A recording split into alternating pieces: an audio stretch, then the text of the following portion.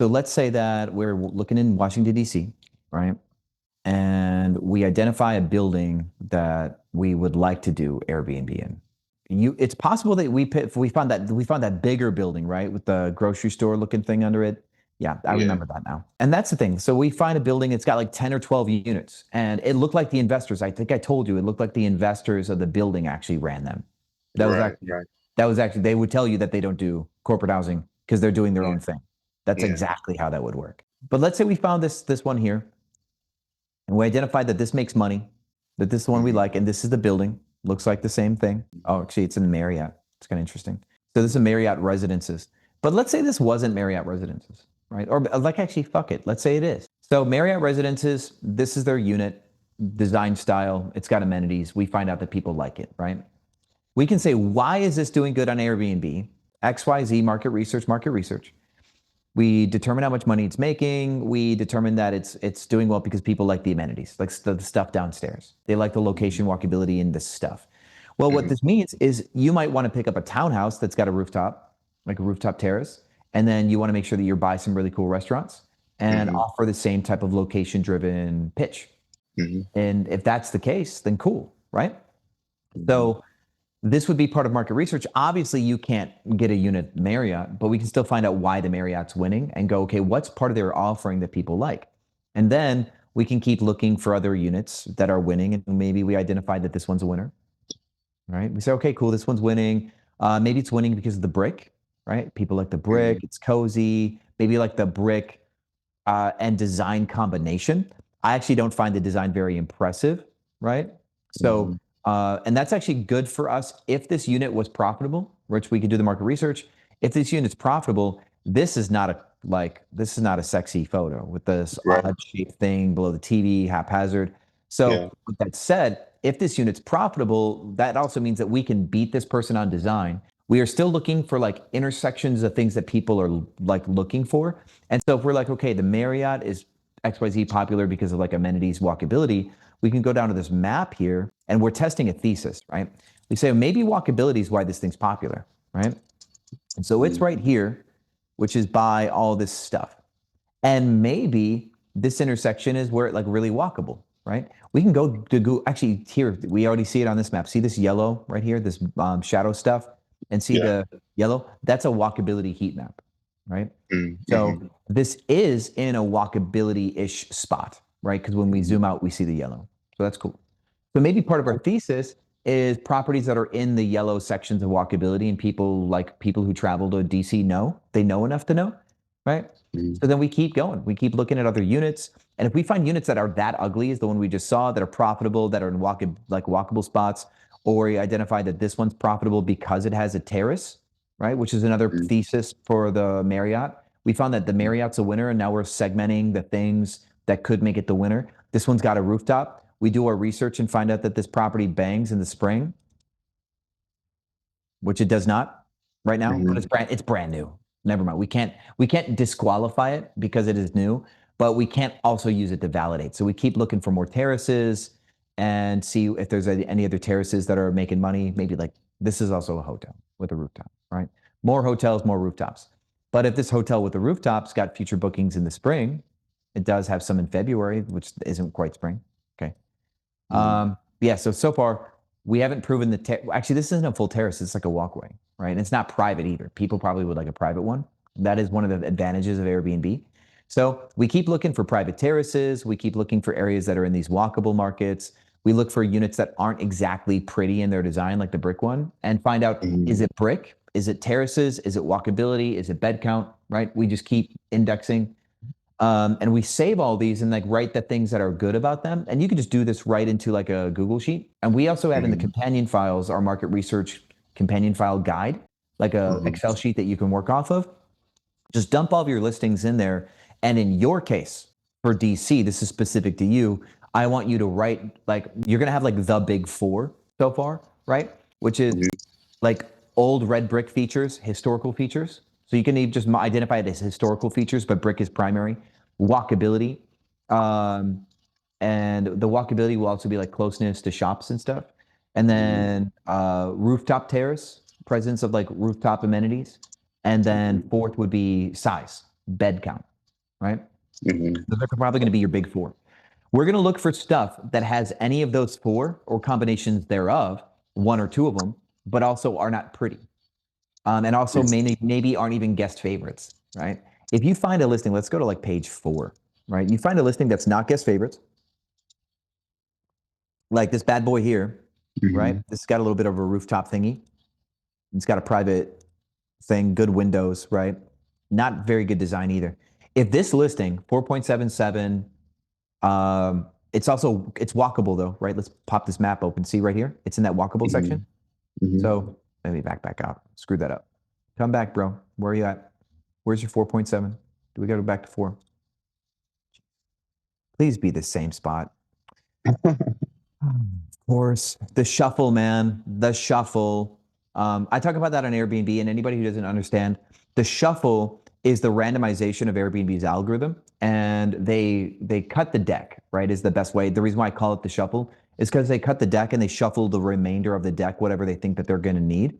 So the first 5 pages will constantly rotate, but everything past page 5 is also going to kind of be pushed away. And even though everything rotates, the below page 5 stuff will tend to stay below page 5, and the above page 5 stuff will tend to stay above page 5 and get shuffled into page 1, 2, 5, and that be much more volatile, because depending on how booked Airbnb thinks it's going to be for a season, it's going to cut deeper into the deck and shuffle the entire portion, because they want to keep a percentage of their guest favorites visible even last minute, right? So they're trying to like make sure that they don't sell only their best inventory 4 months in advance. They want to get some last minute inventory like available still for people.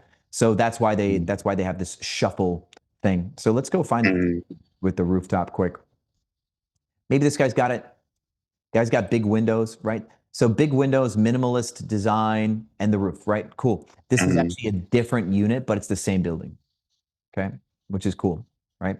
Otherwise, it's the same unit, and I just didn't notice the ladder, right? It could be the same one. So if we notice, oh yeah, he saw 4.64, so this guy's even lower, right? So he's got a booking for Christmas, and he's just blocked in April. Okay, so this guy's not kicking ass with this one, but let's see if he's got other units. Okay, so where's the 4.71 with the roof? Because it has to be him, because same building. Man, 4.55. Gosh, bro. This guy's worse than this guy's worse than I was at my peak of like taking 2 years off. My things crashed during that 2 years that I took off. Oh, 93 listings. There we go. Okay, Jay. Okay, Jay. Let's see here. Let's see. Okay. See this building right here? You could probably get into this one because he's got 90 something listings and he's a piece of right? So and it's 4.5, which means he's running this business like terribly, right?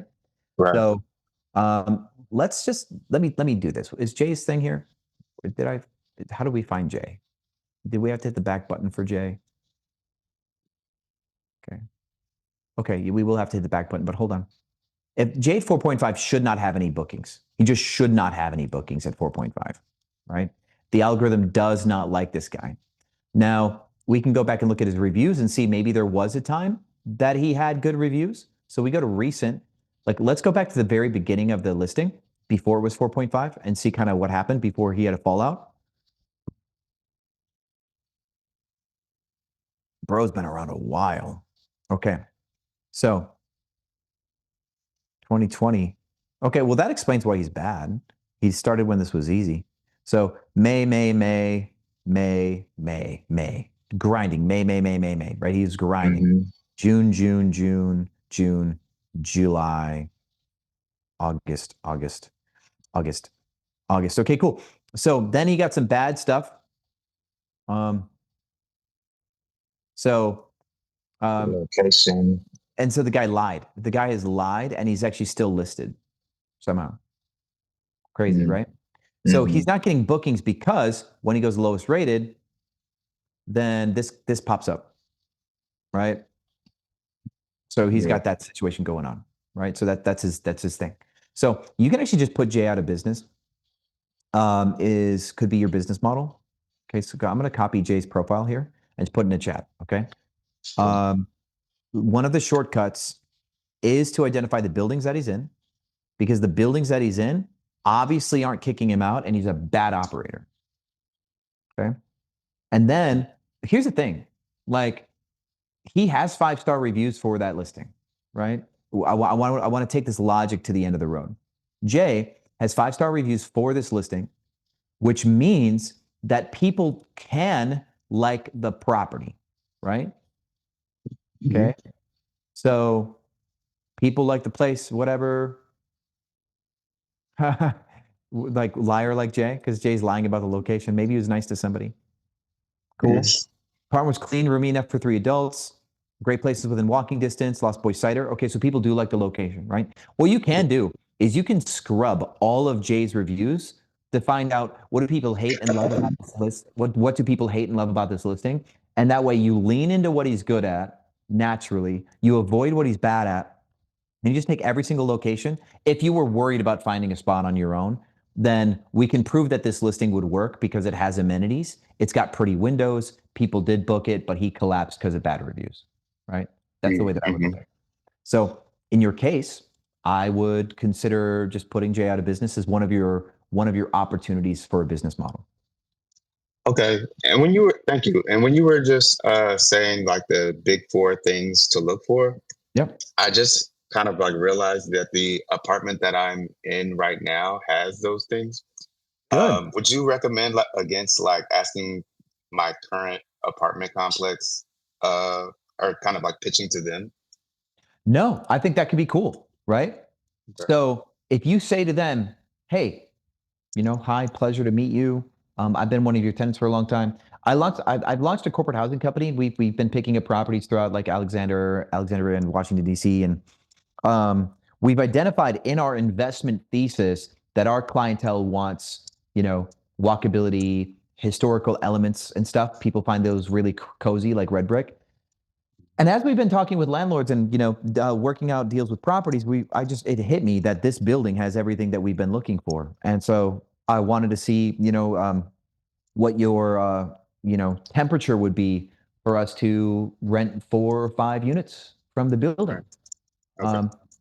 And bonus, obviously I'm on site because I live here, so it would be on-site management of the unit, so or of our inventory. So what do you say? Can we do some business? And it's quite possible that that you'd be able to win that deal based on familiarity. Other students have done that, by the way. Other students absolutely have. So yeah. Okay. All right. I'll see how that goes too. Thank you. Yeah, absolutely. So cool, guys. Next token, let me look. Guadalupe, you are next. Guadalupe, one second. Sorry for hitting the G so hard on the name. That wasn't my intention. Where are we at? There it is. Okay. I got 14,000 windows. Guadalupe, I don't see you. Are you GB? Possibly? 5339? Because your last name starts with a B? Yes. Yeah, cool. Very good. Gotcha. Welcome to the front. Am I audible? Sorry, what was that? Am I audible? Are you able to hear me? Yes, I can. Okay. Well, it's a pleasure to speak with you. I've been following you for 2 years already, so Wow, cool. thank Well, you. welcome to the group. Good to see you. Yes, I bought the Crack Superhost course, and I almost complete the modules. Nice. Good. I have been a Superhost for some time, and I have been having my Airbnb for 10 years. But from August last year to now, I completely lost bookings and went really bad.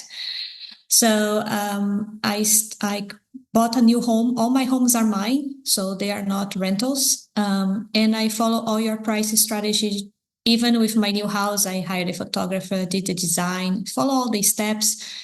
And it's still, even with the high season, I'm not booked for January. I'm already getting my season here in Florida, in the Space Coast, starts during the winter when you guys from Pennsylvania or New Jersey come to spend the winter in Florida. And I'm still very surprised that I'm not receiving bookings for January, and I'm already booked for spring break. Could you give me a link to your listing and let's take a look? Sure, absolutely. Give me Cool. one second. And you said you're what market of Florida? I'm on the Space Coast, so I'm on the city called Melbourne, which is 40 minutes from Orlando, 40 minutes from the SpaceX, close to Port Melbourne, Australia? Canaveral, Okay. Melbourne, Florida. Okay, so you're by Cape Canaveral. Got it. Yes, Cool. Cocoa Beach, Cape Canaveral, I'm on that area. Yes, sir. Okay, but So you're let me technically in see if Melbourne. Yes, the town is Melbourne, Florida. Yes. Okay, cool. Yeah, you got the link in the chat here. I'm pulling up some data also. Okay. So that way we can look Okay. at multiple things here. Okay, I am sharing the first one here on the chat. Cool. Yep. So go to preview your listing and then hit the share thing. If you do it from your listing editor, I won't be able to see the listing. It's kind of a thing.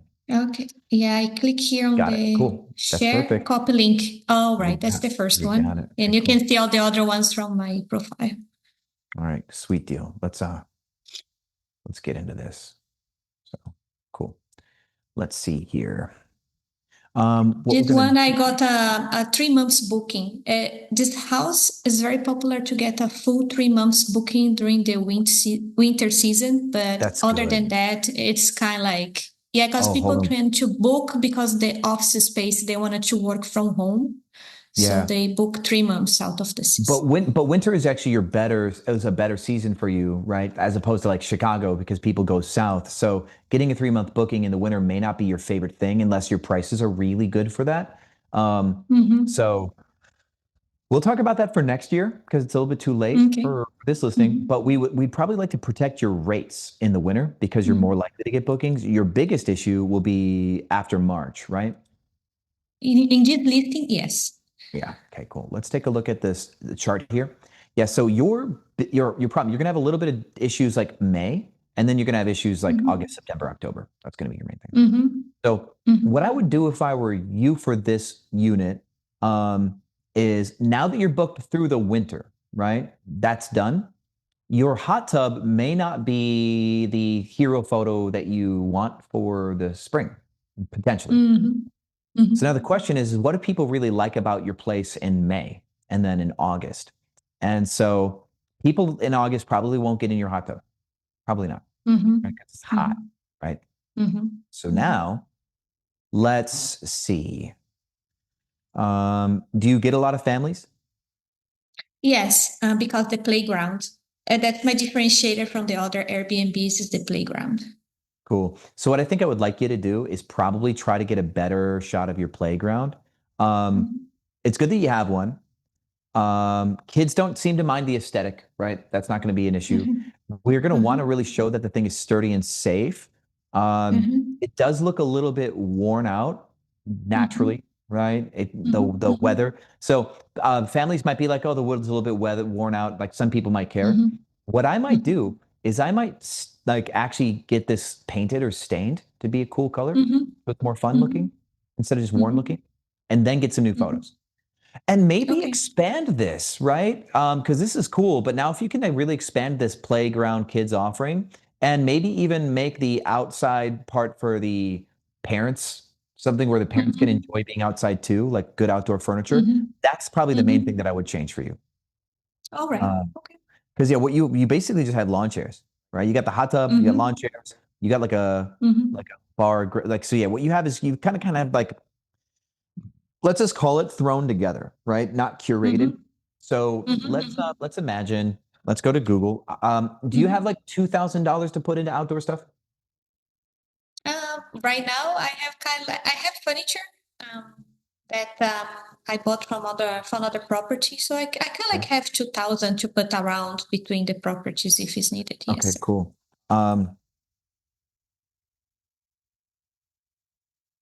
Let's go and look for like a cool minimalist outdoor chic kind of thing. If we can find something that can go in your yard that doesn't require a ton, actually, I do think a picnic table would be excellent for you, right? So people can do some outdoor seating. I think a picnic table would be a winner. I use plastic ones. Like I went to Lowe's or Home Depot and bought the fold-out plastic ones with the plastic seats, and not like a cheap one. I still had to bolt it together, but it's doing just fine in my Oklahoma property. So let's look for some. easy. Let's type easy. Shoot me the link of your lows just to have some inspiration if you find it. Yeah, so let me show you this. Let's go to listings. Let me show you what I did. I also use ChatGPT to take all my photos, by the way.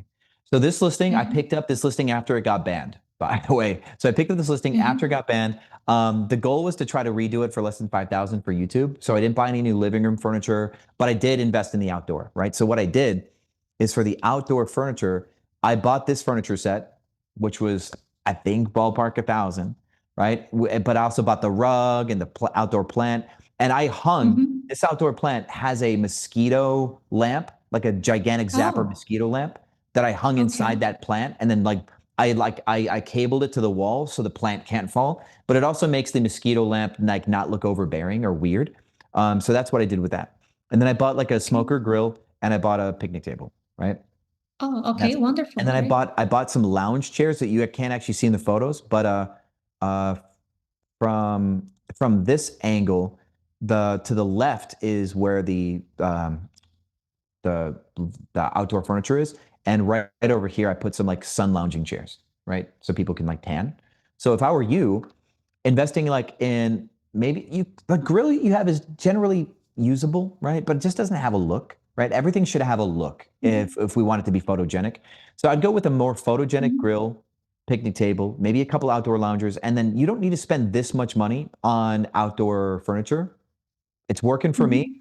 It saved the listing, completely saved it. But that's what I did. I did spend about $2,000 on the outside to get the outside to look good. And so in your case, though, the main things that I think like this from this area here, the shade sale is cool. I think the shade sale is a cool idea. I would probably, I like this idea of going a little bit more fantastical, right? So do you have a drone shot of this unit, or like a from the sky? Okay, cool. But of the backyard, because we can't quite see it from here, right? So you got a shade sail back there, right? I have a drone shot from the backyard from when I purchased this home. So I have completely photographed, and this home sits in a half an acre of completely fenced. So a lot of people, pets come to my house too, so they can your play. yard is really a winner as far as like what people can get. So that's what I lean into. I'd like to get you to get 3 different shade sails that actually come that like kind of overlap a little bit. So like the rope will be longer in one spot. So one shade sail's here, another shade sail's like partially overlapping, and other sails parts like overlapping. But I'd like them to be multicolor. So multicolor shade sail ideas, right? So where kind of like how like this works, but like they'd overlap a little bit. You could connect them like this, but you'd overlap them a little bit. I'd like them to be slightly different colors. So it like this, right? Kind of like different colors. So that way they're more fun. And so under there, you can have whatever you have, hot tub, whatever, but it does make the outside a little bit more interesting. And then if you just get any real sturdy furniture at all for the yard, and then paint the jungle gym to be like more newish looking. I think those would be like the main things that would make the yard more fun. You also have some games too, right? In one of your photos. Yeah, so you got kids stuff. I'd focus on hitting a couple outdoor games, like the beanbag game could be something you can buy for cheap. And if you get those in a really good composed outdoor shot, that would be your best hero photo. For now, though, you may decide to what I would like you to do is I'd like you to document whatever your click-through percentage is for now. So if you went to insights, is it over here? Yeah, so let's say we went to insights on the right here. We went to conversion, and each listing has a, for the first page search is your like algorithm placement, right? So that's one. And then your search to listing conversion is how often you get clicked on when like somebody sees your listing. And so what we want to do is like, let's imagine like this Queen's Landing listing, right? It's got 44% conversion. But before I changed its hero photo, like here's the issue with the listing. Maybe I changed it in June. Okay. This property had a problem with conversion. Oh, actually not June. When was it? When did you have a conversion problem and I fixed you? It was back here somewhere. So the problem is it had very little listing to book conversion, very little photo click conversion. So we went in and this is another property that I picked up that it was failing. I've been doing that a lot lately, picking up failing properties. And so the goal was to make the thing more pretty. And so somewhere through here, yeah, so it was a little bit low. And then we fixed its design. We made its cancellation policy more polite. And that's what happened, right? Okay. We were able to get way more click through, way more booking conversion, and then it started to get more like things. But one of the main changes I made to go into the listing to show you is the hero photo was this living room number 2 with the TV and the flowers. Problem was is they were using a very granulated, recycled image, like they were using a screenshot, right?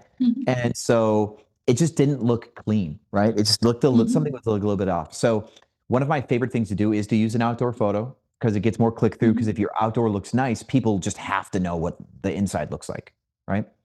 So with this outdoor shot as our hero photo, I think we're using this sunset one. This outdoor shot as a hero photo makes people go, oh, I wonder what the inside looks like, right? And that's what we want, right? So now here's the problem.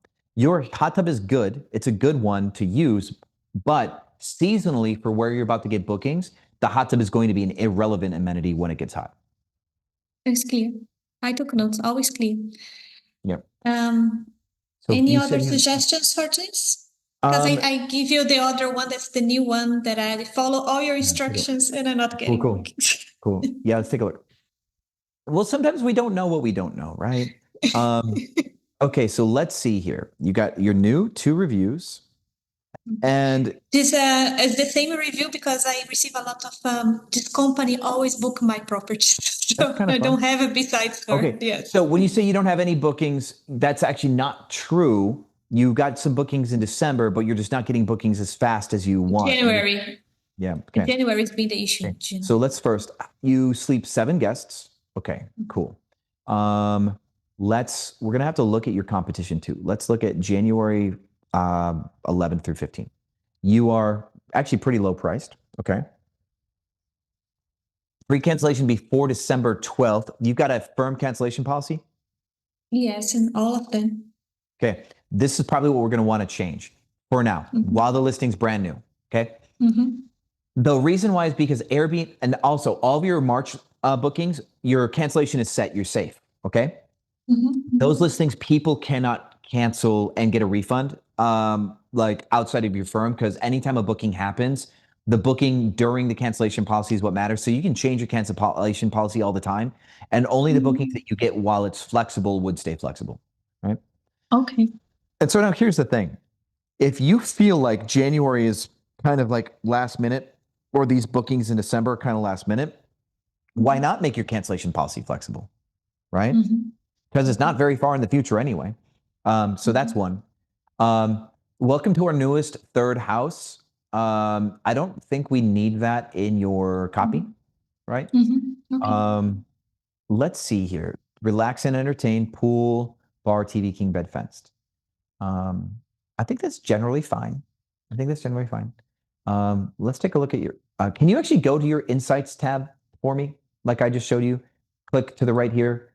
Like when you're on your hosting thing, earnings will be on the left, insights will be on the right. Can you click on this listing and go to conversion and let me know what your 3 numbers are? Okay, sure. So I move on quality, I go on occupancy rate, and says from October 29 to November 28.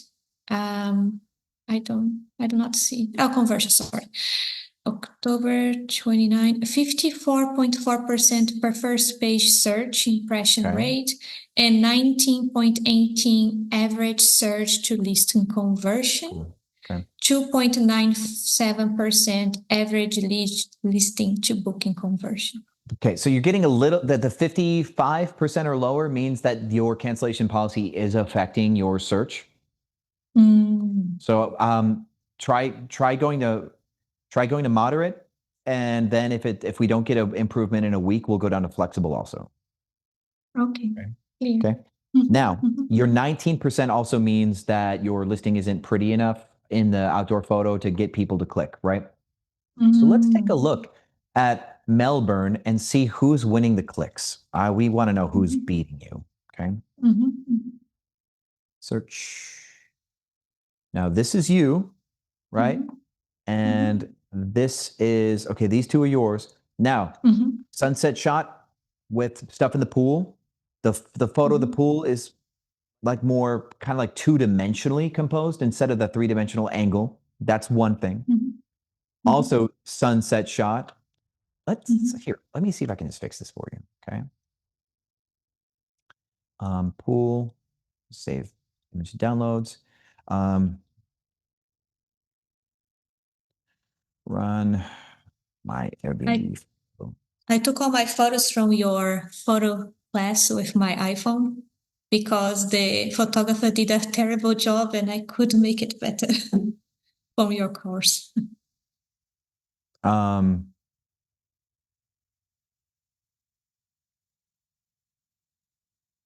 Okay.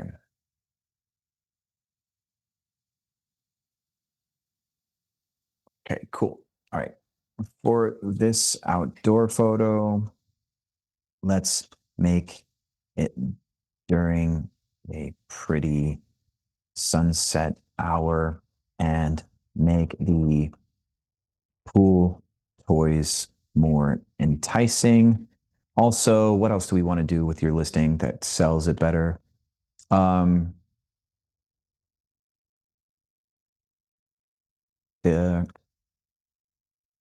The sun loungers. I want colorful towels and a woman's summer hat on one, and 2 books. Okay. Take your image. Let's hope my photo enhancer does what I want it to do. Click. Okay, cool. So we're gonna try to change your hero photo. And we're gonna test that. The goal, anything under 20% we can test for an alt to see if we get better performance. Cool that you put this all there. That's good. That's good. From all your classes. It's good. Yeah. If I'm going to give you feedback since you've taken the course, this downward angle isn't my favorite angle for a shot like this. Let me go into when I had to save this listing, he didn't have anything this previous host didn't have anything. This is the angle that I like. You see how composed that is, like that flat background? That's kind of the angle that we like for the kitchen medium shot, just so you know. We also want a coffee station close up. I don't know if you have that in your listing. We want to get that.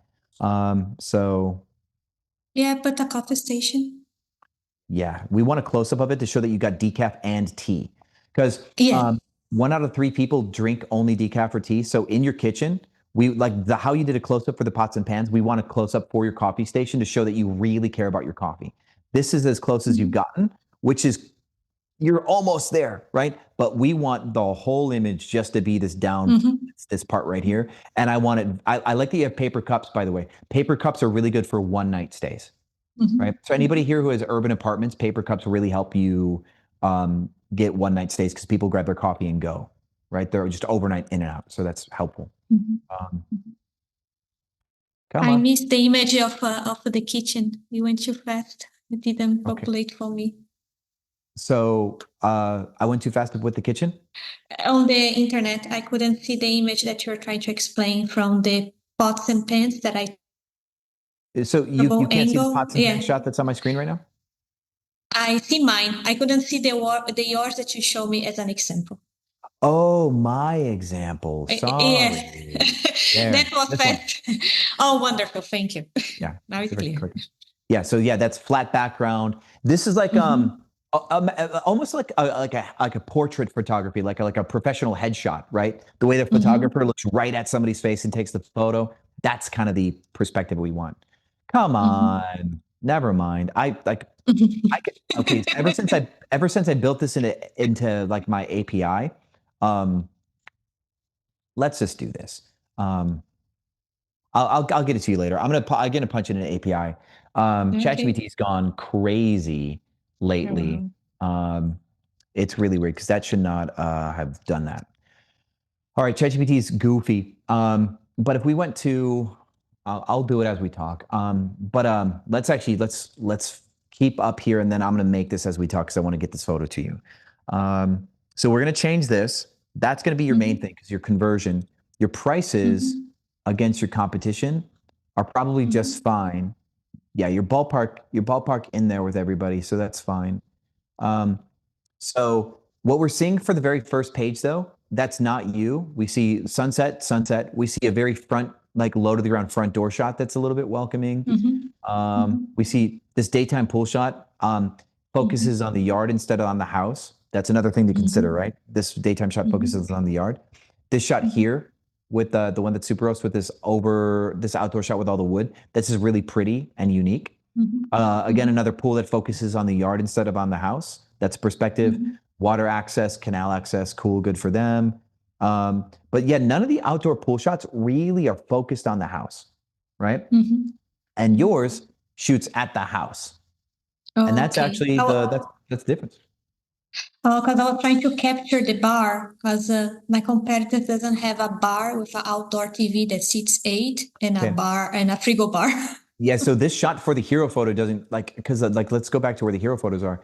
People can't see the bar in that hero photo, right? Look how small that is, right? So you can get a well-lit close-up of the bar deeper into your funnel, right? Like midway through your photos, but your very first photo has to like draw curiosity. And these well-composed outdoor shots that people have draw more curiosity. Look at it, because look, all three of these have like a fake sky. All three of these use AI or Photoshop to regenerate the sky, right? And the two of these pool shots do not look at the house, and then this pool shot doesn't look at the house. These pool shots don't look at the house, and so that's another perspective change that you're going to make that'll get your click through higher. Great. That's your main issue.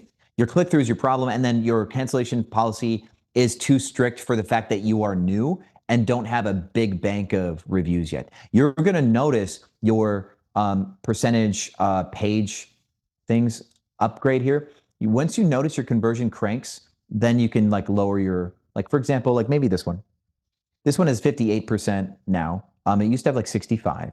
If we went back, probably like here, maybe something like that. Nope, it used to have 65 back in the day, maybe back here. So somewhere near 65 back here. When it's over 60, you can consider being a little bit more strict, right? Maybe.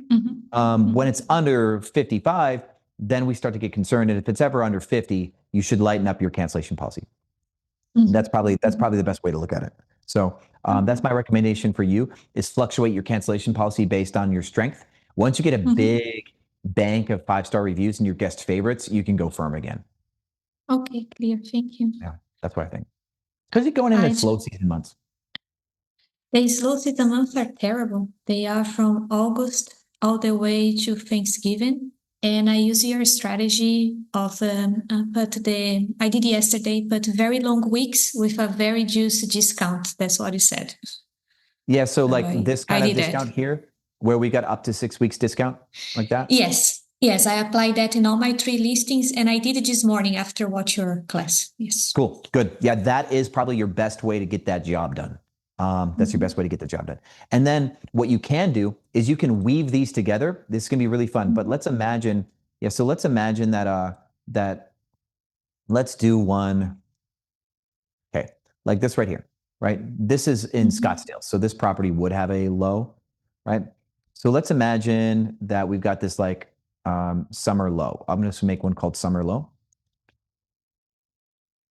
And anytime we have a low season, we make blue, even though it's in the summer. Length of stay discounts, right? We'll do six. It's a hyperlux, so we're gonna start at 6 nights.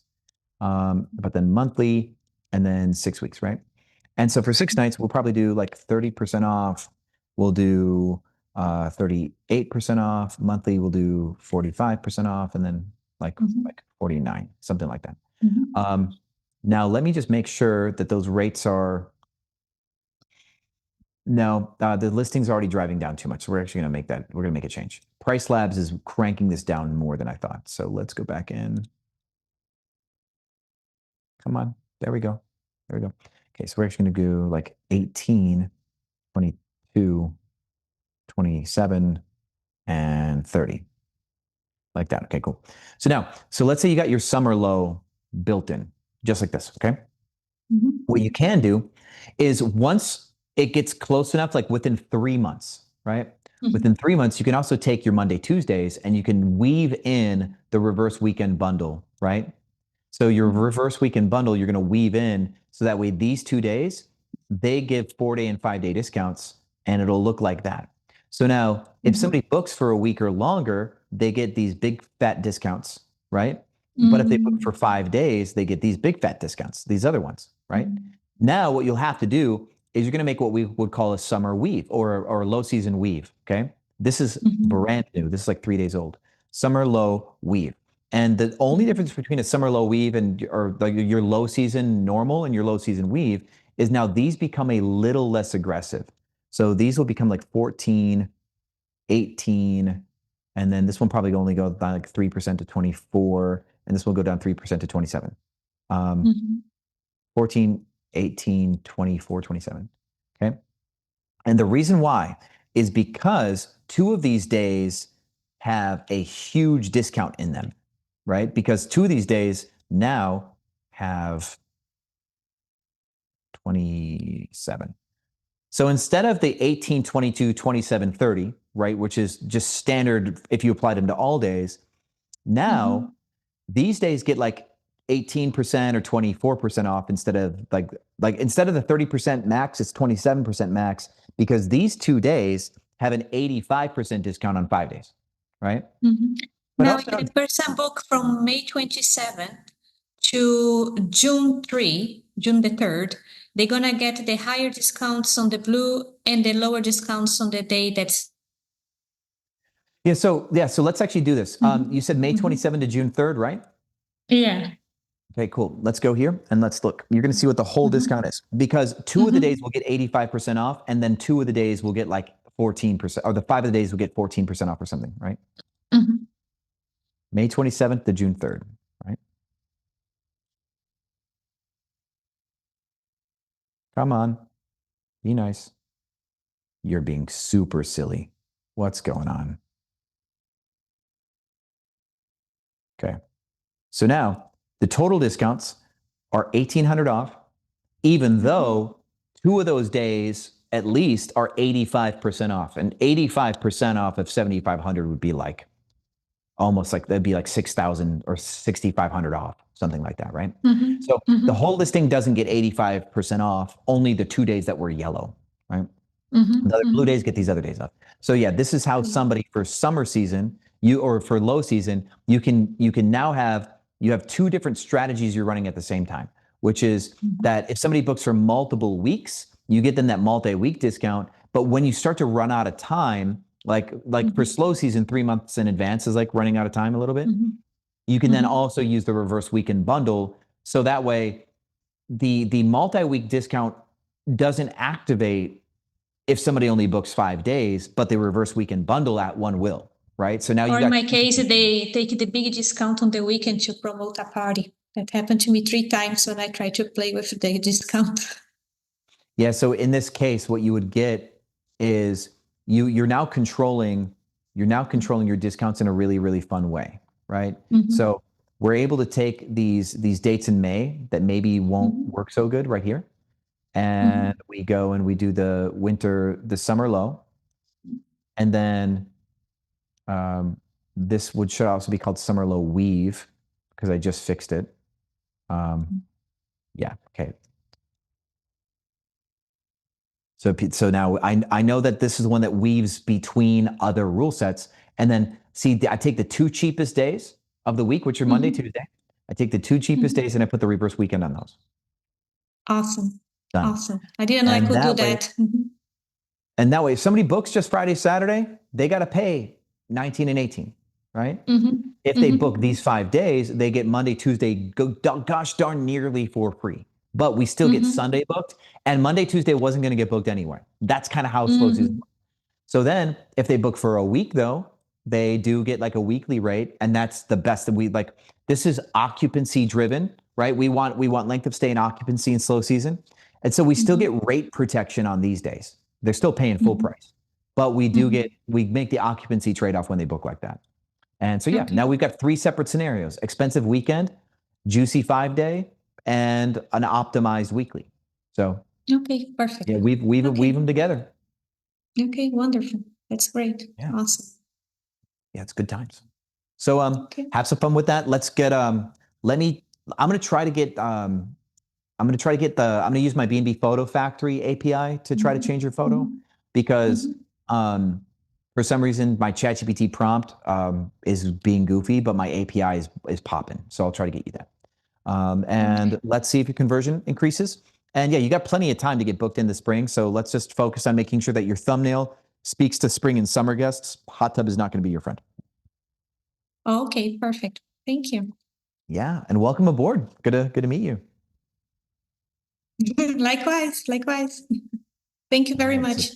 You are most welcome. Right. Next up is Harrisman, I think is what the name is. Let's see if we're at here. I don't see let me look for last name. Harrisman Singh. I don't see you. So we're going to go into some hands. Unless Harrisman Singh, if you're here, feel free to sound off in the chat. And then we'll put you in, but it looks like you don't exist. So we're going to get into some hands. And the first hand is Marjorie. Welcome to the front. How's it going? Hey, Sean, how are you? Good morning. Good morning. Doing well. How are you? Good. How are you? Having a blast having some coffee. Yeah. So I did the wish list that you told me to do it again. So I think I got it wrong. I got it right now. Okay. Do you want me to share the wish list or do you think we should just wait? But I got that one. Okay, so you got your wish list. That's good. Now, your listing is still being created, right? Yeah. Cool. Correct. So one of the main things that we're going to find is we really can't do too much with price until the listing is active.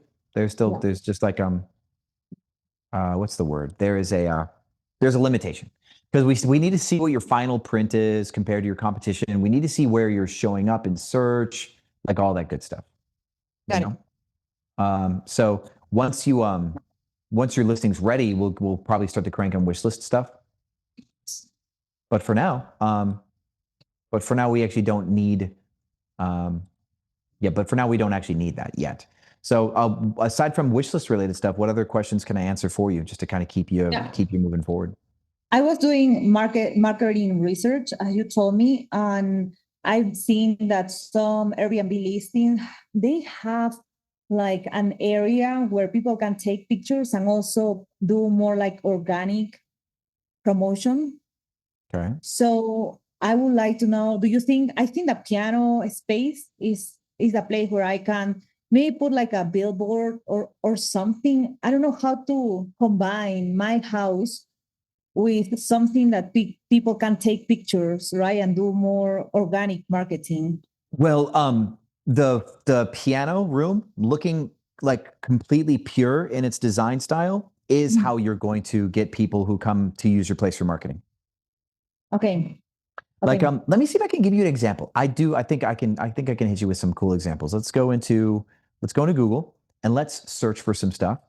Or actually, we're going to probably go into Peerspace. I'm going to show you Peerspace instead. I think that's probably going to be the best move. So if we went to Peerspace and come on, there we go.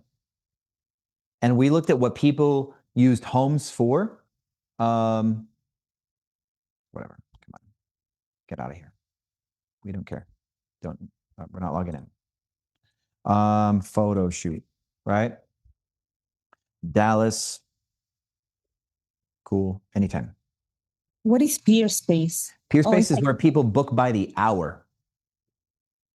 Hour? Yeah, they pay by the hour. So this one right here, this dark and moody natural light studio is $60 an hour, or $100 an hour. My penthouse charged $250 an hour. I made $4,000 one night because a Rice University SMU grad student, booked for a graduation party, and wanted to host a graduation party at my penthouse. That's interesting. Yeah, so this property goes for $100 an hour. And what they have is they do have a wall that's got different colored backdrops built into the wall, but it's so far, it's out of the way. This just allows people to do more work with the space. Nobody really cares about this backdrop wall, but it just gives them versatility. If you wanted people to use for media and photo shoots, you could build this into anywhere tucked away, right? That's what you could do here. But we need this to be unadulterated, right? And this, like, imagine this is like your piano room, kind of like. Yeah. It's gonna have a vibe, and that vibe has to be pure, right? So we don't want to put a billboard in that piano room. Yes, exactly. Yes, you're right, 100%.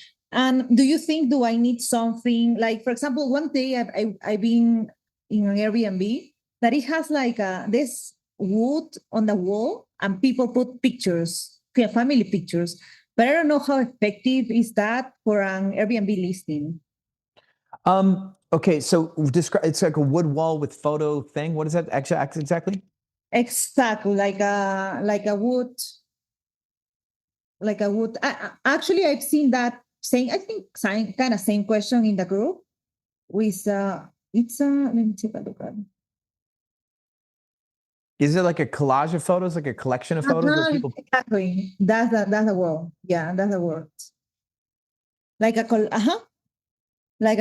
yeah, something like that. But people put it with a pin, with something easily, Like, right? okay, so it's almost like a cork board kind of thing, but could be also wood. Okay. Yeah, you don't need that. Your listing is such its own thing that you should completely ignore that idea. Got it. Perfect. Thank you. I was thinking about that. Then Instagram account. So do you think should I create? Right now I have my business account in Instagram, but it's more for construction, renovation, right? Like before and after. You're gonna need a new one. You're gonna need a new one. So let's go back to Peerspace. And let's take a look at like this guy, right? We might be able to find out if this person has an Instagram for his unit. Okay. Not this guy. Yeah, normally that's the dark. So we could like the dark loft downtown Dallas, and we could maybe put this in Instagram and see if it pops up. Because he didn't name it, right? Cool. Ooh, There it is. Okay. So nice. the dark loft, Instagram, Dallas. Cool. And see, there's some video. Cool. Good for him, right? So this is like, you can use the space for photo shoots and stuff. Now, the context of this unit is to show the features so that way people can use it for photo video. But the function of this video that he just made, that still sells Airbnb stays, right? These are just really photogenic shots, right? So when you do posts on your Instagram, this is what we want, right? The purpose is to get somebody booked to stay multiple days. This guy's just getting people to come in for a couple hours to shoot, but yeah, you're getting the same functions. Yes, makes sense. Mm-hmm. And you could also put it on Peerspace, so that way last minute, where like you don't get bookings on the weekdays, somebody might pay $100 an hour to shoot throughout your house. $100 an hour last minute. Yeah. Okay. Mm-hmm. Yeah, so that's what I think. Okay, perfect. I will do that. Cool.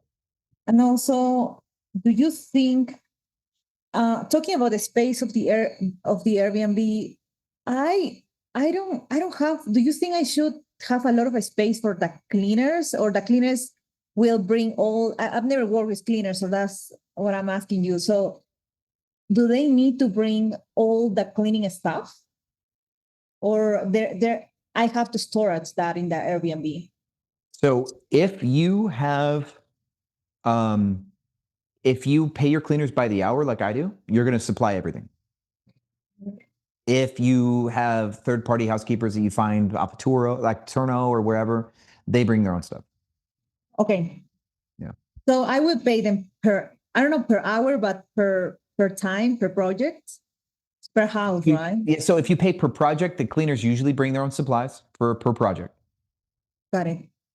Now, Okay. if you do cut like a really good deal though, right, where you really lower the rate, there is a point where you pay cheap enough per project that that you would supply the supplies. But most companies that you pay per project will charge you a good amount of money, and you won't like it. And your way to get back is to make sure that they pay for their own supplies. Yeah. And how do you deal with that? I mean, if you per hour, how do you control how many hours are they cleaning? You own a construction company, right? Or are you still using contractors? Yeah. No, sorry, what? Do you own your construction company, or are you using contractors? No. Yeah, I own that. Cool. Do you have an hourly time tracking system for your construction company? No, I pay them per project. I hire subcontractors. Okay, cool. Here's what you'll use instead. Let's go back into screen share. We're still on screen share, aren't we? Very cool. Yeah. One of the ones that I use is timestation.com. TimeStation is easy. It's free for up to 10 users. Okay. So you have up to 10 housekeepers in here for free. Now, I don't know if they've added GPS pin in this yet. Let's see. GPS location tagging. Cool. Yep. You can get them to clock in and clock out. GPS tag that they're at the house. That's nice. If you ever get advanced enough and you're still not using a channel manager, then Connect Team is something you can kind of custom build with. You can have all your communication and stuff in there, but in Guesty, which I think we talked about already, inside of Guesty, let me log in quick. No, that's a student. I have like so many other people's login information for Pricelabs and Guesty. I know. It's got to be a risk. Okay, so with this, there is organizational structure.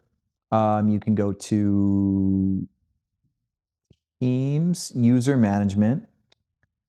You can add users, right? You make a new user, Jane Doe, email, right? Email at gmail.com. And yeah, 1, 2, 3, 4. Something like that. Cool. And now you can even like have tags, like so Pad Suites, she'll be on the Pad Suites team. And then role, reservation manager, housekeeping person, operations staff. Okay. This person will be able to do cleanings, or even operations supervisor gives them slightly more roles, right? And these will be your teams, right? The cleaners will be operations. And you can kind of customize this a little bit. They don't get any of this sexy stuff, right? But they can see check-ins, checkouts, etc. Right? Now, eventually when you get big, revenue manager, that's cool, right? They can use your GPO account and all that goodies, right? And so you can do it through Guesty. So the reason why I show you this is you no longer need Connect Team. I used to use Connect Team at like after we crossed 100 doors, when we had like 130, 150, we still weren't using a high-powered channel manager. We were just using a host hub to connect VRBO and Airbnb because it was the cheapest solution. And then that and Connect Team was dirt cheap. But now that I use Guesty, we don't need Connect Team. So for free, you can use TimeStation, and then any channel manager should give you roles like this when you're ready to go. Some people use Turno or Turnover, which was Turnover BNB or Breezeway or other things to automate this, but most channel managers have their own thing, so you don't need Breezeway to handle your task management and your roles. I believe you have a clock-in system with Guesty as well. But my team, we're still using TimeStation, even though we onboarded Guesty, because having the housekeepers all just use TimeStation still, it's so easy for us, and getting somebody to start using Guesty is a project. And changes tend to have issues. Any company trying to change the way they do anything, there's always resistance. So we're like, it's not high value enough to change how we do our hourly tracking. So we still use TimeStation, even though we use Guesty. Okay, got it. Because the inertia of change, essentially. Yeah, but I like the TimeStation. I like it. I will do more research about that. Yeah, you're going to be really happy with TimeStation. It's super simple. Yeah. Super simple. Thank you, Sean. I have a little shed at the back of the house. Well, it's not that little. I would say it's 1, 2, 3, 4, 4 times 6 square foot. Okay. So And I don't know if I should like take it out from the house because it's kind of medium size. And when you look at the back, it kind of like stay in the way, right?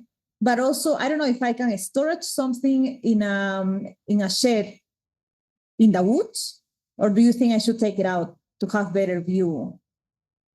I think you should focus on aesthetic, and your use of a shed would be for your team, right?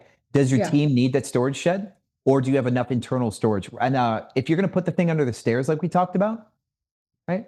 Yeah. If we put the thing under the stairs, you might just be fine. Maybe. Yeah, I think I would be fine. Yeah, I will take it out then. Okay. Yeah, and so that's what I think, right? And if you need the storage space, you will probably find a place that you could put the storage in. Otherwise, you actually create something photogenic to block the shed, right? So some people create mural walls or art walls, and you know what you can do is you can create like an outdoor rock climbing wall, like a wood one. Let me go into screen share again.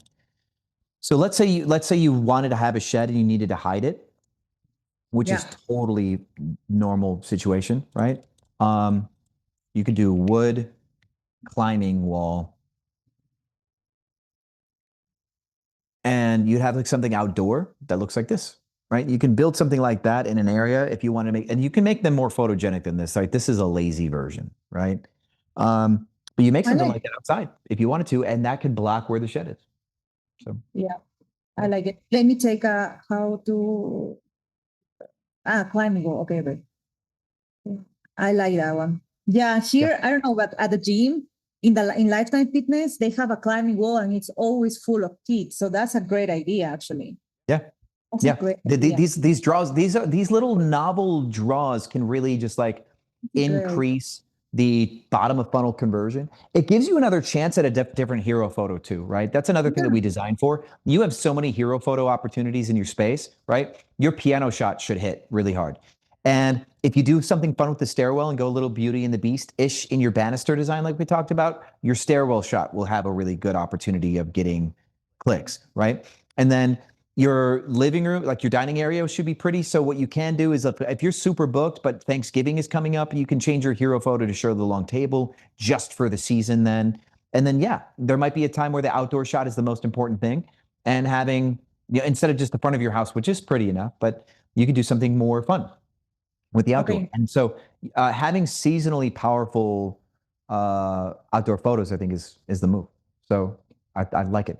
Okay, cool. So we're looking at, is this the garage conversion mock-up, or is this like a MRI scan of your property? Yeah, my last question is with a big room. Well, not big, but walk-in closet in the master. So it's in the master is there, the biggest room. Oh, you can do that. There is a closet there, right to the right of the big bathroom. So I see this closet here. And then, oh yeah, this is the closet we were talking about right here, right? No. That's the stairs. Yeah, but I thought it was above the stairs. So sorry, lost my mind. Yeah. There's a closet here. Right. Closet. That is small closet. And the other one is the closet we were talking about. Go to the right. Is it on the top floor? It's there. Floor. Yeah, it's in the second floor. Okay, so we got this closet here. Yeah. And we got two closets here, right? We got this one and we got that one. Yeah, did you visualize the big bathroom to the right? This one? That one. Yeah, the closet that I'm talking about is next to that one. Oh, I see it. Thank you. Yeah, this one. Yes. Oh, that's a little smaller than I thought. I know, right? It's smaller. Yeah, I know. I would say it'd still be cool to put a makeup station in the very back center of it, and then have like the rack. 9.5. A makeup, right? Yeah, you can still put a makeup station in the back, right? You can't do it to the side, like to the center side is cool, right? It might be a little tough, but you can make it. You could, I don't know. You could actually have one wall with shoe rack, like racks where people can put their bags, and then the back. Okay, actually, hold on. The back can have the shoe rack and purse rack, kind of like the thing where like the shoes and the bags get like placed in the very, very back, right? Then the makeup station's right here, right? The middle, right? Yep. And then you Yeah. can have some clothing rack right here, right? I And then agree. you can also have a dress rack thing over here too that doesn't have any bottom under it or doesn't have much of a bottom, but has like slanty shoe things to the right. Actually, I was thinking to put a wallpaper there Yeah, because that's cool too. But so if you put the wallpaper there and then still put the rod where people can hang up the dresses, but because it's dresses, there's no shelves below it, so it's all wallpaper, and then the very bottom like has a couple slanty things where the shoes can go. That could be cool. yeah, and people can sit on it, right?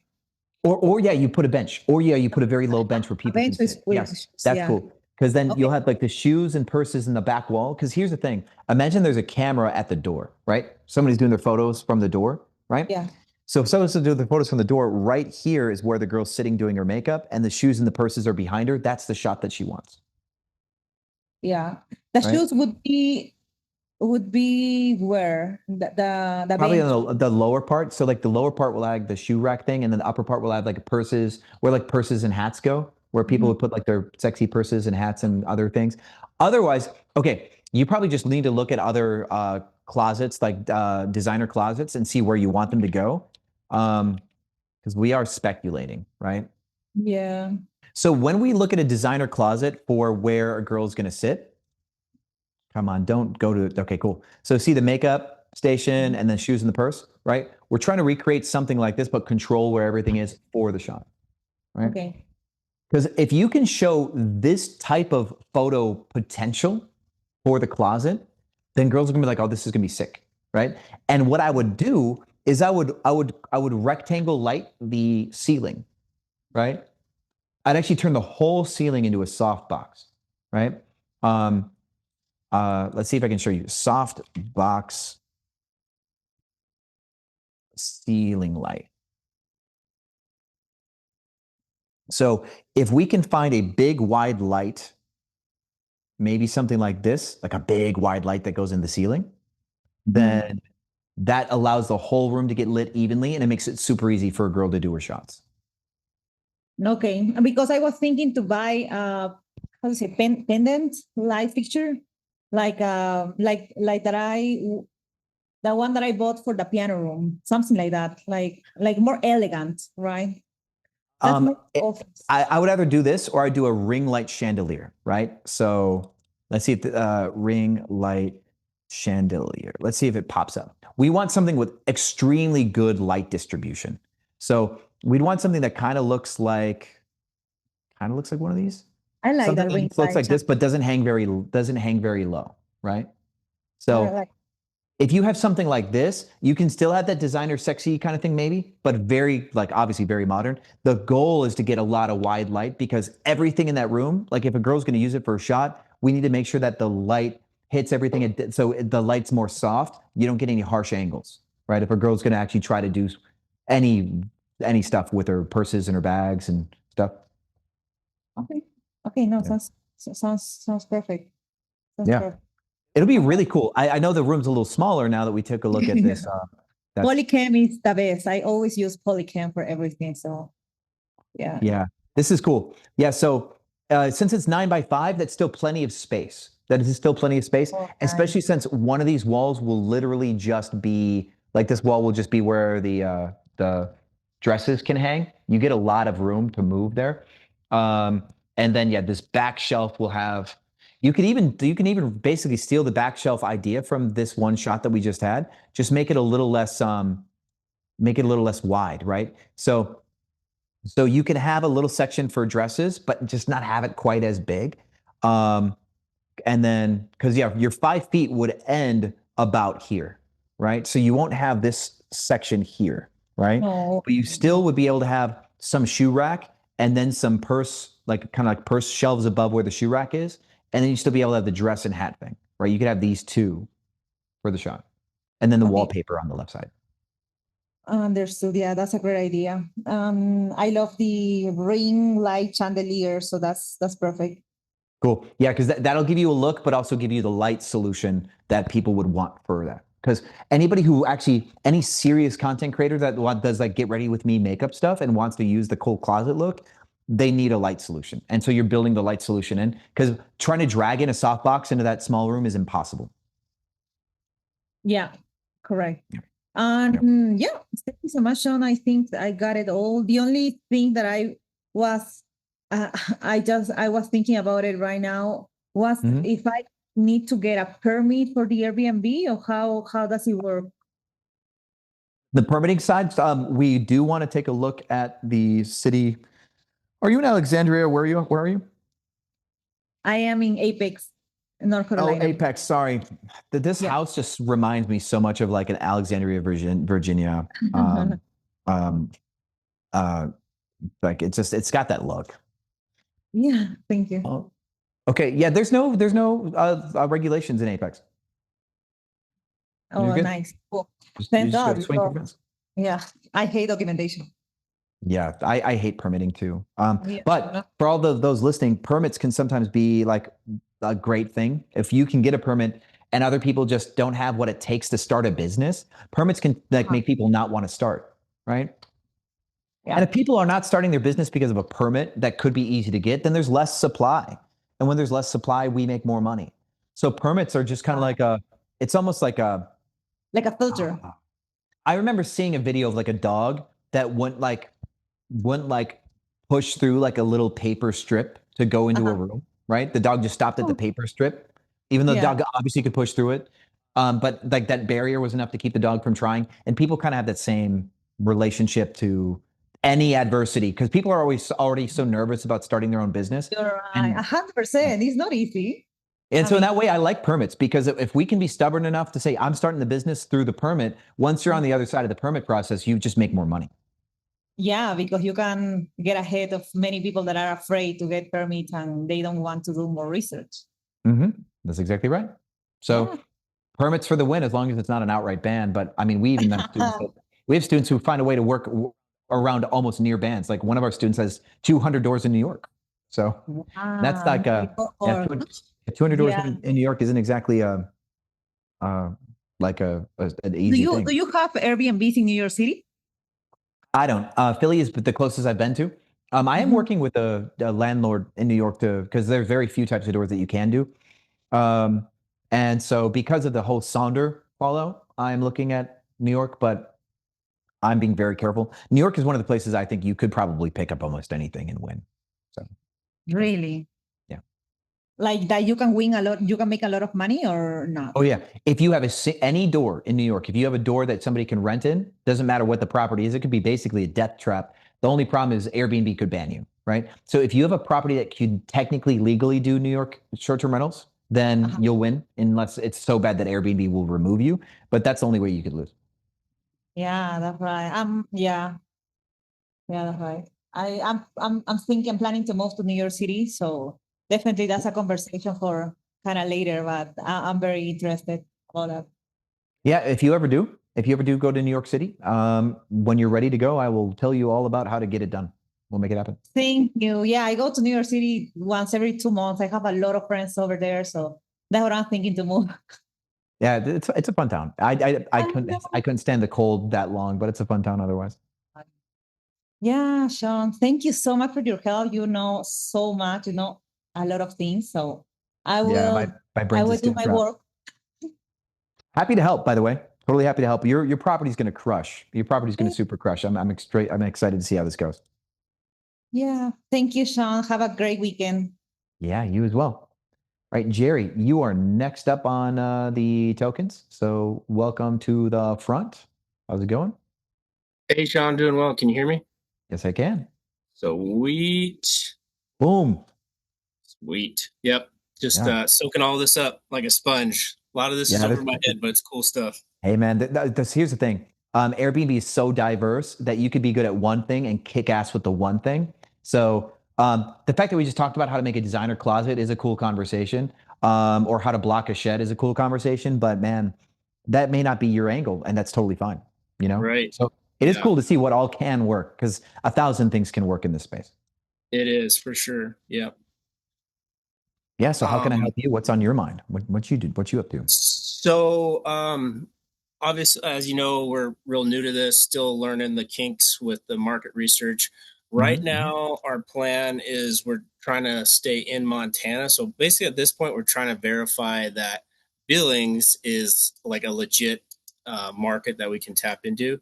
And Sure. so I had a couple questions concerning that. Is so with little market research we've done on it, it's in the slow season right now, and absorption rates are roughly 45 to 55%. And I Okay. know the other day when we talked to you, like you typically like to see that like 70 plus, but I was wondering what you thought of that, being that it is the slow season. Yeah, because it is slow season. We have to actually take a look at the data kind of from a different angle. So you are 100% correct on that. So let's take a look here. So let's go to. Also, Krina is on here too. Okay, cool. Let me bring it to the front. Let me do that for you. Sorry. Yeah. Sorry, I guess I should have led with that. All good. All good. It's fine. You and I were both ADHD, and we kind of get like one track mind kind of thing. So it's fine. Oh yeah, my brain's going in like 30 different directions right now. Like, oh, stand 1,000 directions. Yeah. Okay. Cool. Yeah. So if we're doing our market research in November, we should see some November traffic for the holidays. Obviously, is where most of this comes from, and then we do Right. see December drop off through March, where holidays are the exception, right? So yeah, let's go to Billings and take a look at what we see. Because we're kind of developing a theory. Sure. What's your theory? Well, it kind of seems like there's more of a demand for 2 to 6 guests. Like obviously those bigger, like 9+ guests, they are getting booked, Yep. but they're not consistently from what I was seeing. And I think a lot of that is to do with like business traffic. So you think Billings has got a good amount of business traffic? I think so, just the way the numbers are working out. Because what we were pulling is like we did the weekday, and the weekday actually had a higher absorption rate than the weekend.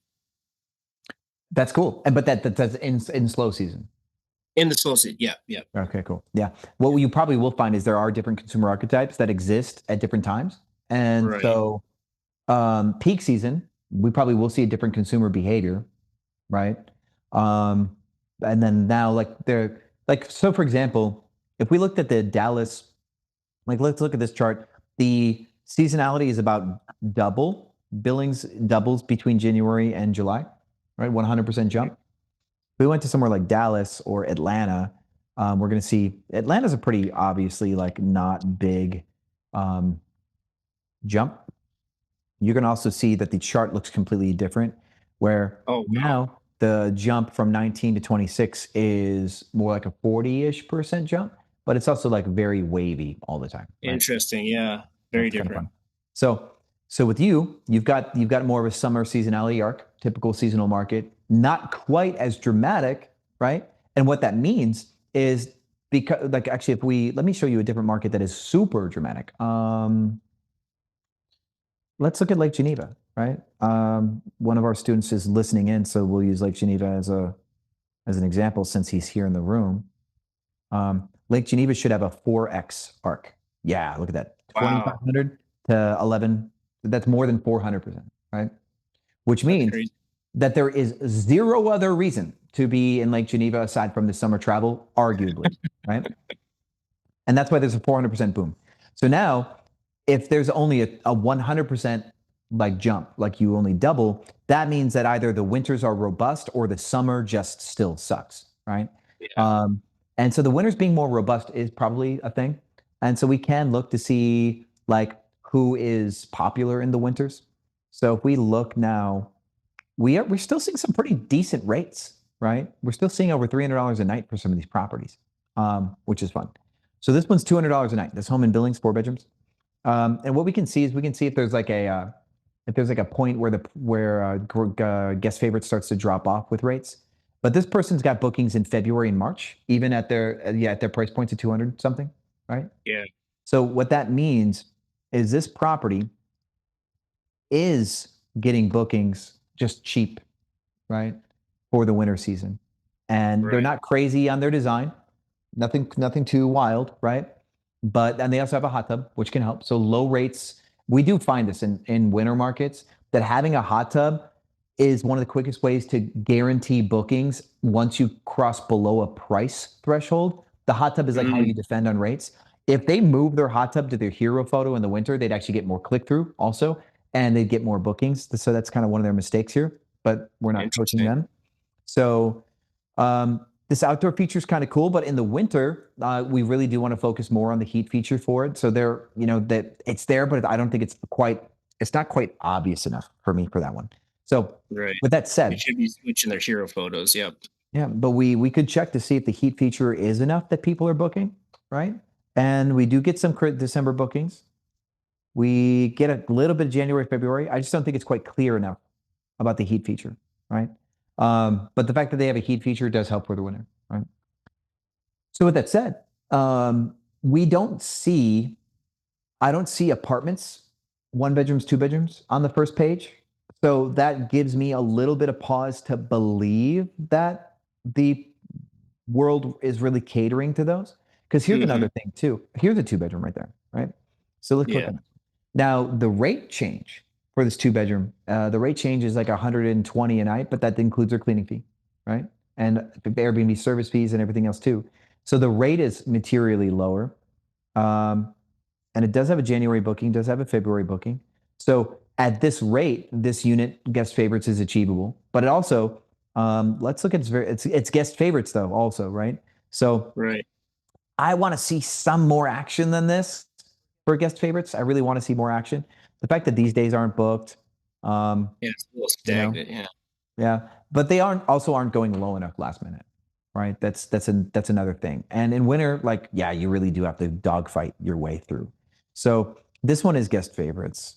The hot tub one is also guest favorites, but last minute, you're going to see a lot of guest favorites.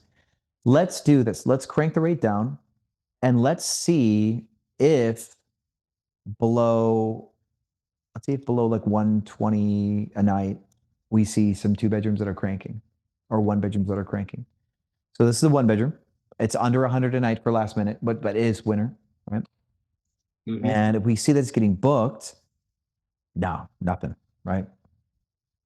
So that's the first page, 1 bedroom, not getting booked. What about this one? First page, 1 bedroom. It's got a booking through the 8th. That's better. It's got a booking. Yeah, a little better, yeah. A little bit better, January. Okay, cool. So this one's possible. We can go through and now take a look at its recency and see week ago, 2 weeks ago, 3 October. You have 4 Octobers?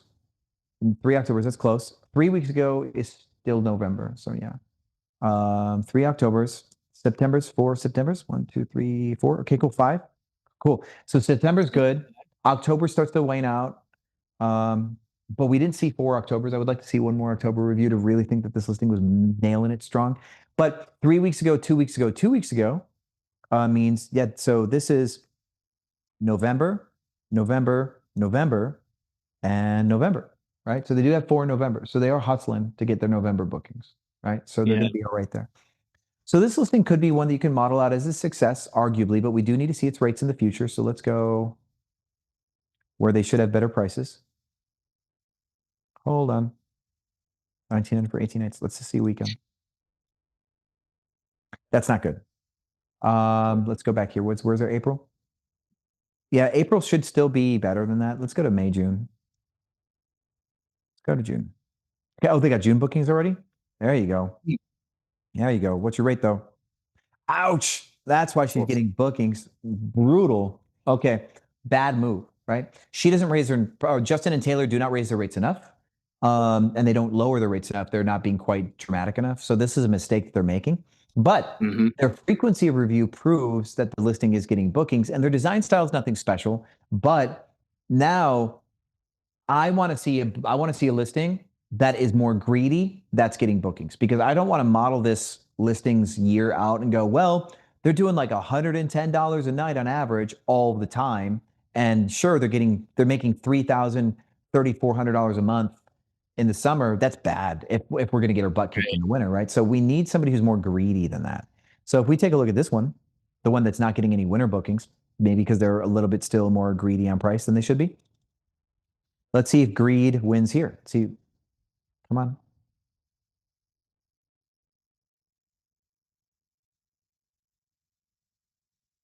Okay, they don't have any bookings yet. Yeah, they're still too cheap. Something's up with that listing. Who else is one bedroom? Okay.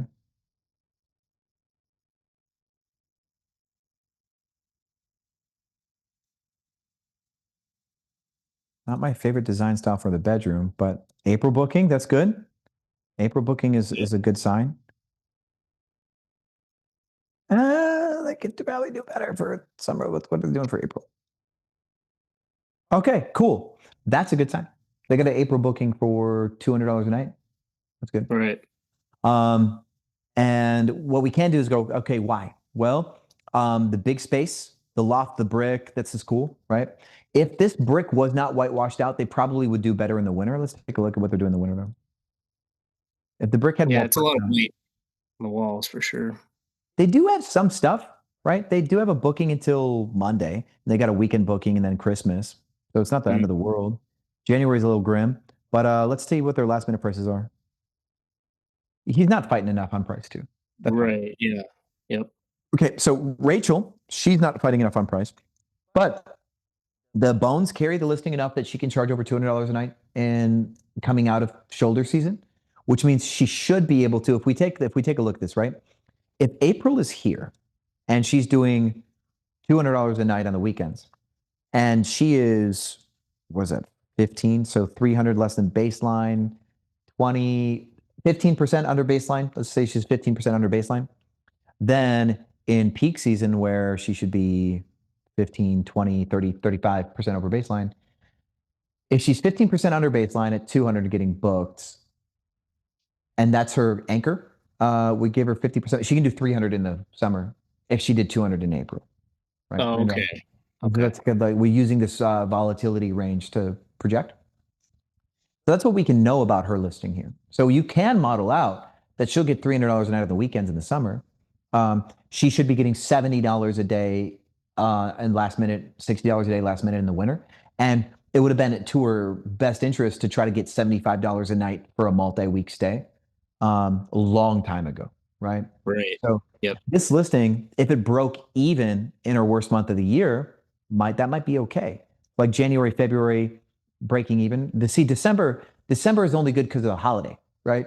So if her non-holiday days were getting $70 a night and she could get 100% booked at 70, she'll be making $2,100 a month, and that would carry her through, because I doubt the rent on this unit's $2,100 in Billings, right?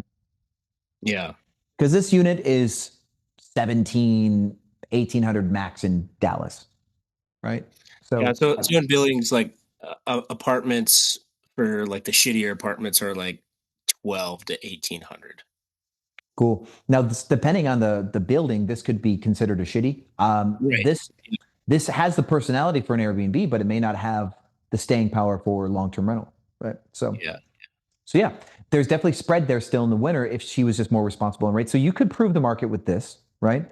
You could prove the market with this. You could look at other design styles that might be popular and start to synthesize.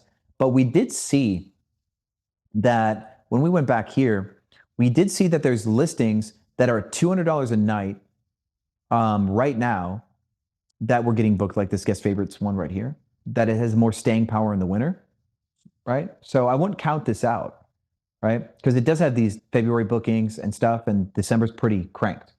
So since we're going to be coming out of the winter, this isn't as big of a deal, right? Let's say you pick up your first properties into January, studio apartments, cool, great. Maybe that might be your strategy. And then you guys pick up some properties where you have some yards and put some hot tubs coming out of August, right? That could be your timing strategy. Okay. Yeah, that makes sense. Yeah. Yeah. So this is your first time where I'm showing you market research, right? Yeah, you did a little bit with us before. We kind of went over the guest favorites on the first page scenario. But yeah, this is a little more in depth. Yep. Okay. You guys weren't the private coaching call from like 10 days ago? We were. Yeah. Yeah. Okay, cool. And yeah, you guys weren't here last week though. No. Okay, so there's a lot that I have not showed you. Okay, so I want to show you like a couple things that we need to do to like determine some things. So let's go into this listing. Let's go into the future, right? I want to show you guys how you can find the hidden cleaning fee that's no longer visible, right? So this is 384 for 2 nights. Okay, this is going to be some algebra, right? These are 2 days, so 2D, right? But also in this number is a cleaning fee. So 2D plus C is going to be a number, okay? Okay. So let's go to reserve so you can see the final number. 2D plus C is 349, okay? What we're going to do is we're going to change that equation to 3D plus C, and the difference between 2D plus C and 3D plus C will be 1D. Does that make sense? Yeah, I think I'm following. Yeah, math is fucked up, right? So 349 is 2D plus C. We're going to change the equation to 3D plus C, and that new number will be the difference between 3D and 2D, right? Oh. And so the difference between 349 and this number is 1D. Okay? Okay. So 349, but we also need to make sure that this other third number is also going to total 349. So let's do this. If this is also 349, then this is correct. So 345. So we're going to be within $4. That's fine. Okay. So now, as I change this from 2-day to 3-day, the difference between 345 and this number is 1 day's rate. Okay. So 345 to 495 means that their price is 150 a night. 345 to 495. The price difference is 150, which means whatever we added to the equation is worth 150. So the first part of the math is 2D plus C was 345. And if 3D plus C is 495, then we subtract 2D plus C, leaving 1D, and we subtract 345, leaving 150. So D is 150. So 1 day is 150. We just did that with math. How about that, right? Algebra. Okay. So now that we know that 150 is the daily rate, we take 3 nights, which is D times 3 nights, times 150 is 450. Her cleaning fee is $45. Oh, okay. Way fun, right? Now, this is important only because we need to kind of like be able to know what her nightly rate is. And now we can keep the cleaning fee and find out what her weekend price is. So we go like this, take the 2 weekend prices and go here, minus $45 from that leaves a number. And so 45 would be 322, 317. 317 divided by 2 is her weekend rate. And so we're looking at 156, 157, something like that. Right? Okay. So she's 150 on the weekdays and 157 on the weekends. And now that we know this, we can reverse engineer her prices for the month of May, right? Right. So if she's 150 and 157, that's good to know. We go back here, take a look at April. Let's take a look at these with the week ends before this. Minus the 45, she's 198 per night the weekend before she's booked. And we take the weekend after, which is Friday the 1st and 2nd. She's actually she's like 220 something, 225, to something, right? 235, I think. 235-ish for those weekends. So she's somewhere between 195 and 235 for the weekend that she's booked here. And then we can do the same thing with these days. Take these, minus 45 was 280-ish. So she's like 135, 140 for weekdays here. So her weekends are 195 to 230. Her weekdays are 140 something. And we can start to like look at like what she could get booked at for these days and reverse engineer her prices, right? Right. Okay. Now, what we can do is we can say if she's making 220 a night on the weekends, that's 440 per weekend times 4 gives her 1760. If she's making 140 on weekdays, 140 times 20 is about $2,800. So we did the 1740 or 1760, something is what she made on the weekends, plus 2,800. Put those together, she's at 4,500, 4,600 for the week if she gets fully booked. So what we can do to test to see if she gets fully booked, let's go to recent and let's scroll back to April. If she's got more than 4 reviews in April, we can say that she'll get mostly booked. If she's got 5 reviews or more, that means she's not even having to drop her rates much. So 1. You said before, like roughly 70% is what people actually Yep. But it also for like cheaper properties, it drops closer to 50 also. Guest Oh. favorites though, people review more. So the worse the listing, the lower the percent reviewed left is. But and the bigger the property, the higher the percent reviewed. Also, the more somebody spends, the more likely they are to review. So Interesting. 1, 2, 3. Okay, so she's only got 3 April reviews, which means she's not going to get booked at her full rates. So the 4,500 is incorrect. She's probably going to have to drop her rates even more to get fully booked in April. So let's like assign her 80% efficiency to that number. So 20% off is like 900 off. She's going to make 3,600 in April.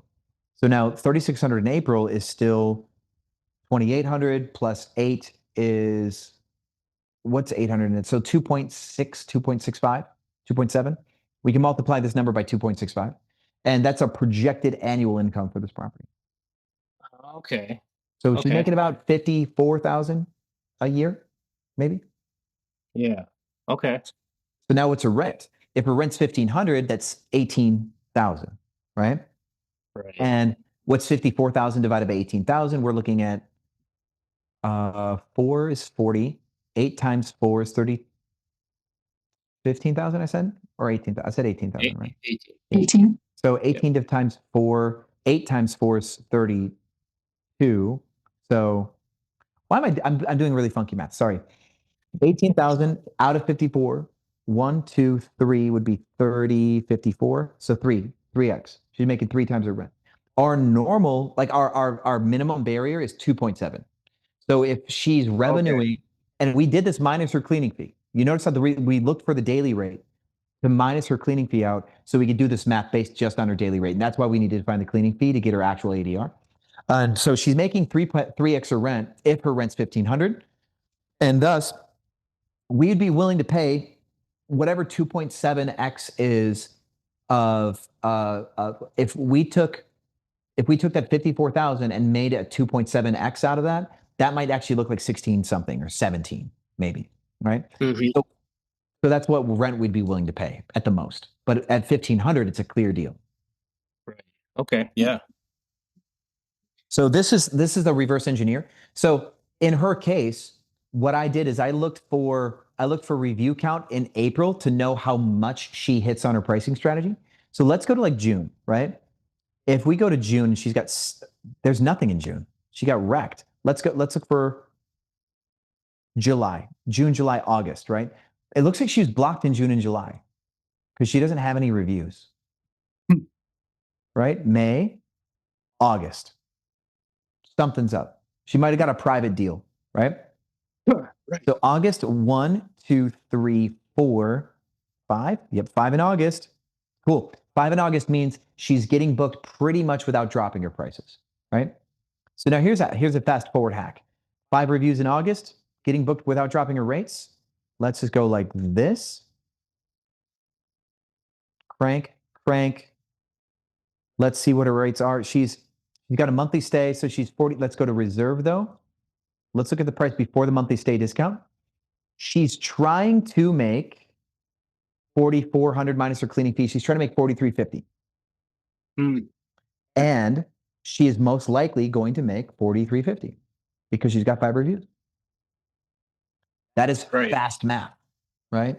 So we can take any month that somebody's got 5 or more reviews, take the monthly amount, assume that they're going to be 90% efficient. And so now, because we did fast math, let's just assign it 90% efficiency, even though there are 5 or more reviews, just to be conservative. August, she'll make 3,900 in August, right? So now we take a look at this number, 3,900 in August, and we take it against the peak here, or we actually take it against this number. So 3,900 is double of this line, right? Yeah. But what we're actually looking for is this right here. So what is 2,300 here? So if we did it by this method, 39 is 1,700 more, which is not quite double. It's like 1.7. So if we look at her August numbers, she's actually only making 1.7 more than this, right? But here's also the thing. The reason why we're not going to use that math is because with this one, we did see that she got a booking because we're using real actionable data instead, right? We saw that she got an April booking for 200 and change, right? We have real verifiable future data. So what we did is we built her April based around the fact that she has a real booking, right? And so because she did get action at 200 or better in this weekend, that lets me know that we can reconstruct that other people should spend the same, because this is months and months in advance. So the most accurate way to do market research is to look for real reviews on the future calendar and rebuild around the review, real bookings around the future calendar and rebuild around that. We only use like review mapping in the absence of real data. So like in winter season, right? We go back here and go, oh, what is somebody going to make like in their worst months if we went to January, right? And we couldn't really figure it out. We can go back to their past reviews in January and see if they did get any bookings and try to rebuild from there. So based on a future booking, we believe she's going to make $54,000 a year if she priced appropriately. Her August prices that she currently has are too low, in my opinion, right? Because also, let's actually show you. Let's go take a look at one of her weekends, right? Her weekend rates, if we go to reserve here, it'll probably say something like 345, 350 again, 400. Minus the $45 for cleaning fee, that's 360, which is actually 180. That's less than she got booked for in April, right? If we recall, right? And so she got booked for, like, that's less than her April prices, but her April is down here and August is up here. She's improperly pricing her listing. Yeah, no, that makes sense. Welcome to the jungle, right? Right. Yeah. So this is kind of like part of our market research methodology. Just wanted you to see how I go into somebody's calendar and pull data out of it. That's an important. No, that's good stuff. Definitely gonna have to rewatch this, but yeah, good stuff. And we do this multiple times a week. Don't worry. Also, you're going to see this happen on many people's cities. So we do this all the time. So what we did see is this listing, probably for its bones, is popular because of the high ceilings. I immediately think high ceilings in brick is probably good for this one. This one, the red brick probably helps for this one. Even though the red brick is fake, you can see the lack of texture in this shot, wherever it was. Now this one's hot tub. This one's hot tub is why it does well in the winter. So we can start to patch together what's working and why with the top performing listings in a market. So we can do lofts going into the spring, and then we can do homes with some yard space, and we put some hot tubs going into the winter, and that would be your expansion plan if I was just going to do that. That makes total sense. Yep. Cool. Glad you think so. I'm trying my best to give you guys what you need here, you know? So. Right. No, that's awesome. Brenda, you got anything last minute? I don't think so. Just trying to absorb it so that it's recorded. Sweet. Thanks, so what I John. would like you guys to do is I'd like you guys to bump around and stuff, and then you guys still have some time from your onboarding, like the extra edition that you guys got, the 90 minutes that you guys got with me. So save that for if you hit a roadblock with this. Otherwise, next week we'll go through your progress. We'll start talking about prospecting landlords. But yeah, that's what I think. Sounds good. Awesome. Thank you, Sean. Cool. Glad to see you guys on a Saturday. I was concerned about you last week when you didn't show up. Yeah. Good to see you here. Cool. Because you guys show up to these calls, like nobody loses. If people are showing up to these Saturdays, I have not seen a single person fail showing up to these Saturday calls. Ever. Yeah. Awesome. Yeah. Heck yeah. Rock on, guys. All right. Thanks, Sean. Yeah, no problem. All right. Petkov. Petkov is next. Mr. Petkov, welcome in. Hello, Sean. How are you? Very good, mate. Well, how about yourself? I'm doing great. Good to see you. Good to see you. So this is my first call, and like just by joining a couple of minutes earlier, I saw that you already gave a bit of valuable information to Jerry, but I guess I'm just quite new to the whole place. Sure. And to be honest with you, I feel like I put a lot of work and I was getting into a good direction. Then I got knocked out, and then again and again. And at the moment, I'm feeling a little bit lost. So I was wondering if I can give you just a bit of feedback. Sorry, not feedback, but share a bit about my journey, and then hopefully you can point me in the right direction. Absolutely. Let's hear it. What you got? I really appreciate it. So I am Bulgarian and I'm based in Bulgaria and heard about the whole arbitrage space a couple of years back. And to me, I had a couple of friends doing it in Sofia, the capital of Bulgaria. But at the time when I looked into the numbers just briefly, like it didn't really make sense. So then I got into the high ticket space, and it wasn't until a year ago when a good friend of mine that has her family has high-end luxury villas in Greece in a specific market that said that they were considering uh, renting it out into Airbnb, that I got interested into the whole space again. And when I did the research, they were looking at giving it to us, like me and this girl as partners, for 25,000, yeah, that's us, for 25,000 euros per season.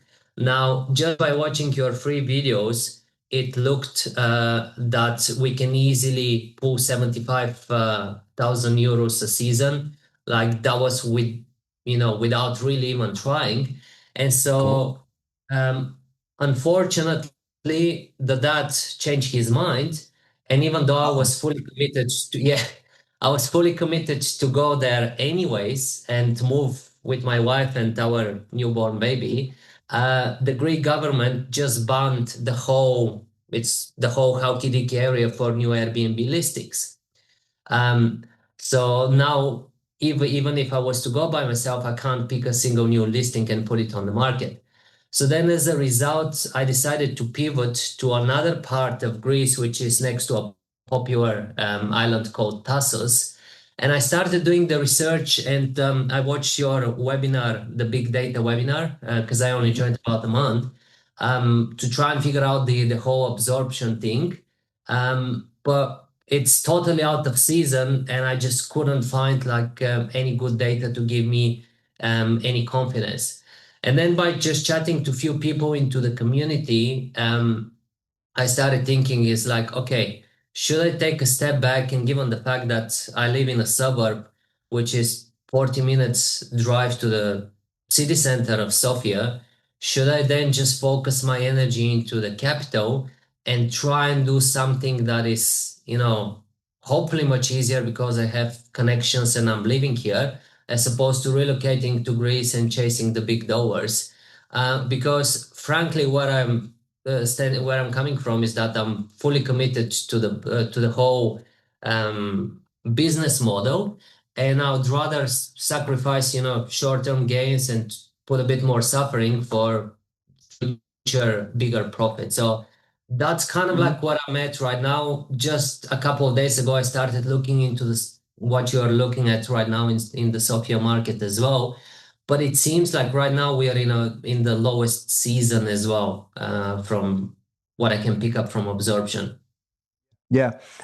Question for you. You said there's a problem with picking up listings in Sofia. There's like a ban or like no new permits, or what did you mean by that? No, that was in Greece. That was in the Greece area, which I decided to obviously pivot from. Okay, well that's okay, right? Yeah. So you said initially you found a property in Sofia that could have done 75,000 euro, but the owner found out and he pulled the deal.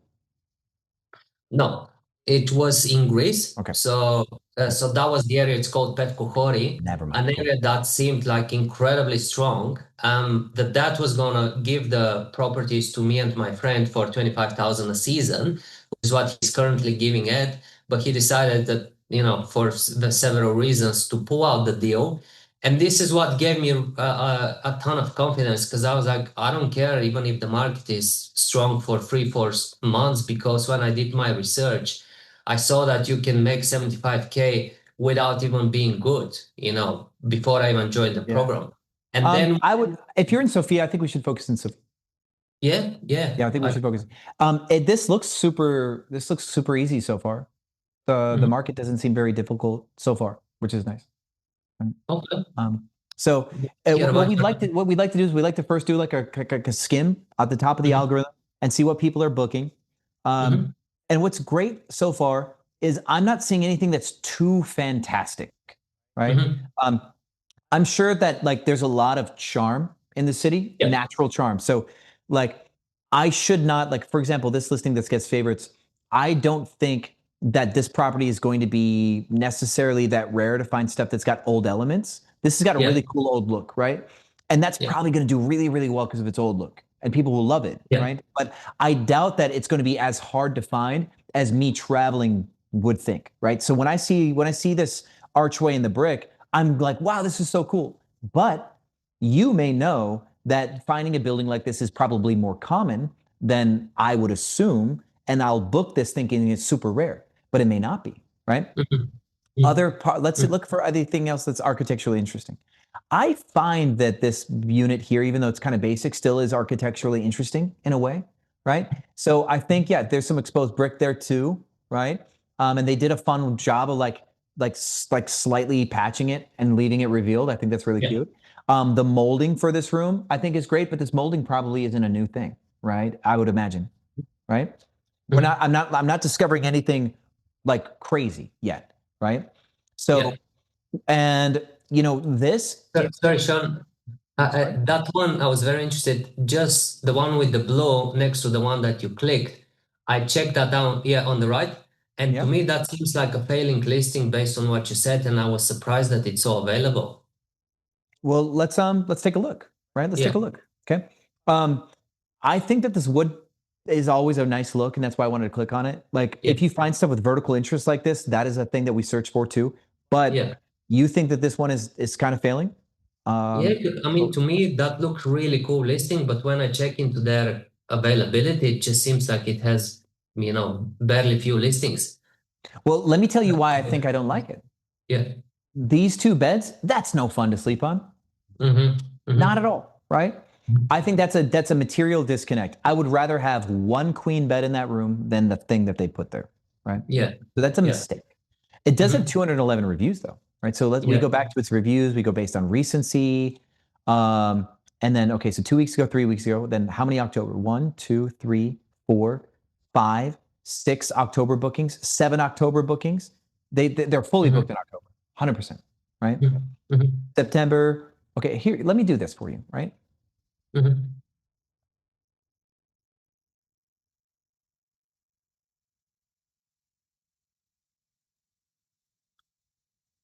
Let's see if instead of just actually, okay, copy.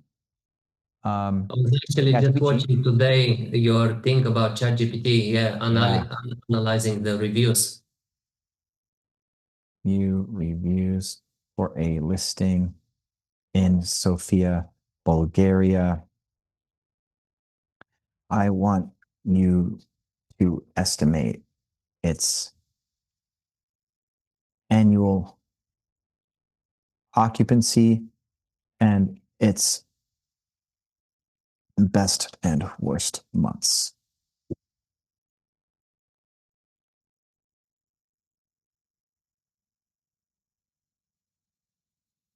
Think. Okay. So we can't use VRBO outside of the United States for free, right? To get a revenue chart. So we're going to use ChatGPT to just create an estimation on strong months, weak months. Yeah. We're just going to have to build everything from scratch from there. We still have to do a lot of extrapolating, right? We have to do a lot of like the Sherlock Holmes work. But it's going to estimate the annual occupancy of this listing based on percentage of reviews left, commonly on Airbnb, other things it might know about the market that it can pull, and then the total review count. I think this thing's probably going to be like 86% occupied or better. I still think it's going to be better than 86. Looking at October, that October was cranking. So 3.5 reviews per month overall, right? 7 to 9 reviews in peak months, including October. 1 or 0 reviews in weak months. Okay, July, August, October was peak, and then January, February, March is weak, right? Reasonable data, back data is 40 to 55%. Okay, cool. So it's doing really, really bad in the winter, right? Yeah. So now let's take a look and see if we might notice why, right? So let's go look at its rates, okay? Let's do this. So right now its rates is 581 for 7 nights in April, okay? Let's see if If it's this, gosh darn it. If they do price 581 for strategy. 581 for 7 nights, Yeah. right? Come on, be nice, be nice. Give me what I need. 581 for 7 nights. Okay, cool. Mhm. This listing, okay. Activate my rate game theory protocol. Sorry, guys, I've got a lot of private stuff I don't tell you, but I got to. Cool. All right. The rates for this listing are always 581 for 7 nights, regardless of season. What rate increases and decreases can this listing achieve to get an average of 4 reviews every month? Do this per month. Let's see if we can do this. Normally I give this a data table and we don't have a data table. So we're going to use my gate rate game theory. Okay. Wow. It's already printing everything. What's up? Okay. What we got? Okay. We got a ADR rate. Cool. Thanks. Thanks. That was a lot, but let's get to the one thing. So Sean, just to summarize, like forget about Greece for now, focus on Sofia because it's easier market to break in and then build some traction. And hopefully in future, if the Greek government pulls that ban off, then I can reconsider it. Yeah. So here's what I did think. There are strong months, they can increase their rates up to 35% more than they're getting now. And they should be cranking down 20-ish% in their lowest months. So with this theory, what is end of year occupancy and annual revenue? Okay. So this listing that you think is failing because they make 0 changes on rates, 581 every single night, or 581 for every 7 nights, right? So if they adapt their rates by deflating 20%, but also increasing 35%, that is not correct. You're incorrect. 20 nights at 67. 20 nights at 102.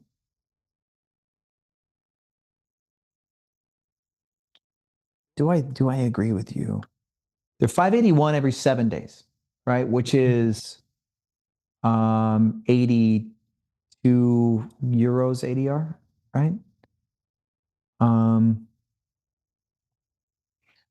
Adjust this for full occupancy in peak 4 months.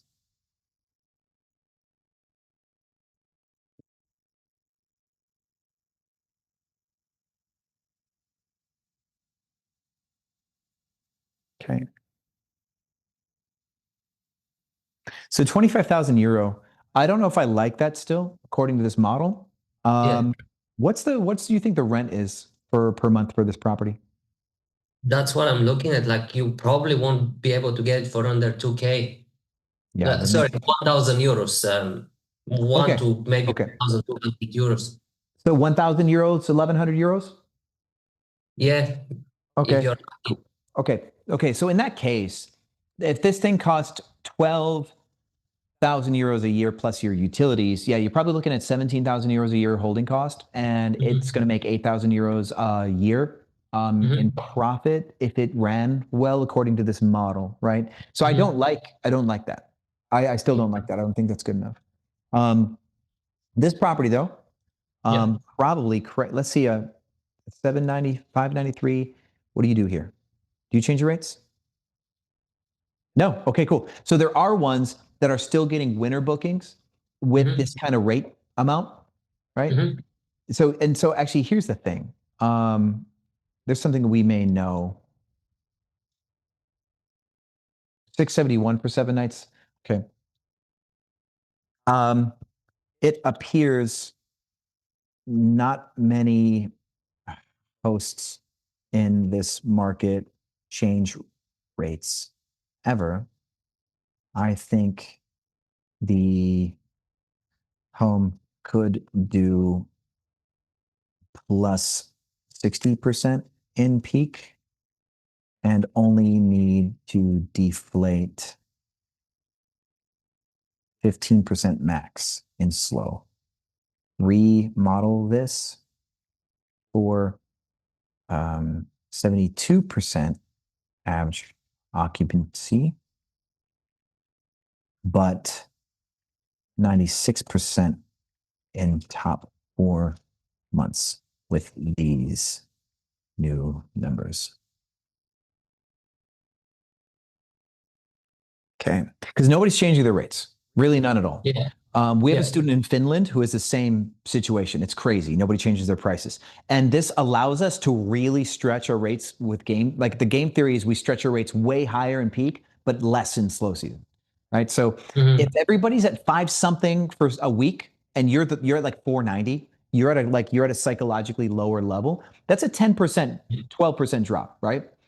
And so if you only have to drop your rates 12% in slow season because no one else drops their rates, you scoop up a lot of business with a very small drop. And then when everybody books in peak season, because everybody's just too cheap and there's not enough properties, you can crank your rates like double even, right? Yeah. So now this property, 32K, 32, 34K. That makes more sense, right?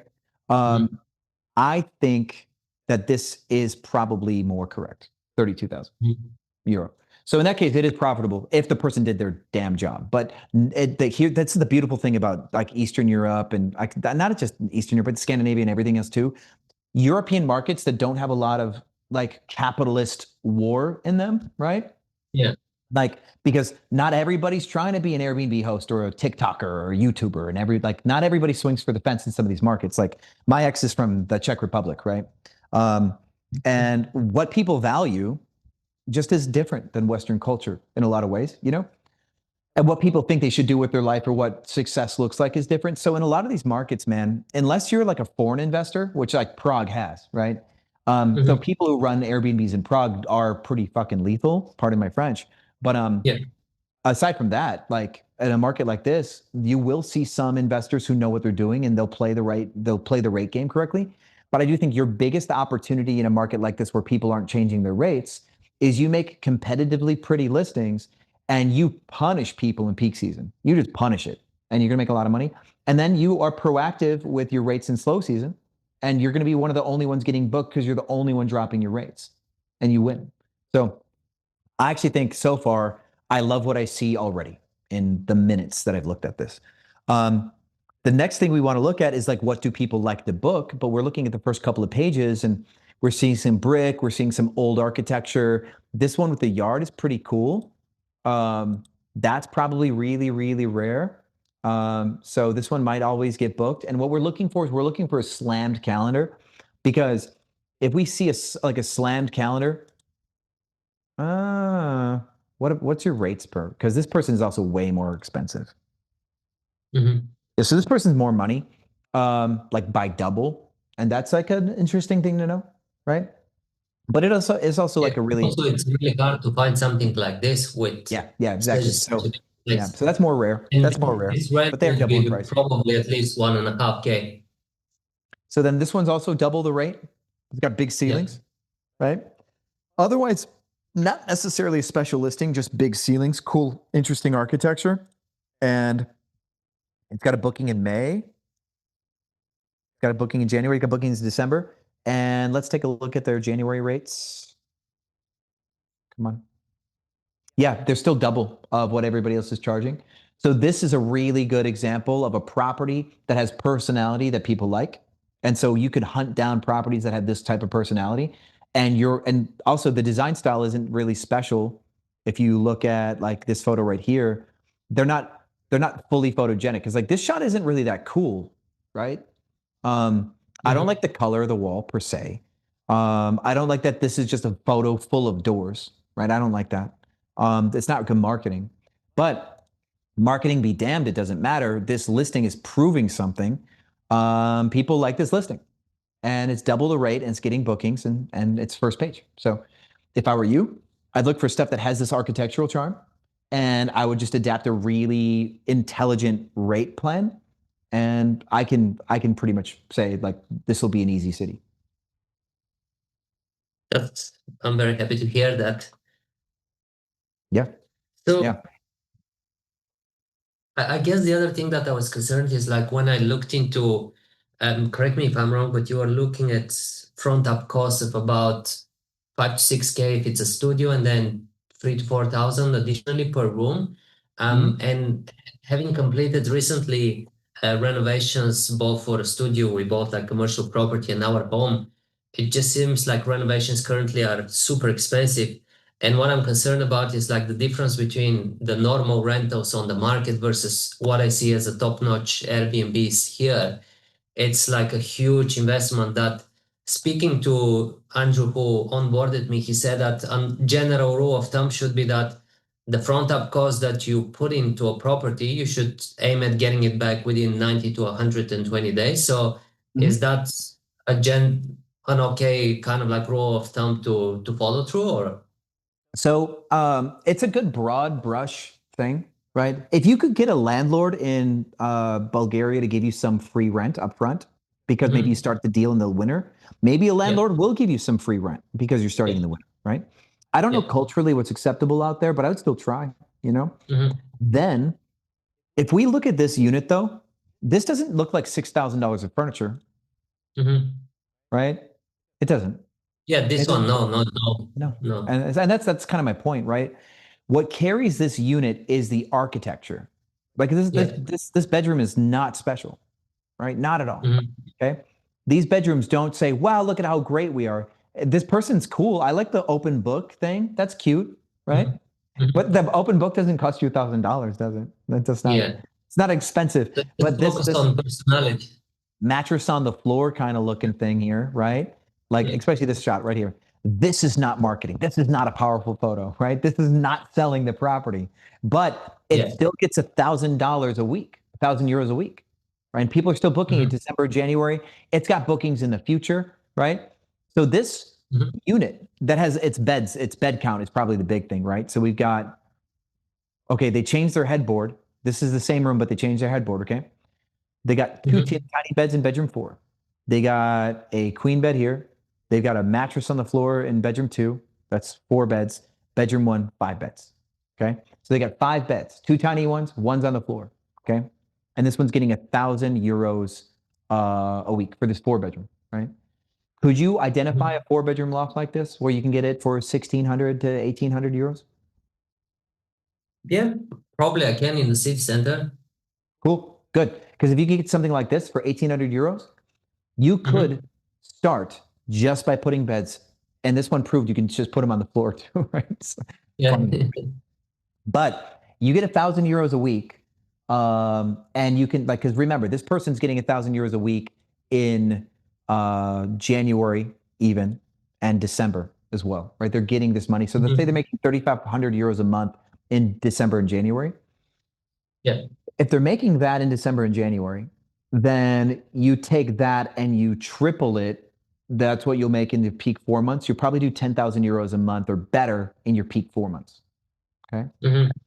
And so if your rents are under €2,000 a month and you're doing €10,000 a month for 4 months, that's €40,000. And that covers, you're profitable by over €10,000 roughly in just your 4-month season. You're going to have a €10,000 profit just for 4 months.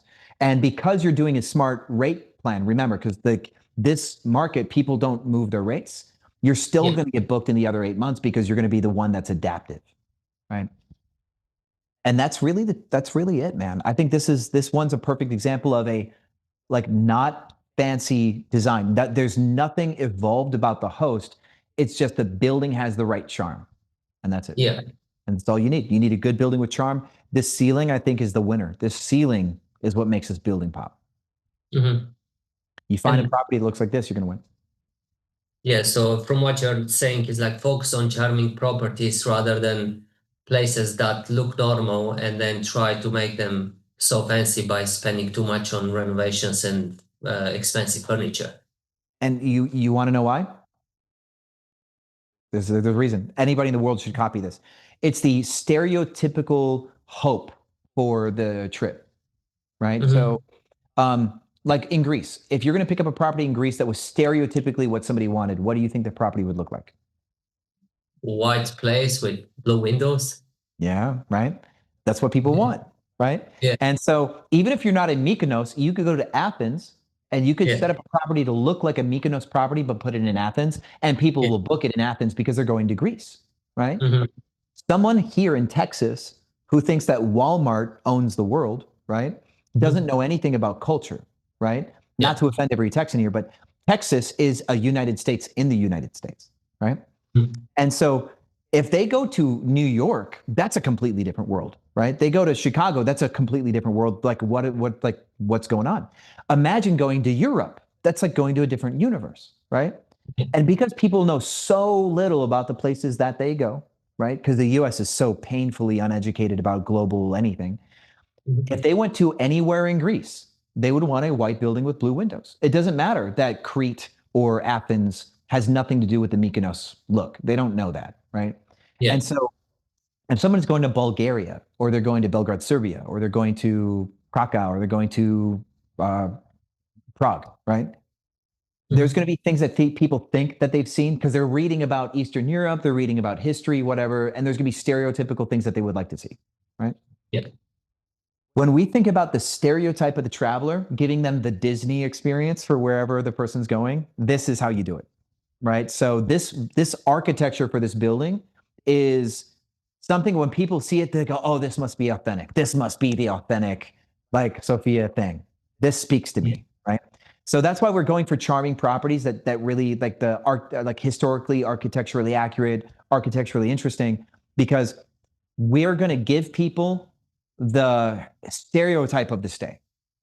And to get a normal property, like a new build, to get something built to 2015 or newer, kiss of death, right? There's nothing charming and historic about that. And people coming to Sofia, they're not coming for a new build property. They're coming for whatever makes Sofia great, which is its history, probably. Got it. So just one quick last question, Sharon, because most of those places that are historical, they wouldn't have a lift, so they'll have like kind of like a steep stairs. So that was one thing that if I should be concerned of. And then just the second thing is like when you look at that calendar, just the fact that they don't have bookings in February, March, that's not a concern, is it? Like you with a good pricing strategy, you can still just keep getting short notice bookings, so to speak. Yeah, so they've got a booking in May. Yeah. Okay. And so here's one thing too. One of our pricing strategies is to be more expensive than everybody else going into peak season. So for example, like when we see, which this one's like 500 and change, right? If we see that it's got bookings in April, right? And Yeah. May, because it's cheap, Mhm. right? It's a deal, right? Mhm. But the moment that this gets booked, it's gone. Right? Yeah. So let's try to imagine something. There are over 1,000 listings available for the week of April 7th to 14th currently, Mhm. right? Let's crank the rates down. There are 749 listings available in this area for this rate, right? Mhm. And in peak season, they're all going to disappear, Mhm. right? They're going to go away. They're not going to be available. And so now let's look at what's really cheap. Let's see what's down here. There's 145 listings in this price point, right? Mhm. There's going to be people who will never book this stuff. They're just not going to book this. Okay. Yeah. That's going to be true.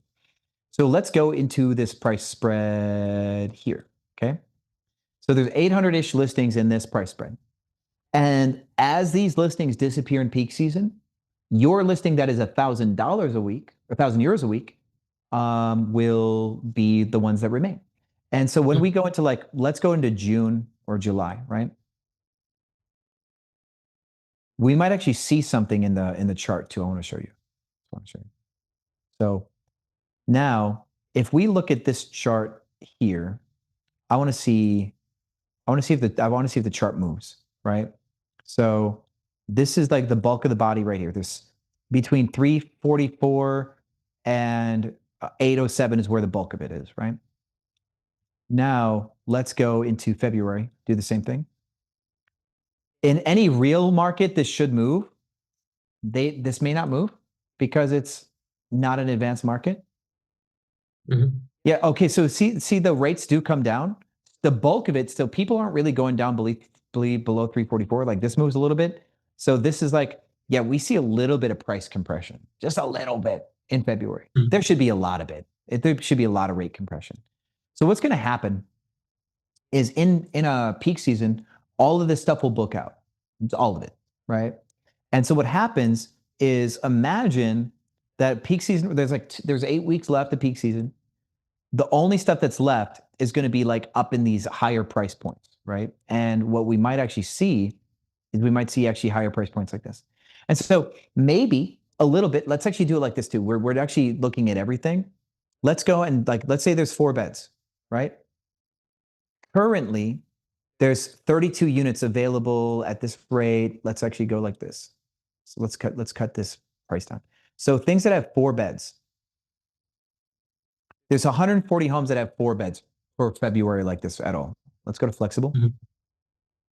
There's 162 homes that have 4 beds at all at any price point above above $50 a night. The other ones are probably terrible, right? They're probably absolutely gross. So now let's go into the future and see what these rates might look like for any week in July, August. There's 135 and the rates are climbing because remember there's a big spike right here and everything was thin here. So now more listings are up here in their rate plans, right? So there's 42 listings that are at like over 1,000 for 5 nights, right? Remember, we're talking about making like 2,000 euros, 2,500 euros a week. So these are 1,200 for 5 nights and et cetera. What's going to happen? Like this one's 1,200 for 5 nights. This one, what we saw before. So this one's going to get booked, right? It's brand new too. So the fact that it's got any future bookings and it's new, that's a big sign, right? So what'll happen is these will all book out and we're going to start to see some really kind of strange rate compression like this. Next thing you know, there's 3 months left to get booked or 2 months left to get booked in July. And this is what you see. This will be what's available, okay? This unit is $1,500 for 5 nights and it is not special so far. All the photos are kind of like angled downwards. I like that bedroom, but it's really moody and all the photos are kind of like angled in a way that I'm not really a fan of. And yeah, this bedroom doesn't hit. This is not a cool bedroom. The first photo looked like it could actually have a cool ceiling, but it's not selling it for me. See, it does have it looks like it could be a lofted ceiling, but it's blocked by the guest favorites. And this living room design isn't very special. So what we're seeing here is we're seeing expensive listings. There's 10 of them. And I'm seeing none of them with the real architectural charm that we can provide. But these 10 listings know something that the rest of the market doesn't know, right? These 10 listings know that when everybody else books, they're going to be the ones left. So these guys are the ones colluding to make more money off of the market, right? And so if you can create a property that can beat these people in look because of the architectural charm and stuff, then you're going to be up there in the rate like clouds with these guys, and you'll be the one that gets booked instead of these guys. That's my thoughts. Awesome. I really appreciate the feedback, and I don't want to ask any other follow-up questions because I think I went over time. So thank you once again, Sean, and see you on the next week. Yep, I'll see you next week. And yeah, I'll try to find some properties that look cool. And so you show me some listings that have some architectural charm, and I'll let you know which ones I like. Okay, awesome. Let's do that. Rock on. I will see you next week. Thank you, Sean. Bye-bye. Bye. All right, Jim, you're going to be next up. Dink. And welcome to the friendship. Good afternoon, Sean. Good afternoon. How are you? Good, thanks. I broke it up to 9 guests, 6 guests, and three guests, and I did the price slabs. and I sent you the password on your messenger. Cool. See here. And I sent you all the listings too on the chat. Okay, cool. If that well, helps. I'm not going to open up Messenger. You can privately chat me. Like when you mark 2, you can actually make it just to host and panelists for. Should I put chat? You're saying? Click chat? So in the chat here, you can actually just make your message to hosts and panelists only, and I can get your stuff there. Oh. And also, I cannot actually see the hosting links. You have to go and preview the listing and then share the preview, because I can't actually see your links because they're like your listing editor.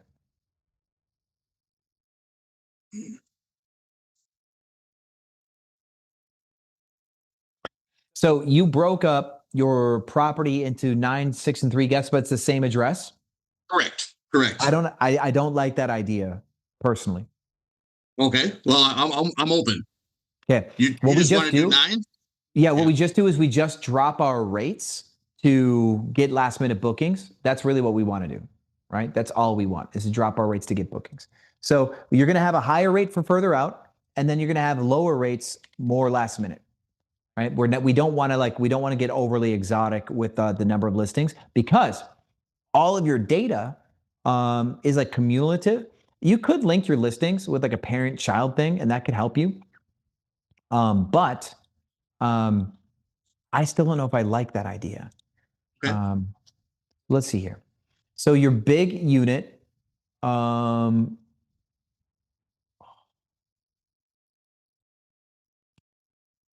here. Okay, so actually, which one of these? This one's 3-bedroom. This one marked as 2. That's the 3-bedroom is then. That would be the top one. Okay, cool. Correct. So 3-bedroom is the one that's correct. Okay. Correct. The one that's 3-bedroom. This is the one that's going to actually help us like understand. That would be the 9. Right. Yeah. Okay. Cool. So this will help us understand. May 14th through October 14th. Cool. Yeah. So this will help us understand the rates of your competitors and stuff, right? Okay.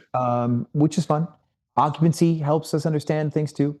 Occupancy is final on a Tuesday in June, 58%. That's actually really surprising. Oh, but considering that people can only do this a certain number of weeks a year. Remember that you can only have one tenant per week.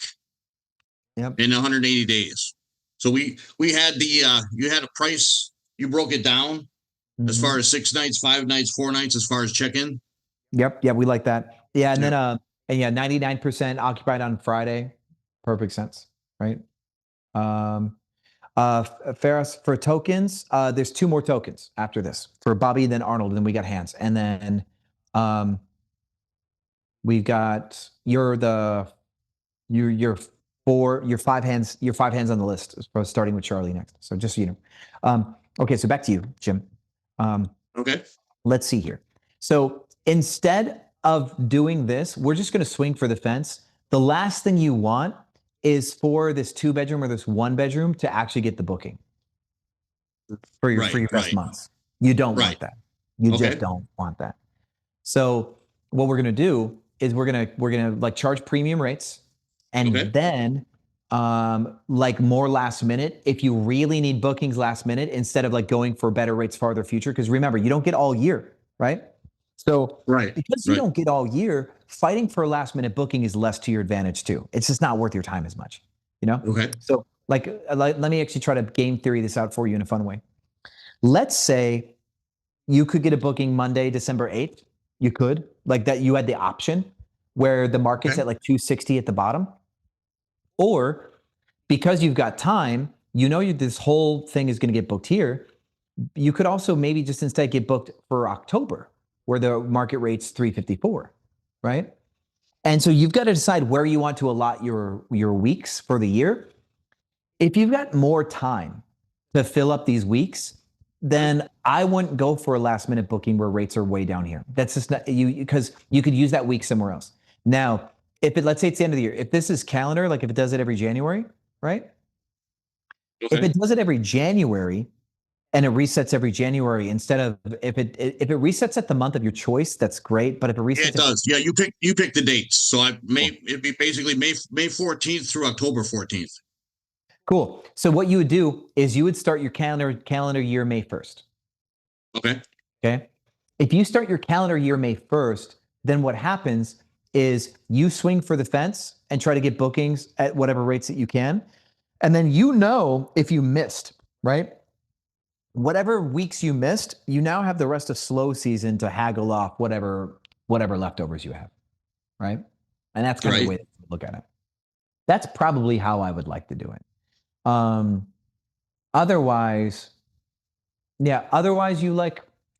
you could start it like in March or whatever, and then try to get some monthly stays, and you have a little bit of startup and you have a little bit of end. But I really do think that I would like to start going into peak season. So I think May 1st would be a good time to start, or actually no, March is good. March has got a spike. So yeah, we would probably start in March. Well, the only problem is, Sean, I have people staying in a long term in there now they're month to month, actually. Cool. They're month to month.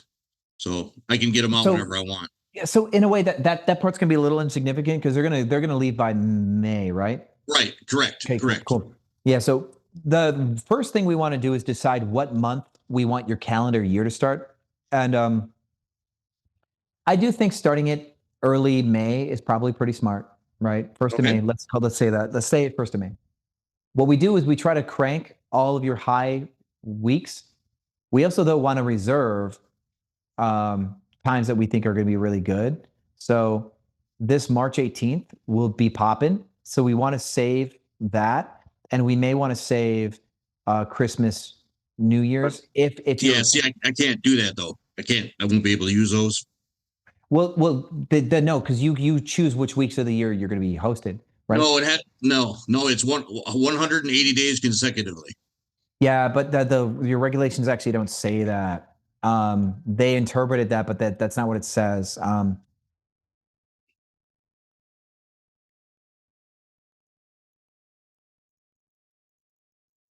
I called them on it again, and they still disagreed.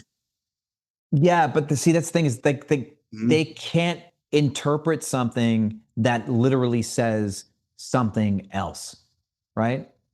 Right, right.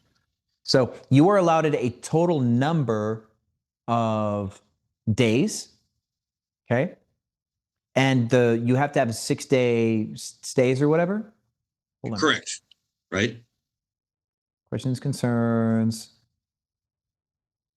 Wisconsin statute, local ordinance, this? Yeah, right. Okay, got it. Okay, ordinance says, let's go to the table. Come on, give me what, okay, interpretation of land use, tables of land use, okay.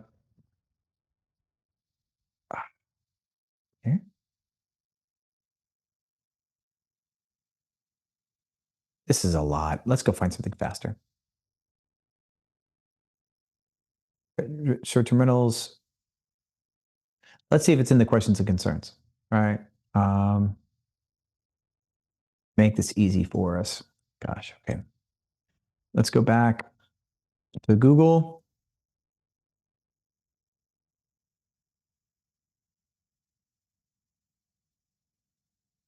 In Lake Geneva,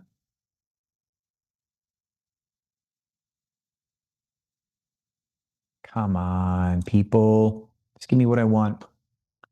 Short-term rental ordinance, please be this. Okay.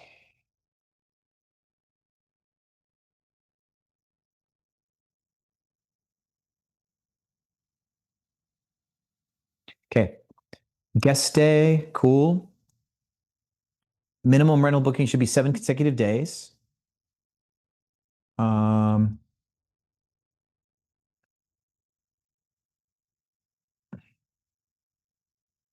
In the next paragraph, in V.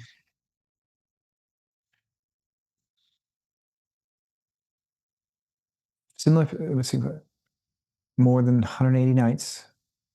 So we got 180 nights, right? Right. It never says that it is in a season so far.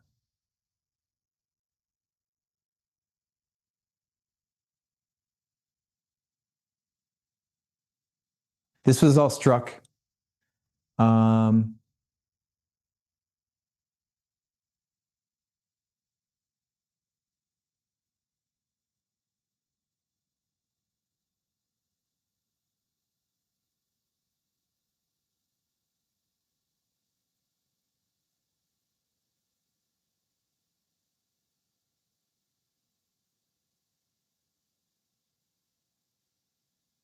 requirements.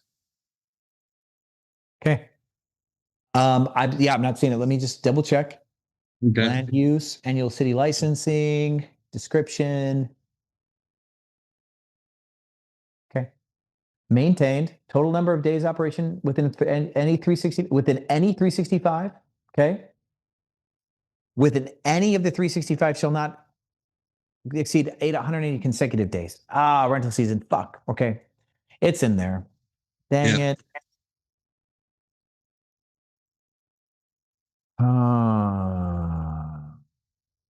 That is brutal.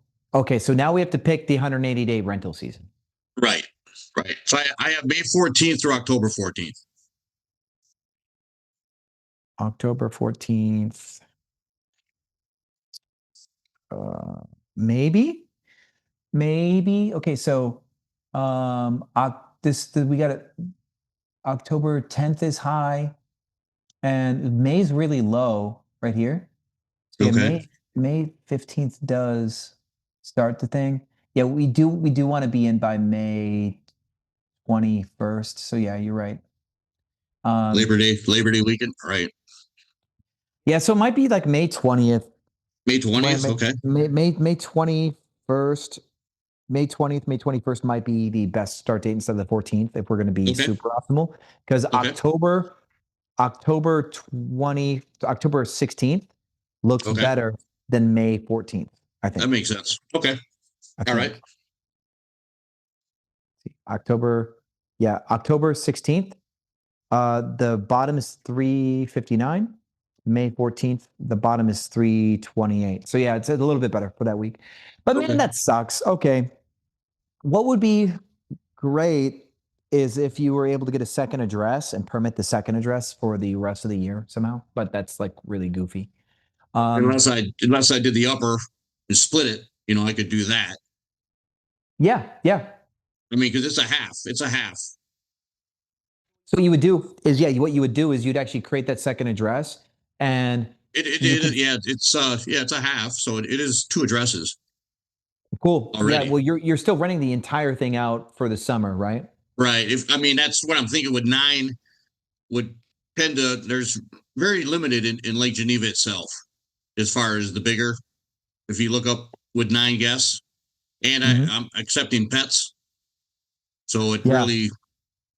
The market. So yeah, there could be a way that you could run a strategy where you list the home in like as private rooms under the second permit a lot of times in the winter, because private rooms will probably do really well because of rate compression, and you'll be able to get more volume with private rooms, and so the private rooms will run under the other address, where the whole home will run under the initial address. Okay. Mm-hmm. That would still be incrementally better. Trying to list the entire space again under the second address could get you caught. But to list under the other permit that you're just doing private rooms, that is more likely to fly under the radar. Okay. Yeah. What kind of 3-bedroom, 2-bedroom, 1-bedroom thing? Cut that. We're gonna. Really. So get rid of the 3. Get rid of the 3 listings and just have 1 9-bedroom. Or 9 guests. Because here's another reason why. See how the occupancy here is like 99% and change in these weekends in the summer. Mm-hmm. Final occupancy 97%. Yes. That means that people are stuck paying way more than they want to for those weekends. Right? Okay. And so because people are paying way more than they want to, the last thing you want to do is to give someone a deal on a smaller version of your property when the alternative strategy is to overcharge for your biggest version. Okay. It's more likely that if you're accidentally too expensive, it's just more likely that you're going to go unbooked until closer to last minute, and then you'll get booked and still be too expensive. So being too expensive is the thing you want to be almost all year. So, yeah. Okay. So, what's the problem if if there's only 4 guests or 2 guests? They're going to still have to pay full price, right? Yeah. Okay. So, and that's the thing, like imagine anywhere else, man, that you want to go somewhere that's really sought after. Right, you want to do something that very few people can do, right? Okay. Like let's say you go to a restaurant that has like $1,000 table minimum, right? Let's say it's some fancy Michelin restaurant and they have the super exclusive thing. They're like, it's $1,000 table minimum. Be like, well, there's only 2 of us. They'll be like, well, buy some really nice wine, right? Is what they're going to tell you. Right. They're not going to lower the table minimum because there's less people, right? Okay. Yeah. So that's good. Like that's the kind of like the similar logic.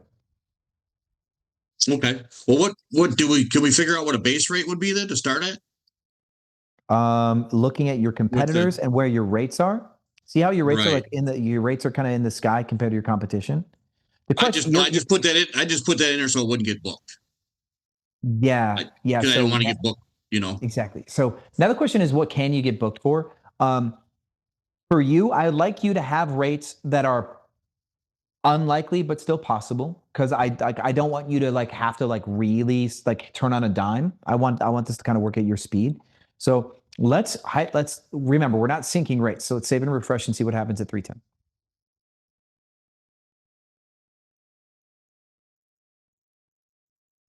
Okay, now you're at the top of the market. See that? What I would like to do is we'd actually bring this up to like say 360. Okay. Next, we want to get the weekday prices correct. So we can do a little bit better than that, 390.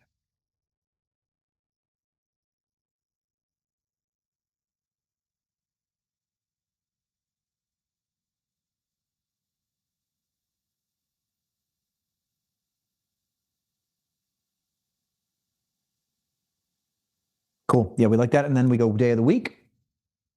All customizations, day of the week.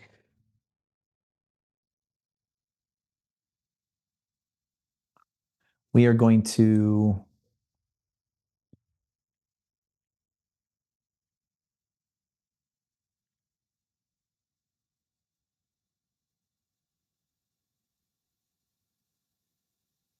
that seems about right.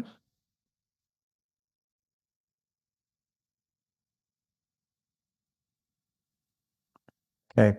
So now all of your prices are sitting above the line. Pretty much everything. See that? So now you're good. Now everything is nice and fluffy right at the frothy top of the market. Okay. So life is good.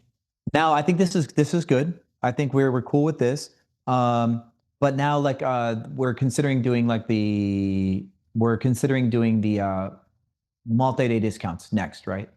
Right. And then we also have the check-in Monday check-ins we have that. You broke that down. Cool. Okay. So now 6 nights, 5 nights, 4 nights. Cool. Got it. So now with that said, these rates are your rates if you did not incentivize anything, like if you didn't build that, right? Okay. So what's the biggest discount we have on that? Did we do it the actual No, we didn't do a discount. We just no, you just broke it down 6, 5, 4 on Wednesday, 3 on Thursday, 2 on Friday, and then Saturday was okay, so yeah, we're using minimum. We're using minimum length of stays. Yes. Okay. If we're using minimum length of stays where the weekends are super expensive and the other days aren't. Right.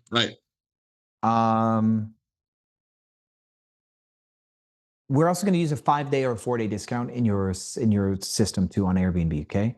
Okay. Because I think that's probably going to be the best way to pull. Hold on.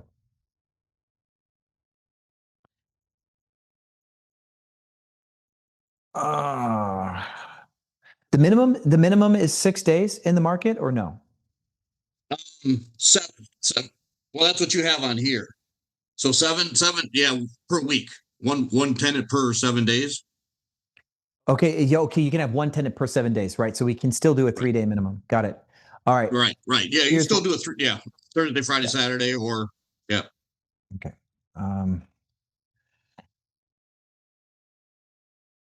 And on Sunday, Sunday is a 7-day minimum, is what we've done for yours, or we got the Sunday, right. Sunday is 7 day, and then Saturday is 8 days. Saturday's 8 days, Sunday's 7 days. And then because you were thought about getting rid of the Saturday check-in totally, but then you said you can roll it if you want and do the 8-day with the Saturday. Okay. That's how we'll build this. I think. Thank you for keeping your notes from last week. All right, cool. So now this, give us the rates, show us the rates. Okay. So now what we have, come on. Sorry, 1 second. Okay, there we go. So now what we have is we've got really expensive days here. Okay. And then do we have a 2-day minimum on Friday or a 3-day minimum on Friday and Thursday? 2 on Friday. 2 on Friday. Okay, so we don't actually, I don't like that anymore. We need to crank this day. Friday. Yeah, 2 on. Okay. Okay. And you had a 3 on Thursday. Okay. Yeah, that's what we got to do. Hold on.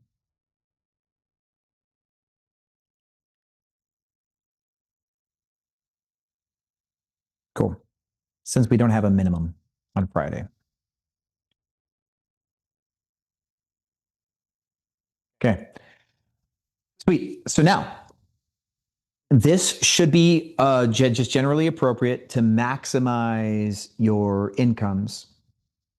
But I think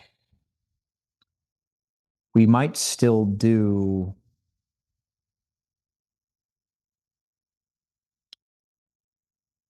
what we're going to do is we're going to game theory against your kind of like your competition. A lot of them have like a 5-day minimum, right?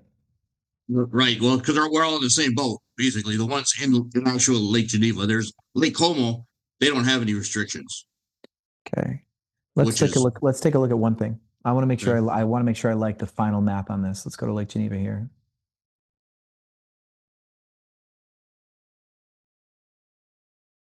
I'm going to search for listings just on some dates. I'm going to go like, no, sorry, we're going to go right further out. July, like this. We're going to see who allows a 4-day stay. 412 units that allow a 3-day stay right here. But we're going to go into Lake Geneva, right? Right. Okay, into town. Williams Bay. Man, what a throwback. What a throwback. Put me in Fontana. Let's go. Right. Kind of funny. Okay, so there's 87 homes. There's 54 homes here that allow a 3-day, right? 2-bedroom, 4-bedroom. Cool. Let's go and make it 4 beds. Yeah, there's very few listings. Okay. Right. Especially with pets too. That even knocks it down tremendously. Yeah. So right now there's 37 homes that allow a 3-day stay. Okay. Mm-hmm. Now let's go and look at for 5 days. There's 77 that allow a 5-day, right? And 6-day, there's 80. Okay. Let's check 4-day because it goes from 33 something to 77, 69. Okay. So 4-day is the marker, right? Everybody starts allowing 4-day stays. And we've got $500 a night, 500 a night for these units, 500 a night for these units. This one's 2,000 a night, but that's a sexy listing. Yeah. All right. So you're a 3-bedroom property? Yes. Okay. Let's take a look. 3-bedroom and 4 beds. Yeah, with a sofa sleeper. Two kings, a queen, and a sofa sleeper.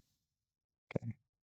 All right. So your market said like $500 a night. A lot of competitors, 500-600 something. This unit that's blue right here, that's a beautiful listing. So we have to be careful. Some of these people really will crank. Your design style won't be quite as competitive as some of these people until maybe you improve it one day. So 500 a night seems to be what people are getting for 4 nights. So if we're going to go in and like build this out where you can start to crank, these rates are a little high. So now that we've made these changes, because you have a 2-night minimum on Friday, Right. Now let's play this game because I like the way that we've designed this cascade, but now we got to get the cascade to work at the rates we want. So we want to charge like 2,400 for 3, probably. Maybe 2. Yeah, we want to charge about 2,400 for 3, and we'd like to keep it around like 2,600 for 4. So we're going to. That's still too high because this is 3,000.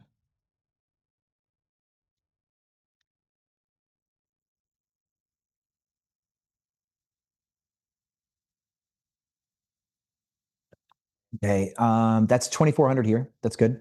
But now, yeah, this is ballpark right. This is ballpark good. I do need to protect you just a little bit here. And we are going to take this down here.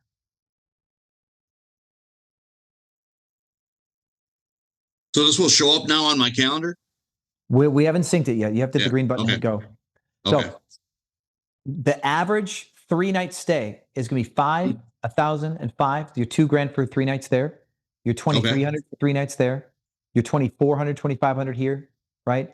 You're 2,800 for this one here, end of June, right? Okay. So what we've done is we've actually made you, that's actually, I'll show you again. So end of June, these 3 days here, 25th, 26th, and 27th. Let's go search that. Okay. You're going to be one of the only listings that allows a 3-day stay, by the way. Okay. And now this is like the highest demand one. See, this is you right here on the top left, right? No. No. Okay, cool. Well, they are 3,000. Okay. Okay. They are 3,000. This person's 1,200. That's their mistake. Okay. 1,900. You should show up in this, shouldn't you? You would think so. Yeah. Where are you? Wait, where's the floaty? Where's the ring? On your porch. I know what you look like. Yeah. Right. You're not showing. You might not have a. You have your permit number on your listing? No, not yet. No, we don't have it yet. Maybe that's why you're not showing. Because maybe you're not allowed to advertise till you have your permit number. And if they're enforcing, you were able to get it last time. I was able to find you on the map before. Okay. Yeah. Let me check. Actually, because I sent it to you. That's why. Hold on. That's filters. Why. Filters. Let's clear Except all pets. You might not actually have your bed count appropriate. You might not be doing it appropriately. Okay. Yeah.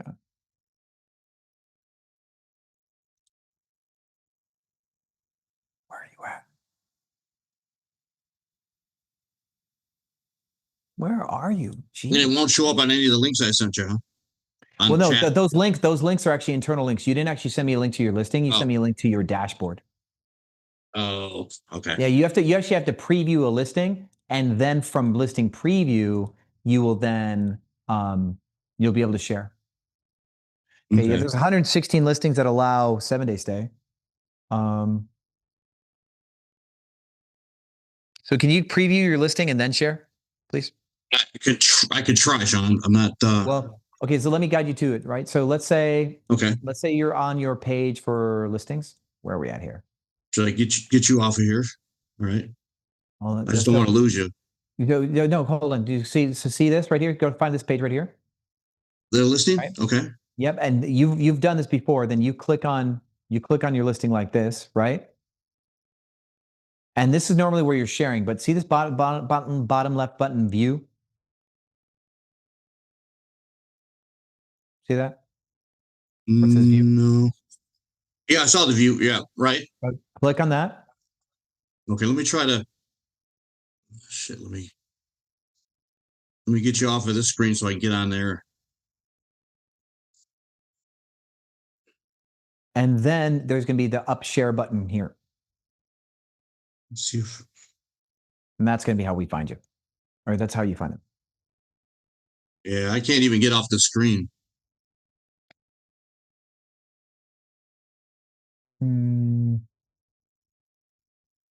If you click, okay, so what screen are you stuck on? You stuck on the listing editor here? Yeah, that's correct. Your listing editor? Yeah. No, I don't know how to get. You're stuck on the Zoom page? Yeah, the list. Yep, correct. You need to find your web browser. Because are you using Zoom through the web? Are you using Zoom through a web browser?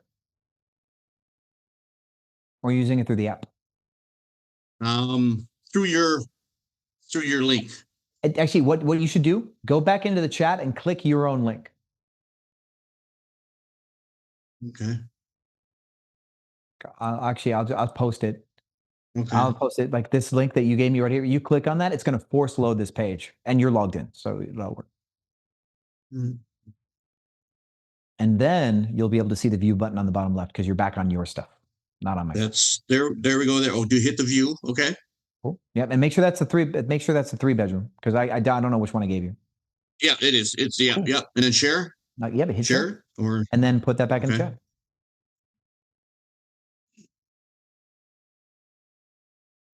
Mm-hmm, mm-hmm, mm-hmm. Mm-hmm, mm-hmm, mm-hmm, mm-hmm.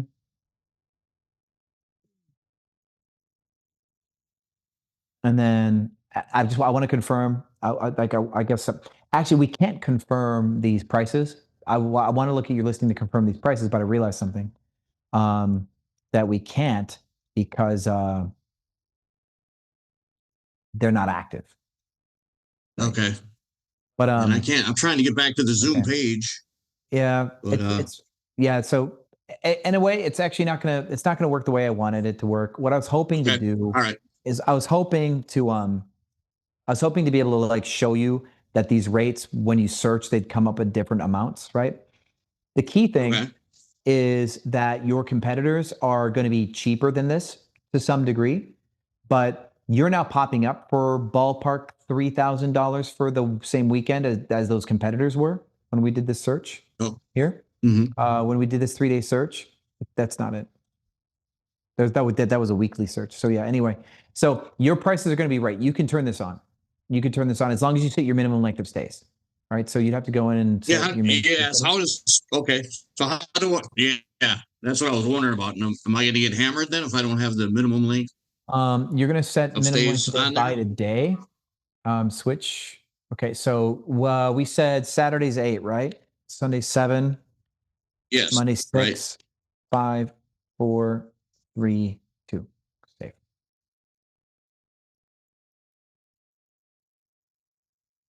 Cool. Now your minimum length is set correctly. And now you can turn it on. Now it's safe. Actually, I finally figured it out. Now I got there. Cool. Because that's Sweet. Well, so yeah, we got another token after. But if you want, turn your Pricelabs on. You're good to go. Just make sure you block your calendar until May or whatever. Okay. Okay. Right? And do that. Maybe do that on Airbnb or whatever. Just block your Airbnb calendar. So that way. Actually, hold on. Let me help you out here. Now is November. So like, can we block date range till? I'm just going to do this for you until we said May 21st. 21st. Yeah. Okay, cool. Yeah, we're going to block these days. Minimum stay settings, 28 days. Okay. So now you can get a booking, but it would be monthly, but you have a tenant, but until May 20th, I set you at a 28-day minimum. You can just block the days, but now at least you're safe. Okay. Now we can also go back in. Let me just do this. October 20th, maybe, right? October 20th until, let's play with this here, until May 18th. Again, 28-day minimum. I'm just gonna put this in there. Okay. Sure. Now, if we go to March there, yeah. Okay, cool. Now I just protected your calendar. You can turn this on and you won't get your head taken off. Okay. All right. Okay. All right. Cool. Thank you. Thanks, Sean. Yes, sir. Yep. Have fun with that. Yep. We'll take a look at we'll probably take a look at your listing prices and we'll play with the prices to make sure we like it next week. Okay. Sounds good, Sean. Thank you. Yes, sir. I will see you. All right. Bye. Rock on. All right, Bobby, you are next. Welcome to the front.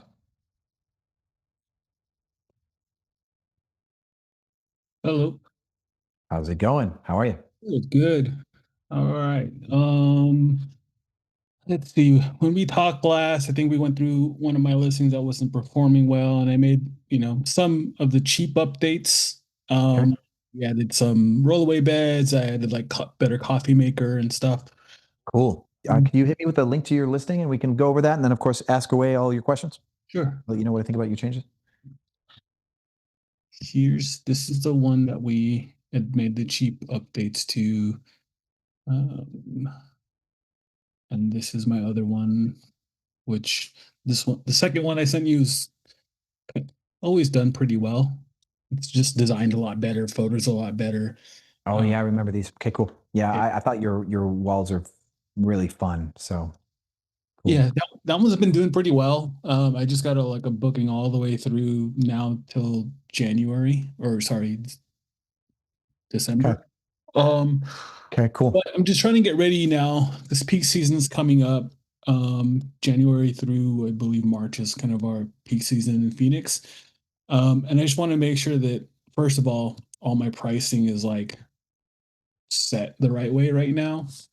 Are you using Pricelabs or anything else for price? Pricelabs, yeah. Okay, cool. It may be best if you give me your Pricelabs account instead of just looking at your listings. Because I might have some bones to pick with you about your last minute rates, your medium future rates and stuff. But I think, do you have a wish list of your competition yet too? Yeah. Okay, cool. Okay, cool. Yeah. Could you in the chat hit me with your Pricelabs login information? Yeah. I want to see. I need to see market data too as well. Okay. And I think that this will probably be the best way I can get that done. Let's see.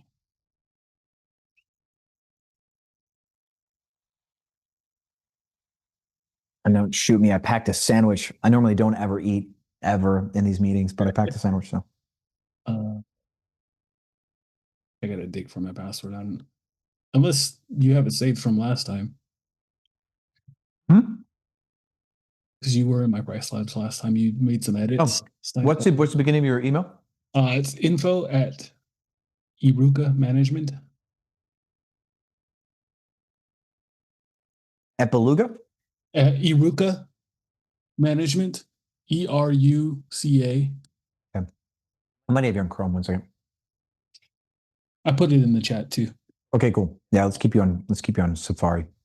Thank you for that. Okay, and can you make the message private for the password? Oh. Because that was public. And I don't have your password saved anymore. Okay. Yeah, I don't know it either. Yeah, because it just automatically logs in every time I go in, so I don't. Let me sign out and sign back in, maybe.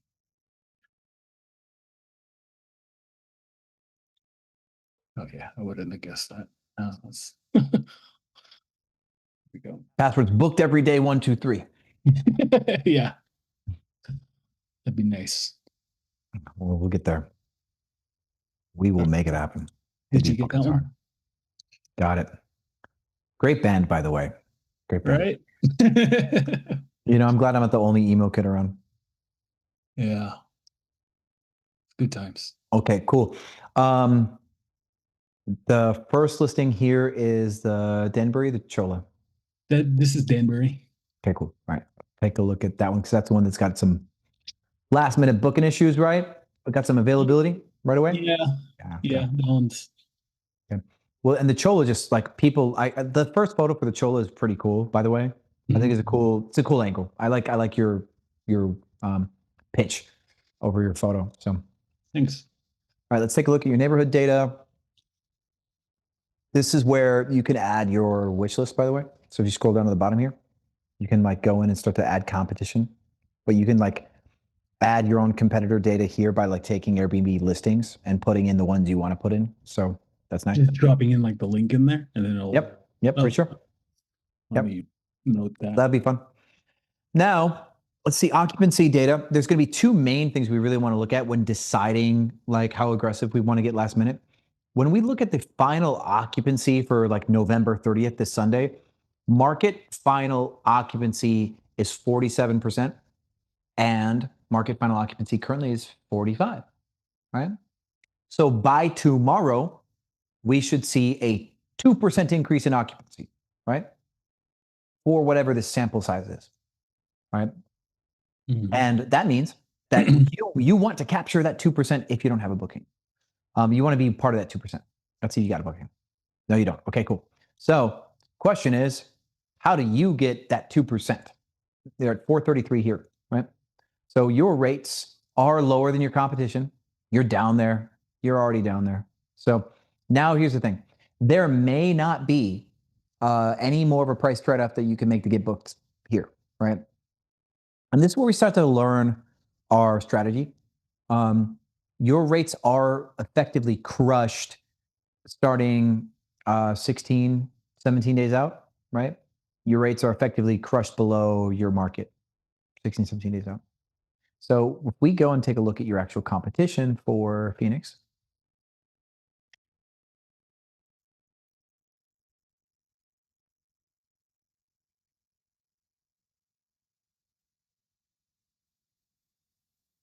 and see who's available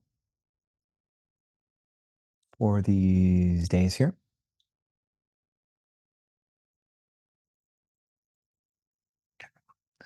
My property, of course, is sitting at the top there. Yeah. So you're competing with mine, 1460. But let's see here.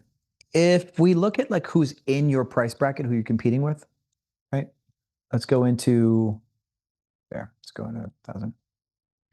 So these are the people that are kind of like in your price bracket that now we have to consider like, okay, there's really no rate drop anymore. There's really no return on investment for the rate drop. We now have to like look at when this situation happens, what tends to be the final result. And if we do not like this page, right, if this page is concerning to us as far as like our prospects to get a booking, this drone shot is pretty nice. This yard is also pretty nice too. So you do have some real competition left over. Yeah, you got some real competition left over. The prevention's the best cure. Okay.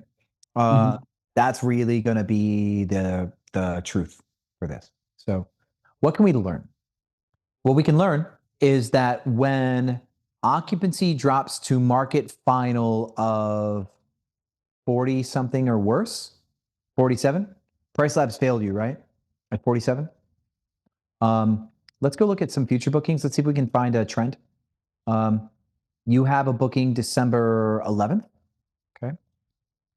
What is December 11th's final occupancy?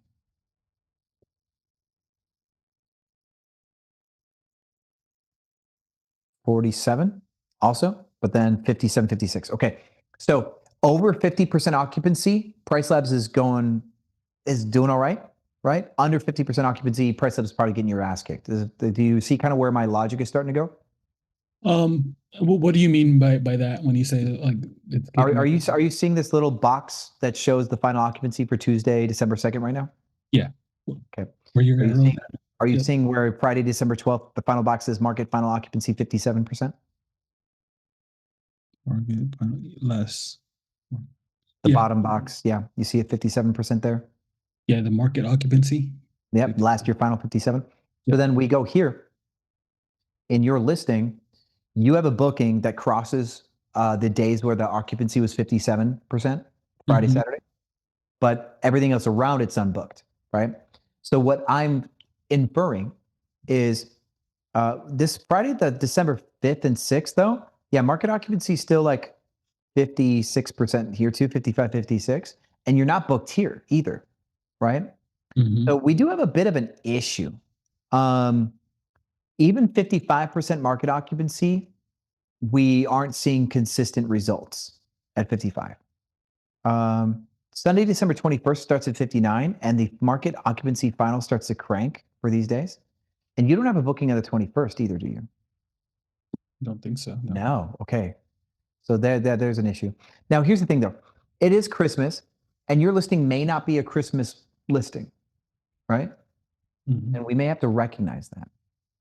So we have to ask ourselves, how Christmassy am I, or how Christmassy am I not? People may not actually want to book your place for Christmas specifically because people's wants are a little bit more specific. Does that make sense? Yeah. Okay. So moving forward for this listing, we should assume that this is not a Christmas listing unless you make changes, and thus we should not allow Pricelabs to crank our rates through these days on any holidays that we typically tend to not win. Okay. So your rates are up for Christmas, and they probably should not be.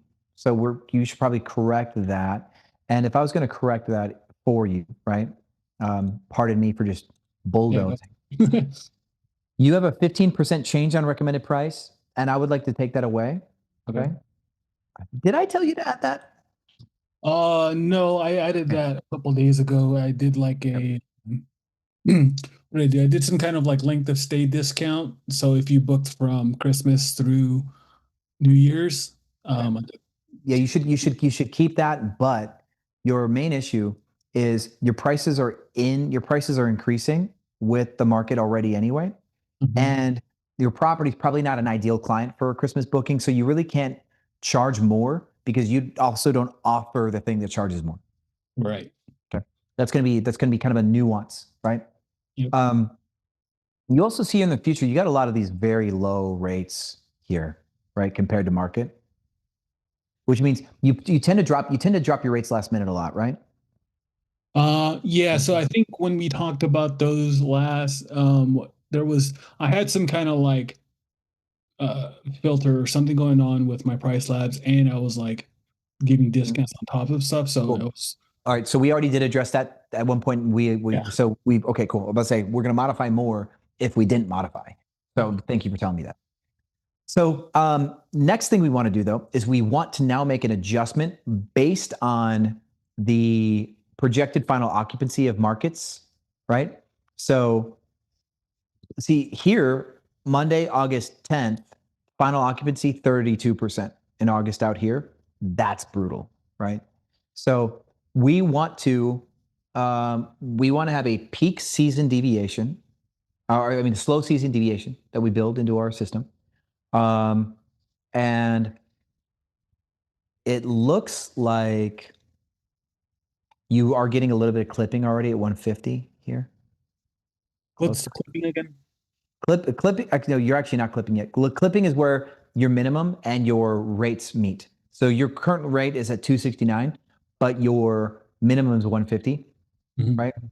What I would like to do is I would like to prevent this from going any lower than 260, so that way we can make the decision to like far future on how we want to play this game. Okay. So what I would like to do is I'd like to make this 260. I'm going to hit save.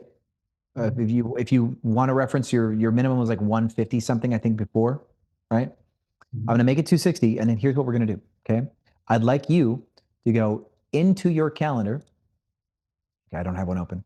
I'd like you to go into your calendar, and I would like you to make what I've made for this Scottsdale property. Let's go to May. Actually, right, yeah, right here. See this right here? Summer low weave. Okay. I'd like you to make something that looks like this. Okay. And through the entire slow season, I want you to apply that. And so the entire slow season will be probably roughly Tuesday, Wednesday, last Tuesday, Wednesday of April. And we're going to throw that all the way through December 20th, maybe, because you're having a hard time with some of these days here. It does come up though, right? Maybe you just do early November, and we'll talk about November, December next year, like, or later, right? We got time. So April through November will be your summer low. Okay. End of April 28th through November, summer low. Okay. And to go back to it, the reason why it's called a weave is because you're going to actually put another rule set.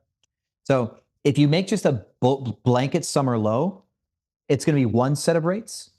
Okay. And the reason why this is called a summer low weave, I'm going to show you what we do with this now. We go into Monday, Tuesday, which is the worst 2 days of the week, and we put a reverse weekend bundle into it also. So I want you to imagine that like you're weaving a basket, right? You've got one wide rule set, and then over the top, you've got 2 days of rule set, and so they kind of cross each other. And so because the reverse weekend bundle is so aggressive for anything more than 5 days for Monday, Tuesday, we actually need to take the summer low rule set and take a little bit of the edge off, right? So the summer low weave, this is actually like 4%, 5% different than what a summer low would actually normally have. So what I'd like you to do is first make two rule sets. You're gonna make a summer low that targets a certain final weekly, monthly price for your listing for the whole summer, for your slow season. And then you're going to make a reverse weekend bundle. And when you put the reverse weekend bundle over Monday, Tuesdays for those days, you're going to notice the rate drops more than you want. And so you're gonna actually make a new rule set that's like the winners, like the summer slow season. You're gonna make it like that, but you're gonna make the discounts a little less juicy. And so that way, when somebody does search for 2 weeks on any week that also has the reverse weekend bundle, that the final price is still good, right? So step 1, low season multi-week discounts. Step 2, reverse weekend bundle. Step 3, modify the low season rule set, make a copy that's a little less aggressive. And that way, when you use the reverse weekend bundle with it, it still hits the final rates. And that's going to be what I'd like you to do for all of your slow season for that. Can you say that again? So I got step 1, step 2 was the reverse weekend. Yeah. So imagine the summer low. Imagine these say like 20% off, 25% off, 30% off, 35%. Imagine what that's what it actually would say is 25, 30, 35. Now these are now 14, 18, 24, less aggressive because the Monday, Tuesdays include this reverse weekend bundle that has like 85% off of a Friday. Mm-hmm. But those only apply to Monday, Tuesday. So then Monday, Tuesdays will have reverse weekend, and then Tuesday, Wednesday, Thursday, Friday, Saturday, or Wednesday through Sunday will have this weave, right? Got it. Okay. So collectively, they still allow you to get 2-week long discounts, but also if somebody books like Friday, Saturday, Sunday, Monday, Tuesday, the Monday, Tuesday makes the deal good too. So okay. we're trying to build like logical branches of discounts for multiple use cases. And so that's what I would like you to do in your really terrible occupancy periods of this, right? And how does that differentiate? Because I don't think I was doing this back then, but I am doing it now. How does that differentiate between right now? I guess you could say I'm weaving the weekend bundle and then the reverse weekend bundle. It sounds kind of similar, but yeah. So what we want to do is we actually only want to use one or, right? So a weekend bundle, like a weekend bundle, the great time to use weekend bundle is like when there's a Monday check-in, right? Or like a Sunday check-in. When there's a Sunday check-in and there's only one direction for the weekend to get booked, you can put Friday, Saturday have a weekend bundle, which means that Friday, Saturday will be cheaper if they book Wednesday, Thursday with it, right? Because it's very controlled. But when you have a wide open calendar like this, where the weekend before or after some weekdays could get booked, then these Monday, Tuesdays are a great time for a reverse weekend because it reaches both directions. And our priority is to get the Monday, Tuesday booked. That's really our priority. So a reverse weekend bundle is really good when the calendar's wide open. And then a weekend bundle is good when we have a very specific use case for one weekend where we're trying to get more of those weekdays in one direction booked. You can use it like that. So I prefer the reverse weekend. I like that's an adaptation that I've made very recently. Is I just like to put all my discounts on the days that I actually want booked. So Monday, Tuesdays, Tuesday, Wednesdays, those are the days we really want booked. Let's throw the discount on those days. So it's conditional that they have to get touched. I see. Okay. Makes sense. And then that leaves room for the other days can have your weekly discounts, your 14-day discounts can be on those other days. On the Thursday, Friday, Saturdays. Exactly right. And so, yeah, now you don't have 2 different discounts that are like 4-day or 5-day discounts. You don't have that anymore. You do have the 4-day, 5-day discounts conditional to the days that you want to get touched. And then you've got the multi-week discounts on your hot days. They can hold your multi-weeks. Your initial question though was about peak season, right? Yeah. So I guess it's kind of part of what you're talking about here too, but I got the Christmas and New Year's is open. So I wanted to optimize the pricing for this house going into that. But then also after that, January through March is the peak season. So I want to make sure both of my properties are optimized right now. Cool. I would say we definitely can't get greedy for the holidays because this is one thing that we've really learned lately is holidays are really valued based on the traveler, and certain properties speak to the holiday traveler that will pay more and certain ones don't, right? We still have to reckon that winter holidays are in the middle of slow season. They just have these spikes, right? But the spikes are very like nuanced. So for this specific listing, you're going into peak season, and which means you can make more money. But then we also have to look at the final occupancy of your peak season. So let's look here. Look at how bad the occupancy is for end of January here. 44% occupancy for this Tuesday, right? What I would recommend you do is Tuesday and pick the second worst day, which is probably Monday. Yep. Monday, Tuesday, put reverse weekend bundle on your Monday, Tuesday, January, and the first Monday, Tuesday of February, and January 12th. and January 7th. All of these should have a reverse weekend bundle on those 2 days because those days are brutal, right? Still. We get some lovely occupancy for Friday, Saturday, January 17th, but it's still not that good, right? So remember, did you see when we were looking at Jim Clark's and he has 99% occupancy for like 3 months straight on their weekends? Oh no, I didn't see it. Oh yeah, he was right before you. I was hoping you caught it. So none of your weekends, even your best weekend, March 14th, is 95% occupancy. That's like an average weekend for 4 months for him, right? His ones, he's got so many at the top 99%. And so we do need to consider what is the actual final occupancy for peak season, because there can be oversupply, right? And that will affect. And the fact that like, if you consider peak season to be February, and we're looking at 87% occupancy for a peak weekend, and it's still one of your better ones, we do need to consider that it's not quite as hot as we want it to be, right?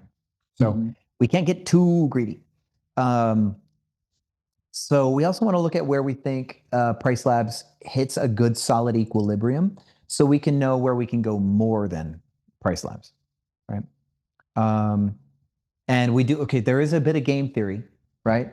There is a bit of game theory to this where per peak season, we do want to get booked a little more last minute if we can help it, because we will get better rates, a little bit lower lead time than a normal time, right?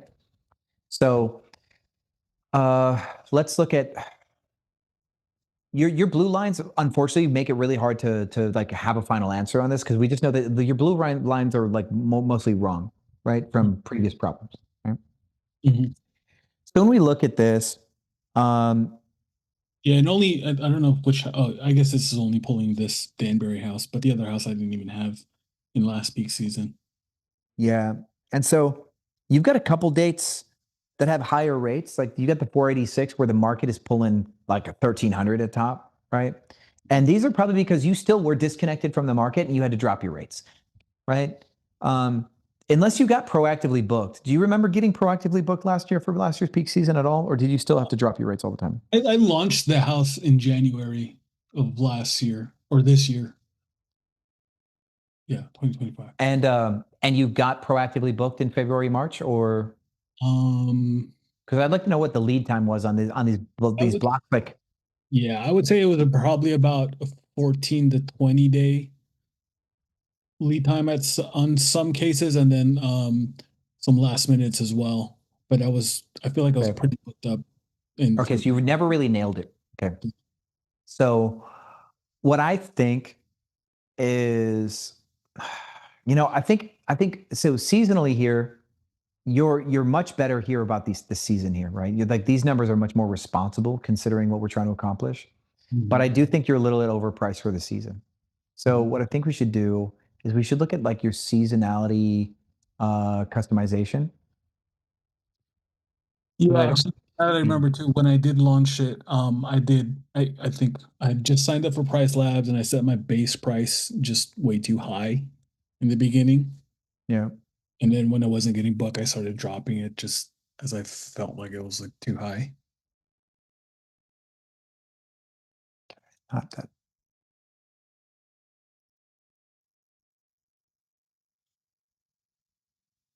Huh. No, that actually might look better. Because another thing that I'm taking note on this peak season for this house particularly is like my lease is up in June, I believe. Okay. June. And so I've been on the fence whether to renew it or move this furniture into like a nicer house. I don't know. This doesn't have the greatest bones. It's fine. Yeah. And it's good location next to the hospital, which I feel like I get a lot of people that stay for extended times if That's good. you're doing that. But I don't know that I want to invest more money into it where I should maybe just take this stuff and move it into a better house. Well, now the question is like, what is the annual income that you want to make on the property to like put it at a like stasis where you'd keep it, right? And then the question is, can we beat that number? I did just materially change your peak season to be way less aggressive. So now your rates, last year you got booked at 622. The same dates are going to be set for 949, but that's still a far cry away, right? And that was setting like the seasonality factor at conservative, right? So we may find that your base rate is still a little high. That's what we may find, right? And so the next step would probably be to shave your base rate to 330 potentially. But I don't necessarily want to do that right away when we've made these changes. I think we got a little time to find out. Okay. Okay. So that's what I think for this one. You were priced a little rich for your past history, right? Right now, I think because this thing was like the rate plan last year failed, right?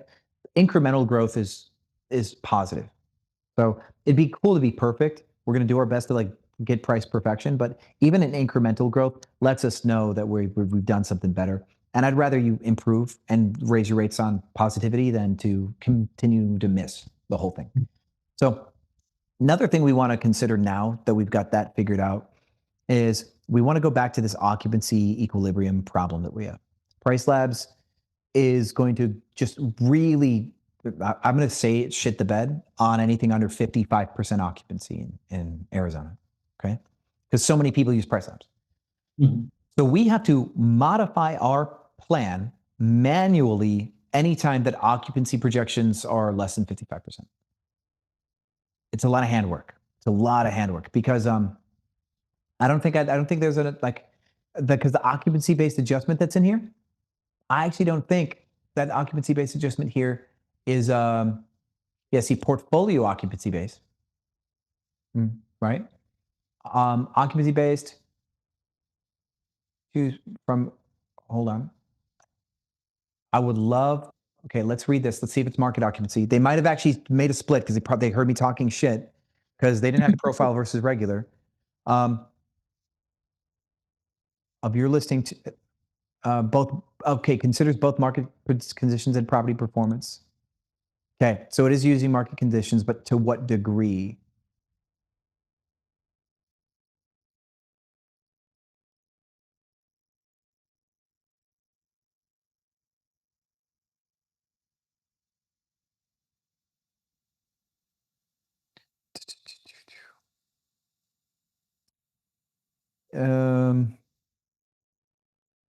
We don't like that.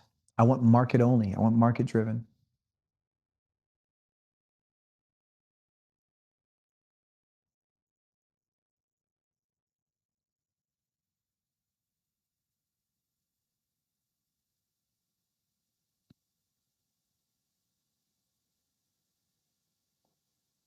The super aggressive discounting might be the proper profile. Let's put the brain in. Let's see. Let's actually go, like, it gives us a chance to play some fun.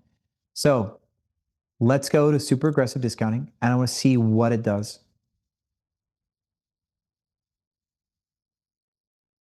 No. Okay. Loser. All right, let's see another one. Sorry. I'm picking up Pricelabs because they actually don't get how to build this. They really don't get how to build this.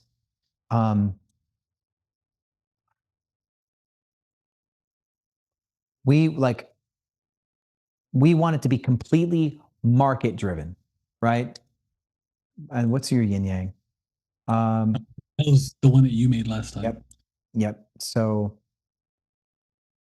let's see here. Okay, yeah, that's fine. Now, but here's our issue, man. The market occupancy is something we'd like to build something into, almost like a dynamic base rate change based on when market occupancy doesn't do what we want it to do, and it doesn't.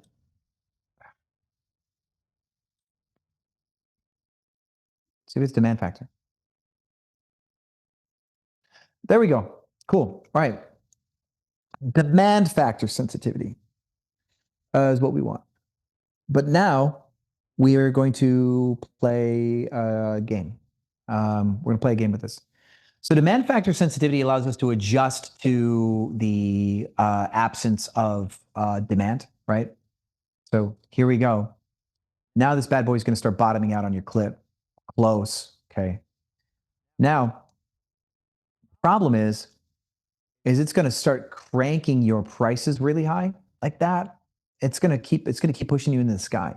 We only want to, okay. Yeah, sorry. Net, we will have to do this. Pardon me.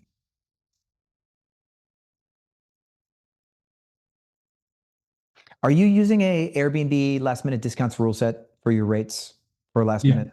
Okay, good. Okay, because yeah, we're clipping at 260. And if we clip at 260, then you're gonna have to build all of your discounts to measure from 260 moving forward. Okay, see all this? So everything you want to have happen on Airbnb, we either have to like hand override here, or we build our discount levels in Airbnb's rule sets based off 260. So what I did is I've given you like a real act. I've done something that material will ruin your calendar if you don't make an adjustment to your rule sets on Airbnb by putting your clip at 260. And the reason why I want it at 260 is because I want to control your far future here and really allow you to work on 14-day stays as your strategy.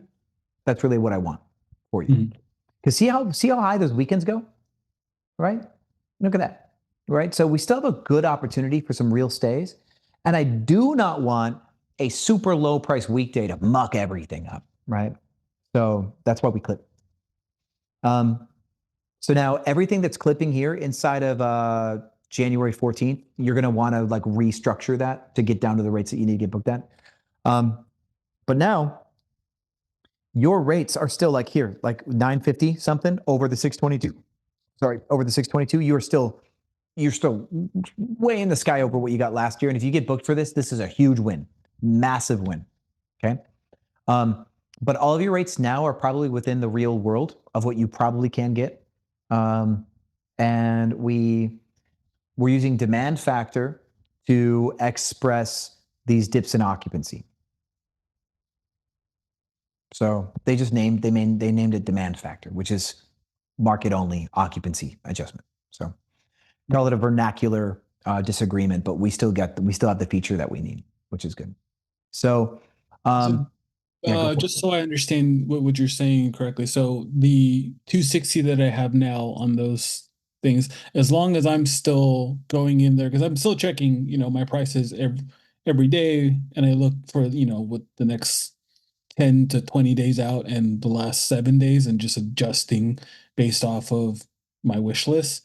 As long as I'm still doing that, is that what you're saying? Just I need to so if you notice, like the black line is now bottomed out at 260, and your last seen published price is 191 for this day.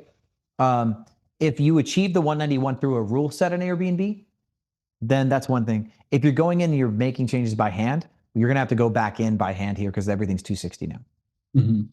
So yeah. So the changes I made just overrode your current rate plan for the last minute, just to create a better permanent one. And for Chola, neighborhood data, we'd want to kind of like identify the same considerations here. Chola is a better listing. And so do you think Chola is a better listing? Yeah. Overall? It's performing better too? Yeah, definitely. Okay. Then yeah, what we need to do is we actually need to like bring this up to, so I think probably should put like 420 here. Let's do the same 260. Are they the same size property? Danbury is actually a little bit bigger technically, but they sleep the same amount. Okay, cool. Let's keep it like that. So we're going to save and refresh that. We're going to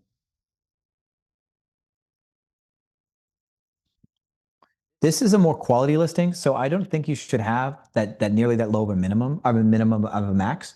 Because the traveler might get more frenzied in peak season, and if you're pretty in peak season, you can be surprised what you can get.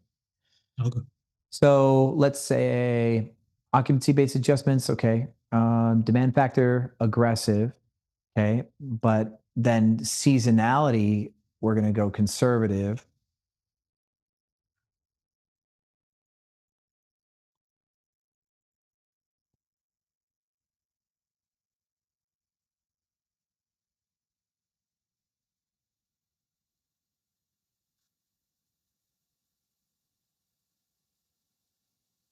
Okay, there you go. That's probably better. So now let's take a look.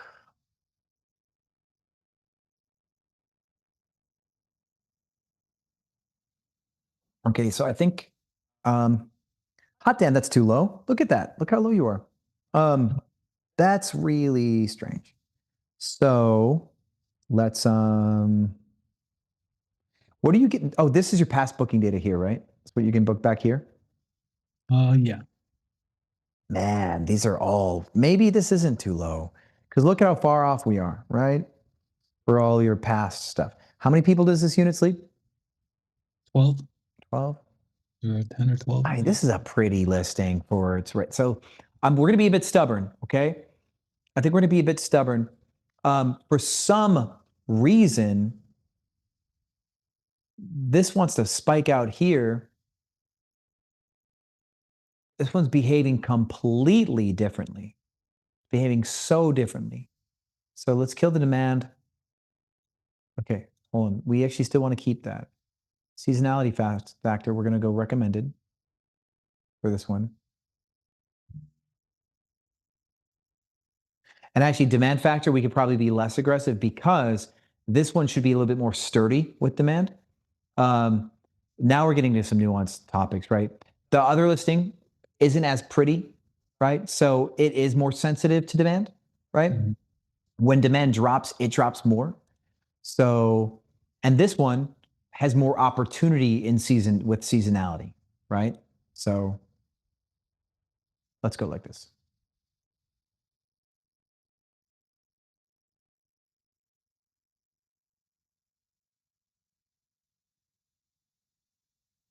It never really wants to show us what's up.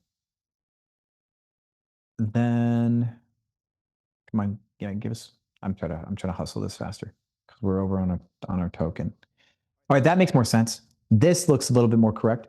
Now, I do think though that it is broadly wrong by just a small amount of money for the next 4 months. I just think it's broadly wrong. Okay, so here's what I recommend we do. Until we find a solution for the problem, I think we should take this day here and go until probably like this day here. And I think you should be 15% higher. We may adjust this later, okay? Because I don't think that this is correct. I like what it's doing, and I just don't think its peak season numbers are dialed in otherwise. I think this is the only date range that's really being goofy, okay? I like everything else, but I think that this is just a little too, actually, hold on, January 5th, January 4th. Yeah, so maybe this January 5th section could be a little goofy. That's like upcoming bookings. Okay, cool. So this could be correct considering lead time, but all this I think is a little bit off. Yeah, because look, you got a booking here at 668, right? You already got that booking way far out, and now our new rates for you are like 957 for that date. And considering how far future, I think we're better. So I think this is better. Okay. Final answer. So let's watch it for a week or two and see how we like it. But yeah, the fact you got a booking out here, look at this green one for 257, where now our new logic is 685, right? So I do think that this listing will do much better with demand surges where there's any belief system that the buyer may not have control, where your other listing is much more sensitive to deflation of demand. Got it. Yeah. Cool. So it's crazy. And that's only the photos. It's the photos that really make this determination. Yeah. It is all about whether the buyer thinks they're getting a sick deal. And this family-friendly environment, cool, right? But this is real memory right here. These are memories, you know? Mhm. So I think that's the qualitative difference here. Yeah, if I keep the other one, I'll probably update it in the slow season. I'm just waiting to see how it does through this next peak season, whether I decide to keep it or not. Because like I said, I could find a better house, I think. But that's kind of part of, I guess, not sure what I should do for next year in terms of how I expand this. Is it just getting more listings? Is it optimizing what I have? I'm not really sure yet. Yeah, so I think once we get a better price relationship, like I always consider and I try to communicate it like this, that pricing strategy and like setting our prices for all of our zones is like learning to play piano. You learn to put your fingers right on the keys. And that way, no matter where you go, you're always just a touch away, you know? So that whole range, it's like a piano where the keys aren't exactly even. And so we have to learn to be able to like just move something just a few percent and get a result, right? We never want to like have to move 20% to get a result. That means we never had a relationship with price. But if we were always just 3% or 10%, like max, right? 3 to 10% over what will get us booked very quickly, right? If we're always just right there, then we can be very nimble and we can like always be optimized and price perfect. And that's what I think is best, what we're trying to build. So your charts based on your neighborhood data look a lot more correct now. And hopefully this has you popping at the right prices through peak season. But you will need to go back into the next 3 weeks again and kind of override the stuff that just got changed. Oh, in my hospitable calendar. Like so Pricelabs just updated because of what I just did and might push through hospitable. So you might want to do it on the Pricelabs side. Go to Pricelabs and just change the rates that are all like they all bottomed at 260. Oh, I don't even know how to do that. I never. Well, see, like in Pricelabs right here, like see, we're on Chola right now. Where's the other listing? What happened? That's weird. Yeah, that's really goofy. There we go. So like Danbury, you go in and you pick like, see, this is no like this here, fixed 125. Update. Okay. So now this day is 125 tomorrow, right? And then December, these days I go like I just saw the 260s to get it back down to where. Yeah. So like that. Got it. So like I just made some updates to like, I just intuitively made some updates to the next 4 days, but that's what I would do. Yeah, because I had it at like 150 before. Yeah. So yeah, that's what just got broken. That's what I wanted to warn you about. Oh, I see. Okay, I get what you're saying now. Okay. Yeah. So I need to adjust the prices, not the discounts. Exactly. Yeah. Just go back to, because you had a final price in mind. Because remember, when we're using the wish list, everything is about that final price, and then however you get there is however you decide to get there. But I bet everything that you did to get to the right final price has been screwed up because of what we just changed. Yeah. So I got to go look at my wish list again, make sure I'm still within that range. Gotcha. Yep. For the next 3 weeks, go play with that. But yeah, I think your Danbury listing looks like it's set for the year as long as you use that summer rule set that I gave you. And your Chola listing looks like it's good too. But we can have another conversation about its like summer season as well in the next call. Okay. Sounds good. Rock on. Well, thank you. I think I'm a little bit behind. I think I'm 30 minutes behind now. Yeah. So do you have any one last question? Anything I can answer for you? I got a quick one, I guess. Air cover, going through this claim with air cover. Somebody put an EV charger into my Chola house, and they blew the wires. Going back and forth with them. I don't know if you've had any luck trying to get a claim like this approved. Yeah, you should be able to get that covered just as long as the electrician gave you an invoice, right? Yeah, they gave me that, and I have the proof. I showed the melted wires. I have the invoice that says, it was due to an EV charger, but they're still pushing back on me and saying that electricity is not covered. And what else did they say?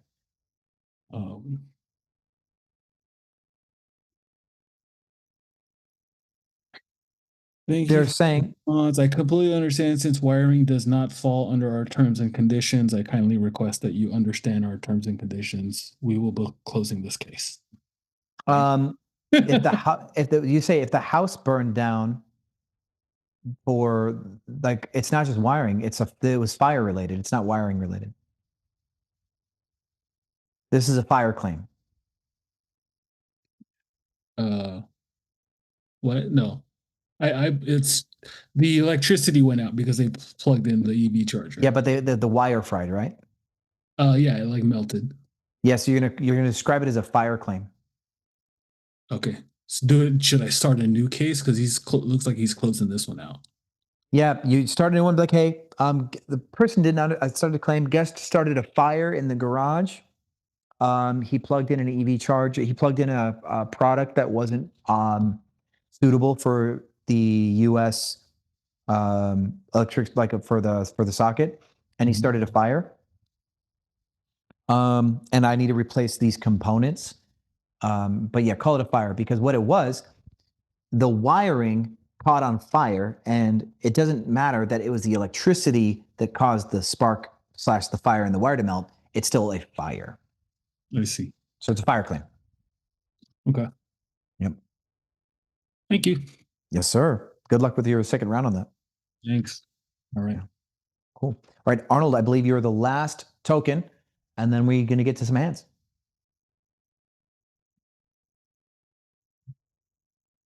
Unless it's a different Arnold, because we...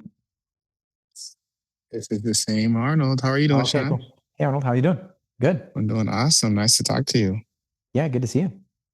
Awesome. Yeah, it's my first time using a token in my 6 months of being in your mentorship. And so- how many hours of coaching have you had not having to use a token?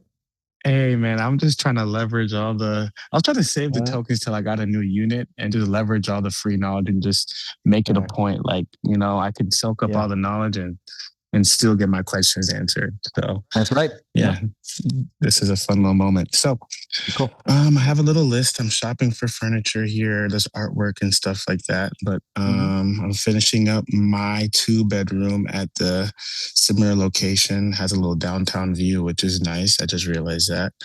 I had an issue with my Moody Japandi one, the dark blue one. Okay. Believe it or not, Airbnb tried to remove my listing because they said it was a duplicate listing.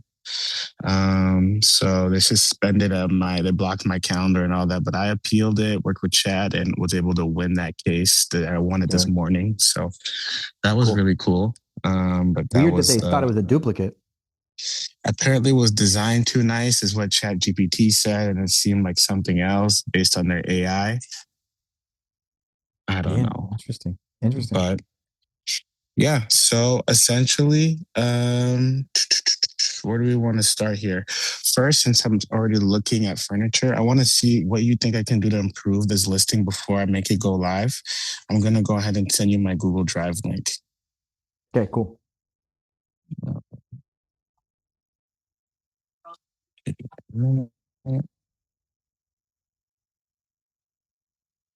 Santo. And 2-bedroom pictures.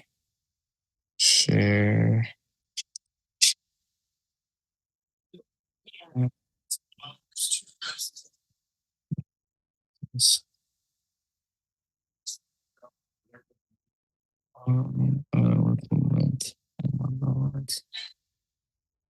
Okay. So let me know if you get it here. Drop it in the chat.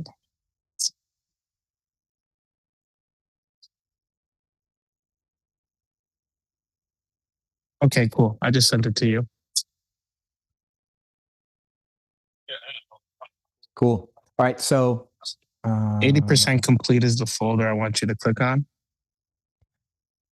If you see that. Yep. And I don't see any I don't see any images in there. Oh shoot. I thought it uploaded. Oh man. Okay. Well, I will just have to go through that later. I thought everything uploaded there earlier. I already uploaded them, but it seemed like that didn't. Okay, so this is a new unit, not the Japandi or the other one? No, yeah, this is a new unit. This is cool. a 2-bedroom. Cranking. Yeah, no, doing my best to staying busy. So this is a new one. This is in a similar property, different building, but mine is a 2-bedroom, second floor, but mine has a look of the downtown from the living room, which is really nice. So I'm trying to leverage that. What's your design angle for this? So that's what I was going to go ahead and show you here. But it's kind of like I painted one room. Accent one was like a svelte sage. I painted another room chocolate. And then I painted another room like a light green. So I was doing a lot of painting when I was in my last meeting with you. Cool. So the living room is sage? The living room is like a sage. Yep. So I'm leveraging a lot of my old furniture, but like I dressed it up really nice with Keras and all that stuff. Yeah, that color couch with the sage works. I like it. Good call. So actually, if you look at the folder, I'm uploading everything right now. So do you see some of those photos right now? Yep, I do. Cool. So I'm getting some artworks, like some Japan, like cool, like traditional artwork for the kitchen. I had like a really big abstract painting I'm going to use for like the end of the living room. So tell me what you think and how I can make it better. Actually, so far, I really like your chair choices. Both the ones that go to the bar and the ones in the living room slabs. What color is this gray wall over here going to be? Which one here? This one, that's two. Am I sharing my screen? Have I lost my mind? I lost my mind. 1 second. Sorry. Thanks, guys. 1 second. Let me fix that. I'm human. So that's a felt sage right there. So this one right here. White. That's going to be white. Yep, you're going to be white. You're going to make it like pearly white, like completely white? So in those pictures, I have a huge painting that's going to cover most of that wall. Okay, I thought the painting was going to go here. What's going to go here? I'm going to get other paintings there. Something else over there. Okay, cool. So this is going to be white with like a big abstract. Yep. Cool. All right, like a 4 foot by 4 foot or something bigger? 72 by 50. I'm going to hang it vertically. Ooh, good, cool. Yeah, 4 by 6. That works. Okay, cool. We like big. All right, so yeah, what do we do with that other part of the wall then, right? Yep, I'm looking at art here. Dinner table, is that what this is? What's it square? So I'm thinking that's what I'm shopping for with Black Friday deals. I'm looking to get a dining table. I was talking to Chad and they said maybe a round dining table around 36 to 40 inches. So if you could show me one that you think would work well or recommend me one, that would be awesome. Yeah, so let's see. What question of what do we want to do with the back wall? Because what we do with the back wall will determine what table we want, like what kind of table and whatnot. So here, I'm at Furniture by Consignment. I'm going to send you pictures of what I'm looking to add into the apartment. It only takes a minute to upload. Okay, so you do abstract art, retro big wall rug. What kind of abstract is it going to be squiggly line? Is it going to be blotchy? What's going to be the art piece? If you look within the photos that I sent, it should be within one of those photos. Otherwise, I can upload a new photo of it right now. I see the back of the photo. Yeah. Oh, shoot. Okay. Let me go ahead and just upload a fresh one here. Okay.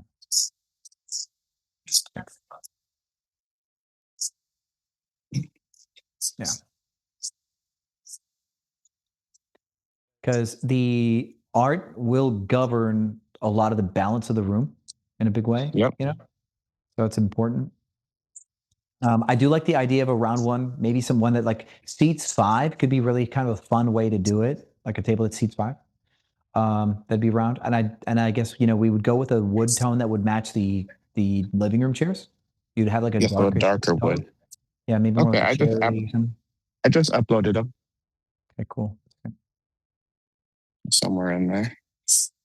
So the big one is the abstract one, and then interesting. That's not nearly as bright as I was expecting. Okay, and it's going to go vertically. Yep, vertically, and then the dark stripe is going to be on the right hand side to kind of closer to the door right here. That makes sense. Yeah. Yep, close to the door. Yep. Okay. Hey, so we've got like this cloudy bluish atmospheric thing, and it's going to go over a white wall. I have a photo of it leaning on towards the wall. I'm going to add that right now too.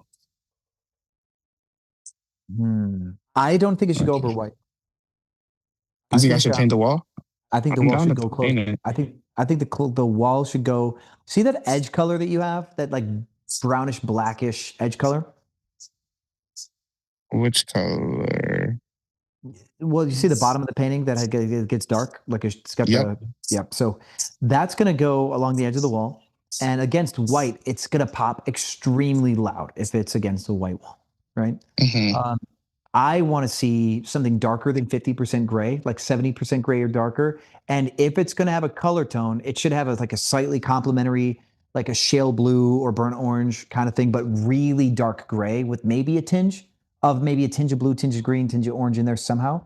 And I think you should paint the whole this whole wall here, including these doors over here, that darker color, I think. And okay, so now here's the cool thing, right? If you did this and painted the ceiling that darker color, the sage would pop, right? It'd be a focal point of the room. The sage would be. And that could be pretty powerful stuff. And that would cause everything in the room to pop because the whole thing is darker. So the couch would be more loud as well. The pattern in the rug would be more loud. The stage wall would be more loud. The coffee table would all come to life, which would be really cool, I think. So I think I would like a museum style dark art gallery field for this wall. And I even think painting the ceiling that color would be to your advantage for the space. Otherwise, you're just never going to have a photo this wide, so you don't show a lot of ceiling. You're going to want to avoid that. Yep, so that can be here now. Your cropping could be Okay. hacked. So you're Now, saying this is paint dark. that. Go ahead. Yeah, so if this is dark and the painting is now lighter color than the wall, and then it goes to the sage, I think there's the balance. Darker gray, or do you think like a darker green? Imagine you take something that's like 80% gray, but then add a tinge of green or brown, right? Shades of dark gray palette. Okay, so in this world here, right? See how graphite's got a little bit of blue, Pebble's got a little bit of green in it, right? So I like this Pebble color. I like this shadow color. I like those a lot. Charcoal's that's a little too dark, right? But I like Pebble shadow. Anchor's okay, but it's got a little too much blue. Ash isn't quite dark enough for me. So yeah, maybe Pebble. Actually, Pebble's like a straight gray. So now, let's see if somebody gets a little. So, if you went with like this gunmetal style gray and you added a tinge of blue in it, it'd start to go to like a midnight blue. And you went to a little bit of green. I don't know what they're called, but there's one called Inkwell that I use a lot. And I don't know if.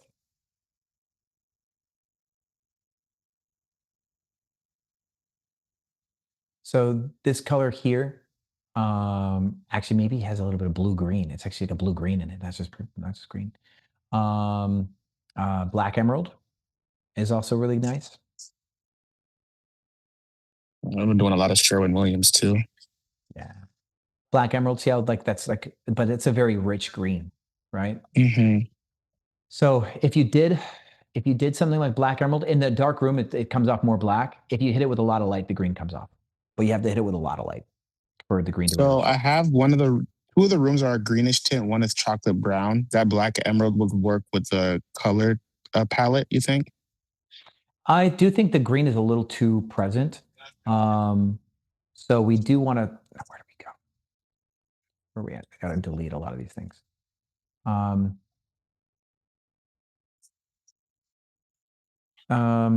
Near colors. Let's see, what do we like more?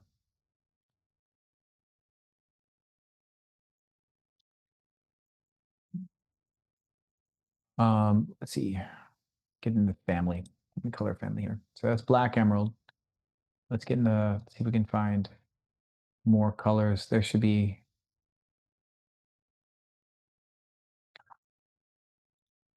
Where's the button?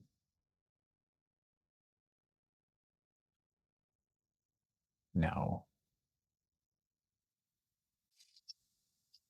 Consultation. Find color. All paint colors.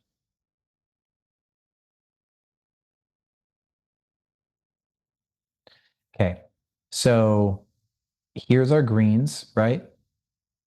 The current one is felt sage for reference. So Jasper could work for it. Otherwise, we go into like this dark night color, or we go with something that's got a little bit of the brownish tint to it.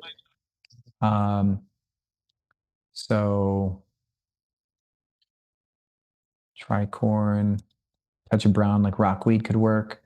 We're looking for. I hate all these cookies and things.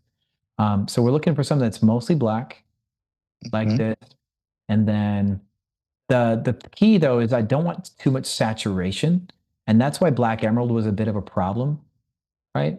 When we like these are high saturation colors, right? Yeah, too much color. Yep. Yeah.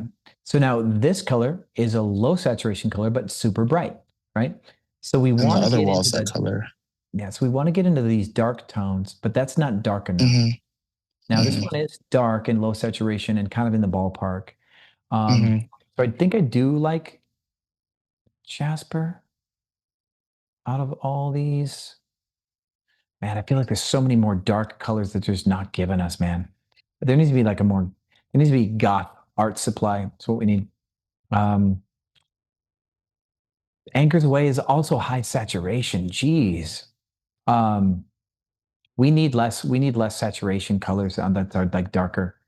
I can't believe this is all their colors. This doesn't really do the job. Okay. As far as like what is the most accurate for what we see here, I think Jasper is the winner, right?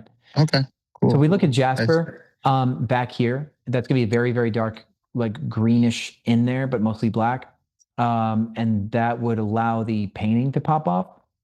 But go back into the painting piece. Because the main thing here is actually, hold on. Maybe we're going too dark. Because we want this lighter. We'd like this maybe slightly darker. We still like this slightly darker to help create the frame. So yeah, this kind of this muddy green color might be better. Where are we at? Why are you disappeared? Sherman, there it is. Okay. So a muddier color.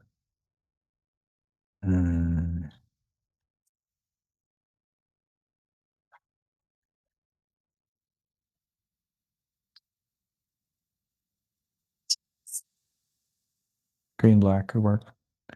Green black. Cool. Yeah, green black could work.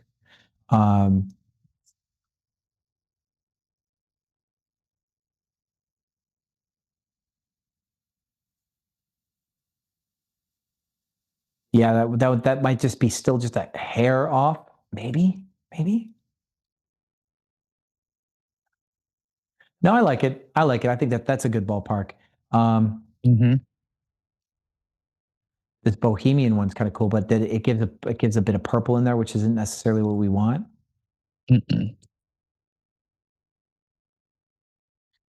There's Inkwell. Inkwell's one of my favorites, but that's a bias of mine. Black of Night. Black of Night could work too. So Black of Night or green black, probably would be one of the two that I'll probably go for. Okay. That'll totally change the mood of the wall because the white would really be high contrast in a way that I don't think you want it to be high contrast. Okay. But and now I would do the ceiling too, or above the doors there too. Yeah, you do the whole wall here, including these doors. Cool. Now here's the thing though, right? We now do need to figure out what to do with the rest of this wall right here. So look at the other photos I uploaded. I was thinking of maybe getting those two pieces of Japanese artwork for that wall, maybe. Those are tiny. No, you're going to have a scale problem. And then I got the big one there as well. I can maybe put on that long wall next to the kitchen. At the top. That one, yeah. Yep. Okay. This kind of like light color popping off the sage wall could work, right? This color palette, the white pinkish, could be cool. Now let's go back and kind of reconsider. This wall is going to be darker and then have a light piece that kind of comes off, and then the sage is going to pick up, and then you can go even lighter here. You could pull that off, right?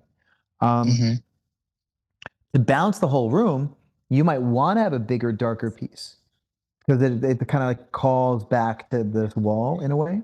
You might want that. Where the art pieces could both kind of have a solid, like, because this is kind of going to play in the medium, right? You got the highlights and you got the darks, and this is gonna jump off the dark wall. And so now, if you had another piece that kind of had the same concept, but in almost like in a reverse, where it's predominantly dark, where it's got light leaks on the edges, and then like some sort of like striking center, but it's primarily dark it's atmospherically dark, but the subject of it is light colored, that could be kind of cool, right? But I still like this playing in the medium, the whole like the cherry blossoms thing could work, but your room isn't really like pushing like in a Japanese direction because this one major piece of artwork that you already have takes away that thematic Japanese. Right. Yeah, it's an old artwork piece I had, but it just works so well on that wall. I like it. It's powerful. It. I like it. I think it's Yeah. cool. Yeah, so with that said, too. Thank you. I think what we want to do is we really want to focus on. You're probably also going to want to paint this back wall of sage. Also, take the sage all the way through. Go sage all the way through there too. Sage all the way through, because we want our spaces more immersive. And if you take a photo in this direction, you might let people down. Okay, I got some more painting work to do. Yeah, I don't think I want to take a photo in that direction anyway, because the door window, nobody wants that. But you might take a photo towards the microwave across the countertop, and I think this wall over here should have some color, so consider that. You may not need to sage it, but depending on how you plan for the shot, right? Plan your photo plan your paint. Okay, I'm not opposed to doing more work. I'm going to get professional next week, just at one time for all 3 units. But if I need to do it, I'm doing it better than paying someone. So, okay, hold on. Let's see if I can find a style of painting. Renaissance. I wish I could spell. Renaissance lighting. Painting. Lightning storm. Let's see what we got. It's a cool search. Yeah, see we can. Okay, so we got atmospheric dark striking light. That's why I figured lightning storm like is kind of like how we could maybe pull this off. This kind of shot would be sick. That'd be really cool. Over the sage. It brings back the dark from the right side of the room. And it gives you that same like striking one line, because the other abstract piece is like one dark line, and now you got one bright line in a way, right? Adds this kind of like absolutely the yin and the yang thing. So, question for you. So if let's say we like that piece, right? Could I go to FedEx and print that piece out on canvas, or how would you leverage these digital prints? There's a Dallas. Or what? Hold on. There's a Dallas company. Okay, so Rolling Thunder is the name of the painting, right? Okay, don't lose that. Large art print custom Dallas. Because you guys know that I put almost all my art pieces in my properties are all by me, by the way. Almost all my pieces are mine, which is just like that's my self-expression. Where are we? It's bottom right, somewhere over here, full color. That's who I use. Okay, great. And they can do oversized prints. The thing though, is there are size limitations, and what you can print on can change. You could maybe get them to print and have it in a roll, and then you put it on its own backing. But they also have something called Gator board, which is nice and thin. They also have it over like a styrofoam thing. My moss one that I do that's like 9 foot tall, I had them do 3 different prints that were on moss, that were on silver halide paper, right?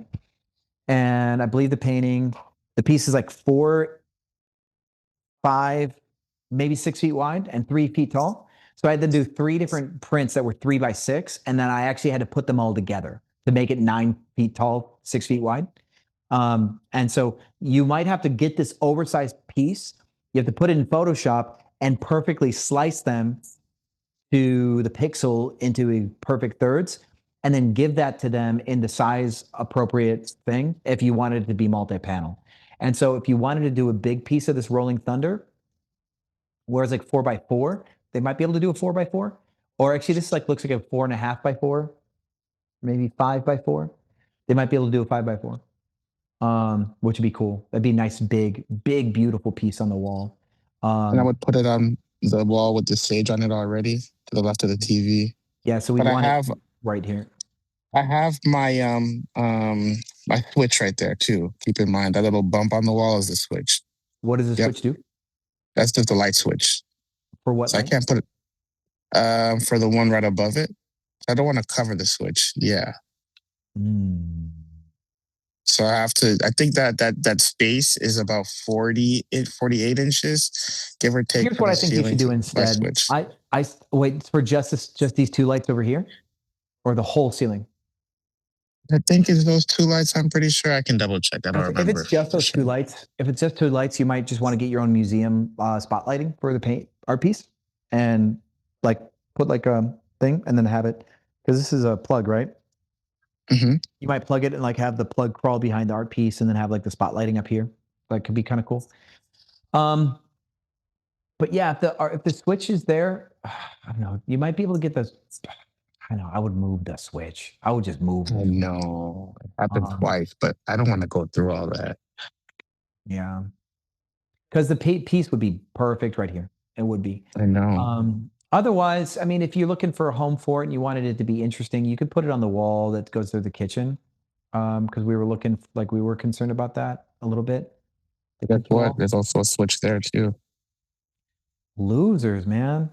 People just don't like quality artwork. You know what I'm saying? So that's why I showed you that wide artwork, because that one would fit above that wall. It's 36 inch above that picture. Yeah. That okay. one with the cherry blossom. Yeah, this one. Yep. It's 36 by 70. So it works size wise. And I don't know. I'm gonna say I would move the switch. You have a handyman, right? Do have a hand. I'm working on finding a cheaper one still too. The guys still have 45 an hour, my main guy. But I'm still trying to, with ice around there. I haven't found any people at Home Depot yet, but I'm still looking to find a cheaper handyman under 25 an hour. This is an easy wiring job. A light switch is like insanely easy, right? You would have to repaint, right? You would have to repaint. But what you do is you'd open this thing up, you'd cap the wires, so that way you doesn't hurt yourself. You turn the fuse off. Right? First, turn the fuse off. Pull this off, cap the wires. You're going to cut a rectangle bit of drywall, okay? You're going to then take the wires, you're going to move the wires left, and you're going to go across these beams, right? So you're going to cross the wood, you're going to recess, right? Because you don't want to go directly, because if anybody ever cuts anything, you want to make sure that the wires don't cross. So you're going to recess back into the wall, and then you're going to come around, and you might even put like a little tiny hole into the next wood beam and just push the wires through. You might do it like that. So you cut this rectangle drywall, put like a little drill hole, push the wires through, right? And then you're gonna get more wire. Once you push the wires through, you're gonna get more wire, and you're gonna spin them together and cap them. And then you're gonna push the rest of the wire till you get to the destination where you want. And you're basically gonna copy the same way that the light switch is like mounted with a little box. You're gonna take that box, you're gonna move it, you're gonna put the wires in as they were before, and just reconnect the switch, right? So what you just need to do is unconnect the switch, buy more red and black wire. It's like easy gauge. It could be like 16 gauge, probably. You'll notice it's not gonna be crazy gauge. And then you put the wire through the wood and keep it away from the drywall. So that way, if anybody does drill anything or stuff, they won't cut the wire. Mm-hmm. And then just move the box, and then put the light switch over here, closer to the door. The door actually opens in that direction, so you might actually want to go just over here, like one beam. Then actually. So if I go ahead and you said if I have to repaint, okay, but isn't that going to make that area patchy? Because I noticed I had a little bit of a patchy, probably my first time painting. So I try to you're gonna have to get like three. You're gonna have to give it 3 new coats. You might even want to prime. That's gonna be what's no fun, right? If you did do this, you might need to give it 3 new coats, and that is some work. But that's if you wanted to have a big, powerful piece of artwork and make this place look luxury, right? That's your thing. Otherwise, we do have to do something else. Right. So yeah, Could I make it a smart switch? Could I make that a smart switch and go put it over it? It's possible, like a Bluetooth switch. Something like that. That way people can just use a different switch or a different system to turn it on and off. That way I don't have to be a super electrician. Good call. Yeah. If there's a smart switch receiver like that you can overlay that, then yeah, absolutely. That could be a solution. So you don't have to do anything invasive. And then you can move that into some sort of dimmer somewhere else, or now we're talking. Yep. Okay, I'm going to look into that. Cool. So look for solutions, because otherwise you'll have to go like the Kelly Wurstler route with the very cluttered art pieces to get to the right look. And then the way you compose the multiple pieces to have the bright in the middle would be like a would be the highbrow thing. And that is a little bit more challenging than just getting one good art piece. So I would get that big art piece and I would go from like the edge of the wall almost to the TV or just capture that whole space there essentially. We'd want to center it with where the table is going to go. So Yep. if you like took a piece of string from the center of the table and just put it perpendicular to the wall, yep, that would be the center of the art piece. And we need to high up enough that the door doesn't whack it when it opens. Yeah. Okay. Smart. Okay. So the door doesn't whack it. It can still close over it, but it doesn't whack it and centered with the wall. So you're probably going to find that the bottom of the art piece is going to be right at the height of the TV, roughly, and that, or like 3 inches below the TV, and that's going to look good. If the art piece does have a issue with the door handle, you're going to put a wood block and you're going to paint it sage, and you're going to install a wood block right here at the base of the door, so the door can't close all the way. So that way, the thing, because if the handle touches the piece of painting, that's going to be fine if it touches. But if it compresses, it'll rip the painting, and that's going to be exactly. Okay, so I'm gonna look into that. How would I go ahead and get the best file for the Rolling Thunder piece that we looked at? That I don't know. I don't know if you can find a high-res print online, but you might be able to find a high-res print that you can copy or purchase. Okay. Reverse Google search and find something like that style with the subject light, but the painting dark. Got you. Yeah. Okay. Actually, so here's something cool. Like let's go to Pexels. I'm going to type in Rolling Thunder here and see if somebody has like a recreation. This is just open source photography. But of course, wow, that's Tornado Lightning. Wow, somebody got that shot. Okay, some of these are really cool. Like that's this one is really cool. You could pull this one off if you put it into Photoshop and materially like change the hue and stuff. You could take this, put like a green cast around the outside, and like take away the green cast in the area that matters and play with it. Somebody with some Photoshop skill could turn this into the piece you want.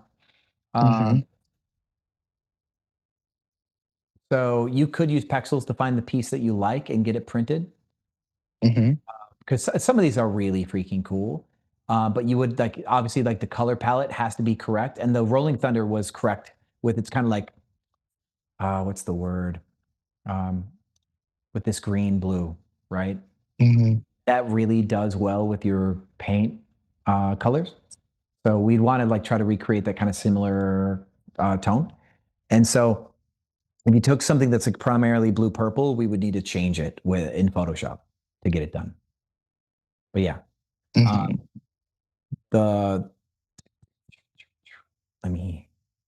you've got a friend who's a Photoshop whiz. This will be the one. I do have a friend like that. Cool. Give him Rolling Thunder and give him this. Be like, hey, this is a high-res image that I'd like to make a print out of. If I can't find the Rolling Thunder print, I want to try to copy the concept with this one. And then would I also send them the abstract image and be like, yo, kind of make it opposite, like tell me the artistic expression is that the lightning strike is opposing the black slash from the art piece that I'm using. And that's why. And he should get it. He should understand. Nice. Sweet. Rolling Thunder should be in this because there it is.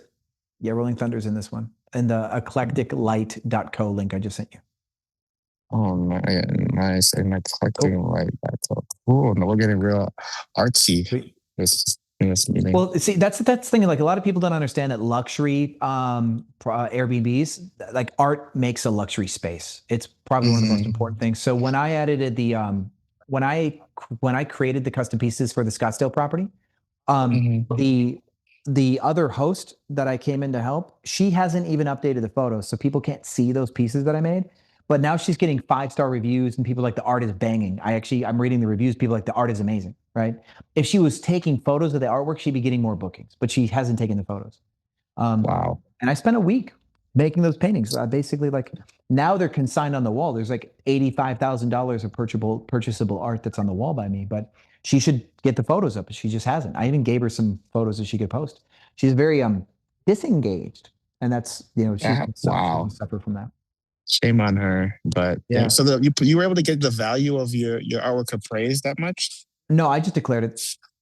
Oh, nice. Because here's the thing: if I declare it, put a consignment card, and somebody damages or steals that artwork, then I'm going to make Airbnb pay for it because it was on consignment. There's a consignment contract. It was on the wall. Somebody took it, and that's it. That's cool. Yeah. Cool. All right. So yeah, that helps a lot with the art direction. And then I maybe find for the dining table, would you say like a dark brown wood to match like the backings of the chair? Cool. Yeah, exactly. You look for as tonally close to that as possible, or you would need to be intentionally different. But I think that keeping tonally close would be the best move. Easiest move, especially with everything else going on. Okay, cool. So that answers that. Quick question. Is it worth keeping my PS5 and my Sonos system from my personal apartment in there? It's a Class B property. It's, it's fine, but there's homeless people around there from time to time. I just don't want to get anything stolen. I think the Sonos system, yes, because if you have this moody artistic thing and like music and stuff, people really appreciate that. But the PS5, keep it for a bigger property where there'll be a family with like kids and stuff. Okay, cool. Well, maybe keep the Sonos. Okay, yeah, it's really nice. When I move out, I'm taking it. But anyways, so is there any way we can look at how we can optimize the other two bookings that we already kind of played with last week on Pricelabs? They pretty much got booked. We could, if you raise your hand and come back in after, because now your tokens elapsed. We did like 40-ish minutes just now. So we do have some hands, but I can bring you back in after. All right, that's cool. I'll be here. I may leave just so I can focus on here, but I'll be sporadically making sure I don't. Yeah, because that Pricelabs project would be like a little bit longer, so I don't have time. That makes sense. Cool. That makes sense. Thank you for your help, Shaw. I appreciate you. I'll see you later. Yes, sir. Right on. All right, Charlie, you're next, and then Jacob, then NK for Ross and Kit, and then Arnold will come back in. Happy Saturday, Sean. Nice cut. Oh, the shave. Yeah. Watch out. Yeah. Awesome. So I have some questions. One, my water heat stopped working in my unit last night. Yeah, I read that on Facebook, you said. And you tried to reset it like they said and it didn't work, or what's up? Well, my cleaner, she's there, and I tried to get her to reset it. I called maintenance, so they're coming tomorrow. But do you know what causes that? We can find out. Let's take a look. So you said the water heater is glowing red or blinking red? It's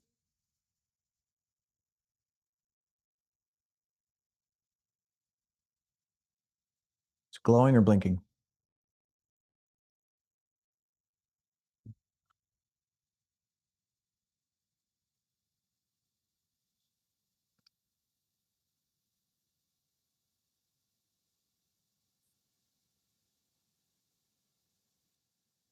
And do you also know what brand it is?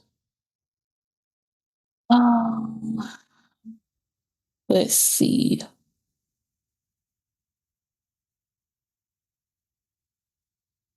I don't know what brand it is. You have a photo of it? I do. Can you look at the photo to see if it says if it has a logo?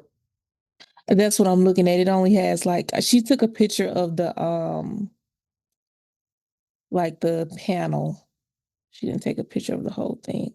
It's like a gray heat. Yeah. So the very first, if the light is on though, right? It's glowing or blinking. Yeah, it's blinking. It's blinking. Okay. Blinking. It means it's getting power. But then it's saying that it's service needed. Yeah. Okay. So yeah, it could be the thermostat. A pilot light is easy to get turned back on. So it sounds like if she tried to reset the thing, so I would try to show her see this Mike Morrison how to reset. Mm-hmm. What you want to do is you want to get her on FaceTime, and hit her up on FaceTime and see if she can find this, and then you can try to follow the instructions to reset the thing. And if the reset works, cool. If it doesn't work, then it's a thermostat probably. And if it's a pilot light, great, because then the maintenance can just turn it back on. But you know, And c'est la vie, you know? maintenance, they did come to the unit last week to fix my air because it wasn't blowing cold. Okay. So do you think maybe that could be like they kind of did something wrong and Nah, now those are completely unrelated parts of the property. Oh, okay. Well, I am driving up there tomorrow to set up the Christmas decorations. Super cool. So I'm supposed to be meeting with the maintenance person so I can see exactly what's going on. Luckily, Okay. nobody's checking in tomorrow, so that's a good thing. Yeah, that's probably the most important part, right? Yeah, trying to get that fixed first. Now, I do have a guest. They canceled their booking, but now they want to rebook. Okay. Well, I just let them back on. Same price, whatever. Okay, Maybe. same price. Yeah, because did they get a refund or no? They got a partial refund. Okay. Yeah, tell them to rebook and then just give them a refund for the amount that they paid previously. Okay, Maybe. for the partial, just give that back. Mm-hmm. Gotcha. Okay. And when I made the changes to the listing that we did last week, I did improve from I improved 0.14%. In total conversion? Well, I didn't look at the total. I was looking at the look to booking. Okay. Yeah. Okay. So 14%?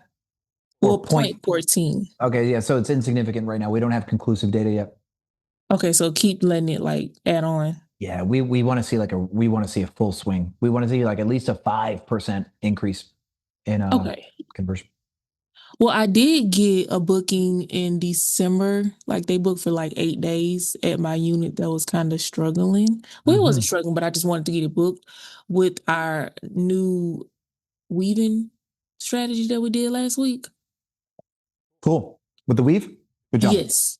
So we got that book. I really think I'm scared though. I want to try the private rooms on like my weekdays for the new unit because I do have some open available dates and I do have the smart locks on that unit. So I'm like, okay, maybe I could try it now. But if Yeah, I really do that, I really think that's a solid idea. Most people won't hustle to get the private rooms booked or most people won't hustle to put private rooms up at all, which gives you completely blue ocean for a listing of your quality because you've got quality, right?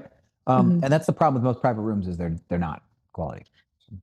So how much do you think I should charge for that? You will charge the upper 10 percentile of all private rooms, right? You can go look at what people are charging on Airbnb by doing search and just put yourself right at the top. Okay. The very first one you'll charge the most when nobody's in there usually, and then the other ones you'll drop the rate as soon as one private room gets booked. You drop the rate on the other two. Perfect. And how much should I pay my cleaners to clean each room? So what you're going to try to do initially is have checkout days restricted to 2 days of the week, right? So you can have it where there's like a Tuesday checkout or a Thursday checkout, right? You allow Tuesday or Thursday checkouts, and your housekeeper may have like a minimum charge to show up and clean. Because she's gonna have to clean the living room and so the Thursday one is a full clean, right? So make ready. Right.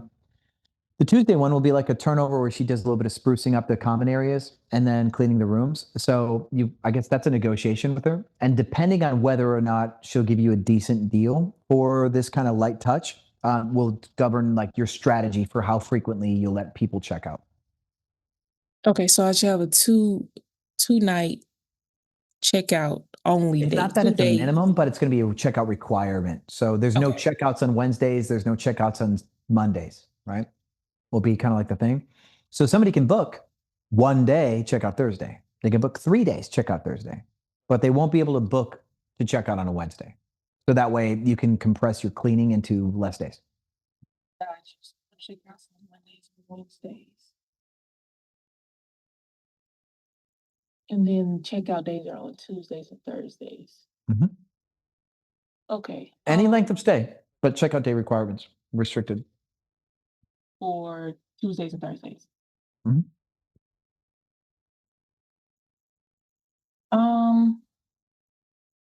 Mm.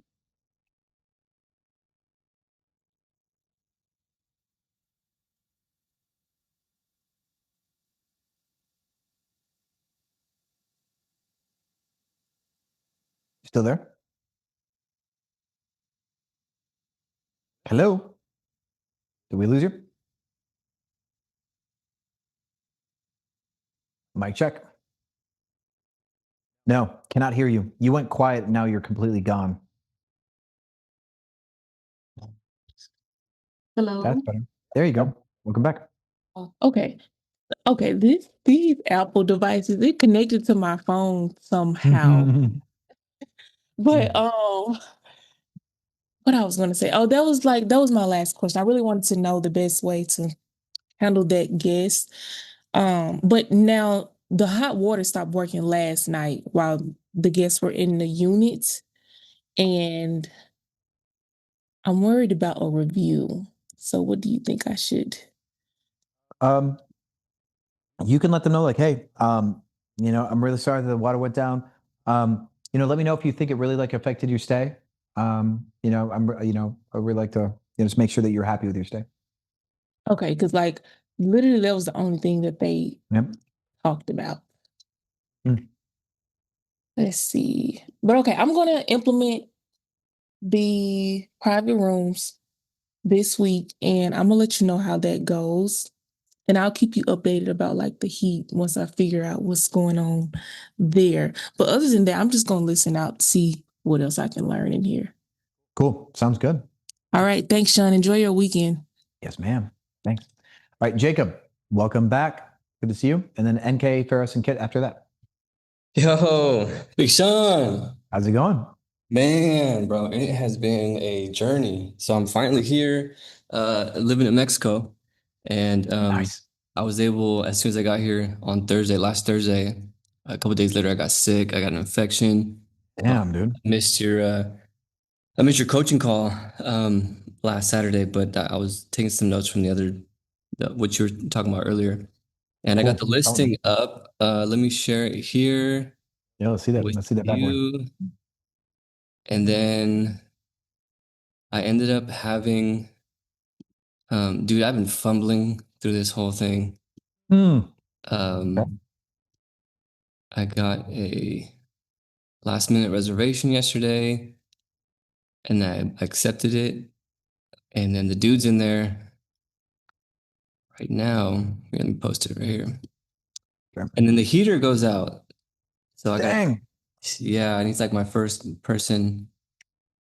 So I got a technician on the way. Should be on their way soon. And yeah, I mean, that's kind of like the stuff that we can't necessarily control, right? Like, well, it means you can, but you don't think that your heater is going to be going out right away, right? Well, the cool thing is like I turned it on when he reserved, so when he got there, it was working. So he knew that it was functional, and then he said it just kind of like went into auxiliary mode. But I just jumped on it, and he might have cranked it. Guests will do that. Guests will disrespect settings and limits and stuff. So your AC, they'll turn it way down, they'll turn it way up. They'll goof off. So, I messed up the first, like my whole pricing is completely twacked out.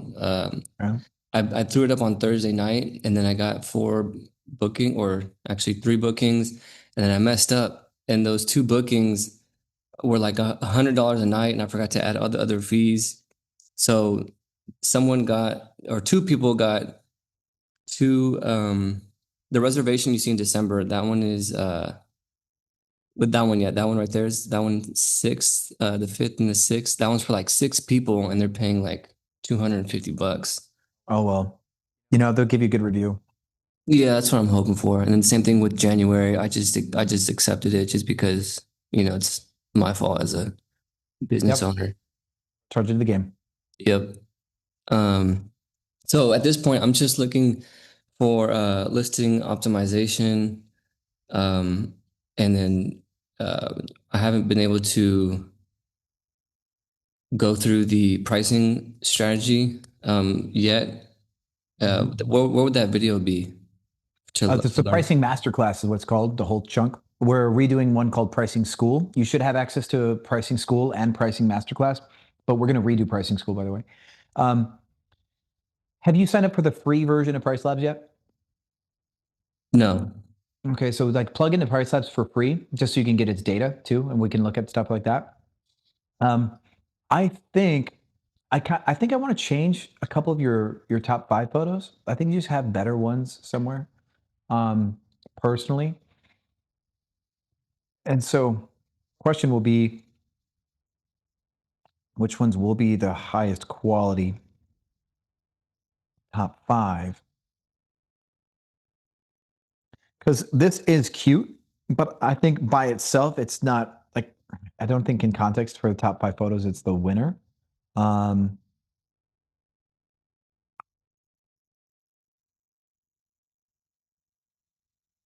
think we really should really push the outside.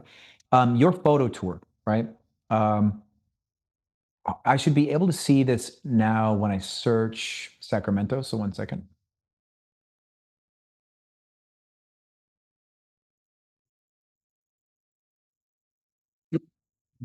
Okay, so what we want to do, there's a trick that people in San Diego use. Where are you? Come on, you should be popped up. I just saw you. Like I'm on your listing. Let's see where you are on the map. South Sacramento. Okay, got it. Oh, filters, clear that.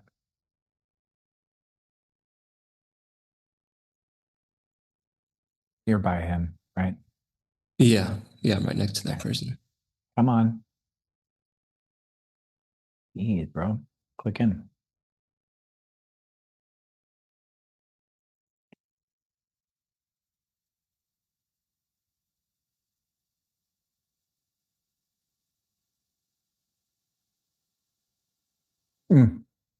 Sorry, there we go. It's flexible. All right. Here's the trick. We want the first 6 or so photos all to be outside. Oh, stop that. That was originally how it was, and then you can go back and fix it. And then someone was like, "Oh, you got to put some photos of interior." So I was like, "All right." No, not on the click through, right? Your top 5 photos, sure, but oh, hold on. Your top 5 is the same. God damn it. I still think I'm right, actually, with that's considered. So let's consider the way that this kind of click through can go. So let's say somebody's here, right? They're looking, and they go like, "Oh, look, what's up? And they go click through here. This photo's good. The piano's cool, but then, and this one's all right, but then this shot won't get the click, and this shot will also tell people what your interior design style is a little too soon. I like this shot right here. That should be further up in the front. That looks cool. This should be a top 5. That could be a top 5 too. So what you can do is that shot's good too, right? This one's also good. So what I'd like to do is I like to front load the outside. So as people click through, you can have this shot. You can have the piano. That's cool. You can have this if you want to, but it's a bathroom, right? So I don't know if it should be top 5 anyway, but this should be top 5. This should be top 5. And this should be top 5. Right? Because by doing this, your outside is banging, right? And since your outside is banging and people click and they land on this, if all 5 photos are of a banging outside, that's totally fine. Because what are people going to do? They're going to click here again because they want to see the inside. That's it, right? You still have curiosity here. If all of these 5 photos are cranking at the outside and you got the piano, and that's it, outside, piano, people will click because they need to see the bedrooms. They need to see the interior. So they're going to click. So, yeah. I think front loading the outside will keep people clicking. It'll increase your click rate from these types of people who like to fidget flip through. Oh, I see. Yeah, because right now it says, as you mentioned earlier, I don't think I have enough data. Oh, shoot, I'm trying to look for the performance. You just take you take the whole extremely wide spread of data that you have. Like, so for example, here's how we can like tell like how significant your sample size is. So we go here, and let's say you have,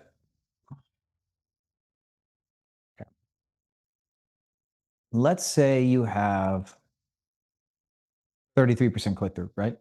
Like, oh, cool, right? Well, what we can do, we go to views and go, well, how many views is that represented out of, and impressions, all right? So you have 2,600, like in this case, 2,673 first page impressions, right? And that 2,673 is representative of 53% of all my impressions. So I could take 2,673 divided by 53 times 100. And that's my total impressions. Okay. I'll go back to you that. 2,673 divided by 53 and then times 100 is all of my impressions every time my listing showed up. Right. Now, out of that number, how many times did this get clicked? And if your total impression number is like 200, that's not a lot. That's not significant. But if you got like 500 to 1,000 impressions, that's a significant amount of data to know whether or not the clip is reliable. Okay. Okay. So that's how I would do that. What's this left number? Mine, the one that it shows me 53% for your listing. What's this left number? You only have one listing up currently, right? Yes, yeah, it's my first one. Yeah. So when you click conversion, what's this first big number? Is this information on where would I find this information on my? You gotta follow me again. Ready? Okay, I'm here. See the sandwich bar button? Yep. Click that, then click Insights. And they'll bring you here. And then go down to conversion here. Okay. All right, let me see.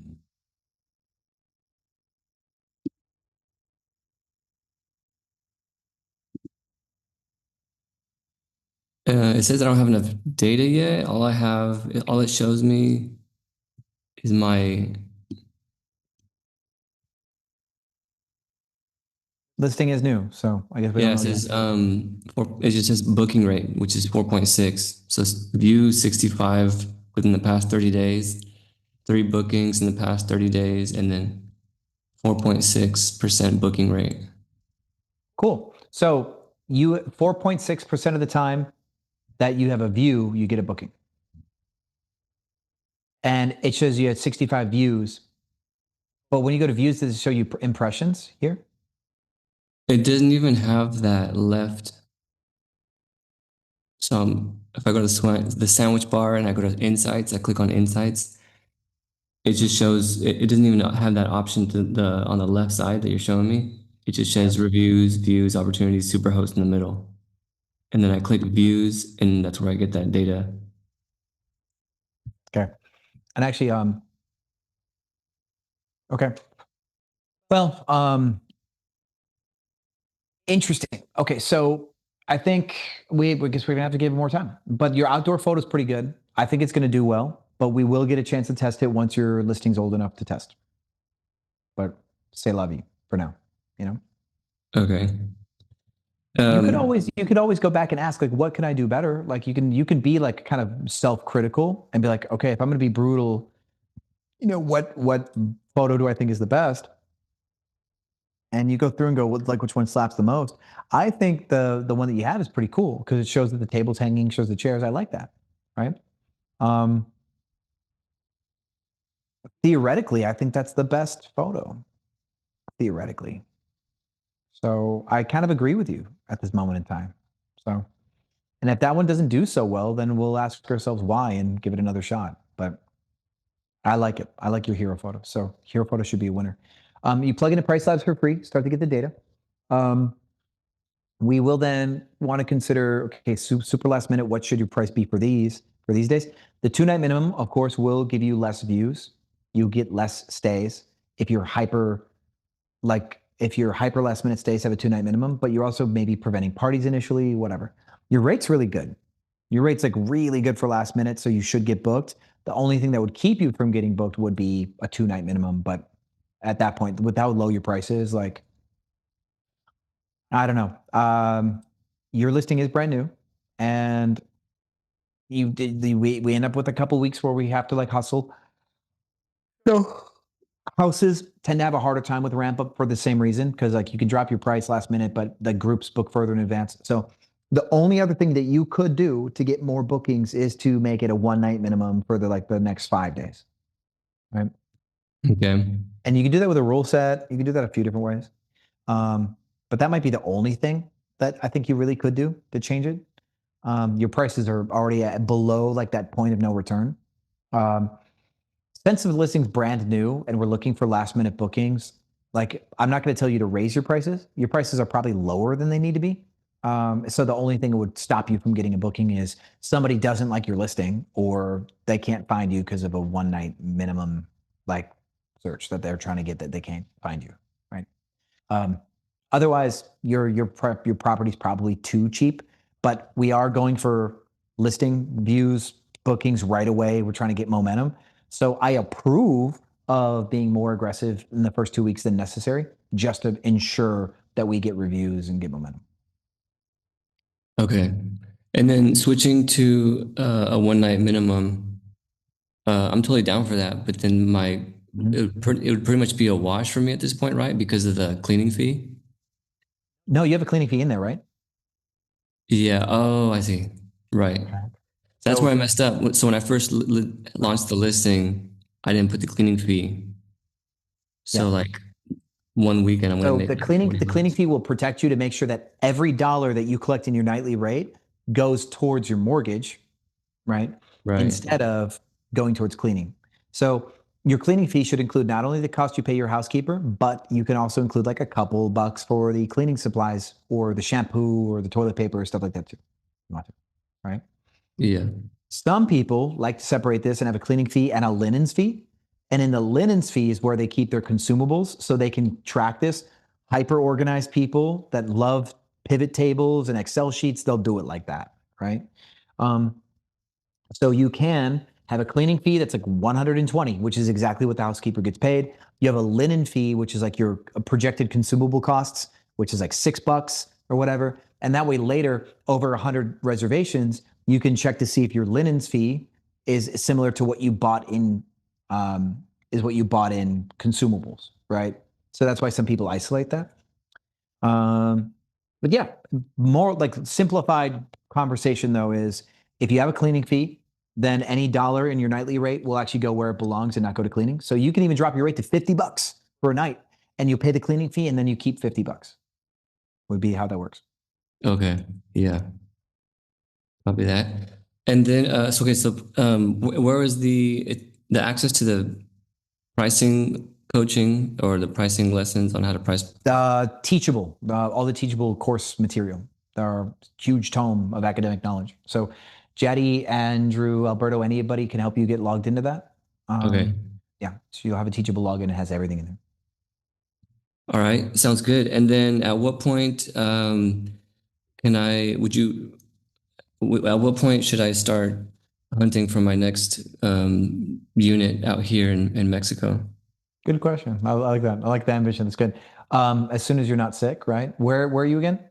I'm in Merida, Yucatan. I'm good. Cool. I already have my antibiotic injections, kicked my butt. Good call. But that Mexican. So, Mexican are you going to be like around. near Tulum or Playa del Carmen or where? Yeah, I'm actually planning possibly to moving to Tulum if it's like a good enough market to be in. I know it's like oh, absolutely, because they put the airport. Let me show you exactly where you're going to do Tulum. Okay. It's a 3-hour drive from me, so I've done it before. I was going to go there and probably live there. Wow, Sean can spell one day. There we go. Okay, map, and because of where the airport is, let's pan out. There is a new road that goes to the hotel zone. Right?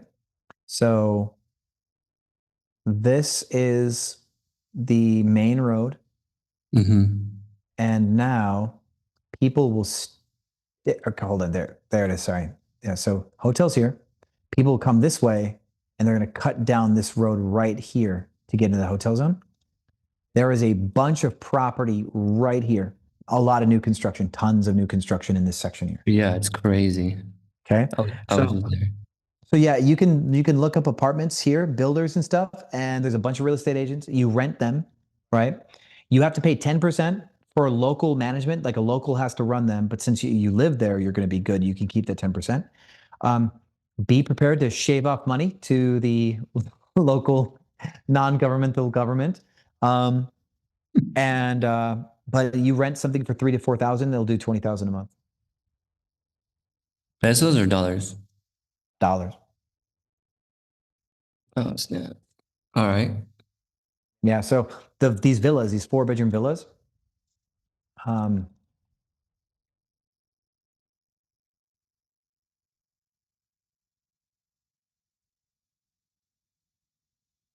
now these are all nightly rates. See that?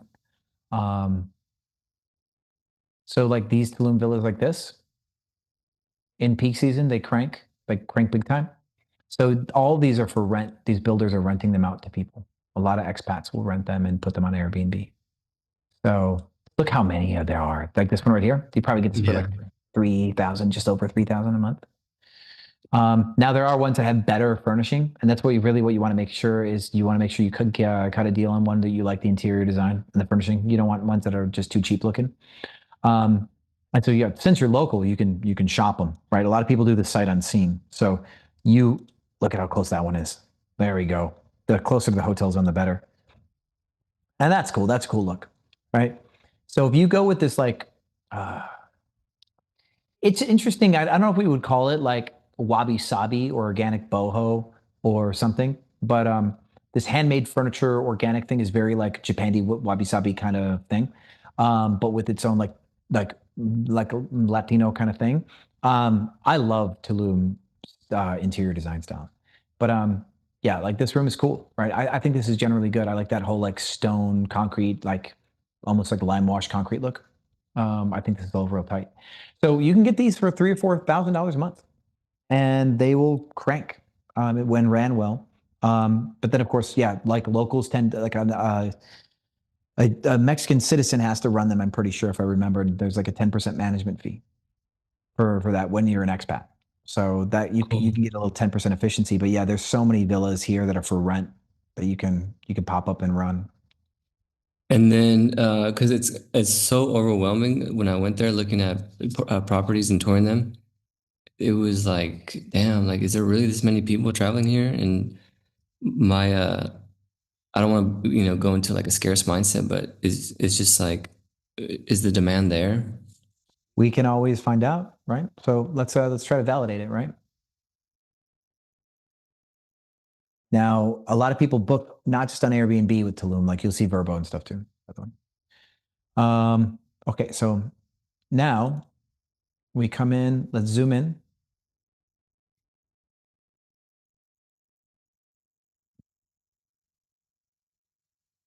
There are tons of listings, obviously, right? Bunch of new ones too, but a lot of these are probably going to be like, yeah, this is a 1-bedroom, right? So that's not what we're going for. We're going for the villas, right? So this villa this one's got 3 bedrooms and it's a condo. We don't want condos. We want villas. Okay, so we're gonna focus on villas then. Yeah, that's really what I think, right? This one's pretty, right? This is a pretty look. But this is probably also still a condo, but it's got the villa look to it, right? So I might break my rule for this one, per se. But the private villas, people just really like them. Like this villa right here is probably going to slap really hard. So we can get properties kind of like this. That this one's gonna be more than 4,000. Look at that. Look at that architecture. That's cool. Yeah, it's sick. Right. Yeah, it's super sick. But this is the stuff that makes the money. So let's see here. Yeah, we got some January bookings, February bookings, March, May, July. There we go. It's got bookings, yeah. So let's take a look at its let's see what they're charging in May. 5-night minimum. That's not too much. Actually, that's really affordable.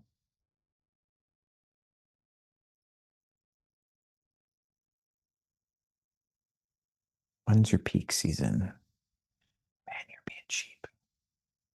Over here.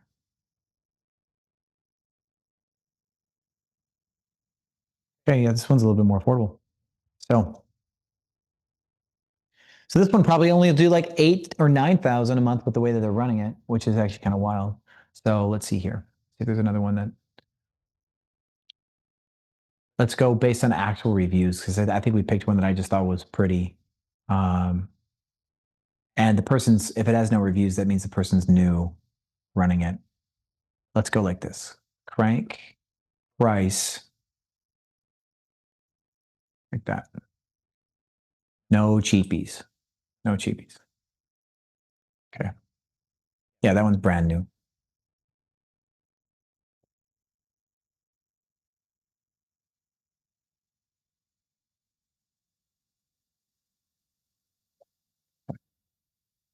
Let's see here. Okay, so this villa is also too cheap. This one's cranking this from the water.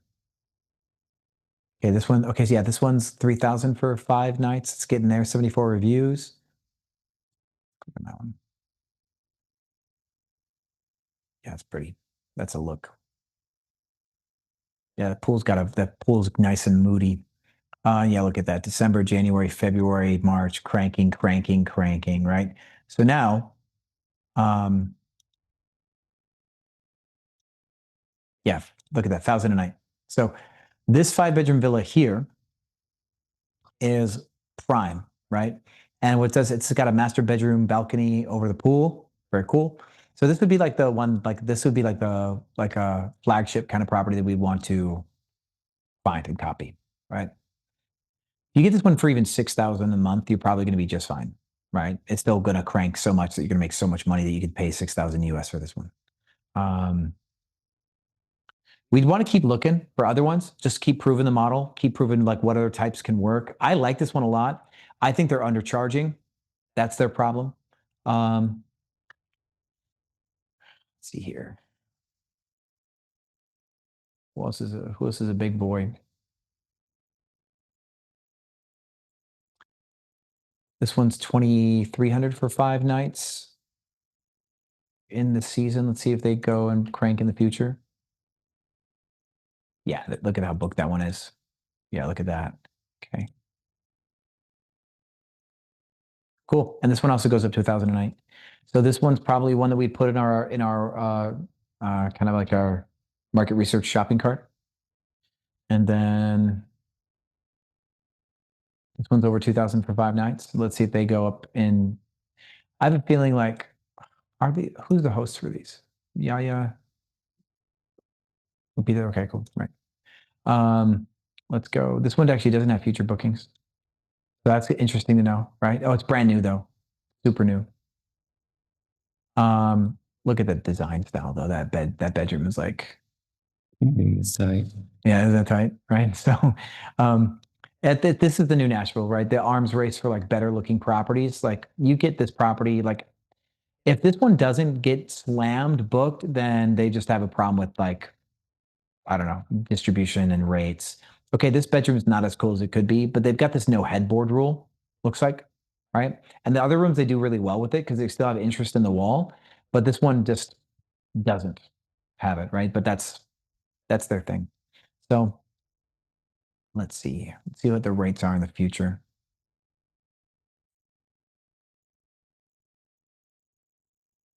Cool. Yeah, they're not even going up in price as much as those things like brand new, and they're not charging as much as the ones that are super booked.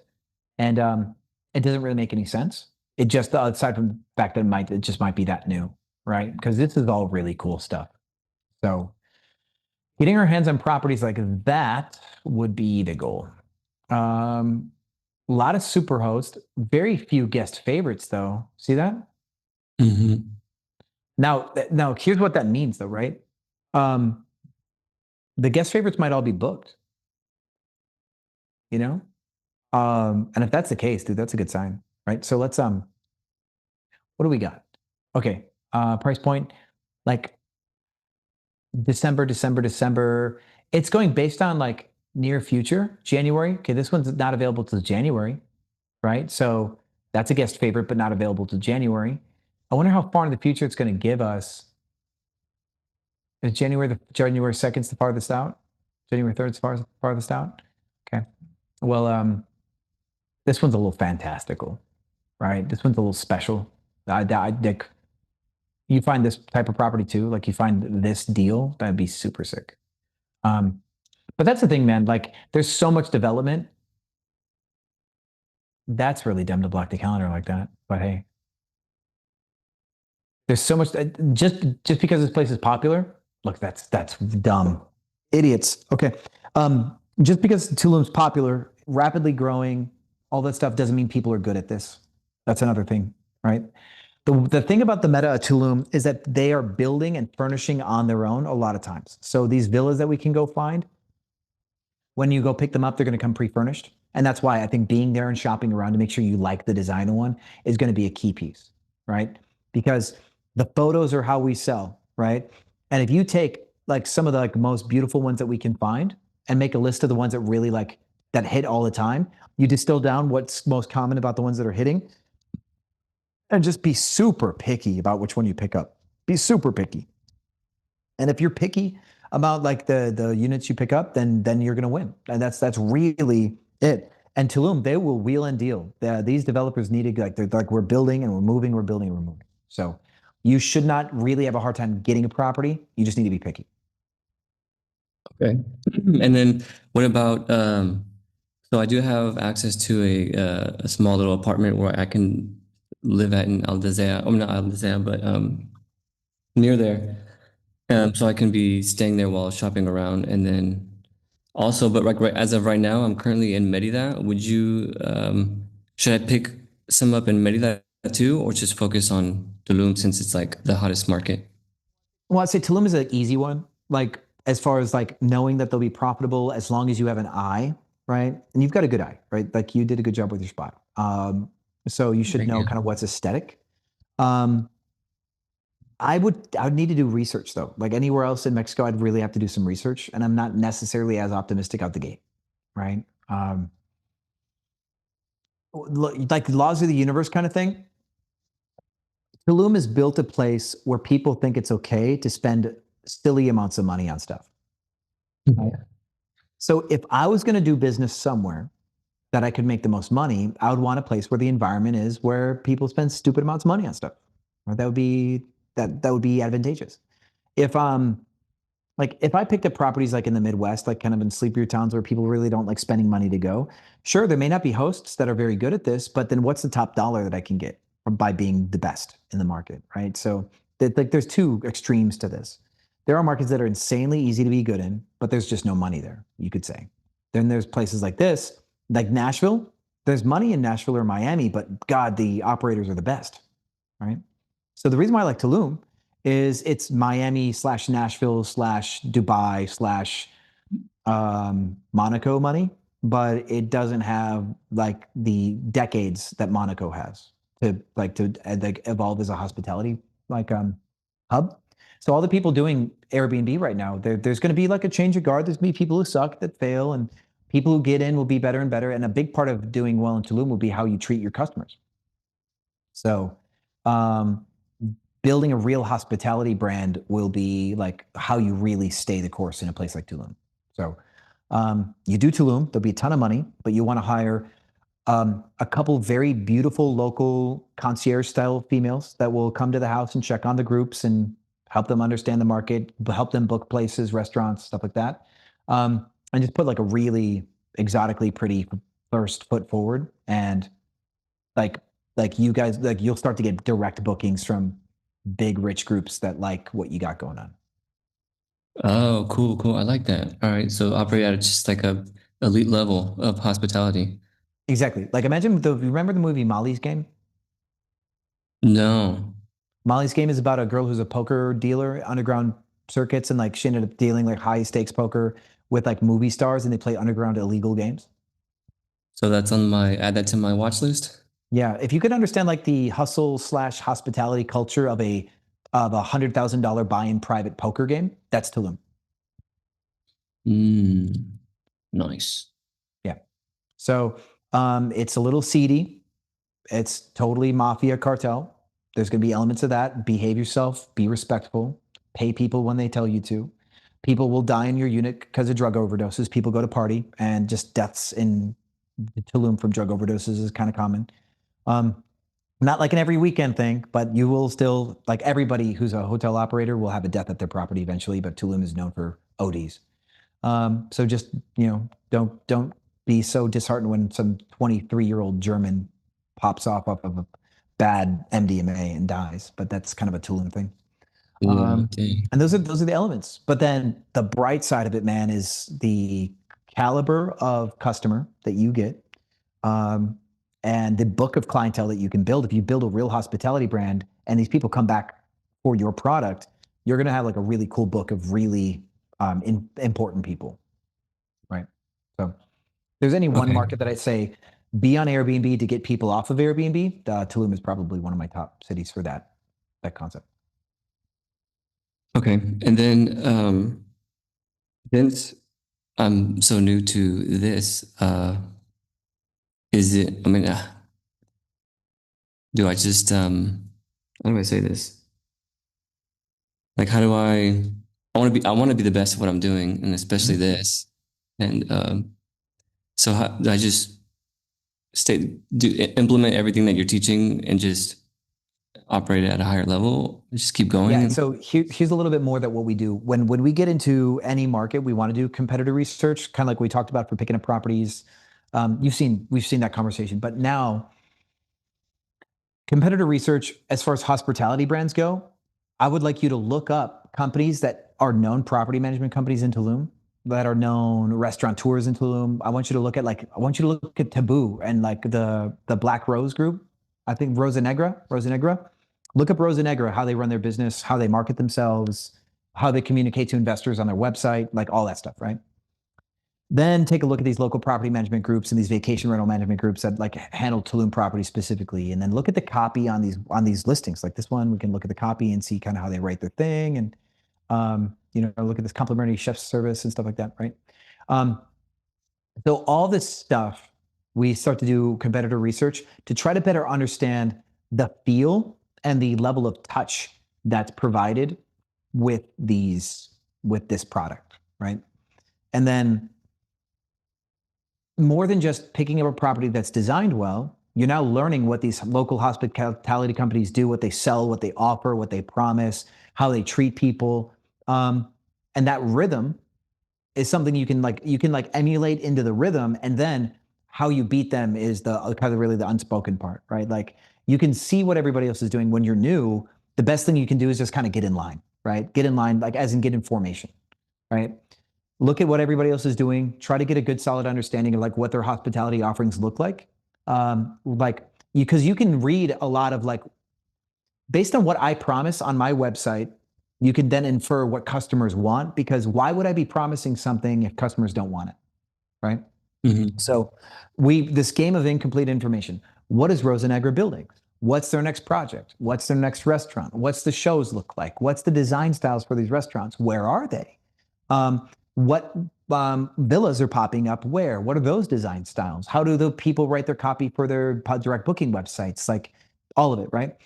And we don't just say, okay, what are they doing? But we ask why. So why do they offer X, Y, Z? Why are they building here? Why is their customer relationship like multiple touch point strategy? Why is it built like this? And you can reverse engineer 5-star international hospitality in Tulum just by looking at what everybody else has on the surface and understanding that they're doing it for a reason, and just try to imagine the customer that they're trying to reach and what that effect is supposed to have. And so you just get information. Like you have zero experience, but you're just doing doing what everybody else is doing, but you're doing it like intentively, like to learn. And in a little bit of time, being in the rhythm of Tulum, you'll start to also recognize what people aren't doing. You can also scrape reviews. We could do it for I would do it for a lot of listings, but I would spend a day, go to all the reviews, scrape all of them like this, copy, paste, right?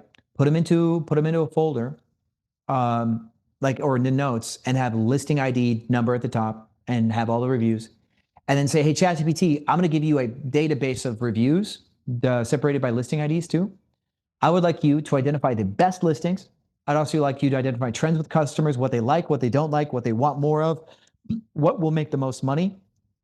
And then start to have a conversation with ChatGPT based on this tome of reviews that it's reading, and maybe start to get an understanding of the sentiment of the market and see if there's things that other people aren't seeing, right? But if you're going to copy hospitality companies and like have the chefs and have the pretty girls that come up and drop off a gift to somebody who's booked a really expensive stay and offer to book them a reservation somewhere, and those girls make friends with the promoters at these restaurants so they can get those reservations booked, and you start to do that whole handshake kind of thing. If you could just do what everybody else in Tulum is doing, but then also like improve your revenue strategy, which is something that like it just takes years to learn good revenue management, right? And this market may not have a need to really ever consider that. So if you optimize your revenue strategy, you optimize your like off platforming, like getting people to get into a private book. There's a lot of Airbnb hosts in Tulum that are just like kind of silent investors, and they don't think about, oh, I could build this whole big thing. They're not that ambitious, right? There's a lot of investors that are like, oh, I got 4 villas in Tulum and they make money and it's just like a side thing. But none of them are going, how do I take these people off of the Airbnb platform and make more money off of them, right? So alone, your level of ambition probably will lead to you kind of outperforming a lot of the people that are in Tulum, because a lot of it is like passive investment. Yeah, right. That's what I've been hearing with some friends that live there. I connect with them. Yeah, and then if you have a better like property management company that you build because you can convert people and you can sell other things, and you just make this thing like, you really make this like, I don't know, you make like the sexiest property management company down there that really fits the vibe and like everybody loves it. They love kind of how you treat the people and people come back. You can then start stealing these villas from other little upsprout property management companies. Just also be careful. Anybody's friends with the cartel, people come knocking. So you want to just be careful who you disrespect and who you put out of business. But you can like make friends with the locals and know who's a local that you don't fuck with and who you can put out of business before you start taking people's business. Right. Hey, for us, yes, you did. Yeah, your hold on. If you were token, your token was like hours ago. But you can raise your hand. We still got time for you. But yeah, anyway, sorry, back to you, Jacob. Yeah.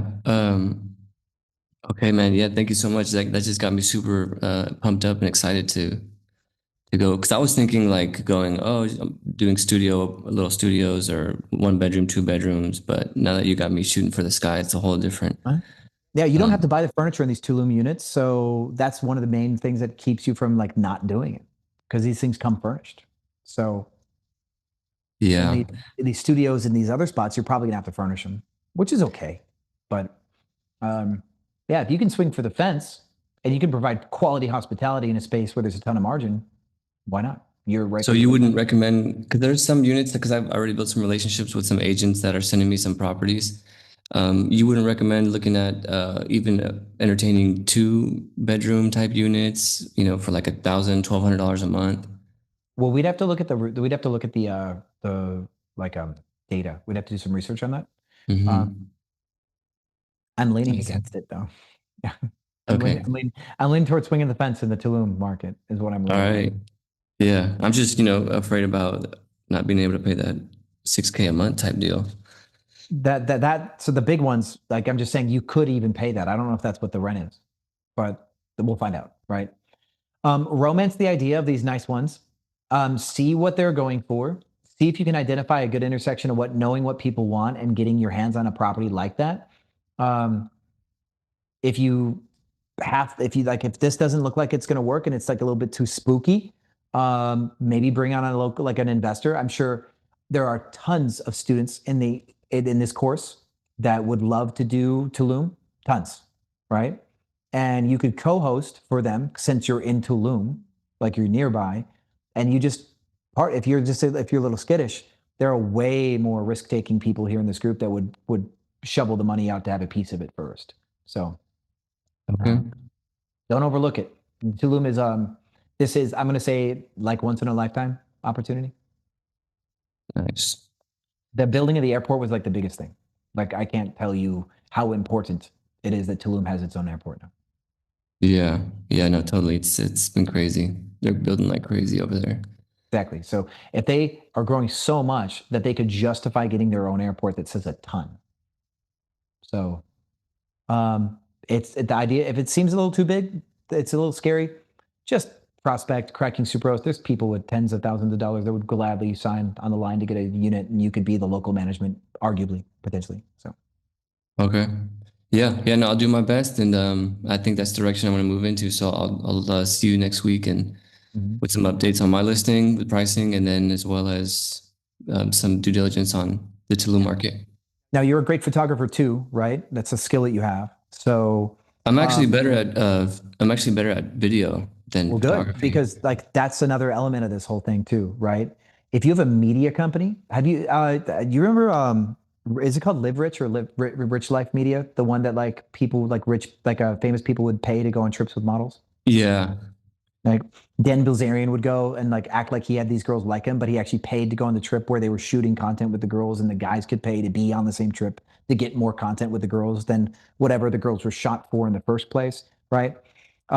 There's this, you could call it like a seedy underbelly of travel, content, fame, beauty thing. If you've got a local media company that's good, right? You could build a local media company that's sick, and these companies like Rosa Negra are always looking for really talented video photo, right?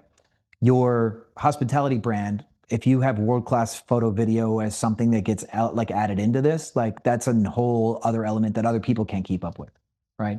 So if you have connections to rent boats and videographers and video editing and the chefs and all of it, like you're like the video media side, the media side is something nobody else really can do.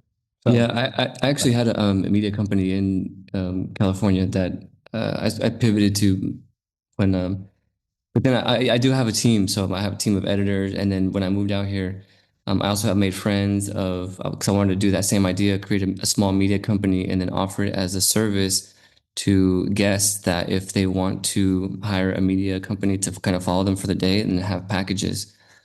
So that's easier to sell on a $20,000 a month villa than it is on a $2,500 a month apartment in Merida.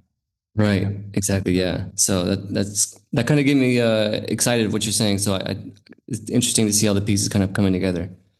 Yeah. Yeah. Perfect storm, dude. Perfect storm. So I try not to be overly confident about opportunities, but Tulum, I'm extremely bullish on Tulum. Extremely cool. Bullish. Right on. Right on. Okay, cool. Thanks, man. I really appreciate your time. Really appreciate just how much time you pour into all of us here as students, man. It's just you're a really cool person, man. We appreciate you for real. Thanks. I hope I'm actually cool. I just love what I do, so I appreciate that. Yeah, definitely. Well, we'll hang out soon when you come out here, right? Yeah, I'll be in Tulum in January. I think I've got a buddy who's got like a fitness men's wellness brand that we might do an event in January. So. All right. Well, I look forward to shaking your hand, and giving you a hug, bro. Rock on. Yeah, then I'll see you. I'll see you in the Yucatan. Okay. Take care. All right. Yeah, see you. All right, NK, you're next. Faras, you're actually next. Sorry, you weren't the token. You are the hand. You're next after NK, and then Kate, you're after that. So. Okay. Am I next, Sean? Yes, you are. How are you? Okay, awesome. Thank you so much. All right, now I've got a few questions, but before I start, I keep wanting to ask you about the Helm and what kind of services they render to hosts. So Helm is, okay, cool. Thanks for asking. It's where I do your pricing. And then we have remote, we ingest, we take your property, we learn how you communicate and everything, and we set up communication channels. So we start to communicate with your guests, right? So it's like a guest support. It's not full co-hosting, but we do guest communication and guest assistance, and then we do the pricing. And that's so it's guest communication and pricing. So it's not fully co-hosting because we don't schedule cleaners and we don't do resolution requests. Right. Stuff like that. So we don't do resolutions or our housekeeping, or we don't change the listing either. Right. So we don't do marketing consulting yet, but it is only 5% for the guest revenue. So that's what Helm is. Right. So if I wanted to utilize it, how do I go about it? If you'd like to like talk to our admin team about working with Helm, Yes. there should be a link to schedule a call, maybe. You could also just talk to Andrew. Remember Andrew, the one that like helps people join this program? Bishop. Yeah, Andrew Bishop. Tell, hey, I want to work with Helm. Can you put me in touch with Christian? Just since you're part of this program, just tell Andrew, hey, could I get in touch with Christian about joining Helm? Otherwise, there's a form on that site. Okay. Yeah, and since you're obviously a student, the listing side, you just come to me within the coaching like scope, and I can help you make your listing better, which we've been doing. Right, we work on your listing. Right. As far as like changing your prices for you and doing guest communication, then that would be Home. Okay, awesome. All right. Okay, good. Now, my first question is, a couple weeks ago, I had a guest at my property, and I got a concerning call from the neighbors that there were influx of people coming in and out. And so I then took the opportunity to look at the video camera. And unbeknown to me, from the very first night he checked in, he had men coming in for about 30 minutes. This person will pull in, that person pulls out. As soon as the other one is pulling out, the other one is coming in. So in and out until early hours of the morning. So we obviously were concerned, but we had to send like a security person to go and take a look, not to disturb them, but to observe what was going on. And with the concern in Houston, we're now required to register our Airbnb, and this kind of behavior they will fine you and strike you off the STR. So I sent him a message the night before he was to check out the following day and express the neighbor's concerns. And he says, oh, he's got DoorDash people coming. He's got friends visiting him. So I copied and pasted the house rules and asked him to agree to it, and said one of the house rules is that no one that's not on the listing is allowed inside the house. He, typed, I agree. And then he just persisted. Streams of people coming in after 30, 40 minutes, they pull out, another person comes in up to the early hours of the morning. And then the next day he checks out at 9 o'clock. Checkout is like 10 a.m. He checks out, and then the cleaners go in, and all the sheets, comforters, duvets were covered, blood. All the towels were covered in blood. Of course, they couldn't wash it because they are not supposed to handle biohazard material. So, which means that I have to now replace them. So I was, really disappointed because I've never had that kind of experience hosting, And I want to let you know that if you ever see that happen again, you need to call the police immediately, because that was likely human trafficking related. Yeah, I didn't know, and I was out of town, so I was just physically and mentally exhausted. So I started a claim on Airbnb. I haven't actually completed that claim. It's actually exactly I would like you to call the police still. Okay. And I would like you to report that you have a concern that you believe that your last guest was involved in some form of human trafficking ring. And I want you to report to Airbnb that you believe that he was involved in a human trafficking ring, because the behavior of the men in and out, and the hours, and the blood in the beds, human trafficking. Yes, right. Sorry to say it.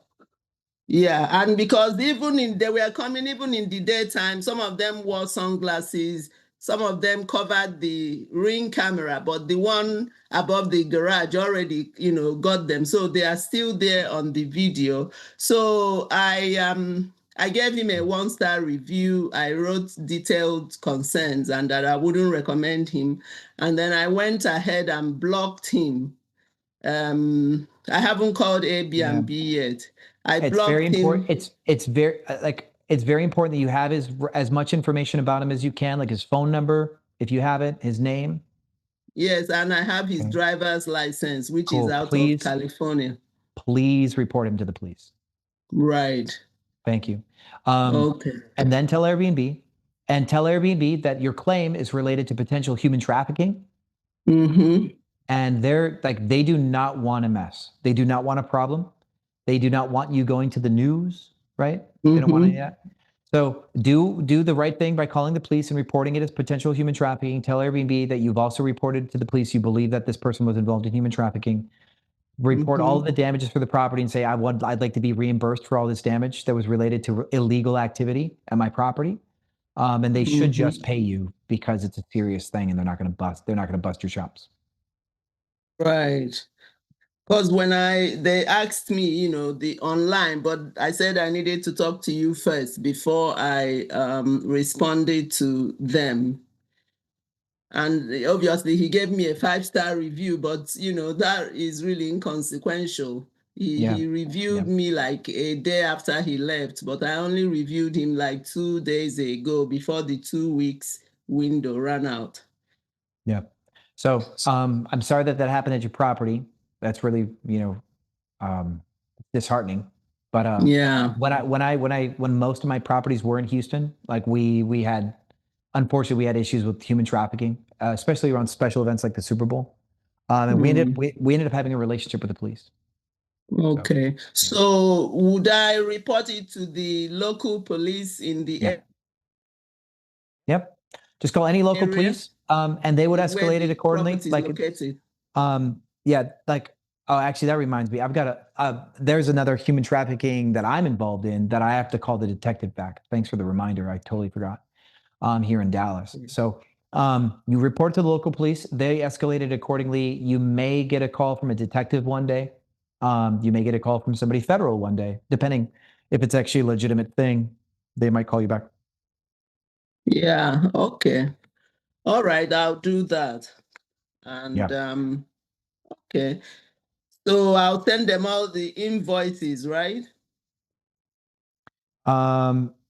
Yes, you will send the invoices after you report. Like you can open the resolution claim, but then when you go and seek payment from Airbnb, like when you say, "Hey, I want you to approve this," because the guest has to deny the claim in 72 hours, right? And after that, you go to Airbnb to get them to pay it. And so for that, you'll want to already have filed a complaint for potential human trafficking before you approach Airbnb about them paying. Right. Okay. So even though it's 2 weeks today, it doesn't really matter, right? I would open the claim right now. Just open it right now. Yeah. Well, I did open a claim as soon as he checked out, but I haven't updated it. Airbnb just keeps saying for me to complete the claim, but I needed to gather, information as to how to proceed with it. Yeah. So just you can actually complete the claim without anything special. You're going to bring up the human trafficking thing later anyway, right? So you can complete the claim without having to make any special notations. Just open the claim, because then the guest has 72 hours to pay you for the damages, right? Okay. And then if he doesn't pay, then you'll ask Airbnb to pay. He may pay, for the damages. He may. Right. Now, if he doesn't, then you'll go to Airbnb and say, "Hey, by the way, I already have this kind of claim open. I already called the police. We believe that this was human trafficking. I also want to let you know that we believe this was human trafficking. You should investigate this person. And then also, by the way, pay me," is kind of how that'll go. Right. So those videos on the Ring camera, I need to download and save them, right? Yeah, that's really smart. Yeah. Okay. So you said I have to call the police ASAP. Yeah, I really would like you to. I like that'd mean a lot. Thanks. It's like one of our jobs, right? Right. Yeah. Yeah. So, of course. We can't avoid it, right? Like people use Airbnb for human trafficking, and the best thing we can do is whenever anything looks fishy, we can be just we can like instead of just running a business, we can be a good neighbor. So Yeah, appreciate you do that's that. right. Okay, awesome. I'll take care of it. Okay. Cool. Now Thank you. moving on, the second one is my listing. Now, the last time we spoke, you recommended I do is it flexible cancellation? Yeah. To try Now- to get more search. Yeah. Okay. So now I did get bookings and then I've had 2 cancellations. So I went back to firm, but I guess I'll have to be flexible again. And I wanted to know if you can look at my listing to tell me what I'm doing wrong again with my pricing. Sure. Maybe also make it moderate in the middle. Do moderate instead of flexible, instead of firm. Moderate. Try moderate. Oh, That way, if people do cancel, you get a little bit of money. That's always nice. Oh, okay. That's important. If people cancel within 5 days, you get half of the reservation value. So that's nice. Please give me your link and I'll take a look. Okay. I think you pulled it up earlier, but let me you put it on the chart when you were trying to show somebody, but let me find it. Let's see. Cool. What did I do with this?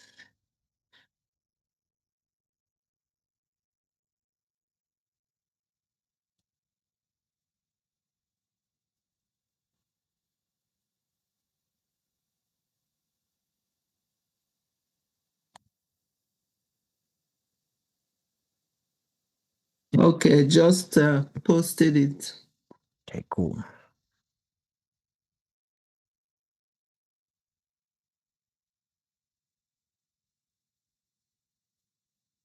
Okay, cool.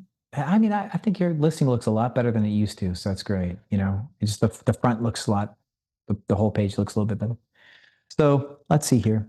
Are you using Pricelabs yet? Even like free version? Not yet, but I plan to because my schedule has been tight. But from next month, I will be free to focus on this and make some changes to the decorations as well. Because you pulled up some wallpaper design that I need to I remember that. purchase. Yeah. Yeah, I think that would be a good idea. I think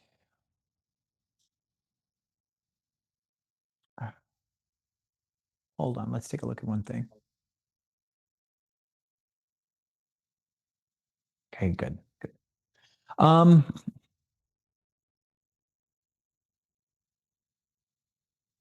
Where are you at in the city? Houston. Yeah, I'm just thinking you're by the medical center, kind of. And downtown. Yeah, medical center. You're in between downtown and medical center. Oh no, hold on. Okay, you're midtown. Yeah, a bit out. It's downtown. You can actually walk to George R. Brown Center from my place. But I'm also thinking that Airbnb, maybe because they put third ward there, it kind of doesn't sit well with people. You probably can change your title to be close to George R. Brown Center. Let's actually see if people in Houston are actually doing that. So let's go to Houston.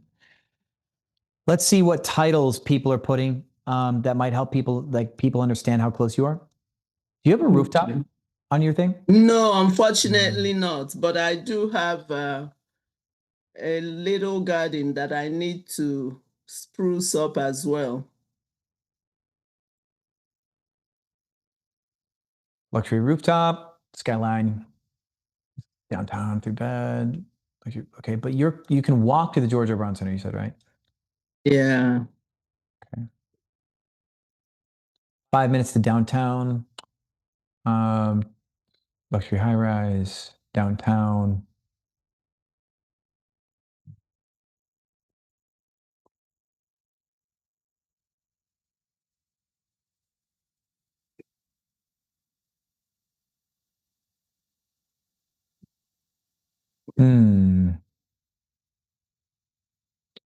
Yeah, a lot of your competition have skyline views in your neighborhood, right? Which is the one sad thing. But I would like you to change your title. Okay. Steps from GRB.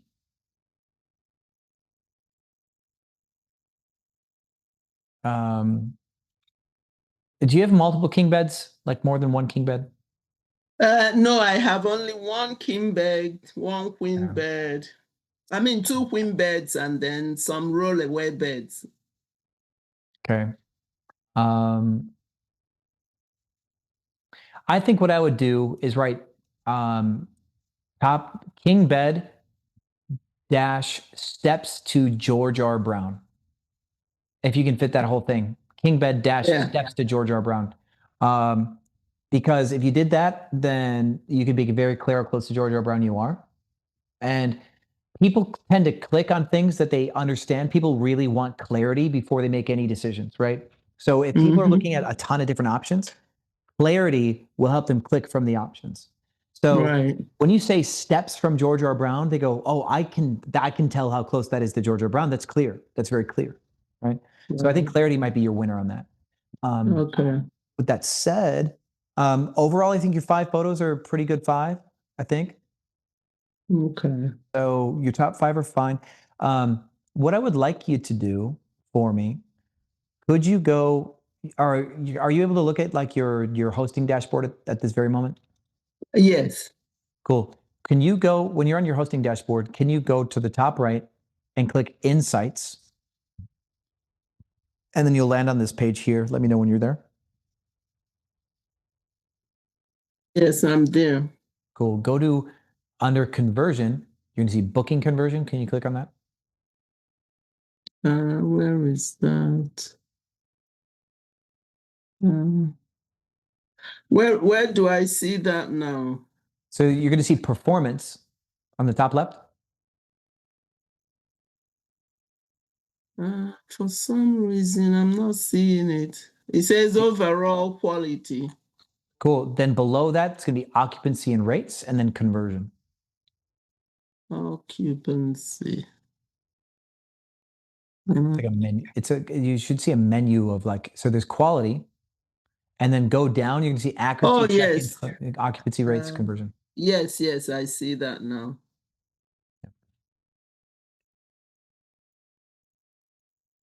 Okay, I'm there.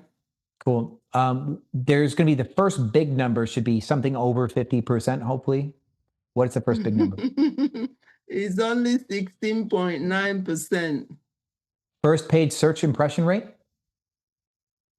Let's see.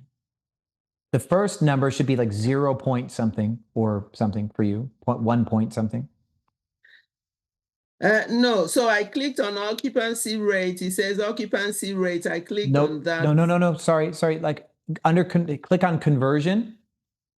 Oh, okay. Yes. And then it's going to show you booking conversion. Sure. So it's like 0.25. Okay. And then what's the first big number right after that? 46.3. Okay. So the algorithm is mad at you. That's one thing. What's the second number after that? 30.28.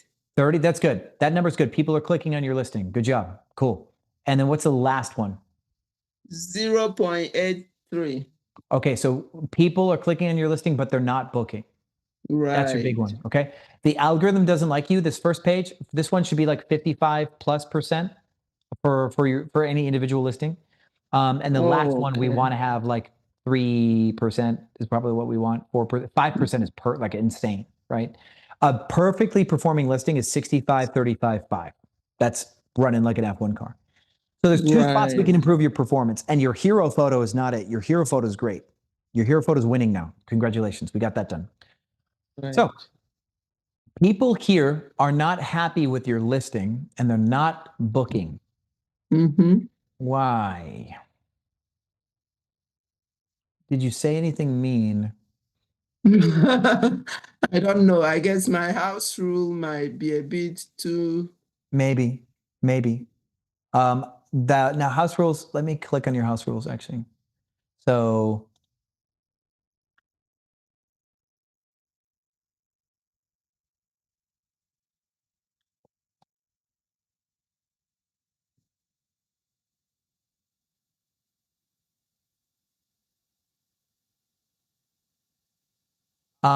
You can't actually apply this anymore. Airbnb doesn't allow you to do that, just so you know. What was that? And for long stays longer than 7 days, an additional cleaning fee of 50 will be applied. I would remove that. Okay. You can't enforce it anyway. Mm-hmm.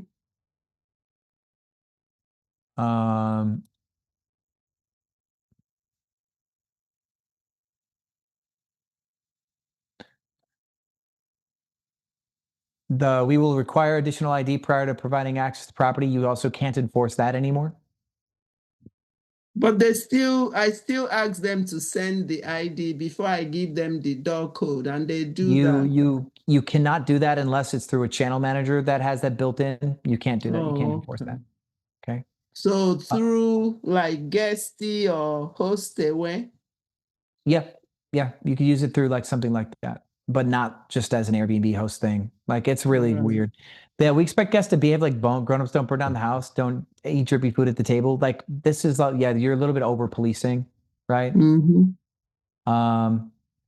Several ways. Best toilet's not one of them, right? So like you do come off maybe like a little bit like over worrisome. Mm-hmm. This is a sales page, right? This is a lot of like sales stuff, but this isn't why you're at less than 1%. This is a factor, but it's not why. People don't read this stuff enough. They never read this. Right. Okay. So that may not be it. Let's see. What do we think? I think the cancellation policy will help you get shown more in search because you're at 46. Going back to moderate or flexible will give you more search. Okay. Maybe there's something wrong with you got all your amenities checked. Why do people not like you? Maybe there's just some bad photos. Maybe you just have a few bad photos, which I don't see how that could be the case anymore. You've done so much with your listing since. So the light's a little cold, right? The light is a little cold and sterile. So a warm light would be a little bit nicer for the space. But and you know what, that's the only thing that really strikes me as off about your listing is the listing is a little like the light's a little cold, whitewashed, a little bit overly white. Right. So what do you recommend? So to clarify, your numbers are 46, 30%, and 0.8. That's correct. 0.83. That's insane. That's absolutely insane. That's insanely low. That's insanely low. What's your weekly rate out here?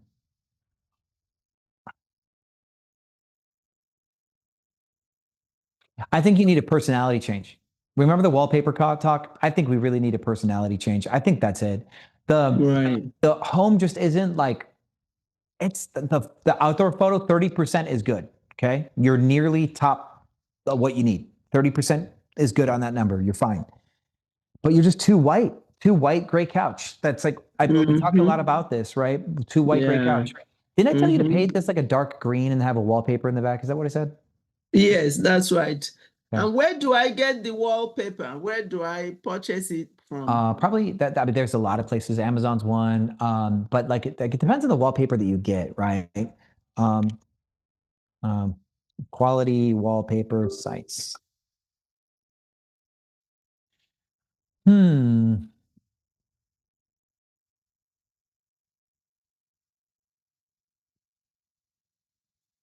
Wallhaven, a lot of likes on that. Yeah, Wallhaven. Okay, cool. Or this was a lie. Could somebody somebody could have farmed that.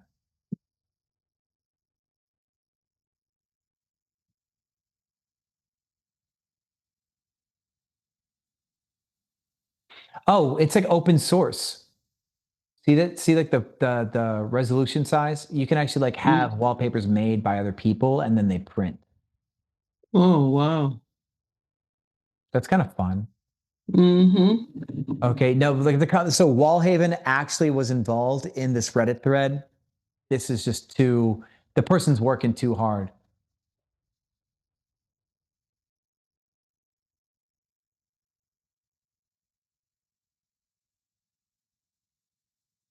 It's so wild. Everybody's like in there. Okay, this is not, oh, no, this is quality home wallpaper sites. Okay.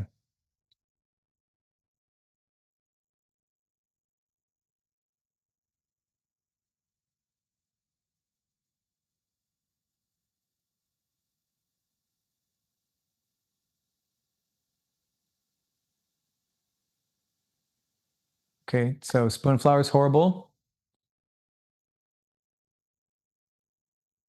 Maybe.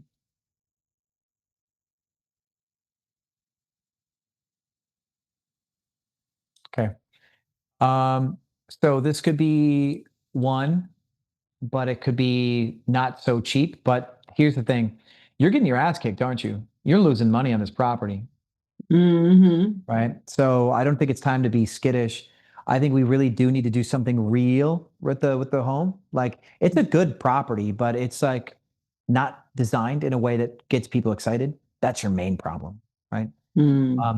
So this website's got quality wallpapers, which is cool, right? Installing them is a thing. You could probably talk to wallpaper installers and see what brands they like also. You can see who installs Right. wallpaper and where they prefer it. But oh, this is the Nina Candle's got like I think this is that kind of wallpaper that I told you that we wanted with the plant. Yeah. Where is it at, Nina? Give us the plant one. Come on. I see. You cannot do this. Put it on your first image and then hide it. Black plant. Come on. This is cool. Did I tell you to do black and white, or did I tell you to do color? Green. Yeah, well, the wall was going to be green, but what color did I say that we should do with the wallpaper? Green on green? Yeah, green and white, and then green for the rest of the wall. Okay, green and white. Cool. Thanks for the reminder. Dark green, yeah. Come on. Okay. Something like this Jamaica one? Something like that? Yeah, something like that, yes. Yeah, but we can do better than that. This tropical palm leaf could work. Maybe. Yeah, it was palm tree, long palm trees. Yeah, I think the tropical palm leaf one is probably the closest to a winner. Right. But I will say, I am a fan of a couple of these ones. I like this twig fence. This twig fence is a really good one for anybody who wants an angle for a bedroom headboard wall. If you do anything that's like wabi sabi or stuff like that, I'd like this one. But that's why I posted it just for you guys. Now this is the one that I think you could use. I would like to look for a couple of alternatives though, but this could work. And then, yeah, what I would like you to do is I really would like you to consider, okay, so if painting this like a dark emerald green, you can keep almost everything. If you paint in a dark emerald green, just to change out your throw blankets and your pillows. That's pretty much the only thing you need to change is your blankets and your pillows for your accents. If you go with dark emerald green, you should be fine. What color pillows? Because I have different other spare pillows. I have black and white. I would like you not to try to make anything that you own work already. Right. Right. Okay. Right? It's a lot of hosts get caught up with this. Right. I would like to see a black crushed velvet throw blanket or black big knot throw blanket. Right. Like a big one. So like, hold on, go. Black velvet throw blanket, or maybe like a black fur throw blanket, but like something like this probably would be ballpark of the style I think would be kind of cool for your room once you paint it green. Okay. Right. Instead of this blue one, we're going with black. Yeah, I don't have that anymore. It gets walked away with it. Yeah, they do that. They do that, don't they? And then from there, like our pillows would start to flow around that. You might do a couple black pillows, and you might do like a canary yellow, just one canary yellow pillow to pop off the room, something like that. Right. Maybe something like that. Then this room, we can maybe actually do something with it that's different. Like maybe put an office desk here and just do something with the room, because I don't think anybody's really using this. Okay. Not really, no. Yeah. Yeah. Your occupancy says whatever you think people like, whatever you've tried to do just really doesn't work. Put this stuff in the garage instead. Right. Just let it be in the garage. Okay. Pots and pans there, that's cool. But I think what we want to do is we want to show that you have more things like the blender stuff. Like copy my listing the way that I showed it. Let's see. None of these are mine, are they? Okay. Listings. This one. My kitchen shots. We want to go. So I would like you to try to copy like a shot like this to show that you have like the blender, everything else, like a air fryer, just devices. Put them on the counter like that, nice and close up. Coffee station you got. I think your coffee station, put nicer coffee in your coffee station, retake the photo. So that way it's colorful and alive like this. Right? Then of course your stove, I'd like you to take it at this angle instead of the downward angle. I'd like at this exact angle with the wall flat background. That could look a little bit more pretty. So that's the kitchen thing. But what you can do, like you could just literally steal this listing's design style, right? Except we're gonna go with green, but like if we go and look at this living room, like if you really stole this listing, you could just recreate this listing and you'd crush in Houston. So our living room has like a plant wall, and we put like flowers up at the top of it and have LED signs. It's kind of a cool look. And then the wallpaper in the living room is this black Fendi wallpaper back there, and then this wall is painted black, right? So what we're doing for you though is we're going to go with a very dark green wall and then a green white wallpaper that goes up the stairwell, right? So now like if we're going to take like the same kind of concept, right, with this room, we're going to go green on the both sides, just a lot of green in the white wallpaper in the back. We've got that. And then curtains. You probably need some curtains. Right. You Would could it probably be do black. green curtains? What color? You could do you could do black curtains. You could do darker green. You could do if there is another color that kind of fits, maybe, but I don't know. I think I like black or darker green for it. Then we'd put like a interesting, like you can actually put like plant here. Like you want to do like something that's like kind of super quick, cute. You could put like plant wall stuff here and then put an LED sign, just have an accent. It's like a textured accent. You could also just take the wallpaper that you put up the staircase and use the wallpaper here and then put an LED sign too. If you don't want to go buy plants, you want to keep this part. Where do I get those LED signs? You can make them custom. Oh, okay. Yeah, let's see. I think I did one before for the Scottsdale property, and I decided to have like a lot of fun with it. I forget who I used, but like you can go into like these like things like here, and you go and custom make them, right? Create your neon, and they're decently quick, right? So let's say write your text. I did one in Scottsdale because Scottsdale's like the property is like a $4 million property. So I decided to do what was somebody photoshopped a Paris Hilton shirt and said "Stop being poor" on it. And so I made a LED sign for this mansion in Scottsdale that said "Stop being poor," right? Because it's just like really cliche, like pretentious. So now in Dallas,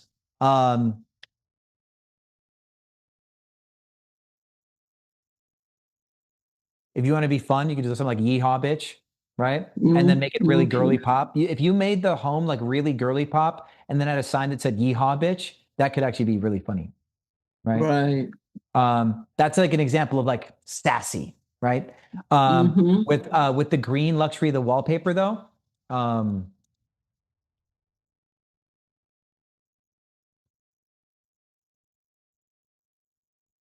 maybe wham, bam, glam. And I would try to find a way to make that look better because the layout's really shitty. But yeah, Wham Bam Glam could be something. Um,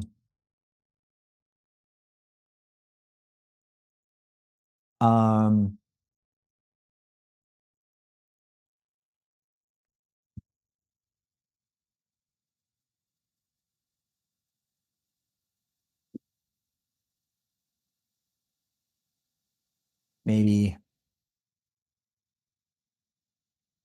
glitter on my cowgirl boots could be one you put. Right? That could be like a fun one. And you can change the colors of these too, right? Obviously, like this one this one is one that I made up because my room is orange. So I wrote nothing rhymes with you either, because nothing rhymes with orange. Nothing rhymes with you. Right. Right. So being cute. So that's kind of what you could do. So you could put the wallpaper here and then have like a cute LED sign. That'd be fun. I do think like there'd be a couple things like that you can change them to increase your quality. Like these 4 chairs. It's cool to have these 4 chairs, but maybe you want to put like 2 chairs that are a little bit more sassy, like high back chairs for this room. We would then want to change out all of your artwork and be a little bit more interesting, because if you paint this whole like dark green, this artwork will have to change. But yeah, you know what's surprising? I cannot believe that you have under 1% click through. I've never seen that before in my life. What's your profile pic? Okay. Let's do something, okay? People, maybe NK people think as a business. Let's go back to Pexels.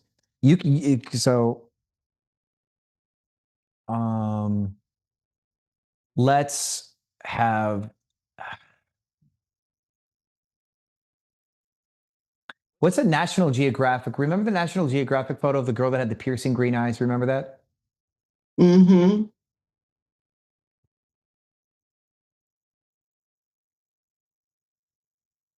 What we're testing is if the lack of trust from not having a face is really what's keeping you from getting booked. So let's pick somebody. Let's just pick a face that that one would work. These ones would work. Any of these would work except for the baby, because babies can't host. Not old enough to host. So let's pick one. Let's pick any one of these, right? It almost doesn't matter, but we're taking a photo that's photogenic, okay? And Pexels is a place for free images. If you have a preference, you can pick, but I want one that's kind of like, I want one that's like a little bit, kind of a pattern break, like that's a little enigmatic, like somebody you don't expect to see very often. If the eye color was more green, this would be perfect. That's why I'm looking for somebody with green eyes, because green is the most uncommon eye color, I think. I think that's right. Right, yeah. Yeah, okay, cool. And a person who's like Middle Eastern that has green eyes, like the Nat Geo person, is also a very rare color combination. And that's why I want to test it with this. But let's see. Let's just type in green eyes. Girl green eyes. Because we can't seem to find a Middle Eastern person with green eyes. That's not green. Come on, people.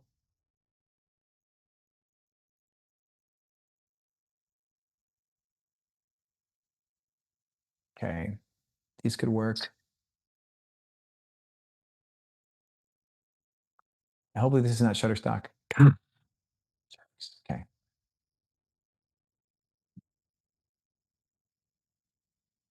Adult human, green eyes would be killer. See, like this person, that's like the Nat Geo girl, right? The Nat photography, where they're like, how does this person with that dark skin tone have such green eyes? They actually found her later. They've re-photographed her more than 20 years later. I saw the article for that. That's crazy. So let's just pick somebody that looks like, because some of these photos look too much of a modeling shot to look like it would be somebody's Airbnb profile pic. That's part of the problem. We can steal this one. I wanted somebody who was like less stereotypical light eye color. I wanted somebody who didn't look like they were supposed to have light eyes, but you can use this one. Okay. And my point for this, one of the guys that learned from me, he coaches now, his name's Hamza. He does not look friendly, by the way. Right. And because he does not look friendly, people wouldn't book with him with his profile pic. He looks like a Middle Eastern man who would fight you. Yeah, So he I've started seen changing his him. profile pics to being like very young Asian guys. So he's got like a 22-year-old Asian kid named Reginald as one of his profile pics. So your photo not having your face could be a reason why people aren't booking you. Cool, right? So let's put that girl's face, just as a test, because it's a photo you could put in right now because it's high production value. Cool, right? Then what other reasons why somebody may not book with you is just how sterile the photos are, with the very cold light. So we definitely want to redo your listing. Right. So hey, did you change your title yet to King Bed Steps from George R. Brown? No, I can. Let me get. I need you to do that. King Bed - Steps from George R. Brown, and I want you to change your hero photo immediately. Since you're here for stuff, let's just do it right now. I would like you to reconsider your house rules because even though people very rarely read those. Yeah. Hey, hold on. You've got ski in, ski out on your amenities here. See this? Mm-hmm. That's not true. So this is another very small thing. I doubt that this is it, but if you show all 68 amenities and ski in, ski out is selected, and people know that's impossible, people may not trust your listing. Right. Okay. So go find that and uncheck it. I still don't think that that's why. I do not believe that that's why somebody's not booking your place. I still don't believe that's why. So now this photo here, I'm trying to save it. I don't know why it keeps going to it keeps going somewhere else. Let's see. Well, I can crop it for you if you need. Okay. I'm gonna send it to you again cropped. Okay, cool. It's cropped now. Might be easier for you to use cropped. Okay. There we go. That one should work now. So yeah, that's what I think. We need, you have all the time in the world because you don't have a lot of bookings to go in and repaint this thing, get the wallpaper in, maybe use this website, Crazy Neon. There are other sites that actually let you do other stuff though. Like I don't like the text is there, cool, but I don't actually like, you don't really get to pick your font here. I don't like it. So we need a different one. Okay. So what did I use before? Was it just custom neon? Neon signs now? Maybe that's what I bought.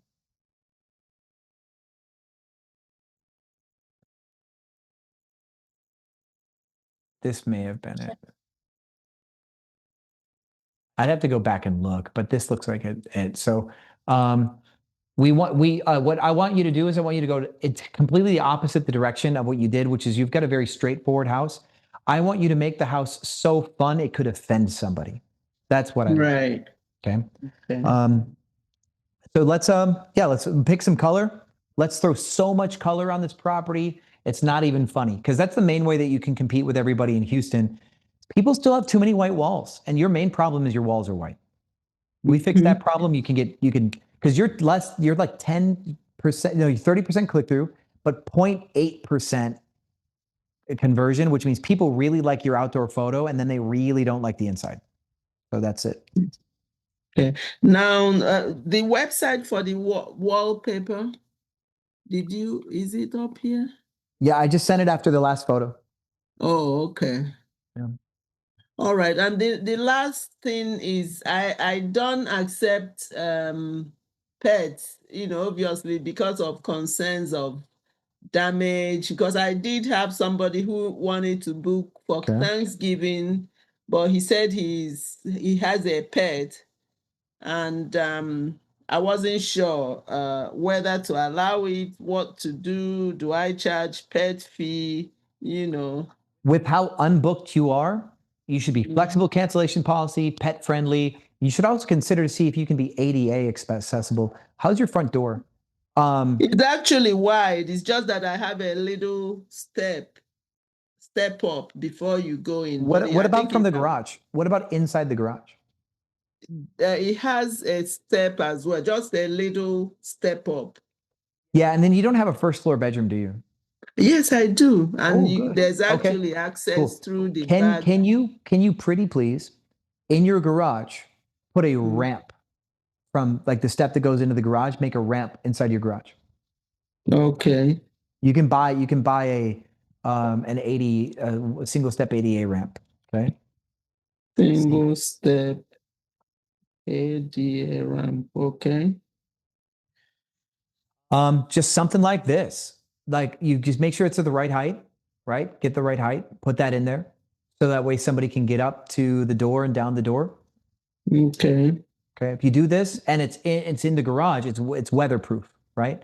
There are outdoor ones too, right? There are ones that are outdoor that's a little bit more outdoor friendly. You do this, there are very few ADA properties, and you're so close to the medical center that this could win. Right. The only problem is that the living room and the kitchen are upstairs. So how can they go upstairs? Because I do get inquiries from furnish finders, but they always say they need something on the first floor, and they can't climb the stairs because of their health condition. Okay, yeah, that's a problem. Never mind. Yeah. I assumed that your living room was on the first floor. But I'll still do that just in case, because maybe if they're coming with family, they can stay downstairs. I do have a small refrigerator and microwave in that room because I used to list it as a studio. Yeah, I think it's one of the issues though is like they won't be able to spend time with the family upstairs ever. Yeah, that's right. So that is an issue. So I don't think we have the advantage there that we thought. So let's make the place fun. We need to make the place fun. That's the only way that you're going to get this bad boy booked. I sure will. So the final question about pets, do I charge an extra fee for the pets or not? Yeah, you charge a pet fee. You could do like $100 per stay or $150 per stay. Okay. Yeah, do $150 per stay. Start there. All right. Flexible cancellation policy, $150 per pet, $150 per stay for the pet. Okay. You could put a maximum pet count of 2 if you want to. Maybe, and then sign up for plug into Pricelabs just for free. Don't pay for Pricelabs yet, but next week we'll look at your Pricelabs settings versus your market and stuff, and we'll take a look. But your main thing is the 0.8% conversion is the lowest I've ever seen on a listing. Right. Yeah. So, and it's really odd. I've never seen it that low. And so I'm going to really think about what that might mean. And the only thing I can think is your listing just doesn't have what people are looking for, which is not a bad listing, but it's just doesn't have personality. And then this ski in, ski out might make people distrust you because you're clicking all the amenities that you don't actually have. I didn't even, right? This is the first time it's been pointed out. I didn't even have a clue about that. Yeah, like that could be it too. So let's find out. Oh, and then your profile pic change. Did you change your profile pic and everything? No, I'm gonna do that now. Come on. Do it now. Do it now. I'm gonna go David Dog. I'm gonna go. You can I'd help me. I have to log in. So I need your login information.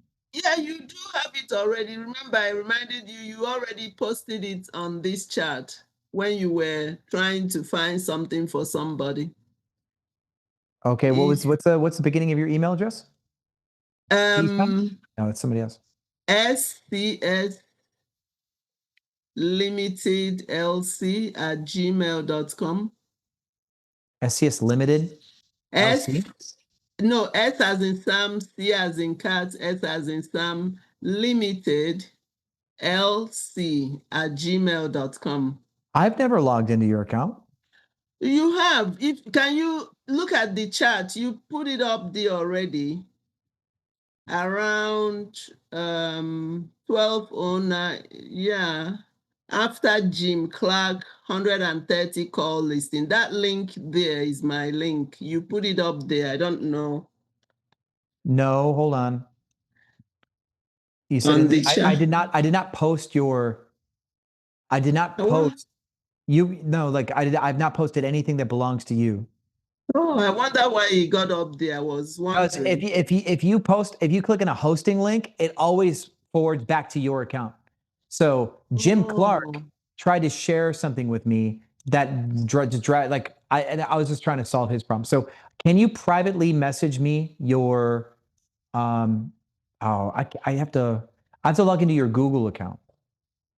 Okay, so let's see. Can you just go to follow me, right? Let's go to your face. Oh no, I gotta log back in. Because Christian is still showing as a co-host on my You'd have to remove Christian. Okay. Cool. So that's one. That's not the account. That's funny. Okay, cool. Well, at least we know the answer to that. That's not the account.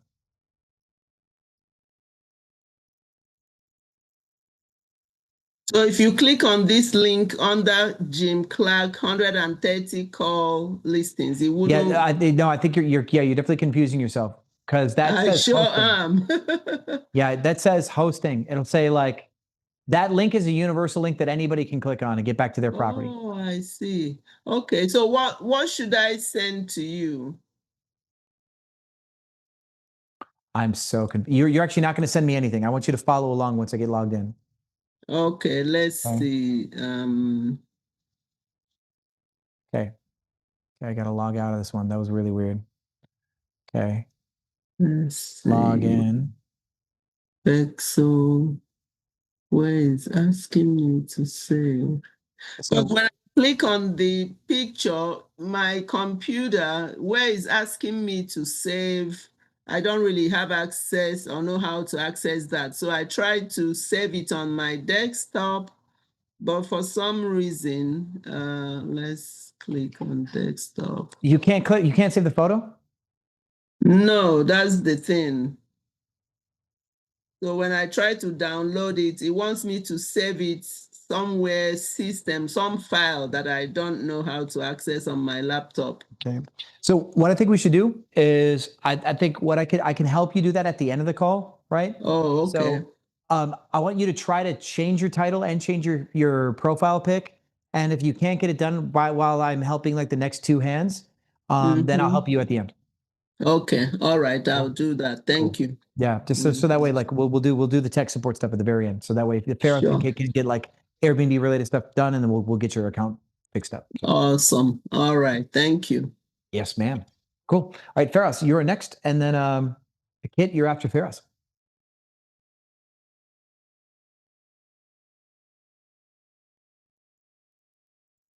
Okay. Mic check. Yes. Hello. Can you hear me? Yes, I can. All right. Perfect.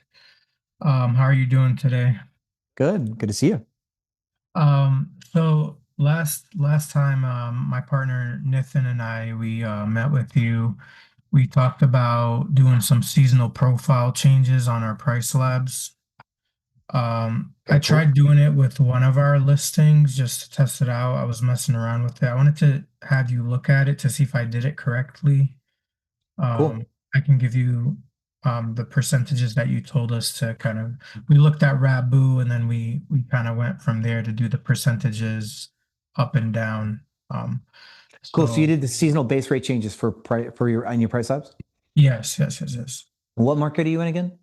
I'm in Hocking Hills, Ohio, or Logan, Ohio. Yep. Very cool. Very cool. Do you want me to give you the login, or how do you want to do this? Sure. You can give me the Pricelabs login. We can work with that. All right.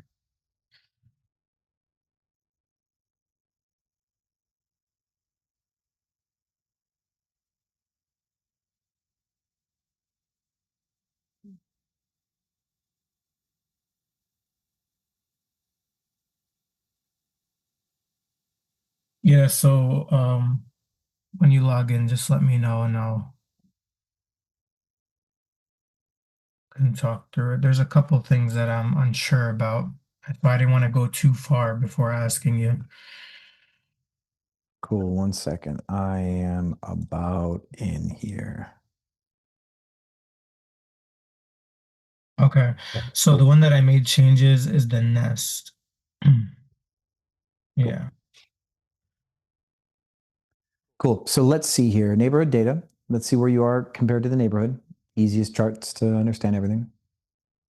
Okay, so you're clipping down at 110 here, which means we probably Yeah. needed like a length of stay rates on Airbnb, like weekly discounts or longer, to really try to like get booked here. Because the rate recommend, like, we'll look at that in a second.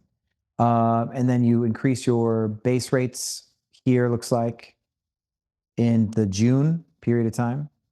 Yeah, exactly. August. So Cool. Yeah. the average base rate, we set it at 160 and then kind of built it around that. Cool. Yeah, I'm seeing that. That's good. So now let's take a look at what rates it wants you at, where it says 110 here. It wants you at 93. That's not so bad. You're not so far away, which is cool. Okay. For what, the minimum? Oh, and what some of these days wants you down to 64 too. Right. So your minimum is at 110 and it wants you down further, which is obviously concerning, right? We don't want that. We don't want to collect that little if we can help it. So, could you actually give me a list? Can you give me the listing link for the nest so I can see what it looks like from the outside? Yeah. I want to make sense of what it thinks and where it might be wrong. Yeah, I think it's looking at the entire market. The entire market is weird. There's very nice high-end listings, but then there's really bad listings. So it's just kind of, I don't know. Yeah, such as Airbnb, and then Midwest is a little bit more exacerbated. That makes sense. Yeah. Let me just listings.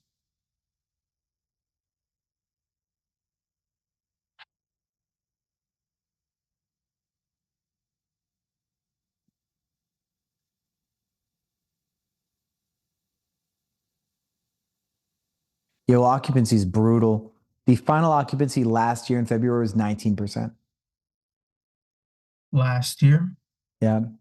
Now, but also the weekend is 78%. See that? Yeah. Okay, so now here's a really important consideration now. Man, this is fun. I love that everybody's got a unique problem. I'm going to say that first. I like this. I like that this is fun. All right, so here's what's cool. The occupancy is 78% on Saturday, okay? But let's go back just a day or two. Thursday's occupancy is 30%, okay? Mm-hmm.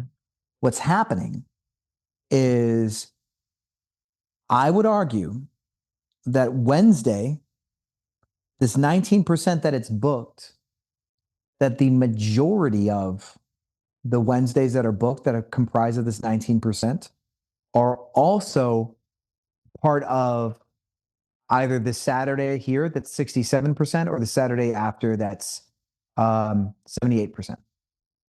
Because logically, let's look at it like this. Out of all the Saturday bookings, right? What percentage of Saturday bookings will also include a Wednesday? Mm-hmm. Right? Like, what's the length of stay average for these days? Any reservation that is 4 days or longer is going to touch a Tuesday or a Wednesday. It's impossible for it not to, right? You got Friday, Saturday, Sunday, Monday. Okay, cool. That one includes a Monday, Thursday, Friday, Saturday, Sunday. Okay, so 5-day ones have to touch a Tuesday or Wednesday. So with that said, if 78% of the market was booked on a Saturday and the average length of stay is 4, then there are 5-day stays that probably are the reason why these Wednesdays are booked, which means the moment your weekends get booked, the likelihood of you getting a Wednesday booked is probably 2% to 5%. Total market occupancy does not include a Saturday. You see where my logic is going? Yeah.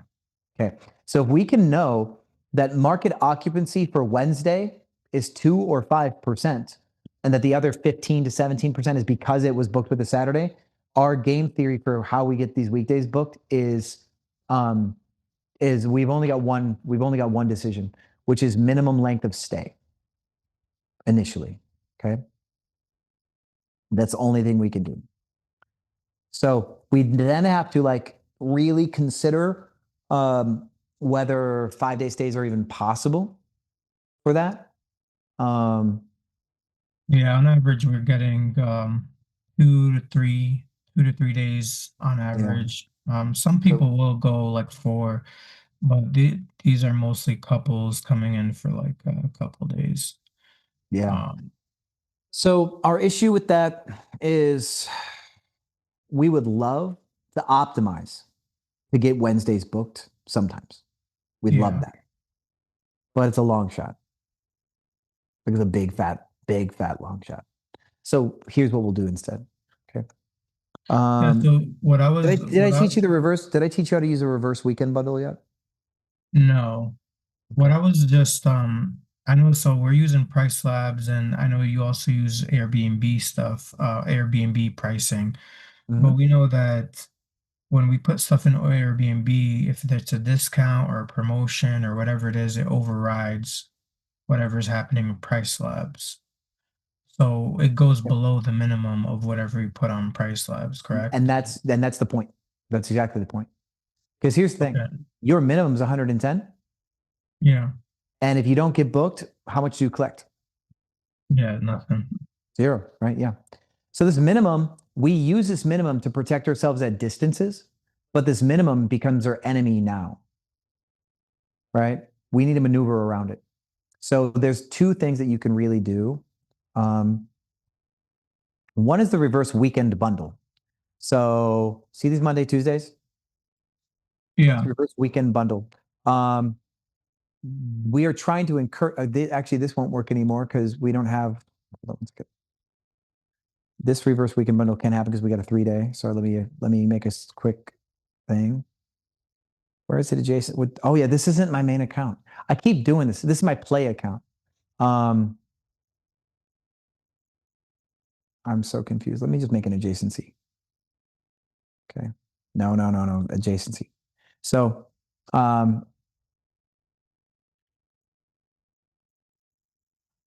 I have adjacencies. So on a co-host account, like where you put everything together, you can actually have like, you can use your rule sets on any other account if you're co-host. So, there we go. So hold on. Okay. So this reverse weekend bundle is if somebody books a 4-night stay or a 5-night stay, they get massive discounts. That's like the goal of it, right? And so if somebody booked Saturday, Sunday, Monday, Tuesday, Wednesday, like this, that would give them massive discounts for these days, but they'd pay the regular rate for these other days, right? Kind of how that would work. So that's why we would want, this would be where the weekend bundle would come in and do really cool stuff. What I'm going to do here is I'm actually going to put an adjacency on this because it's based the same. It's a same day adjacency. So let's do that. Actually, never mind. I'll ignore that until I finish telling you what you can do. Okay, let's go to the future just to stop distracting me. So Monday, Tuesdays, or Tuesday, Wednesdays, which I think are your rough days, you can put a reverse weekend bundle on them, which is essentially where you have this like huge discount. I think your huge discounts should be insanity big for a 5-day stay. So Tuesdays and Wednesdays, you could do 50, like you could do 60% off for a 4-day stay for Tuesday, Wednesday, and then do 92% off for a 5-day stay. Okay. Because you're not going to get those booked anyway. And then you can increase your weekend prices just a hair, increase them just a smidge. Okay.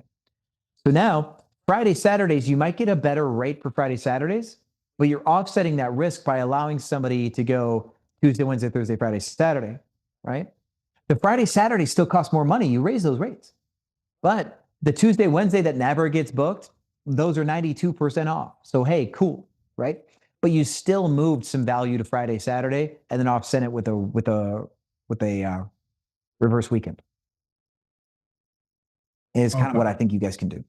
So with that said, if you guys put a reverse weekend on Tuesday, Wednesdays on all of your like really rough weeks, Like, there's like, you're going to do this like 26, 28 weeks of the year, it looks like. You got a bad weekdays almost all the time. The only thing that will change is your weekend rates will go like more insane. Your weekend rates will just go higher. It's kind of you're going to be your move. So you got a lot of them like right here, that's like 90 something percent occupied. You can actually, instead of having a reverse weekend bundle for times where this happens, you just have a minimum length of stay for those ones, right? So now this is what gets gets tricky. You have to price so much by hand in your market. There's gonna be so much by hand that you have to do. So what I would like you to do is any time that the occupancy of a weekend is below 85%, and the occupancy of the weekdays around it is below 45, maybe that'll be like 85-45 or 85-50. So like this one right here is about 85. That's right on the nose, right? This one right here, the Saturday's 85%, but then the days after it are like 46% and 44%. You'd still put a reverse weekend bundle here on September 1st to try to encourage a 5-day stay. Or maybe the days after, like the Monday, Tuesday after, because this weekend here is insanity, the August 29th. So between these ones, though, using your occupancy chart here, the Monday, September 7th is low enough occupancy, and the weekends are also low enough occupancy that putting a reverse weekend bundle on those weekdays is good. And then over here, 40% occupancy for this Monday, and then you've got like peak Saturdays like 80%. So these weeks right here in November also could have weekend, like reverse weekends, could also be the times. And so what I'd like you to do is you're going to decide every weekend that you're going to put this in would be based on this occupancy chart. Does that make sense? Yeah, so you're looking at it week by week, or how are you looking at it month to month, or? Yeah, well, so these are weekly. These are weekly. See, these are actually every single day. You notice how like I've got Saturday, November 14th right here? Yeah. And then I go forward. I got Sunday, Monday, November 16th. Yeah. Yeah. So what you would do is you would open up your calendar on one tab, and then you'd open up this in another tab. And I just identified that Monday, Tuesday, I want to have a reverse weekend bundle. So I would go back into my tab over here. I'd pull this over here and pull my Pricelabs. So I pull my Pricelabs and Airbnb right next to each other.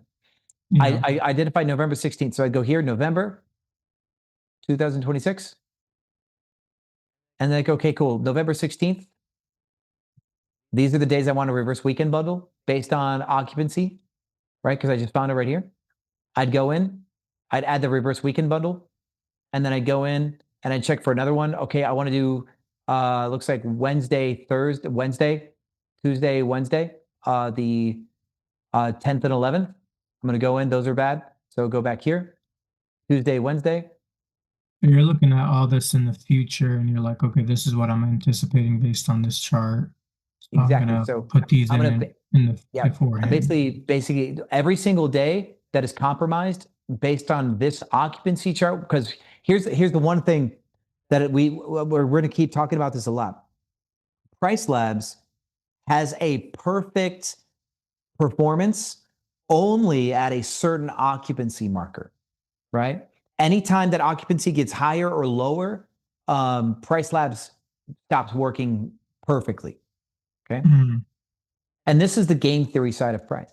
So when we see that both the weekend isn't massively strong and that the weekdays are not strong, are for you, this is just an only you. I've not told anybody else to do this. This is specifically your market. Okay. Nobody else listening should copy this unless you are in exactly this market. Okay. If this is your market pattern, what we're looking at, copy it. But if it's not, ignore. If your market has bad weekdays and your weekend occupancy isn't overloaded, then we're going to use a reverse weekend to try to encourage 4 and 5 day stays that get the weekdays booked with the weekends. That's what we're going to try to do, right?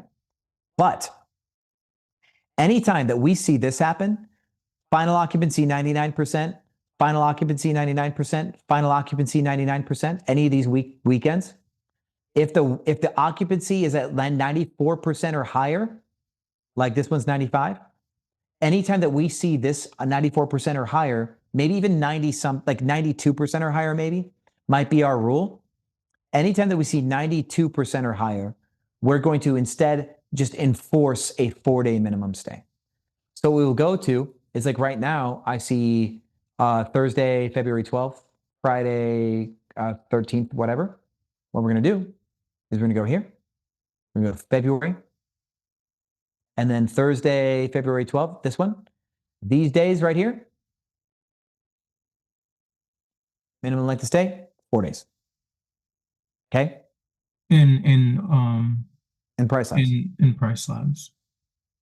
So then we keep playing this game. We can do neighborhood data. Which next ones? Because this one was 90. This one was 90 something, right? 88%. We still put. Or no, this was one that was crazy, right? Yeah. So February 12th. Let's keep going. Look for another peak. This one right here is over 92. Saturday, March 21st. So we go in. Saturday, March 21st. These days, 40 minimum. Okay. 92% or greater. Any weekend that you have that is 92% or greater is going to have a 4-day minimum stay. Any weekend, you said? Mm-hmm. You're never going to have weekdays that are 92%. You're never going to see a Tuesday on your calendar with a 92% final occupancy. Yeah. Okay. So now here's the thing. We have to play 2 different games. Okay. And I want you to run it in phases. Phase 1, any weekend that's 92% or greater, your strategy for that week is a 4-day minimum. Okay. Any weekend where the strategy, where the weekend was sub 92%, you go into neutral behavior. Okay. But then, and I'm going to try to say this in a logic tree runoff format. Any weekend over 92%, phase 1, 4-day minimum. Any weekend that does not meet 92% is not in phase 1 excess. So now you're running a neutral game. But now any week that is neutral, because it's not 92% or better, any week that is neutral, any weekdays that are below 45% occupancy or below 50%, take your pick, right?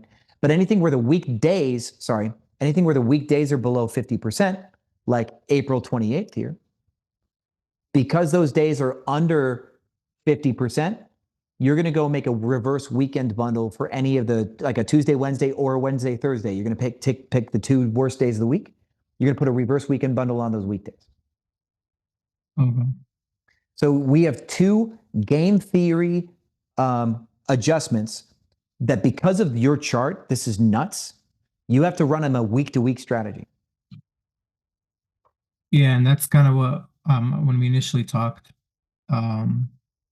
last week, we do weekly checks, but we only do the 30-day occupancy checks. So that's what we were doing week to week. But I guess we can add this to it as well.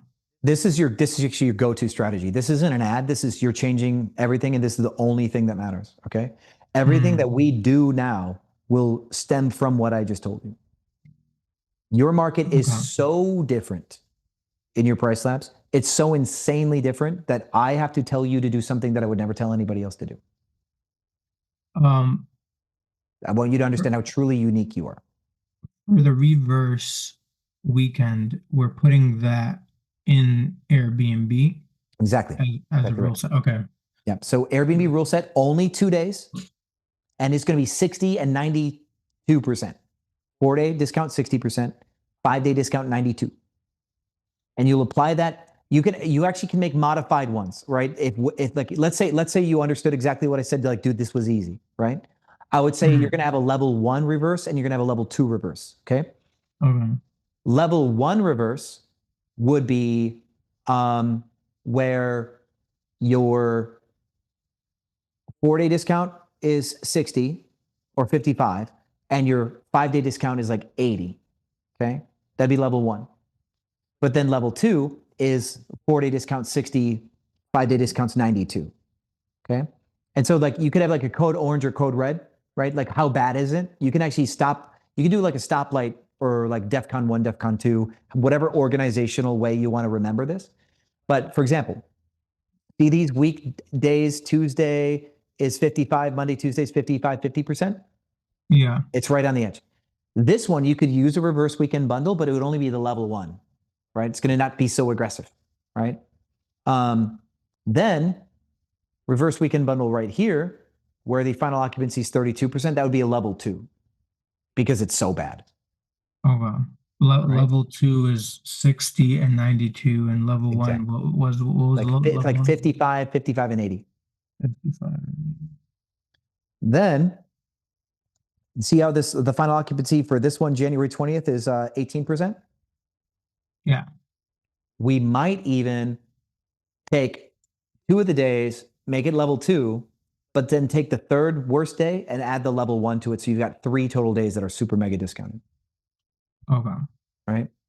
Or you might take 3 days and do 3 days at level 1. Something like that. Because normally our rule is 2 days. Reverse weekends only apply to 2 days. So at 50% occupancy, ballpark level 1. At 50% occupancy, ballpark level 1. At 35% occupancy, ballpark level 2. At 25 or worse, then we add 3 days of a reverse weekend bundle instead of just 2. Could be the rule for you guys. Okay. So the goal, we're trying to get longer stays, right? And we're willing to trade almost all of our revenue from the weekdays to get that longer stay, because it also guarantees that we're getting the weekend booked at the price that we're asking. And that's the big part here. I just told you guys you can raise your weekend prices, right? So like you could go in here, whatever you think you're making, you can go into this all customizations, right? And you go to a day of the week and you go here and you go like 20 and 25. Okay. Like if you did that, it'll look like this. Okay. And that's okay. I might recommend just you do that. Right. So when you do that and now your weekends are higher, what you're doing is in these very peak ones, you're forcing people to book 4 days. They have to book 4 days. The weekdays are decently cheap, but the weekends are more expensive. So you're making more money. Right. Then these middling ones, people can just book 2 or 3 days. Cool. But the weekends are still more expensive. Very awesome. Right. Then the bad ones, people can still book the weekends that are expensive, but if they book any extra days, they're getting a sexy discount for any of those extra days. And that's your real strategy for incorporating a length of stay dynamic into your pricing plan. Then last minute, if this reverse weekend bundle strategy that you're deploying all year round, right? If it gets 6 weeks out and reverse weekend bundle plan A didn't work, and at the 6-week mark, we need to change your strategy, then we just start discounting the weekends a little bit, right? But until then, we're running this weird optimization on what length of stay discounts we give the weekdays. Okay. Can you check and look at my customizations that I have now to see if there's anything that counteracts what we're talking about in general? We did put some customizations. We did the far out prices, and I think what I would like you to use for the far out prices is actually do a gradual. And I'd like you to gradually do it over, say, 500 days. So that way you get like kind of this inflation thing going on, time value of money kind of thing. And you can actually increase this, like say, like 40%. That. And so we review the changes. This is in reverse. It kind of breaks. This has been broken. Oh, it's working again, finally. See how there's like the slow increase? So now gradual after 45 days, 40% gradual premium over 500 days. Yeah. So that way, like over long term. So now this slope is very easy to control, and that I put it at the 500-day mark, so it's like very easy to control, right? Because we do want a gradual increase in price. And now your increase of price over here is $12, which is 2%. No, $3 would be 1%. So it's 4%. So yeah, this is actually still giving you 4% at May, right? But it's gradual. And so even further out, it's going to be 5%, 6%, 7%, but it's very, very gradual. So I might save that if you're okay with that. Yeah. What's your custom seasonal profile? Is this your settings, base price rate? Okay, cool. Very good. Very good. We can leave that for now because what we just talked about though with the weekend rates, I don't think changing that matters. Then yeah, I would increase this to 20 and 25. Okay. We're not going to use this. Okay. We're not going to use that. Was that again? It'll slowly drop your rates if you go a period of time without booking, but because like certain markets book on calendar events, like Yeah. let's say New Year's happens, right? People are like, what are we doing? Like New Year's resolution, let's travel more, and they book, right? Then Valentine's Day happens. Guy fucks up, doesn't do anything for Valentine's Day. Next thing you know, there's a flurry of bookings February 15th, 16th to try to make it up to his girlfriend, right? Then Easter hits and people go, well, maybe we should get away for Easter. Maybe people book then. And then after spring break, like there's gonna be moments of time that everybody thinks to book. And so you will go multiple weeks without a booking. It'll just happen. And this thing will drop your rates thinking that you did something wrong. That's why we don't want it. Certain markets, like you get booked on events, like you get booked as people think of you, and you just have to let it go. So with that said, orphan days, Yeah, we had I forget what it was. okay, fixed percentage drop. Weekdays, whenever there's orphan days, negative 40%. Because your weekdays are always trash. Okay. For gaps between 1 and 4 nights. And yeah, so that's what it's gonna look like. Hold on.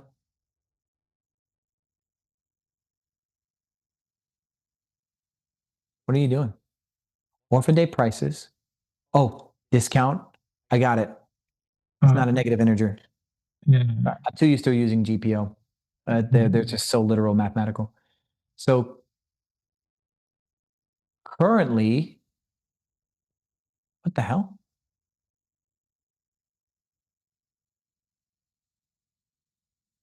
Oh, okay, cool. Those blues are from something else. Okay. Percentage, 40% discount for between 1 and 4, just on weekdays. Your weekends are always groovy. Okay. Yeah. And that's it. I think that's it. Okay.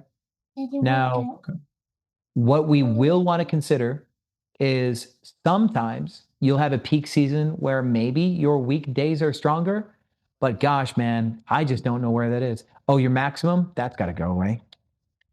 Oh yeah, I wanted to know what the maximum, because it does just make it so high where it doesn't even make sense. And like I told you, some of the properties hot are dog. very nice. So that's why we have to put a max, because they will end up inflating us way too high. Okay, cool. So now here's what we're going to do.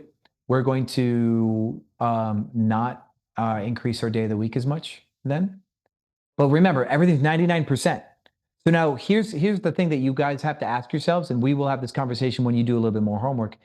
If you are too expensive and you're the only listing left, where do they go? Like, how do they change their plans? Right? We need to know what that threshold is. Yeah. Okay.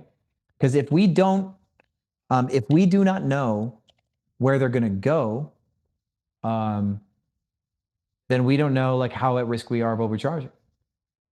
What if somebody said like, dude, this is the only thing I want to do with my whole life is to come to this Hocking Hills, Ohio one time before I die. I'll pay anything, right? Yeah. Then they'll pay anything. But we need to know what that actually looks like, right? We need to know where we're selling and where people go instead. So now you're clipping at 700 a night, but you know what? Maybe that's okay. Maybe, maybe you get booked. Maybe you do, but here's the thing. We'd rather be overpriced with these and then find out what other people are getting booked for and then set our right price, right? We would like. Yeah, because again, this is there's tiny cabins, and there are other very luxury properties out there. So I do think it's collecting some of that, and that's why it's inflating it to 700. I can probably confidently say it's not getting booked at 700 a night. Yeah, it would be really good if we can dial this into perfection, but you do have time. You definitely do have time before June.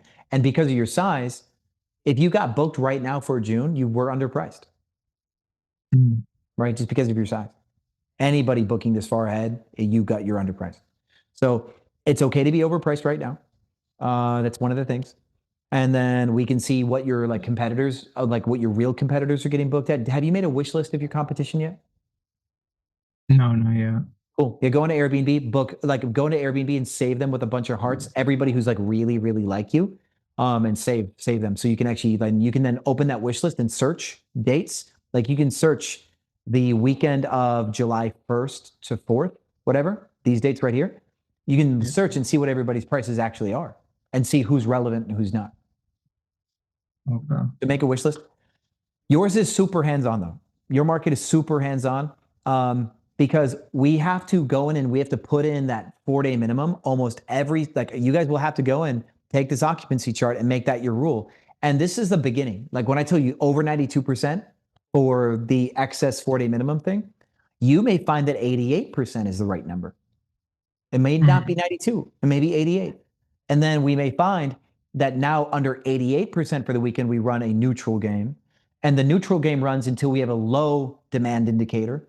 And that low demand indicator is whenever the weekdays break below a certain number. But right now I've given you 92% as your excess indicator and 50% as your low demand indicator. And that might change. It might be 88% or higher as excess for weekends. And it could be 41% or lower is low demand for weekdays, right? But your strategy will take 2 turns, right? You're gonna have this restrictive strategy for excess, and you're gonna have this highly incentivizing strategy for low. Okay. We have 2 cabins that are pretty similar. We didn't do a lot of renovation. We just did, just inspection stuff. We repainted, and we put some, we redesigned. But we do have one that we completely renovated, and that one is usually gets booked for higher. It's the same size, but it's just more renovated. So okay, I'm wondering if you have different advice for that one, or if I should follow the same advice for all 3. Here's what's really fun, right? It's same I'll send market, you the right? listing too. Same market? Same market. It's Yeah. called Canso. It's on the Pricelabs. So what will happen is the low demand, you can be a little less incentivizing if this is a better property, right? Yeah. But the high demand is so high that this bulldog bully 4-day minimum thing, you're going to do it for both, right? And you're going to be overpriced for both, okay? And you're going to watch your competitors get booked at whatever prices they get booked at. They're going to go away first, and you're going to be left over, right? And there's going to be a point where you go, okay, now that we know what other people have sold for, what do we think we should set our rates at? Now we still have time to get booked, but we now have adjusted. I want you to imagine that, like, I don't know the proper metaphor for this, but let's imagine that you're like hiking a mountain, right? You're hiking up a mountain, the air gets thinner and the air gets thinner and the air gets thinner, start to lose your breath, right? And you would just do anything for some air right now, right? It's like, I can't breathe, right? I need air in my lungs because your altitude's so high. Peak season is like a buyer climbing the mountain of demand, okay? The higher they climb the mountain of demand, the less air that there is, which is supply. So if somebody climbs up to 99% occupied mountain here in like Saturday, May 23rd, 100% occupied mountain, right? As they climb that mountain to 100% occupancy, all of the supply goes the way, and that's oxygen, right? And the less oxygen there is, the more desperate that they are for that oxygen, for the supply. And they will do whatever it takes to get a little bit of air in their lungs. I want you to look at, like, that's the psychological effect of all the supply going away. So what you want to do is you want to look at pickup rate. I can't believe we actually haven't looked at this yet. One second. Where's your options? There we go. Okay, you have last year's data and pickup. Okay, cool. Okay. So pickup rate, you see these numbers right here. Red line, market occupancy, 9%. And you see at the very bottom, the green line, 7-day pickup, 0. 7 days last, 0, right? What you're going to see is you're going to see like this one right here. Market occupancy is at 5%. Last year, it was at less than 1% at last year, right? The market pickup is 1.4%. Within the last 7 days, 1.4% of the 5.1, which is 25%. 25% of the market that is booked in the last 7 days. Okay? So these days, so far, there is a fervent demand. We're projecting fervent demand for these days. As we get closer, though, see these red lines right here and the green market pickup for these? Market occupancy, 40%. Market pickup, 6.6. Market occupancy last year was at 46%, and the last year final occupancy was 85. So now, hold on, why is this chart being goofy? This chart should be gone. Hold on. There we go. Sorry, that was weird. So this day is December 29th, right? So December 29th is about a month away. And so for this day, it is softer than it was last year, right? This is your guys' this is active management stuff. We're going to have multiple weeks of conversation for this, okay? Yeah. December 29th, market occupancy is 33%, but last year's 41%. So we are softer to the tune of nearly 30% softer, 25% softer, something like that. 20% softer. And final occupancy last year was 78% for this day. So for this Monday, I would project final occupancy probably to be 55% for this Monday because of how much softer it is now versus last year and what final was last year. We have 3 data points and we're trying to draw data point number 4. Do you see what I'm trying to come up with here?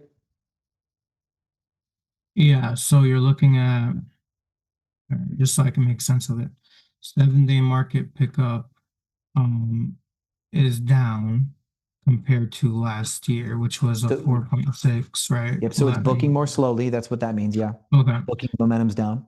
Last year, today, the market occupancy was 41%. So what's the difference between last year today versus the final? Okay, so market occupancy right now for this target date, because the target date's December 29th, right? And today's not December 29th, right? Yeah. So whenever it says today, it's talking about the relationship between today and the final date. So okay. The difference between today and December 29th, the market occupancy for last year, the difference between today and December 29th, it already had 41% occupancy between today and December 29th. Yeah. So today, for December 29th, it's 33%, which is 8% down, but relative to 41%, that's actually 20-ish% down. And market momentum is down 1%, but relative to 4.6, that's still almost a 20% drop in market momentum, right? Year over year. So we're 20% lower in market momentum, and we're 20% lower in occupancy, which means we should expect to come around 20% lower on final occupancy, right? You think? Okay. I see what you're saying. Right? So 78%, what's 20% off of 78%? Well, that's like 15-ish. So the market final will be 63%. Market final is probably what that would be. But I think there's like a rate of decay with this too. So I'll probably say it's going to end up in the 50s. That's going to be a guess of mine. And so this is where we start to play some games, right? So what I told you to do is make a year-round strategy where you're going to lock out people 4-day minimums on these really peak weekends, and you're going to do 5-day discounts on the weekdays on your soft ones, right? Now, as the market plays out, you're going to look at these green and red lines, and you're going to look at these green tickers and these red tickers that let you know if you like, oh, hey, look, this one's plus. See the pickup, good momentum. It's softer still, 40% versus 46. So occupancy is softer, but the rate at which it's picking up is better than last year, right? It's not going to mix signal. But so now we then would just make a decision. Do we drop our weekend prices? Do we change our length of stays? Like, what do we do to get booked for the 27th if we're not booked yet, right? So you're going to have this year-round strategy where every weekday and every weekend, you're going to look at this occupancy thing, and you're going to actually per week choose an excess strategy or an underbooking strategy. And then as those dates get closer, we're going to look at market rate pickup and stuff and look at your competitors' prices and then decide if we want to change from our year-round strategy. Okay. Got it. But yeah, your occupancy is like whipsaw, and markets that have a whipsaw effect like this is kind of what we do.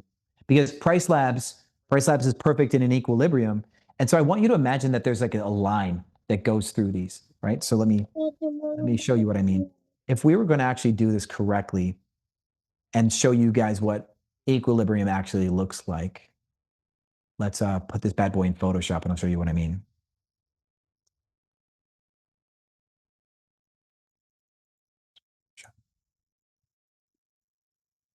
Yeah, I still don't get Pricelabs. Honestly, there's a lot to it. There's a lot. So let's make a line, okay?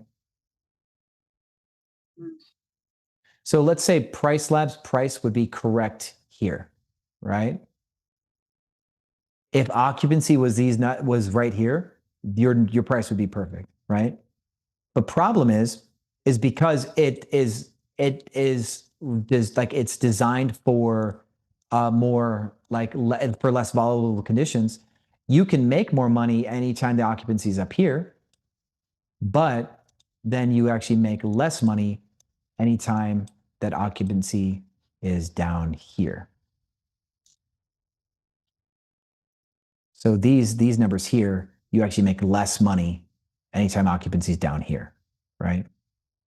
So what we have to do is we actually have to run a daily strategy, because your weekends are always above Pricelabs projections for the most part, but your weekdays are always below. And the farther from whatever that equilibrium line is, the more we have to deviate. But this red line is a made-up line that no one gets to know what that line is, because Pricelabs is never going to tell us where they're wrong, right? Yeah. But the reason why this red line exists is because more than one person uses Pricelabs. If you're the only person to use Pricelabs and it was reading the entire market, you probably would get price perfection from Pricelabs. But because everybody, like actually, I'll show you like this, right? Here's what Pricelabs' market movement would look like if Pricelabs was one user, okay? Pricelabs one user would look like this, okay? Pricelabs would do this with you if it was one user, right? If Pricelabs had 90% of the market, let's imagine that like 90% of the market used Pricelabs, okay? Like almost every single person. Pricelabs prices would go like this, okay? It's because it's clunky and slow. The more body that gets behind Pricelabs, the less actual deviation that can occur because everybody's deviating. If 90% of Pricelabs if 90% of a market had Pricelabs, then 9 out of every 10 listings would move with the market and it would start to look like this. Do you understand why? Did that make sense? Yes. Okay, good. I just want you to know we are entering a phase where this red line is more likely the case. Most markets use Pricelabs. Too much is my point. So what we're doing is we're running a strategy where we have to find out where Pricelabs is wrong, and then we're adding 4-day minimum stays on our weekends where Pricelabs is wrong. And then on the weekdays where Pricelabs is wrong, we're incentivizing people to buy them with 5-day discounts and 4-day discounts. And so that's why your whipsaw occupancy market, this is how we navigate a whipsaw market like this. Yeah. Great. It's very fun. It's very fun stuff. Right. I hope you guys like, I hope one of you likes numbers, right? I think this market might be one of the most exciting markets to do price in. Anybody who's a market analyst who likes to do pricing stuff, this would be one of the most exciting markets to do rates. Yeah, it's a great market. And I think you're right. If you price well enough, you'll be getting a lot of the bookings. If you price well enough, you will commit murder in this market. Yeah, there's just a lot of visitors, there's a lot of demand. Yeah. And so now we're everything that we do is game theory, is really my point, right? Everything we do is game theory. We know what Pricelabs wants, but we're going to disagree with Pricelabs, and we're going to disagree with Pricelabs like rock, paper, scissors. Rock is excess, paper is neutral, scissors is negative. And you've got 3 main strategies that you run. And that's your go-to for the year. And then you just assess how it's doing. And as we get to shorter lead times, we'll make changes. We'll just keep looking at it weekly and looking at the day by day for that week and adjusting that way. That's right. All right. I'm sure I'm gonna have more questions next week. Yeah. I'm gonna so right now I only have the seasonal profile change for one of my listings. You're saying change them for all the listings and then Yep. Copy what I just did. Put them on both listings. The only difference is your nicer listing won't have to drop as much or incentivize as much because it likely will win preference more often. Yeah. Okay. I'm just looking at my notes before I head out. So just to clarify, we don't have to worry about Airbnb dipping below our minimum because we wouldn't have gotten those days booked anyway. So we're just trying to get what we can get at that moment. Exactly. What you're going to notice is there's a recommended price that Pricelabs has for you when you go to your calendar and hover over the number. It's going to say, we want you at $50. We want you at $60, right? But you're at 110. And you should like consider those final rates and go, okay, cool. Let's allow somebody to stay for $50 a night, but they have to book for 7 days. Could be your thing. Yeah. Right. So then you do a weekly discount. The weekly discount is considering whatever the Pricelabs rate is and whatever your minimum is. And then you can build those discounts with rule sets. And then how does the cleaning, so the cleaning fee is going to get added to that and everything. So you have to consider I'm deducting this amount, but it's still going to look like this on Airbnb because of the increase of the cleaning fee. And so the cleaning fee will get added in. Yeah, after the whole rate calculation, the cleaning fee gets added in. So if it ends up at $20 a night, God forbid, you still collect the cleaning fee and you're still going to be fine. All right. Yeah. All right. Well, thank you so much. I appreciate the detail you're going into this with me. Of course. Well, I mean, that's what I'm here for. Got to steer you straight. So I really want you guys to consider that you are in such a unique space. You need to take every bit of advice you've ever seen with a grain of salt because this extreme pull of occupancy is very rare. It's very rare. So really consider like, wow, I'm in a market that is every day is extreme. It's extremely good or is extremely bad according to this occupancy chart. And I want you guys to really contemplate on that because all of your advantages in understanding this. Great. Well, one last quick question. I'm sorry, I'm taking up so much of your time. December is one more day away, a couple more days away, and there's still some days not booked, like weekdays and stuff. Do you recommend doing any specific custom promotions for those days right now, or kind of let Pricelabs lower it with our gradual decline? Let me see. Let me see. I don't know if it's which listing. I think the Nest has some days still unoccupied. You got a little bit of bookings here, right? Yeah. I don't know about Caillou. Hold on. Actually, I don't see any bookings. I don't see any bookings for this one. Hold on. Okay, there we go. There we go. Okay. Yeah. So here's one of our issues, right? You've got a Friday booked here, Wednesday, Thursday, Friday. That's good that you got that booked. But these days right here, this Tuesday, December 2nd. I can't see your screen. Oh, sorry. Let me go back to screen share. Thanks. Good call. So one of your main issues is that your market has that occupancy problem. Yeah. The final occupancy for Tuesday, December 2nd is 29%, right? But the weekend's already booked, right? Remember how we talked about how like this Thursday right here, This Thursday got a final market occupancy of 29%, but the likelihood that that 29% includes the Friday where the occupancy is 61% is very high, right? Yeah.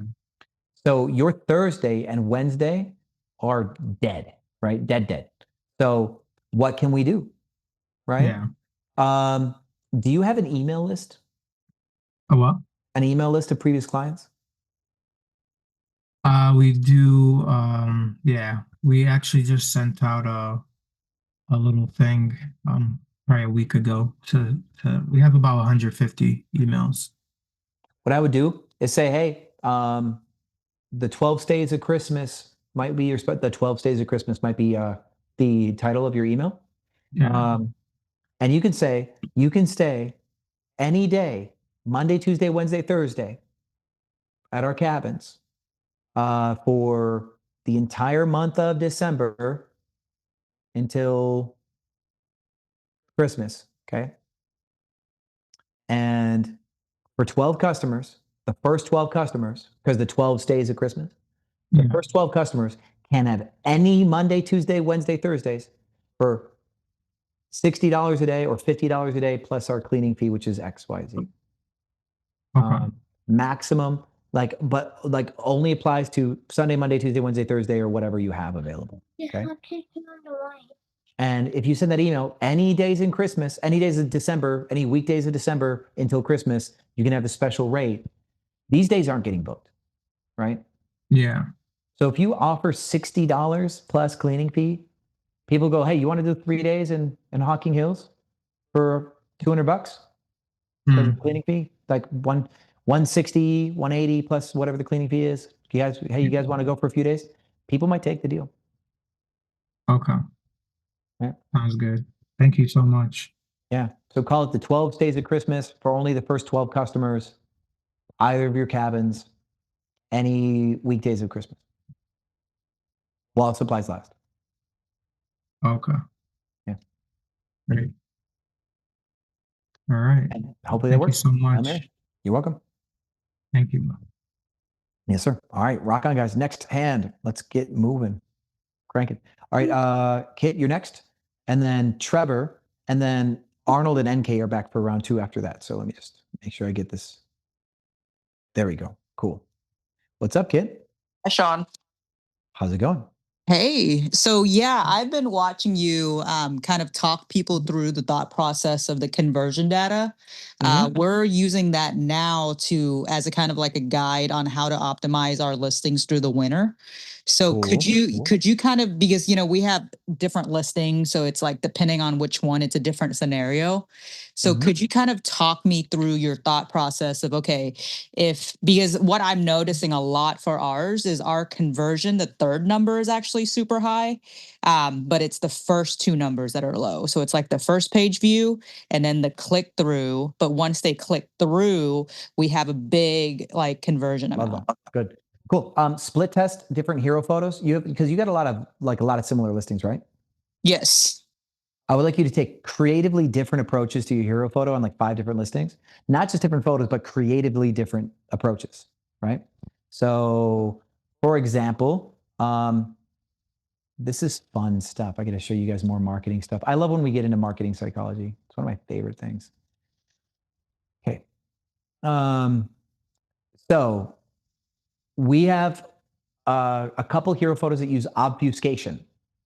This one right here, we see the mirror and the chair and a wall, but you can't see the room, can you? Right?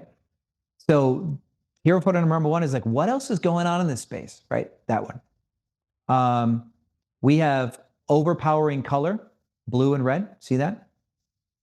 That is a pattern break with color approach. This one right here obeys both obfuscation and pattern break with the monochromatic, everything's just slightly off white. The whole image has got the same kind of feel. So this one kind of too, but there's still a lot of contrast in that. But this overpowering blue, overpowering red, overpowering off white. So monotones do really good for hero photos. That's all of these are top performers for us, right? But we've got the establishing room shot, big ceilings, big photo, why not, right? So this does decent. The outdoor photo, like what's inside the box. This is a good one. This is also like a version of obfuscation in a way, because people have to see what's inside the house and they want to know, right? Then you've got key feature shot. Like the piano is also a key feature. Pool tub's a key feature. Key feature, big ceilings. So we've got the establishing shot, big ceilings, but also key feature, right?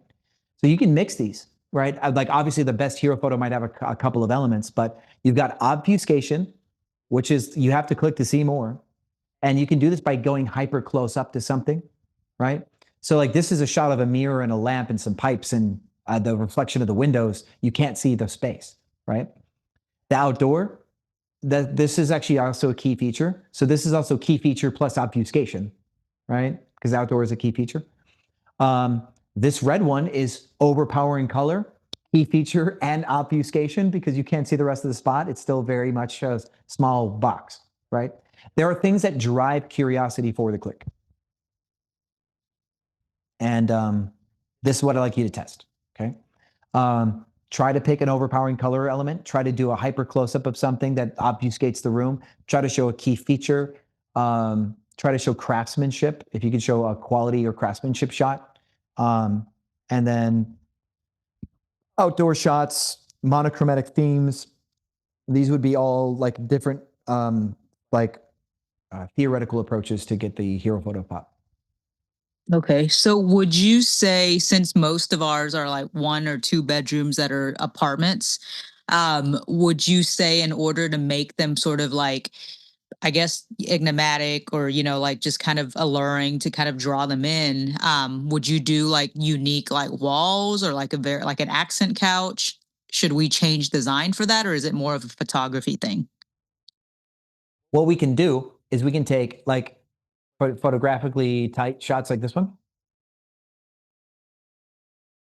See that? Like it shows a lamp and some books and a pillow, but you can't really see the room. Like maybe this one too, right?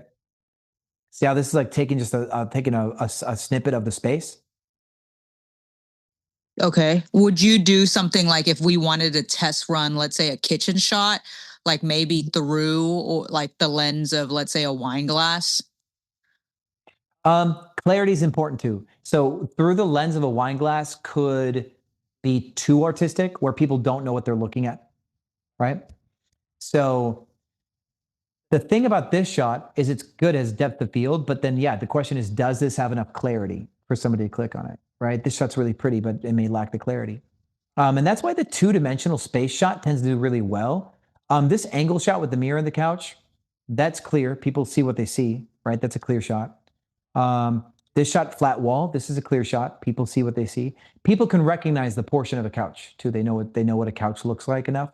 So you can get in here and get one of those. People can tell like this sofa thing and this might be a little less clear because the reflection thing could be a little confusing for this shot. And it doesn't pattern break with the single color thing, like the one where I use the window in my reflection. So this shot is a little busy, but you know, you see lamps, see pillows. It might be easy enough to understand that this could be a hero photo. So that's like, if we're looking for obfuscation for small units, like we are going to look for shots where we can do like a feature of something, like books on a coffee table, right? That could be like a feature shot where people might like the vibe of the books on the coffee table, passes the vibe check and they click, right? So, because also your units are a certain rate, right? They're not $900 a night, you know? So how do we get somebody to click? There's a threshold of requirement too. The lower the price of the listing, the less of a threshold for acceptable click through hero photo, right? The more perceived value you can create, the more you can get this upside return. The reason why the Red Room has 70+% click through is the rates are in the hundreds because it's a studio, sometimes in the 200s, right? Maybe rarely in the 3s on the weekends. But it's a sexy red room with this big black piano. You don't ever see that in a unit, that price, right? And that's part of the got to have it element for click. So this indie close-up couch and lamp shot, coffee table books shot, can maybe get you could do something down like that even. That's pretty clean. But I would like to shoot across a coffee table too, potentially like in this direction, but obviously a coffee table. and try to get a composition of the room. You know, there are people who, there's a lady who, sometimes we see we sometimes see bedroom shots that work. Like obviously this room is the master bedroom and that's kind of what we're going for, but let's take a look at let's look for other examples of clickbaity hero photos.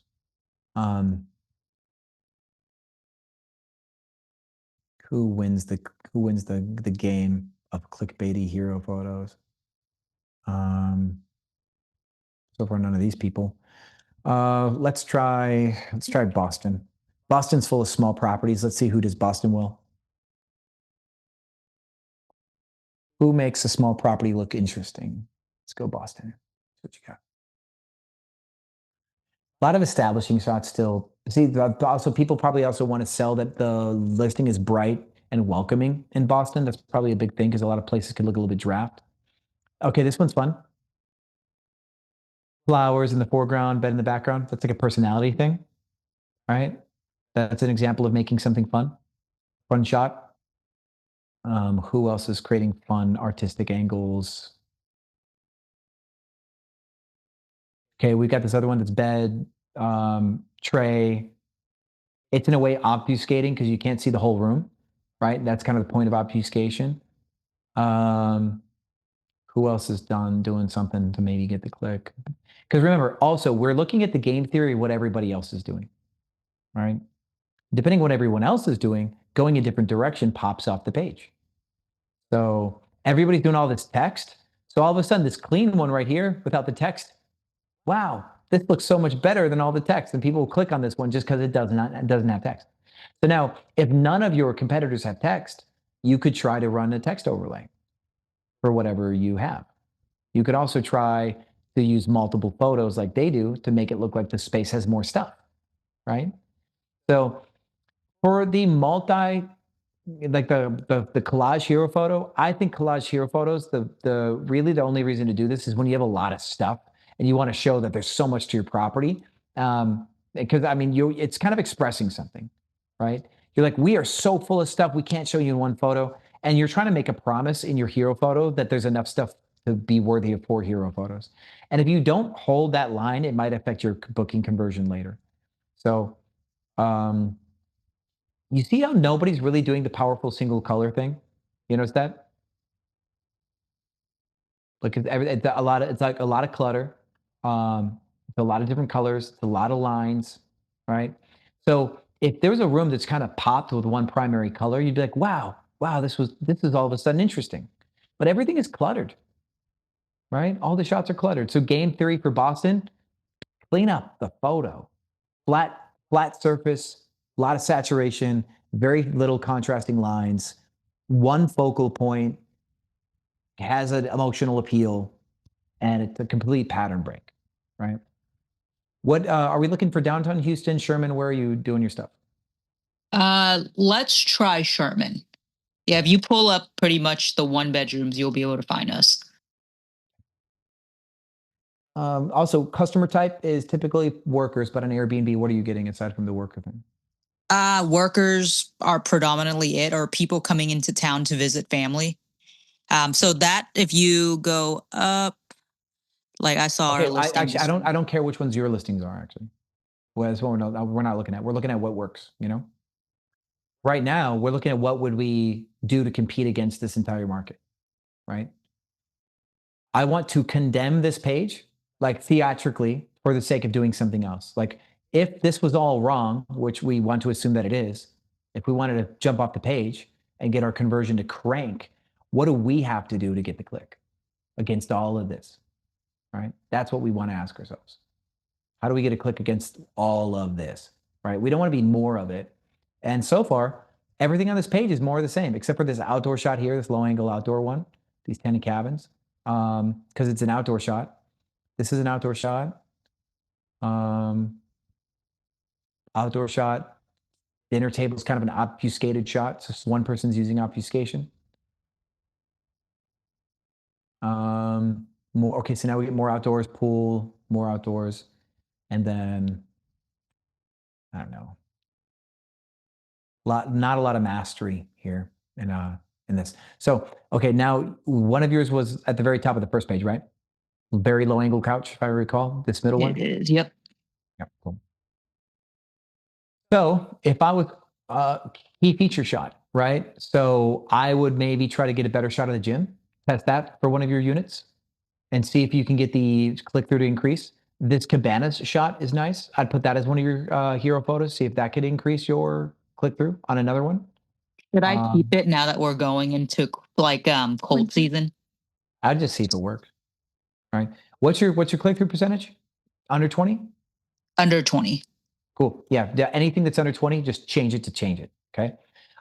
So this one, I think, is, even though it's not the perfect season, people might go, oh, this place seems like it could be a cool place based on the fact that this was its hero photo. Because some people know, like, people never change their hero photos for seasons. So they go, oh, this place could be cool. These cabanas are cool.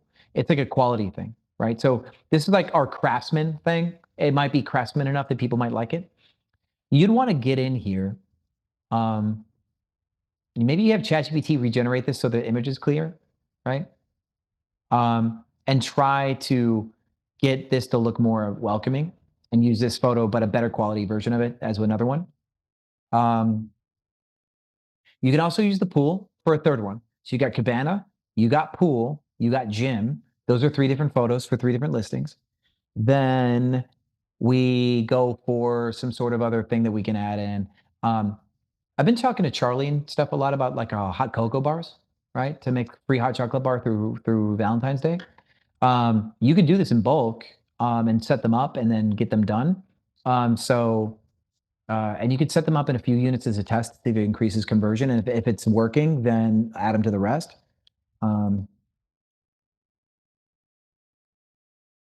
So you can make a really cute hot cocoa bar, and you don't need to get an LED light, but that's kind of fun, right? It's kind of rocking. But a hot cocoa bar would actually look more like something like this, but we want to get it to photograph well. So something like this might be more photogenic, like that, right? This is like landscape friendly, but I actually still like this one's vibe a little bit better, right? This one's cute also.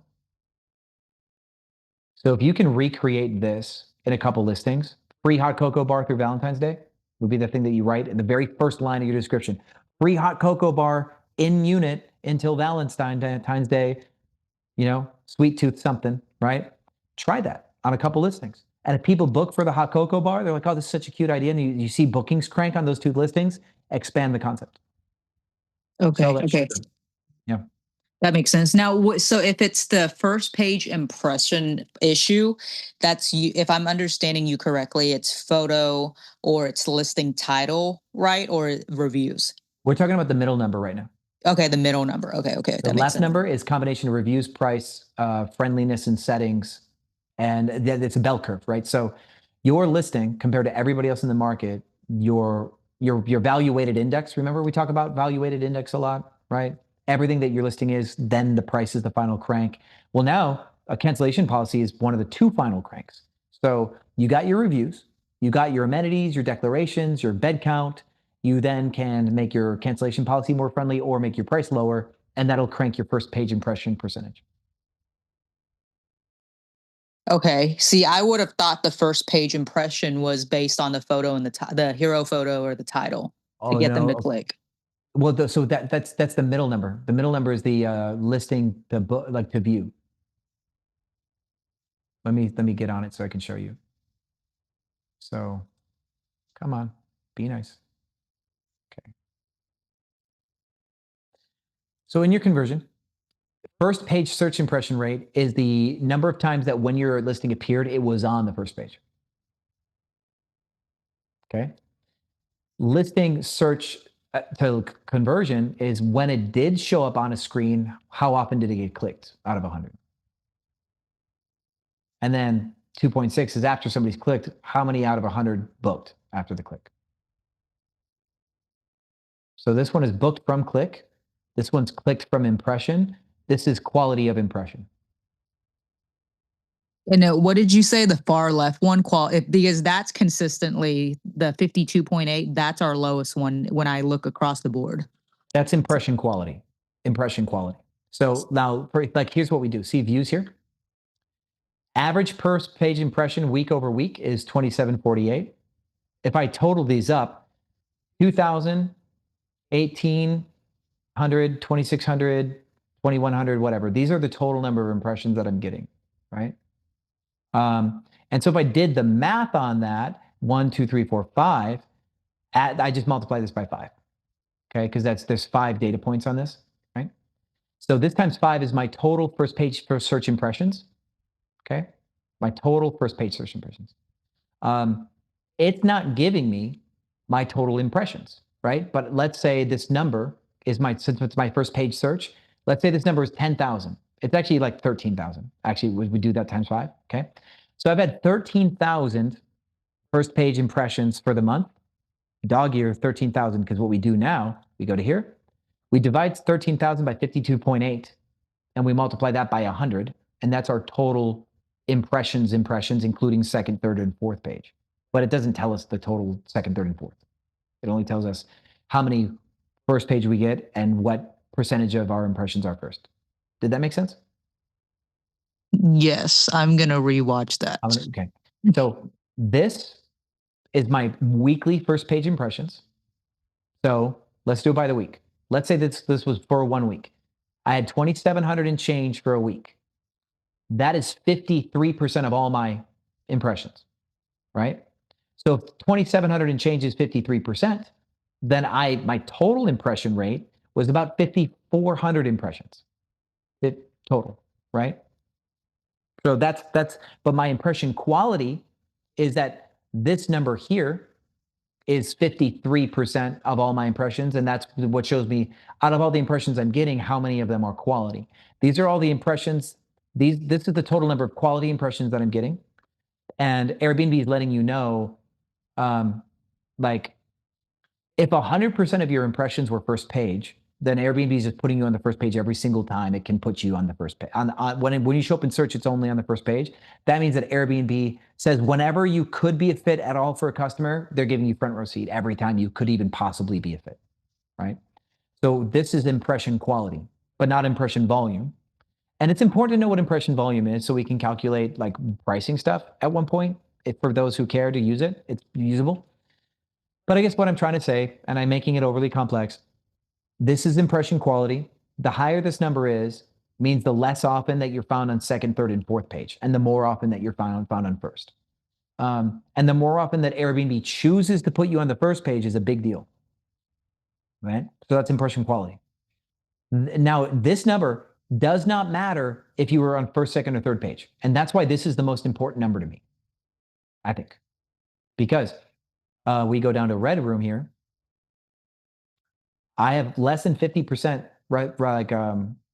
representation, but this is 59%. And we go search other days. Like, let's actually just look at let's look at everything in the future right now.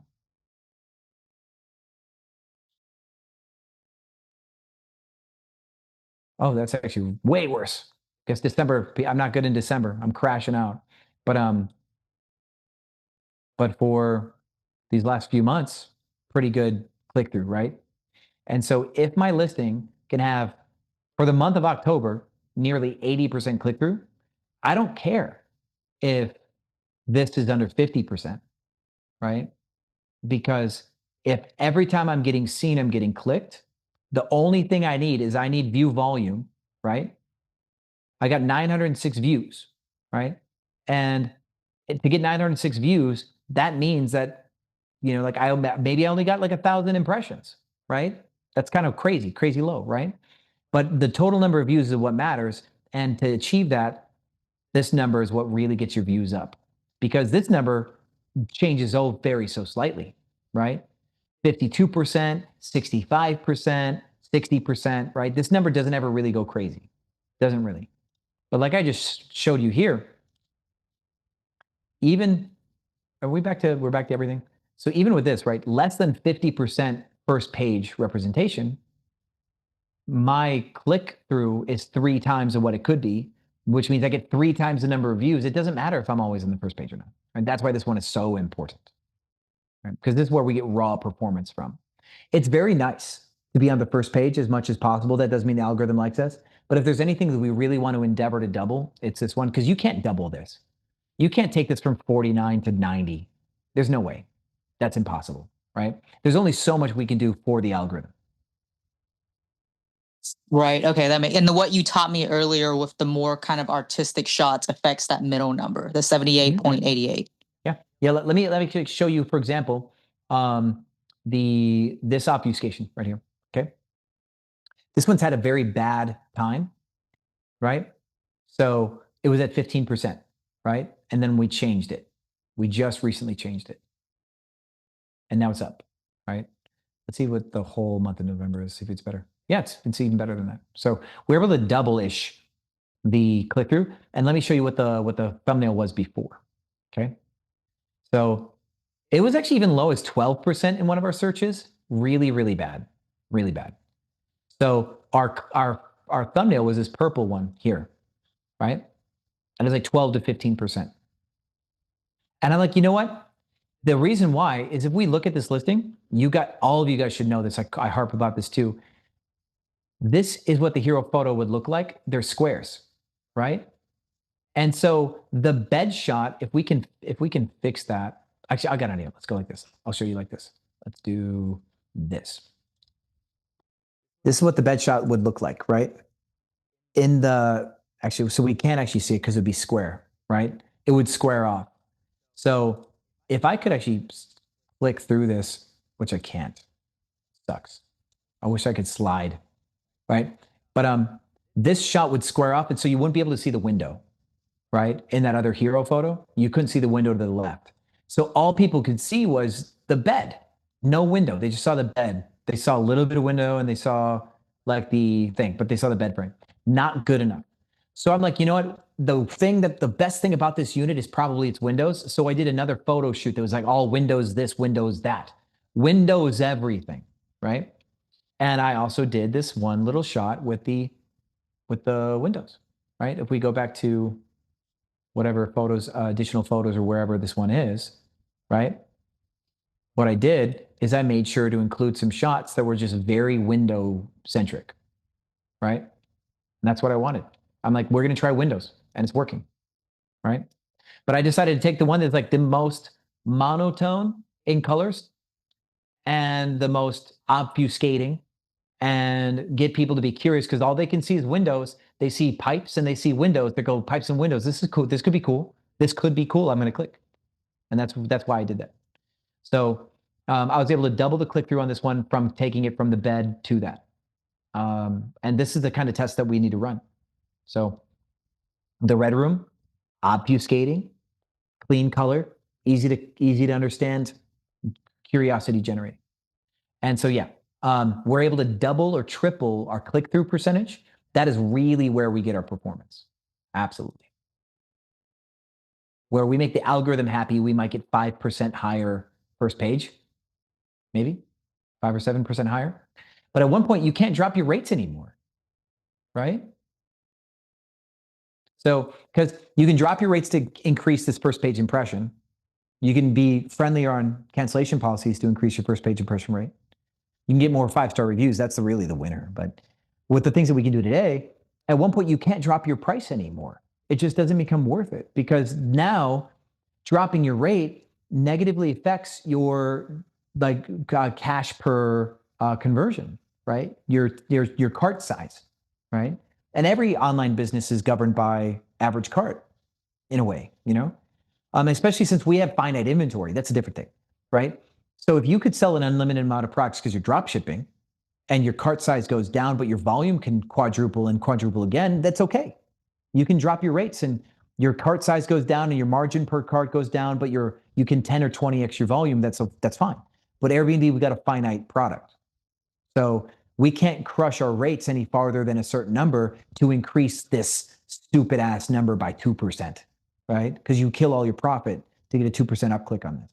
So yeah, it's marketing. It's really in the photos. That's where we do all of our magic. And the title can help too.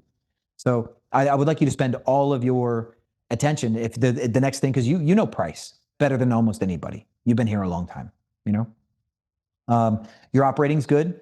You got good costs. You know how to run your cleaners for cheap. Like everything else is good. So your next thing is, how to think like a marketer. And I would like you to split test different types of creative approaches to your hero photos and see what people are most responsive to. And the fact that you have a lot of listings allows you to test a lot of ideas and then refine those ideas faster than everybody else. So that's really going to be to your advantage. Okay. Okay. That makes sense. And then that third number. So I'm looking at it right now on our laptop, and like my list, I like one of those one bedrooms, the one you just looked at, listing to booking conversion is like 14%. So what causes that to be so high? Your price was way too low. That's not good. Yeah. We're also seeing unbooked nights. You know, sometimes we'll have 8 units unbooked on like a Monday, Tuesday, Wednesday. Yeah, but those days are really tough. Did you just listen in for the Pricelabs shop, the whipsaw thing? No. Oh man. Okay. I that will was a listen back long though. talk. You want to get back into this one and scrub back an hour. We are 7 hours and 40 minutes in. So you're gonna want to go back about an hour and a half when this uploads to the 6-hour mark. Okay. And I want you to, we're talking to Hocking Hills, Ferris and Hocking Hills. And we're talking about this occupancy chart and the whipsaw effect. I think you're going to find that really compelling, but I just don't want to repeat myself. It'll be another 45 minutes. So please go back and watch that. You're going to be like, holy shit, this is cool. There's a big element of game theory. But so your price is low on Tuesdays, Wednesdays, because they get gutted, right? And like the weekends book, and then the Tuesdays, Wednesdays are left behind. Nobody wants them in a large way, right? Urban markets, we're a little bit better with that, right? Dallas, I get away with this. I can fight to get my Mondays, Tuesdays booked all the days. Like urban markets are a lot easier. Destination markets are a lot harder. So the way that we play that game has to change. So for you, prevention is better than a strategy for like, prevention is better than an if-then strategy, right? I have strategies for every run out. Like if my weekdays go unbooked, I have ways to get them booked, but you have a market where the weekdays go unbooked, you may not be able to, and that's the end of the game. And we have to identify if that's true.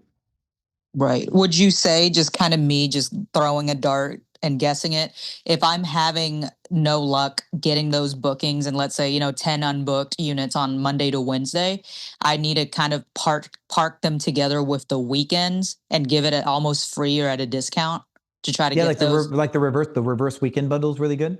Yeah, and do it early enough. Yeah, so if you go, like when you go back and listen to this at the 6-hour mark, we talk about how to use reverse weekend bundles and a minimum length of stays in a strategic deviation and polarize our pricing strategy in both directions day to day. It's cool. And so I would like you to look at where that is applicable to you, if at all possible. But we have to use that occupancy chart on neighborhood data in Pricelabs. And then we use a rule set and we use a minimum length to stay in Pricelabs or in GPO, whatever you use for minimum length, and dynamically change your minimums, but then also add key rule sets based on our occupancy chart. Okay. Yeah, because we noticed too in Houston, like on a Monday, Tuesday, Wednesday, as long as I drop low enough, they're going to get booked, even if it's last minute. But in a town like Sherman, like if I don't get those booked, no matter how low I go, it's just not getting booked. Yep. So yeah, this is that concept of like a game theory, right? Your game ends when your weekends book. So does that indicate that if I can get that fixed, that I should be able to make more money on weekends and at least get the weekdays booked out more to get a higher occupancy? I think yeah. I think the way you said that, I'm going to answer yes. Like theoretically, you could raise your weekend prices 5%, right? Then you load a Wednesday with a discount or Tuesday with a discount, right? Where Wednesday, Thursday, Friday, Saturday, or Friday, Saturday, Sunday, Monday. So Wednesday and Monday, right?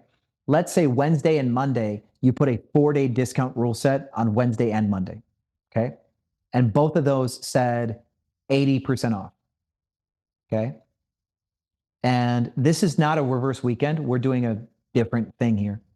But you try to get Friday, Saturday, Sunday, Monday, or Wednesday, Thursday, Friday, Saturday. Any of those is 4 days. The Wednesday or Monday becomes 80% off. That affects the whole reservation because 80% off of a Wednesday is significant. So the whole reservation now is 15% cheaper, right? And that's like the concept of a reverse weekend bundle, but tethering them to polarized days around like it's almost like you're lassoing the weekend on either side. Now, if somebody books Monday, Tuesday, Wednesday, Thursday, then Monday and Wednesday are both 80% off, but you're like, bro, I never get Monday and Wednesdays booked anyway. Cool, shit, let's go, right? So Adding these like 4-day discounts to weekdays, there's a few different ways we can pull this off, and that's an example. But reverse weekend bundle, we do Tuesday, Wednesday, or Monday, Tuesday, and we make a 4 and 5-day discount built into that, and that's how I do that. It's much easier to do. And yeah, if you do that, you can raise your weekend rates 5 or 8%, put like Easter egg discounts in the weekdays, and then that offsets the risk of the price increase by increasing the chance of you getting your weekdays booked, and that brings the weekend prices back down and makes everybody happy. So, Okay, cool. I will listen back on that and figure that out. yeah, the 6-hour mark on this call, like you're gonna love it. Even though Hocking Hills is nothing like Sherman, the concepts that I'm telling him, you'll be able to peel it and take stuff from it because you've been doing this years. So you're smart enough. You can take what I give him and go, oh, I can see where this partially applies to me. Cool. Okay, perfect. And then my next question is, we're getting ready to expand. Is there any sense to kind of follow World Cup and see where the World Cup is in Dallas and just expand that way, as long as assuming that throughout the rest of the year there's enough traffic to justify those listings? Yes. Any market that's good to be in ever at all, World Cup is a great time to get in because your cash return is so quick. Okay, that makes sense. But you would definitely because it is for sure transient travel. You'd make those fun, right? Like super unique, super fun. Hot take. Okay. This unit, if there's a team that likes orange, I'm good, right? But let's say we know who's going to play and we know what their colors are and we know what those people like. I would do a pop-up design for the week where if I make $2,000 more than I normally would because I painted a certain color, cool, right? And if I can riff off that and keep a design style later, a forever design style that can work off of what I did, great, right? So I would come up with a design style for World Cup and come up with a contingent forever design style that might be able to stay with minimal changes from there. Otherwise, if I've got to paint a wall twice, think about it, right? If you like, okay, this place will get absolutely booked if I make it kind of like if I do like a Netherlands or if I do a Barcelona or whatever's good, right? Considering the games, right? You theme out the space when you launch it, and then you just undo the theme when it's over. Yeah, that makes sense.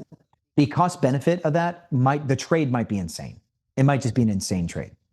Okay. So would you, so if you did it that way, for something as big as the World Cup, like what's the mile radius from AT&T Stadium you'd go? 2 miles. Okay, so it has to be close. Generally, I mean, you're going to get a diminishing return, right? As far as like the fervor of the booking intensity, right?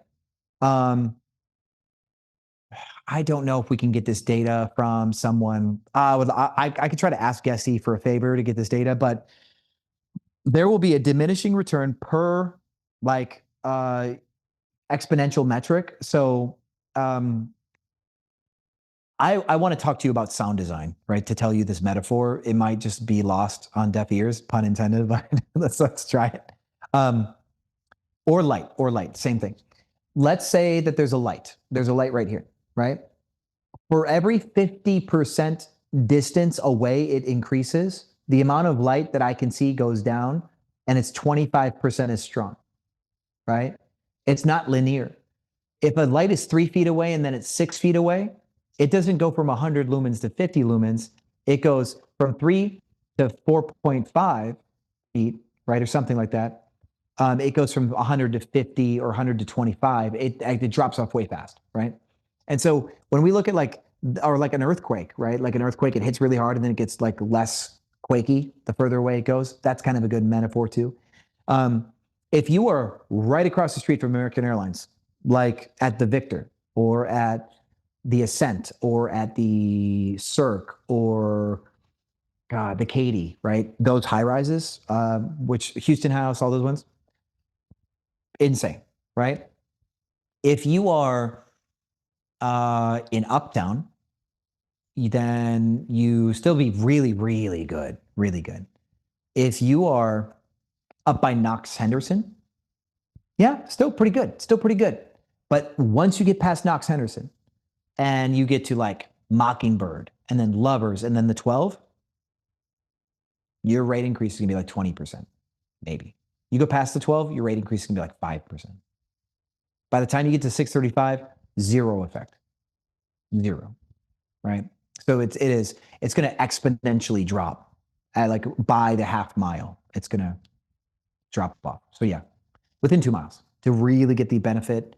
And then from there, yeah, you're going to see a steep taper off, because remember, as you go a mile away, the total square area that has Airbnb listings exponentially increases, right? Like how many square miles is in a circle that's 1 mile wide? 1 mile. In a circle? Less than 1 square mile, because it's a circle, right? But now, how many square miles is a circle where the where the radius is a mile? I know I'm being shitty about math. I'm sorry. I'm not going to make you do that. But my point is if a circle is 1 mile wide, there's an area. If a circle is 2 miles wide, the area is massively bigger. If the circle is 4 miles wide, that area is massively bigger, right? It just goes exponential and exponential. So the number of Airbnb listings that exist inside of 4 square miles will be 10 times the amount that exists inside of 1 mile. And that's why it tapers off too, because the supply representation is going to be insane. Right. Would you still think it's worth doing if probably that's what's on most people's minds right now? Be inside of 2 miles and you will murder. Be inside of 4 miles, it'll still be a great jump start. Not inside of 4 miles, you're going to get nothing really nominal. Okay, that makes sense. Well, we're wanting to, now we've talked about this where, we're wanting to expand into DFW where there's higher margins and we can command higher prices with the customer types that comes in. Yep. So is the right philosophy of looking at it, because, for example, if we wanted to get into Plano, it doesn't make sense to look at Plano as a town as a whole because it's huge. Would we take pockets of Plano, like let's say Legacy West, and treat that as like, okay, like that's the equivalent of Sherman in size, because that's a small town. And then we just kind of, because what I'm trying to figure out is, I want to go deep in one area, right? With like different variety of product type, 1, 2, 3 bedrooms, and go deep so we can have more economy of scale. So how do I know how many I can fit in like a pocket of Plano? Remember how we talked about cannibalization based on lead time? Yeah. So we would, at that point, we should pick up 5 or 10 batches at a time, and then, or batches of 5 or 10 at a time, and watch the how fast they book out. Yeah, probably. Well, you could do more than 5 for Plano. It's Plano, right? So imagine a hypothetical where you take like however many short-term rentals there are in a market, and you decide to create 1% more than are already there, right? So let's say there's 1,000 Airbnbs in the market, you decide to add 10, right? 1%. In order for you to succeed, you just need to beat a middling 1%. There needs to be 1% of the market that was profitable, that was middling, that you could beat. You knock them down the ladder, right? And then you win, okay? Now the risk though, market that has 1,000 listings, you get to 40 or 50 or 80 listings, right? 80 listings out of 1,000 is 8% of the market. Question is what percent of the market has healthy margins, right? And so now there's a percentage of the market that you cannot beat. They're incumbents, they're great product, good service. So your listings will be, say, top 10% until you have 8%. And now you're going to be top 4% through top 12 or top 6% through top 15, something like that, right? At this point, the top 20% of the market may have way less margins than the top 5%. And now you exist in both the top 5 and the top 20 if you're big enough, right? So pushing into a market at 1% of inventory, almost anybody can push 1% inventory into a market as long as they can identify somebody to beat.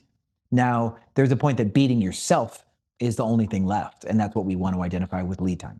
So, okay. You could do 10 in Plano, you could do 20 in Plano, as long as you get to identify 10 or 20 losers that are showing on Airbnb that you can beat up.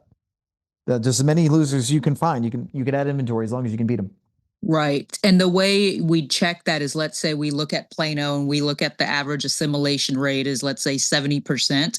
So I just have to be that top 70. The average assimilation rate is 70% for weekends. Okay. Right? Something like that. Right. I mean, the weekends book, if the weekdays book at 70%, that's juicy too, right? Right. Okay. So let's say the market books at 35% weekdays, 70% weekends. We run dynamic pricing, so we can get really good prices on the 70% or 75% of the weekends, and then we run a really like lean rates on the weekdays to get booked. In an urban market, you can do both, which is good, and then you're happy. Yeah. If a market has 30% absorption on weekdays, I wouldn't want to hold more than 3 or 5% of the inventory in the market, right? That's probably the max that I would like to hold until I can prove internally that we've got something that really helps us. Because getting weekday bookings is a big part of end of year profitability. And so where the portfolio starts to crack is on the weekdays. Okay, so let me write that down. You said your goal is for a market, if it's considered juicy, you would want weekend assimilation rate to be this, and then weekday to be above 30%. Well, that was a hypothetical. I would prefer weekday to be over 50, right? But if the ADR is high and the booking percentage on weekends is high with a high ADR, and you can see, let's back out. You can make a profitable Airbnb in all sorts of scenarios, right? Let's say one scenario, the ADR is $130 a night without change every single day, Monday through Sunday, $130 a night. And it's 85% absorption every day at $130 a night. That means that you're probably going to make $3,500 a month and the rents are $1,500. There's room, right? Let's say your rents are $1,500 in a different scenario where the occupancy is 90% on weekends, the nightly rate is $500 on weekends, and the occupancy on weekdays is 10%, and the nightly rate would have to be like $100 on weekdays and still 10%. Well, if you get booked at $1,000 a weekend, that's still $4,000 with no weekday bookings. Your end of month revenues are better on the weekend only one, right? The steady one, $130 a day, is a little less stressful, a little less chaotic, but the end of month revenues was better on the weekend only. So we can't be so general, I think, is what I guess I'm getting at. I look at every property for what it can make at the end of the year. I look at the rents versus the revenues, and we decide to get in. But then scale, the story of how we will scale. A lot of markets, I gave you an extreme example where you make money only on the weekends. That was really extreme. But in most markets where that extreme doesn't exist, where cracks start to show in your scale is lack of weekday bookings, and lack of weekday bookings leads to lack of margin. And so we stop expanding where we can't get the upside of weekday bookings effectively anymore. We will diversify our product to do 4 bedrooms instead of studios. We'll do a new neighborhood. We'll do a completely different design style that we're hopefully going to get farther future bookings and lock up. So that way the stuff that's fighting for last minute bookings doesn't have to compete because the tone is completely different, right? There are ways to differentiate the product to continue to expand, but we look for materially different opportunities when we don't have the appropriate lead time for our bookings and we're fighting for too many last minute bookings on the weekdays. Okay. So if it were you, would you pick like one good apartment complex, gives you a really good deal, right, on rent concessions, and then you just go deep and watch the lead time for that? Or would you plant like 3 to 5 units across different cities and see what performs the best and scale and add more to the ones that perform the best? Well, if it's a good deal, I take the good deal because time value of money, free rent on the front end, you get the cash back right away. That's good. Right? Because now you can do both in a way, right? If you're negotiating 3 different neighborhoods and you're kind of spreading thin, you don't have as much negotiating power with any one landlord, but you say, dude, we're going to take 12 here, give us 3 months of rent for free. That's pretty good, right? And then you get 3 months of rent for free, you get the cash back, you go to the second neighborhood, you launch there too, right? And things start to kind of fray out. The one that has 12, you were still able to get that cash back and build and grow. And let's say the margins are really kind of junk on the 12 at one point, right? The 3 months of free rent still gave you all your cash back really fast, and you still got in the neighborhood 2 and the neighborhood 3. So you're actually in a better position with the free rent on the front end, as long as those units don't lose money, right? So just make sure you don't take a shitty deal just because the rent's free. We still do our due diligence. And even if it's kind of a weak margin deal, it's still better to go with the free rent on the front end, get all your cash back, and do another neighborhood later, right? Because the velocity of working capital, the faster we get that cash back, then faster we can do more doors. Right. And then there's also the added benefit of if they're all like, let's say in one building, you'll get more economy of scale with labor from the housekeepers. Yeah. Yeah. Exactly. And now that we're talking about this marketing stuff and hero photo split testing, there's like a lot of advantages that we get at scale too. We can do a lot of controlled experiments. I think that's something that people really won't consider. Okay, that makes sense. Now, I posted this in the group the other day about how Airbnb thought we created a fraudulent receipt, right? Yeah, that's gross. Yeah. Well, so I actually, we looked deeper into that. What we realized happened was our VAs actually accidentally sent the wrong invoice. So he mixed up, so that was actually our bad. And he sent the wrong invoice for 2 different claims. So obviously Airbnb called them and we're like, no, that's not a real receipt. So that is, we're trying to call them now and say, hey, it's an administrative mistake, nothing intentional. Could you at least take off the strike against the account? Because this would be strike 2. But what we're doing now to kind of just in case is that was under my account. We're going to start migrating listings to Kaylee's account just in case I just, for whatever reason, get the 3rd strike. So you are having VAs do high risk, high leverage things that what you're paying them less than $7 an hour, I'm sure too, right? Yeah. So I should check their work more thoroughly. Because I'm the one who sends it in. Like they create it, and I'm the one who clicks the button, and I did not pay attention. Okay, cool. If there's a point of supervision on these people, then yes, now you realize that you got way hands off on that. These people will fuck you, right? Pardon my French, but you will go out of business because of a $6 VA. It's Airbnb, right? Like, how hard is it to be a host, right? Everybody's like, Airbnb suspended my listing. I got banned. Airbnb won't pay me for this. And you're skating on a $6 an hour or less VA, right? And not checking their work. That is, that's a little cozy. You got a little too cozy, right? I would like you, the reason why I said it like that is I want you to change your worldview, right? I'm kind of attacking your worldview, and I want to shake you awake on this. We do not trust a VA with anything that is of material importance, right? We do not trust a VA to communicate to Airbnb. They do not communicate to Airbnb. They do not send anything to Airbnb. Like, I would never trust a $4 an hour person because remember, Airbnb's terms of service says that anything that your VAs do is effectively you in the terms of service. They added that in years ago. So now your VA says something stupid to a guest, lies, cheats, steals, misrepresents, that they say anything that your person does, you are equivalent. So that's high risk. I want you to respect how risky you've been running your business by having a VA do this stuff. Truly high risk.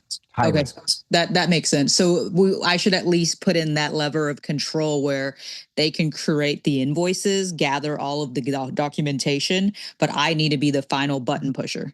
Exactly right. Yeah. So you'd have a resolution day, right? Or like eventually you'd have somebody who just only does resolutions. After Haley got too operationally heavy, I hired Melissa, guest experience manager, where she argues with us and says, you're wrong. This person deserves a refund, right? One of my favorite positions ever to hire is somebody to yell at us, right? I'm going to hire Melissa to yell at Haley and say, fuck you, give this guest a refund. It's good. I think it's important. But that person is the one that files all the resolutions because they know everything about every claim because they try to get the guest paid for things, right? It's a beautiful relationship to have with this. It's a wonderful position in hospitality. I can't sing any better praises. Our 5-star review percentage shot up to 90% for like the 6 months following after hiring Melissa. It was great. So with that said, you should do a resolution day, and you just do all the resolutions one day until you hire somebody who is only resolutions, claims, and refunds and reviews. because that person asking for reviews, they're the one that like tries to get the guest accommodated, and that person's the person that can get you 5-star reviews. So it's a really cool position. Okay. So what about in the case of you? We've switched over to using like open phone. So if Airbnb calls, it hits that office number, everything's recorded. That also is what communicates, with guests or whatever it may be. So in that event, if Airbnb calls and say, hey, guest said unit is dirty, they want a refund, or they want whatever, a 10% refund, are you saying that communication with Airbnb, I need to pick up the phone and we can't let the VAs do it? Kind of. Yes. Well, the VA has to have limitations on what they're allowed to say. That's a big thing if they're answering the phones. If Airbnb calls and says, hey, we're calling about resolution, let's say, hold on, please hold, let me forward you to Kit, right? Yeah. Okay, that makes sense. So it's just kind of like very clear guidelines of what they're allowed to talk to Airbnb about. Yeah. Yep. Very much. Okay. So in the event that if we do get a third strike, I've started migrating the listings over to Kaylee's account. But in the event I get a third strike, is there anything I can do to kind of like fight against that, go around that? Well, yeah. So we would appeal against anything that we can. Proactively appealing against your 2 strikes right now is probably the best thing you can do. Right? Because then the only thing after the third strike is arbitration. And that's no fun. Right. And does that mean basically any accounts linked with my government ID cannot be active? That's probably correct. Okay. And they will also ban any known associations. So you got to make sure that Kaylee is like completely not like traceable to you, which might actually already be you might already be too late for that. Yeah. I mean, she's a co-host on a lot of our listings and, we're like Facebook official. Yeah, that could be a problem. Okay. So I should go ahead and dispute them. Now, because the first one, it didn't occur to us that we can dispute it. And they kind of go the strong arm way where they say, hey, you have until this date to say you acknowledge this message or else we're going to, like shut down your account. So that was what happened the first time. We were like, okay, cool. It was, like it wasn't fraudulent. We just sent you the wrong receipt, but we still gave them an acknowledgement because we thought there was like a timeline. Could I still go back and dispute that? I think so. Say that one more time. Yeah. So what they try to do the first and second time is they'll be like, hey, we try to call your vendor. Your vendor said this receipt isn't, valid. So you have, like 7 days from now or 14 days from now to send an email back acknowledging, that this is true and that this won't happen again, or else we're going to suspend your account. So they actually set a date where if that's not responded to, they'll like close the account. So the first time that happened, we were just like, it freaked us out. So we were just like, okay, cool. Like, it's fine. No problem. Won't happen again. So does that mean I can't fight that? You would, you would actually try to get them to, undo. You say, hey, I just found out that you were correct. This is crazy. I'm so sorry. I had not a clue that this could even ever happen. First and only time looks like it's ever happened that we mixed up our invoices. Won't ever happen again. We do recognize our error. Please don't mark us, please don't permanently give us an adverse marking for this. We've been hosting for such a long time, and this has never happened before. I thank you for bringing this to our attention. And that's all you can do is own up to it now. Okay. And would you just at this point repeatedly call customer service after customer service until someone budges? I do it through chat. I'd open it through chat and try to get it documented that way. It's probably what I would do. Okay, cool. Okay, so we will work on that. So we're, meeting with a guy potentially who's wanting us to co-host listings for him, but it's in a bulk amount. I think it's probably upwards of, I would guess, 20 units. So for someone like that, how low would you be willing to go on your management fee to kind of at that scale? How many units? I would guess 20. All in the same building, separate properties, houses, what? Houses. I would do a 15% flat with a 3% production bonus at margin achievement, maybe. For houses, if you cut too much, you can't afford to do a good job. Right. Okay. That makes sense. Okay. So 15% and then 3 hinges on contingency of performance of some kind. Yep. Okay. Cool. And then I've seen some people post in the group about Airbnb white labeling guest contact information, the phone number. We actually haven't noticed that. So unless they scramble the number so well, I'm not even noticing it's a fake number. Is it happening across the board or is it just certain areas? Yeah. So every time you text a guest and you think you're texting a guest, you're texting a middleman phone number. Okay. Is there any way to go around that? I would put your cell phone number in a check-in guide or in an automated response message. Okay. And just say if you need anything or something, you know. Hey, this is an automated response. If you need somebody immediately, please text this number. Okay. And the same way with earlier, I did hear you say something about a guest checkbook because we were doing guest checkbook, right? For like through HostAway to collect their information, plus a Google Sheet as a backup. So you'd say take out the Google Sheet. That's not allowed. I use Google Sheets for checking guides. So no, what I mean by is like when they book, they get an automated message. It's click a link through a HostAway thing where they fill that out with their guest information. And then the second link is to a Google Sheet because apparently I don't trust HostAway. And there's a Google Sheet that asks questions like, hey, why are you here? What's your name? What's your phone number? Should I just take that second one out? The fact that you're doubling is like a little bit sketchy. I think a guest might find this a little bit cumbersome and too much work. Also, remember, we're hospitality, right? We win the customer through doing a good job. We don't win the customer by beating them up with forms, So at the end of the day, you can get customers information and give them a bad impression, and then they won't want to deal with you again, right? Don't make them regret booking with you is the primary thing you should do. Never make them regret booking with you. So one form. Okay, that makes sense. Okay, and then my last question is for co-hosting.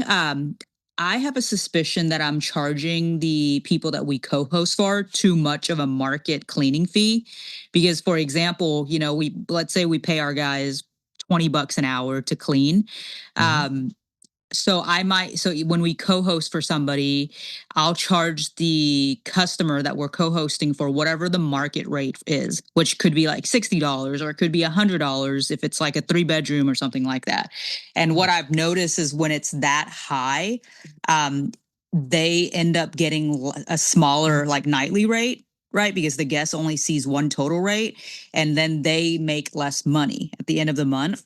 So should I give them less of a markup as a bonus for working with us? That's an interesting question. I feel like I'm almost too greedy and making too much money off of them because I'm making money like $50 per turnover plus the fee. So I'm like marking up my cleaning fee by like 3 times. When if I kind of took that down and made it maybe more like a 15% increase, that would give them an incentive to be co-hosted by us, right? Because it's cheaper than any normal housekeeping company. And it would allow them to make more money. And if they make more money, then the relationship is, there's more longevity in it. I do like the idea of having a preferred rate for clients. Okay. And that could be like a part of your marketing package. Go, hey, if we manage your property, you can have a preferred rate for housekeeping. Right. And you'll never get it that cheap through a cleaning company. Exactly right. I like that. And so, because what this does, like there's a bigger picture to this too, like this whole concept of economies at scale. If somebody gets co-hosted by me or goes through Helm for pricing, they get guesty at a price that they'll never find anywhere else. Insanely low rate, right? That's economies of scale bonus by working with me. Same thing with housekeepers. My housekeepers are by the hour. We co-host your property. You get access to we do it at cost, right? But that's the thing. That's just my thing. You don't have to give away housekeeping at cost, but you could do something near cost if you wanted to. And these economy of scale pitches are really cool. Like, even if we don't do better getting you more money, we still can save you money for what you do already, right?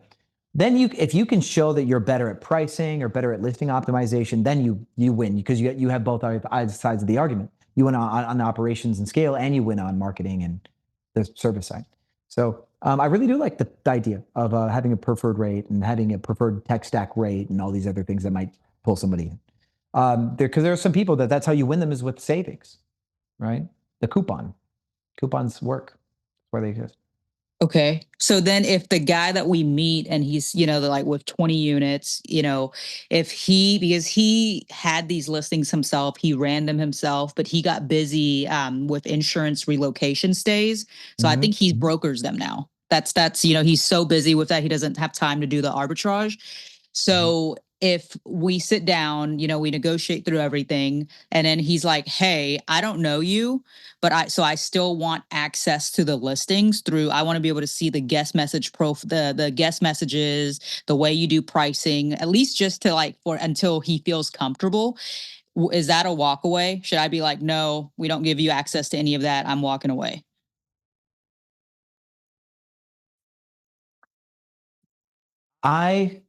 If the deal is good and the guy's temperament is good, then possibly we give him some access. I like giving people like an owner access through Guesty and then choosing what they can do so they get access through Guesty. That's that's my meet in the middle. We still control the listing. We're still admins. They want to get added as a co-host, cool.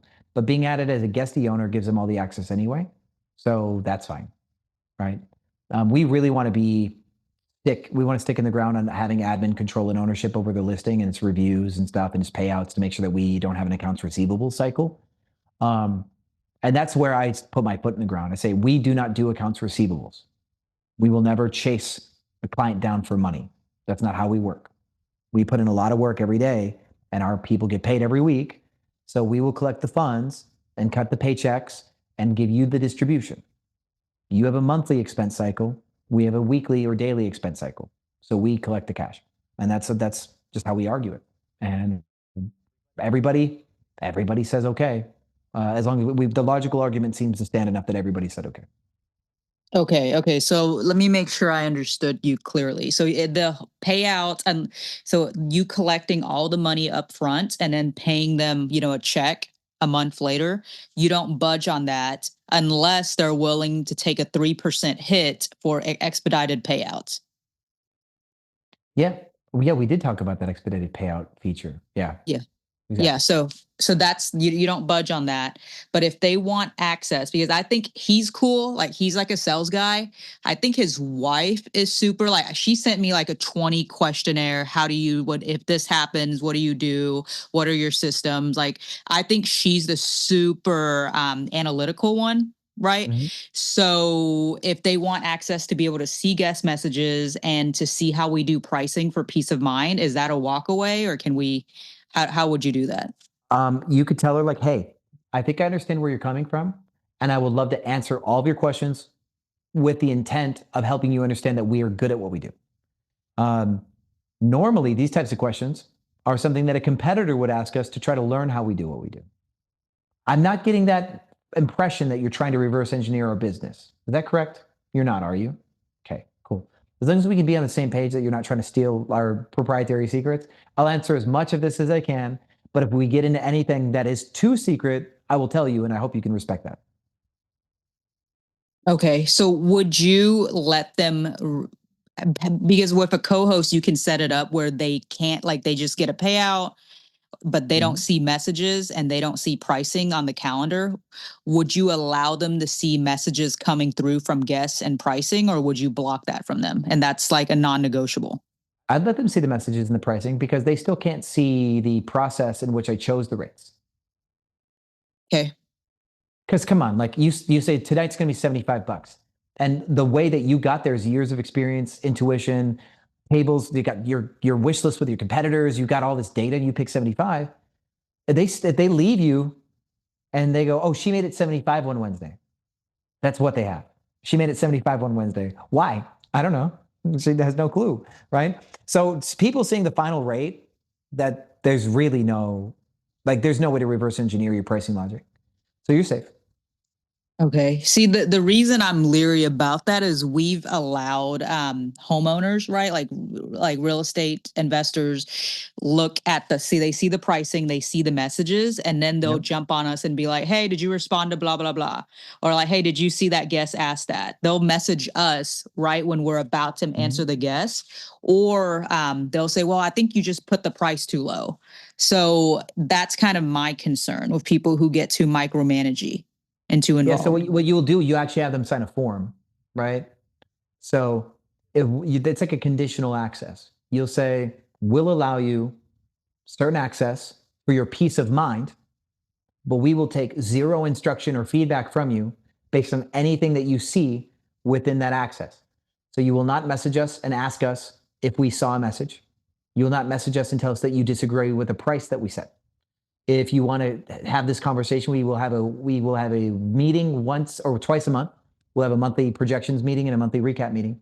And any disagreements or questions you have regarding our processes can be addressed in the meetings. Okay, that makes sense. And do you suspect a guy who's busy, like we talked back like 3 months ago, and he just got back with me. So for a guy that busy brokeraging insurance relocation deals, I don't feel like he's the same customer who's like, the homeowner who's like super like uptight about her property. He's probably too busy. Yeah, and like producers are producers, right? So if he sees opportunity with you to scale because he can do more of what he's good at, then he'll probably try to produce more insurance stuff and put him in his own properties, I'm assuming. Yeah, I think at this point, what he's doing is he makes more margin with the insurance relocation, but they don't always occupy like all the night. So he'll fill in the gaps with the short-term rentals. Cool. Yeah. You're giving him the opportunity to scale by covering the thing that would beat his ass. I think it's perfect. Okay. And no, he won't give any trouble. He'll be like, this is great. Because a sales guy wants blinders, right? Like a racehorse. He doesn't want to have to be distracted by the things that keep him from the sale. He just wants the kill. So your job is to handle everything else that's complex that keeps him from being confident and gassing himself up and going and closing deals. He just wants to close some deals. Cool. What about his wife? Because we've had like we've worked with couples, and guys are usually pretty cool. They're like, no big deal. It's usually the wife who's like, well, what about this thing? Well, so now the question is why is she like that in the relationship? And is it a risk that she's going to try to behave that in the business, right? So a conversation may come up, and we don't want to have a lot of these conversations, right? We really don't want to have to be a relationship therapist or manage relationship dynamics, right? So one thing is you can respect her need to ask questions because of their relationship. You can then say, hey, I've got some friends who are real ADHD and some sales guys. And so I know how important it is that somebody keeps them in line. So I really appreciate where you're coming from. You could say that, right? And that makes her feel seen. She goes, yeah, I have to keep them in line. This is what she might say, right? And so you can win her over by understanding her role in the relationship. And then you'll have a different expectations conversation with her. And you'll say, every owner is different, right? So our relationships all look different. We perceive that with your husband, he just wants to go out and like sell and do more stuff, right? So he probably just wants to not have to look at the stuff that we do, so that way he can go sell more things and not be distracted. So we probably don't expect to talk to him very much. And it's fine that we talk to you instead. And we can keep the majority of our bulk of our communication with you. We'll keep you informed instead of trying to keep him informed, if that's best for your guys' relationship and your business investments. So with that said, since you are the more communicative one, here are our communication boundaries, right? And you just make sure the protocol is understood by her, because he's going to be the one that tests the fence less. She's the one you have to manage expectations with more, if that's the case. Yeah. Now that you say that, I do think that is a big thing. I've never set clear boundaries. Then that's why some of these owners beat me up with phone calls randomly all the time about the dumbest things. Yeah. So what you have to do is you really have to know what you're good at, understand that other people will try to get involved because they just can't help. So that's why we have the net worth limit, right? We started having a net worth requirement when we co-host, because those people just naturally don't bug us, right? Because it's not their only investment, right? They've got like 18 different things where they've learned that they just have to leave it alone as the wealth manager handles their index funds and their whatevers, you know? They get that. So with anybody who does have a good chunk of their life savings in a property, they're going to be much more worrisome and high touch. And that's where like it is really crucial for you to say, hey, we know you care about this property. It's fully insured. It's got extra insurance for you with proper or whatever else we got. This is all good, but we have to run our business and we run it well. That's why we're in this industry. And we require a certain relationship where you don't bug us every day. I wouldn't say it like that, where we don't communicate every day. We're going to do what we do, and then we will have cadence meetings. We do them twice a month. Okay. If for the first month you want to have weekly meetings to understand stuff, we can have weekly meetings to understand things for the first month. But then after that, we just do them twice a month. So, but we do want to make sure that you feel comfortable with our work, whatever. Optimally, we can only work with investors that allow us the autonomy to do what we do well and give us that trust. So this is new for you. Let's meet every week until that we seem satisfied, and then we'll do meetings twice a week. Okay. With you know, if they have like 20 listings, whatever it may be, would you just reboot them entirely, start them over, or would you take it over as the main profile and then add them as a co-host? If they transfer the whole profile to you and you take it over, change the email, change the payment information, change the phone number, change the designated contact, that's cool. If the reviews are good. But now they might feel like they can take that account back when they terminate you, if ever. And that would be the only downside. So I think I would still want to recreate all the listings. Okay. That makes perfect sense. That's all. Thank you, Sean. Yeah. Thanks, Kit. I think, Trevor, you're next up, right? And then NK and Arnold. Arnold will be next. NK, we're going to follow up and finish your profile. So, Trevor, welcome to the front. How's it going? Hey, Sean, going well. Happy Saturday. Happy Saturday. How are you? I'm doing good. It's been an interesting couple of days. I'm officially on sabbatical, so woo-hoo. Right, we love that.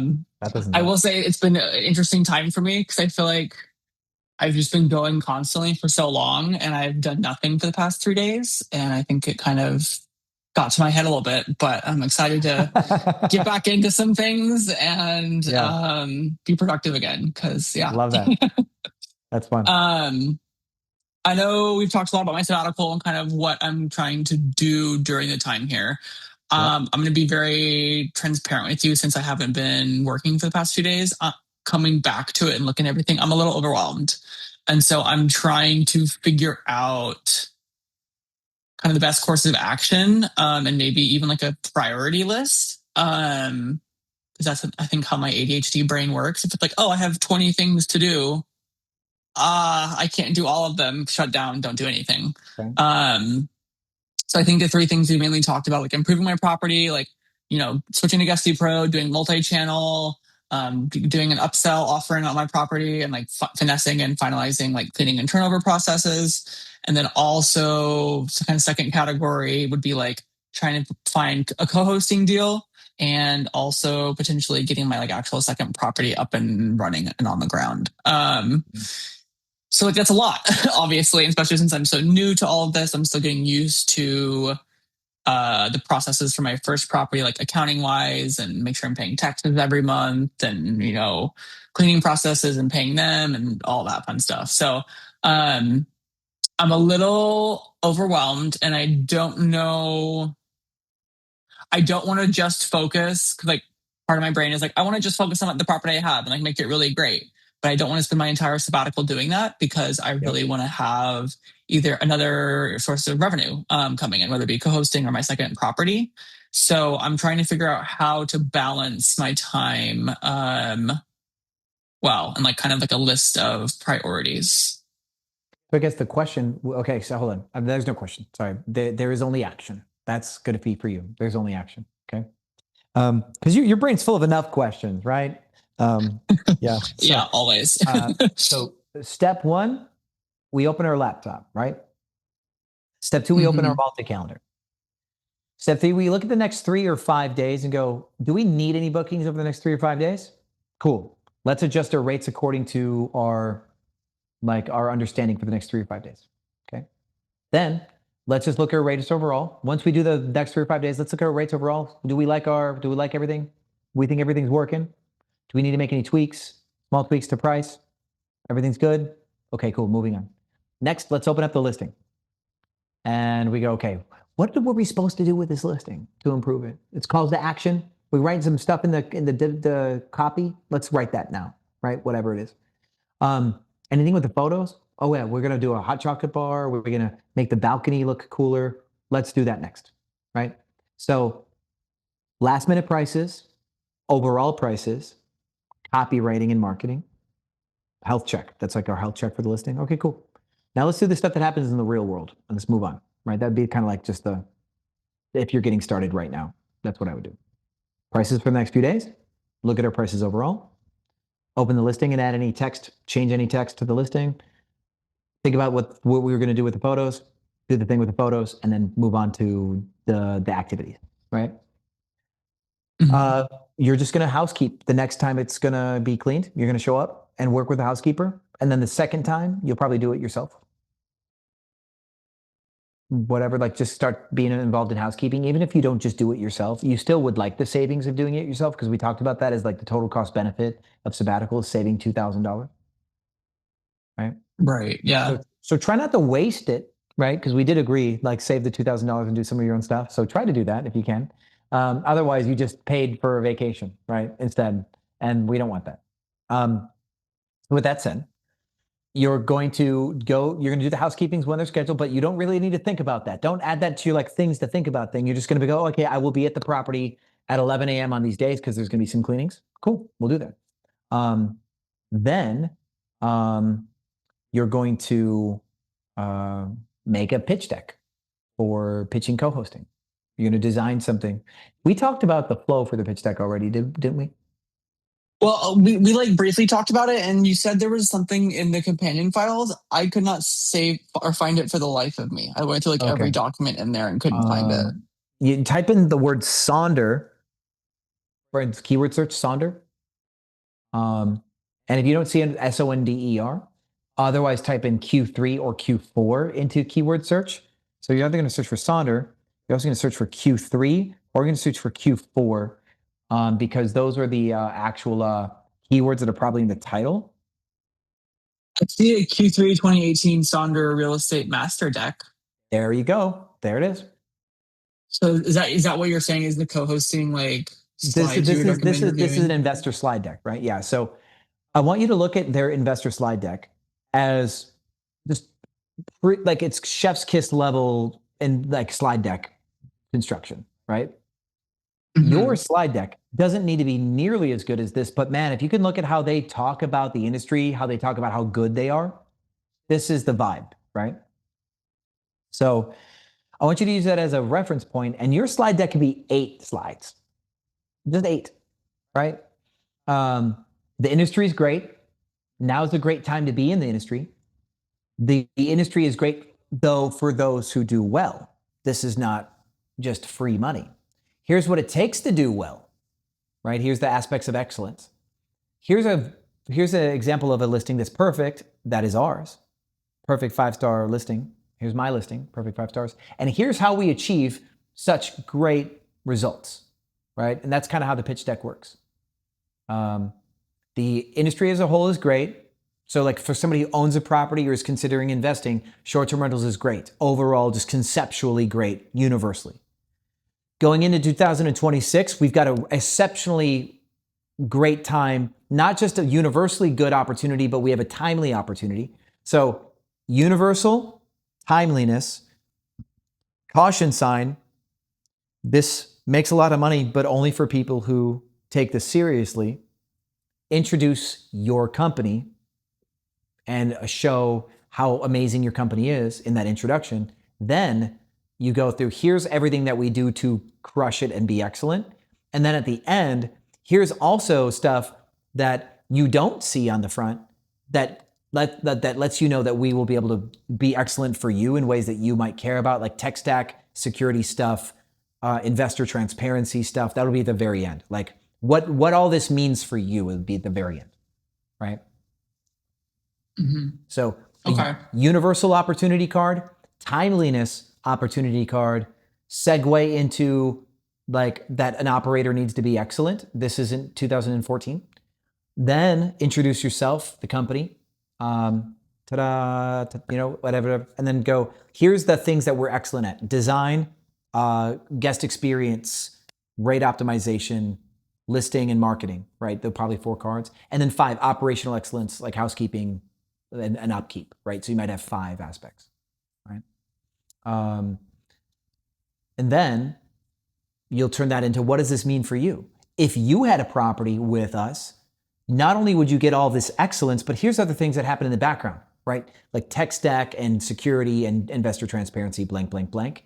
And then you close out on a let's make it happen, right? That'd be like the end of your pitch deck. Gotcha. Okay. Yeah, no, all that sounds great. I think part of where I'm at, I don't know why, I feel like a little bit of imposter syndrome right now because I am so new to this and I feel like I'm doing a good job overall, but I feel like things aren't like fully fleshed out and like quote unquote routine yet. I don't know if that's just me not having as much experience as my brain says it needs to have to feel that way or not. You do not have a 4-star or worse review yet, right? No, all 5. Okay, and one of the reasons why is because you don't have a routine yet. What is going to bake your noodle is the moment that you think you have it figured out to take your hands off the wheel a little bit is going to be the time you get your first non-5-star review. Yeah, and I had a guess that she hasn't left a review yet. Knocked on wood. I really hope she doesn't, because I know if she does, it's not going to be 5 stars. Yeah. But yeah, I had a panic moment, and because my minute noise monitors were, I think, set too low and too sensitive, and they went off on her when she was just having a dinner party, and she was like, "What the hell? Like, this is crazy. We've done this all across the world every year, the same group of people. We've never had this issue." All of that. So now what you could do is you could tell Airbnb she broke our house rules and was throwing a party, and we just wanted to make sure we maintain our 5-star review rate. So we did the hospitality thing and said, we're so stupid, we're so sorry, but the guest did break our house rules. So you might have an angle to dispute that because you do have the noise monitor proof that she broke the quiet hours. So yeah, and I did like call them and they notated it and everything. So good. If she does leave a review, hopefully that will not be an issue, but she hasn't left one yet. So fingers crossed she just doesn't. And the reason why is because you're on top of so many things. You're on top of it because you don't, like, the moment that somebody tries to automate this business, they on principle do less, and the on principle doing less is where a guest wants to punish you. Can you repeat that for me? So whenever somebody tries to automate and systemize this business, their ego says, well, I systemized this, I shouldn't do whatever. Right? I shouldn't have to do that because there should be a system in place. That's what the guru said, right? This is supposed to be passive, whatever the fuck they do. And though people do less on principle because they thought they automated it or they thought it was supposed to be, right? And that ego trip of doing less because this was supposed to be less work and I thought I did everything right to be automated by now, right? That kind of journey that people go through, they will then betray the guest on some key level of customer service. And the guest will want to punish them because now it's not that you did like not good enough. It's that you didn't even try, right? That's where a guest wants to hurt you, right? That's the key difference. You're trying. You're showing up. You're communicating. You're recognizing that every guest is unique and different, right? And it is impossible to recognize that every guest is unique and different if you try to systemize everything, because now every guest has to be the same. Yeah, no, for sure. And I think I've started realizing that over the past couple of weeks because, like you just said, everyone pitches this as a super passive business, and obviously it's not, which like I'm totally fine with, and I've understood that and grasped that because any business is going to take time. It's going to take more time than I thought it would, which is okay. What I'm concerned about is scalability, and like I know there's like you were just talking to Kid about VAs and how like a lot of people do use VAs, but they kind of like can screw you over at times if you don't set them up properly and give them very detailed like instructions on like what they can and cannot do and should not do. Yeah. But what I'm worried about is like, okay, I have one property now. You know, I can manage one property by myself with a full-time job. It's a little bit of a tricky situation. There's times I have to like definitely juggle some balls, but I can do it. I'm worried about if I get like 2 co-hosting deals and then my second property and I'm managing 4 properties.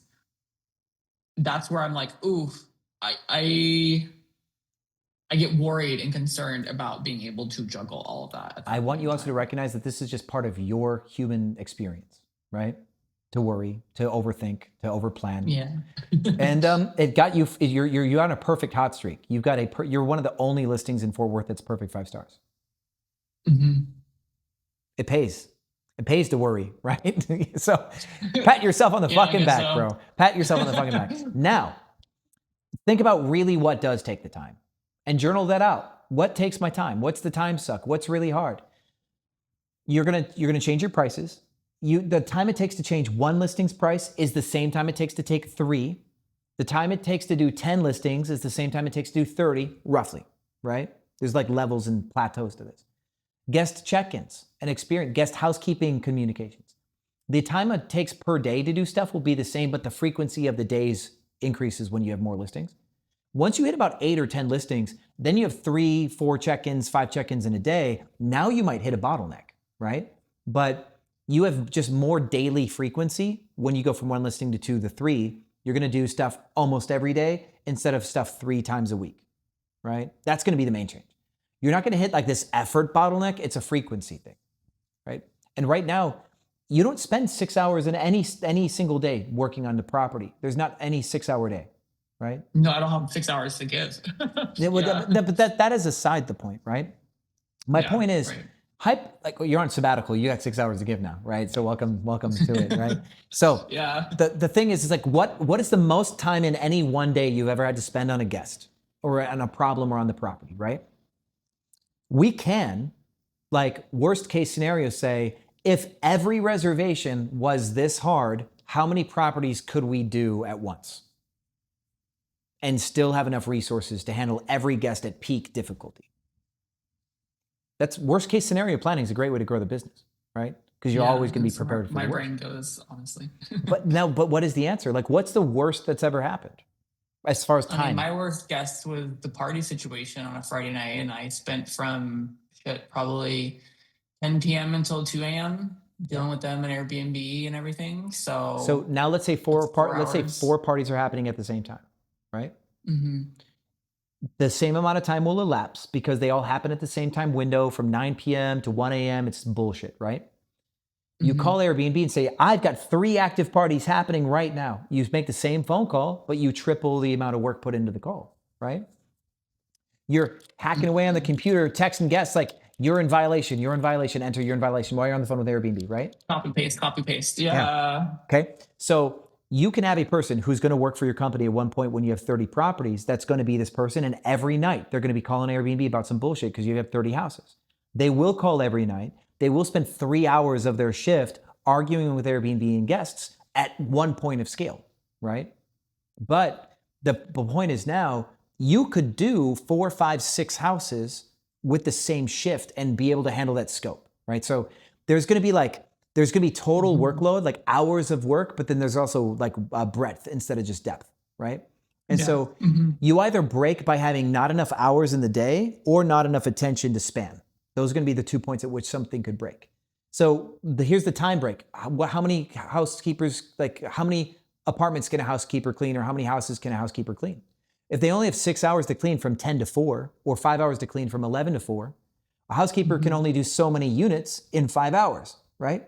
So that's why companies have what's called full-time equivalents, right? They stack multiple people, overlap them on shifts, and like all the hours get wonky, but at the end of the day, everybody's get 40 hours, right? It doesn't matter when they work, but within the week, they all work 40 hours, you know? So instead of a housekeeper working from 8 a.m. to 8 p.m., you instead have 2 housekeepers that work from 11 to 4, right? And that's kind of how you start to manage the time bottleneck, right? When you have too many units to do customer service effectively, then you double up on your customer service reps because one customer service rep will be able to service 35 to 50 listings max. When they're quality listings, 50. When they're shit listings, 20, right? It's really the truth, right? because the better the listing, the better the guests, the less misbehavior, the less misbehavior, the less surprises. I actually had a one-on-one coaching session with somebody yesterday. And he's a real estate developer. So we made a funny joke. There's like, what's your return on investment? That's your ROI. And so what is your return per surprise, right? So how much cash do you make per time that something surprises you? Like, what's the index on that? And so if you build your business where you make $10,000 cash every time that you have a problem, now out of the $10,000 you invest to be able to handle those problems, right? So you had a party that was like a bunch of problems, but how much profit have you made in the lifetime that you had that one bad party? And that would be like your return per surprise, right? So now, if you build a company that's based on preventing surprises, and so you make $10,000 cash flow every time you have a grossly negative event, if you have somebody on shift that handles those grossly negative events for less than $10,000, you're profitable, right? Problem with a lot of people, like Kit has this problem, if she's still in here. Kit's properties are way more lean. She's got way more units, but they're way more lean.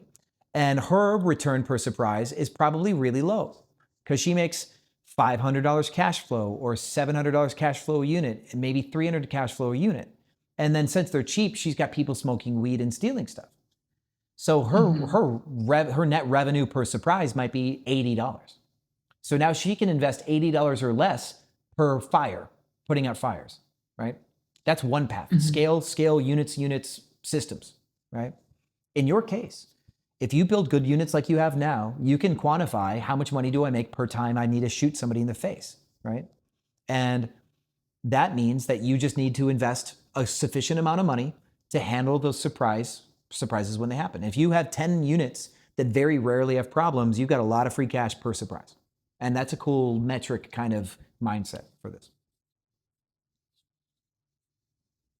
Gotcha. Okay. I think that makes a lot of sense. I think that's eased my own mental mindset and brain worry about having, 4 properties that I'm managing at a time while still having a full-time job. I think that's doable, and that will also put me into a very comfortable space to then be able to quit my full-time job in the summer and then focus on even scaling and growing from there. Yeah, you make nice properties and you're nice to your guests. You get 5-star reviews. Airbnb is going to pump you in the top of the thing and get you the best guests all the time. You're going to have very few bad guests, which means you can spend more money on those bad guests. And there's something I said years ago that I can't remember what video. We don't make money on our good guests. We make money on our bad, because everybody has bad guests, right? And if our company is better at bad guests than all the other companies, then the other companies will go out of business and we win, right? So if we can prevent bad guests by having quality, and then whenever we do have a bad guest, we ace that shit, like you did with the lady and trying to get her not to give you a negative review. If you can ace whenever you have a bad guest, this is your world. That's really where we make our money, is on our bad guests. That makes sense. Okay. Cool. I think that helps me with kind of what I need to do mindset wise and kind of priority list there. I did have a couple questions about something that we started wanting to test last week about conversion. Sure.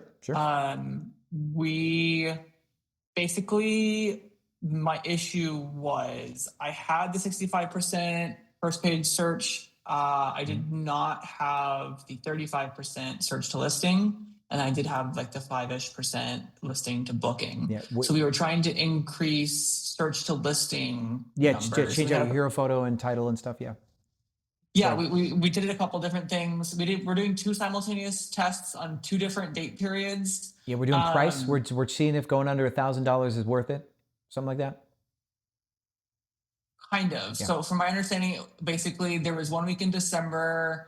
The 7th, 14th through 20th, which I didn't have booked at the time. I do have a booking in that time now, but at the time it was actually at 12% search to listing. Okay. We changed just my title, and I just checked. Granted, there is a booking there now. It's cool. I just checked and it's unfortunately gone down. I don't know if that's because of the booking that happened during that same time frame. Yeah, But I wanted to get your if you thoughts have on a booking, then it won't show up in search anymore. But you had a poor search to listing for a very small amount of data, and then you got a booking, right? Right. So now because of that, like you can even say that your data is a bit inconclusive, right? Because if you had 200 impressions and you got to search the listing on 200 impressions, that is more conclusive than if it was like 40 impressions. And if you had 40 impressions, a poor search to listing, but then got a booking, now you can't continue the test because you got a booking. Oops, we didn't really account for that in this plan, did we? So we won't have an answer to that question because it's a little inconclusive. But we were testing the thumbnail. So we changed the title, but I hear what you're saying with like the booking kind of skewing data. We did 2 different time frames. We did 1 week in December, and then we did like December 7th through the 31st, like kind of like the whole month to be more broad scale. That also went down search to listing. So cool. What was our original title and what we changed it to? Original title, let me get it.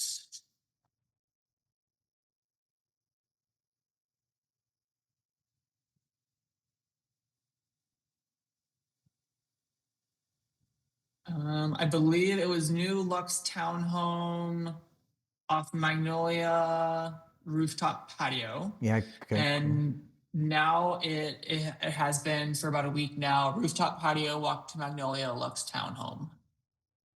Try new rooftop patio because you took the new out. Do you think that's what it is? The word new the word new is a clickable word. Because I agree. I think our concept and idea was that adding the rooftop patio be the first part and have my hero photo be of the living room would make people want to click into the listing from search to try to find that patio picture. Terrace, rooftop terrace. You think? Yeah. So do new exclamation mark rooftop terrace blank blank. Try that. Otherwise, new Lux Townhome is your winner for the first 3 words. Because the first 4 words are the most important part of any sentence for title copy. So new being at the front, we lost that. And then we went from Lux Townhome to rooftop patio. Terrace has a better like feel than patio, I think, right? So new rooftop terrace Lux Townhome, you could do that. Steps to Magnolia at the end, right? Let's try that. It could just be that the word new dropped out. It could be that Lux Townhome is better than rooftop terrace. We're about to find out. That'll be a next test. Okay, yeah, and there's another property that's kind of like my biggest competitor right now. They're also really very well done, well designed, very close by. Also, rooftop patio, 3-bedroom townhome. Their title is Walk to Magnolia Avenue, Lux Rooftop Patio. Walk to Magnolia is it's an action kind of phrase. That's valid. That's a valid approach. But let's try new again. You just leave it new rooftop patio. Terrace. Lux terrace, sorry. Lux Townhome steps or walk to Magnolia, sure. Steps to Magnolia is kind of a location thing. Walk to Magnolia is a command in a way, right? So however you want to make that like look. But we're gonna try new at the front again. And remember, just because your biggest competitor has a sentence a certain way doesn't mean that he's tested it and that it's the best version. True, yeah. Because I mean, think about it, right? Like how many people actually think like this and are looking at this kind of stuff, right? It's this is a real estate world. This is a real estate world, and now we're doing copy testing, A/B copy on real estate. It's like not. Most people don't get this granular. Yeah, so right. Don't give them so much credit. Okay. I agree. Switching patio to terrace and forcing maxes out the characters by 4 characters. Okay, so new rooftop terrace, Lux townhome, and then you have steps to Magnolia? Correct. With like dots in the middle between them.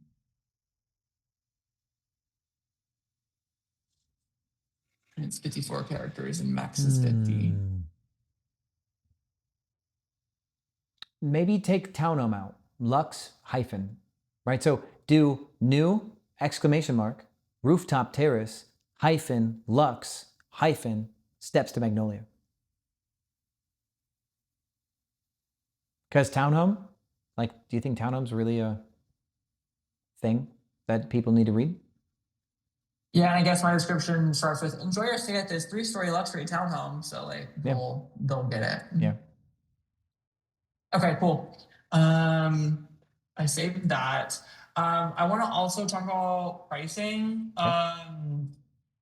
We talked about this last time, and I'm trying to wrap my head around it and figure out how to actually apply it and see if it's what's happening. The one where we burn down all your neighbors and you're the only listing left, so they have to book with you? Oh, I wish. No. That would work. Okay. That would work. So November was really great so far. So far, it's basically over. But I had only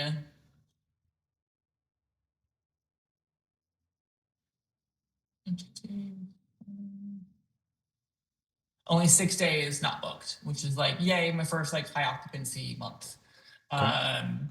Which is really exciting. And obviously revenue was great because of that. I'm trying to get this similar or close to in December. And I do have a few bookings, but there's still quite a bit of days open, including Christmas.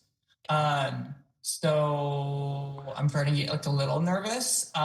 We talked about how one of my weeks in January, you kind of brought up the concept that like I keep doing these last minute kind of aggressive markdowns for the next 3 weeks, like you recommend, but you think there's some potential merit in that people are looking at this very nice luxe property and seeing it only listed for like a couple $100, and they're like, hey, like what's going on here? And so I think their concept of value and of the property may not be what it actually is, and it's preventing people from potentially booking. It's possible, right? So what I would like you to do, have you made a perfect fit rule set yet?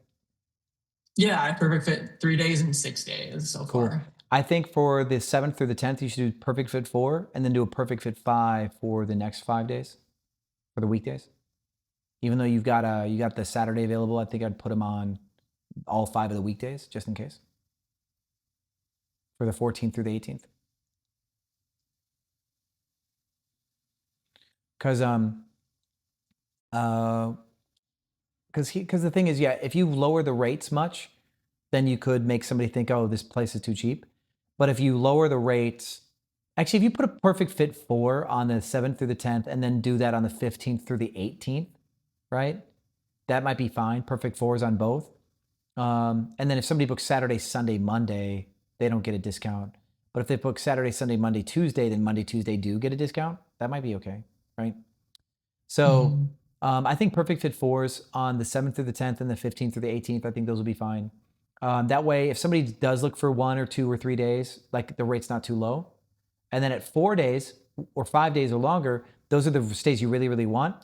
If your rate is like 500 and change or something for a 4-day stay, I think at that point, like, I don't know if somebody's going to like, maybe somebody might go, he's too cheap, I'm not going to look at him, right? But for, okay. Well, and remember, I sleep 13 people, and I'm like literally the only listing in Fort Worth that does that. Yeah, and but so you're not going to get a third group of 13 on the 7th. It's too last minute, right? So you don't think? I've gotten in the past much sooner than that. If it happens, lucky you, right? If it happens, super lucky you. Now, you could do a split option.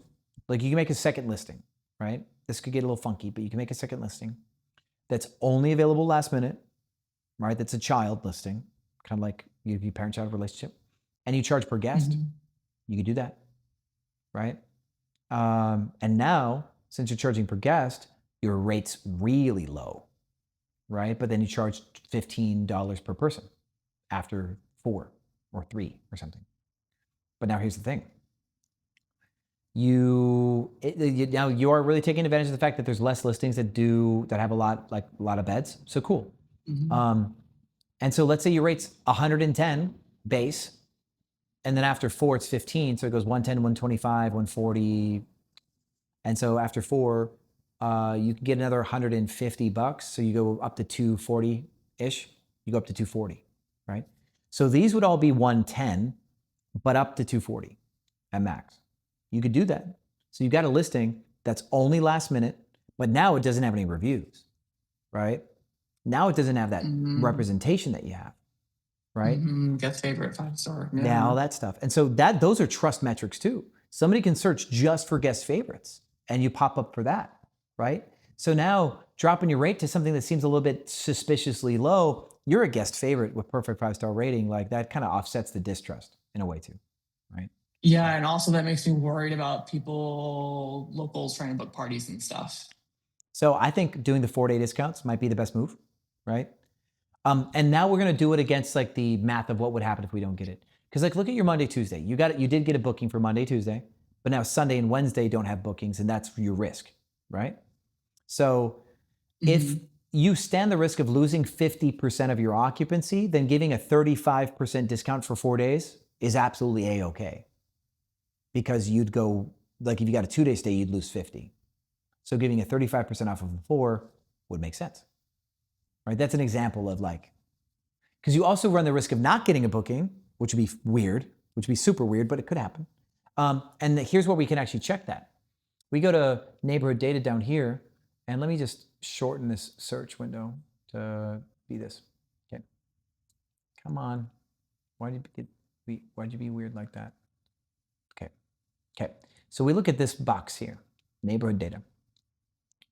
You have a market occupancy of final last year is 29%. And Wednesday, December 17th, pretty low, right? But this year, market occupancy is only 13.4% this year, where it was 20% last year. And that is 35% lower-ish. Right, relative to 20%, 13.4 relative to 20% is more than it's about 6.5 out of 19. That's about 30-something%, right? So this means that market occupancy for the 17th may end up at 20 total, right?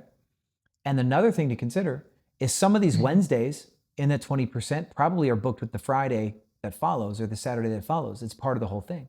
So if you're booked Friday the 19th, your likelihood of getting Wednesday booked is 3 to 7%, right? Because the Friday's booked, which means the Wednesday's harder to book. These days are extremely hard. So what I would do is I would take these 2 days, the 16th and 17th, and I would do 50% off of 3-day stay for those 2 days. So if they book Monday, Tuesday, Wednesday, Tuesday, Wednesday's half off. If they book Tuesday, Wednesday, Thursday, Tuesday, Wednesday's half off. And you're taking the really hard days and you're making contingent on 3, right? Which really solves one of your major issues, right? Because if you get Monday, Tuesday, Wednesday booked, you're still going to get Saturday booked at some price, right? So if you get Tuesday, Wednesday, Thursday booked, that's beautiful because that really lines up with what you would like to have happen. So you could do an adjacency rule set here for the Thursday, 25% off of a 2-day. You could do that. And then you could actually make these 40% off of a 3-day stay. So you got the adjacency and 40% off a 3. And that way. Just so I'm understanding, so I don't lose it, because I'm applying it right now, just creating a new rule set. Monday, Tuesday, 8th and 9th, do a perfect fit 3, 40% off. And Sunday, Wednesday, do a last minute adjacency. So your last minute adjacency, sorry, you're going to do it. Yeah, you're going to do an adjacency on Wednesday the 10th and Thursday the 18th. Those are going to be your adjacents. And then 25% off. Okay. And then your 3-day 40% discount, which is a really funky one that we've never really used, but we're using this based on the probability that you're not going to get booked because of last minute demand. The 16th and 17th, you're going to do 3-day 40% off. But let's look at the 8th and 9th. Let's go to neighborhood data, see how bad that is. Neighborhood data on the 8th and 9th.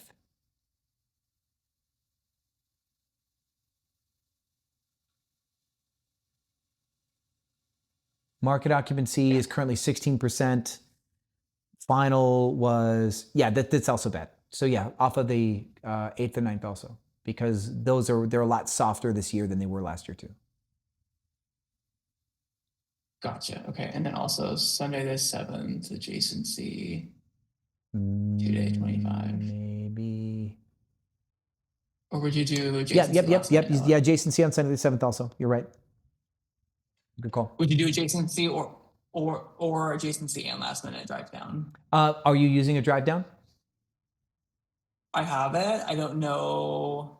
And it's a week from today. You know what? Actually, no, because your rates are already pretty low, right? So if somebody books 1 day, $227 plus cleaning fee. If somebody books 2 days, that day's 25% off, and that would put you at that 160, right? If somebody books, they're gonna get 40% off of the 201 for 8th and 9th, which puts them at 120 a night. And then the adjacency on the 213 puts them at 160. So what you might do is, instead of doing a drive down, you might actually make all these. If I was gonna do this, like for what rates I think ballpark 190 would be what I'd go to with those rule sets.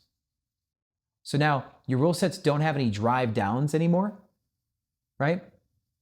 But these are now 190, and then you got 25 and then 40 and stuff. And that'll bring the rates down to like a effective like 135-ish if they book all 4 days.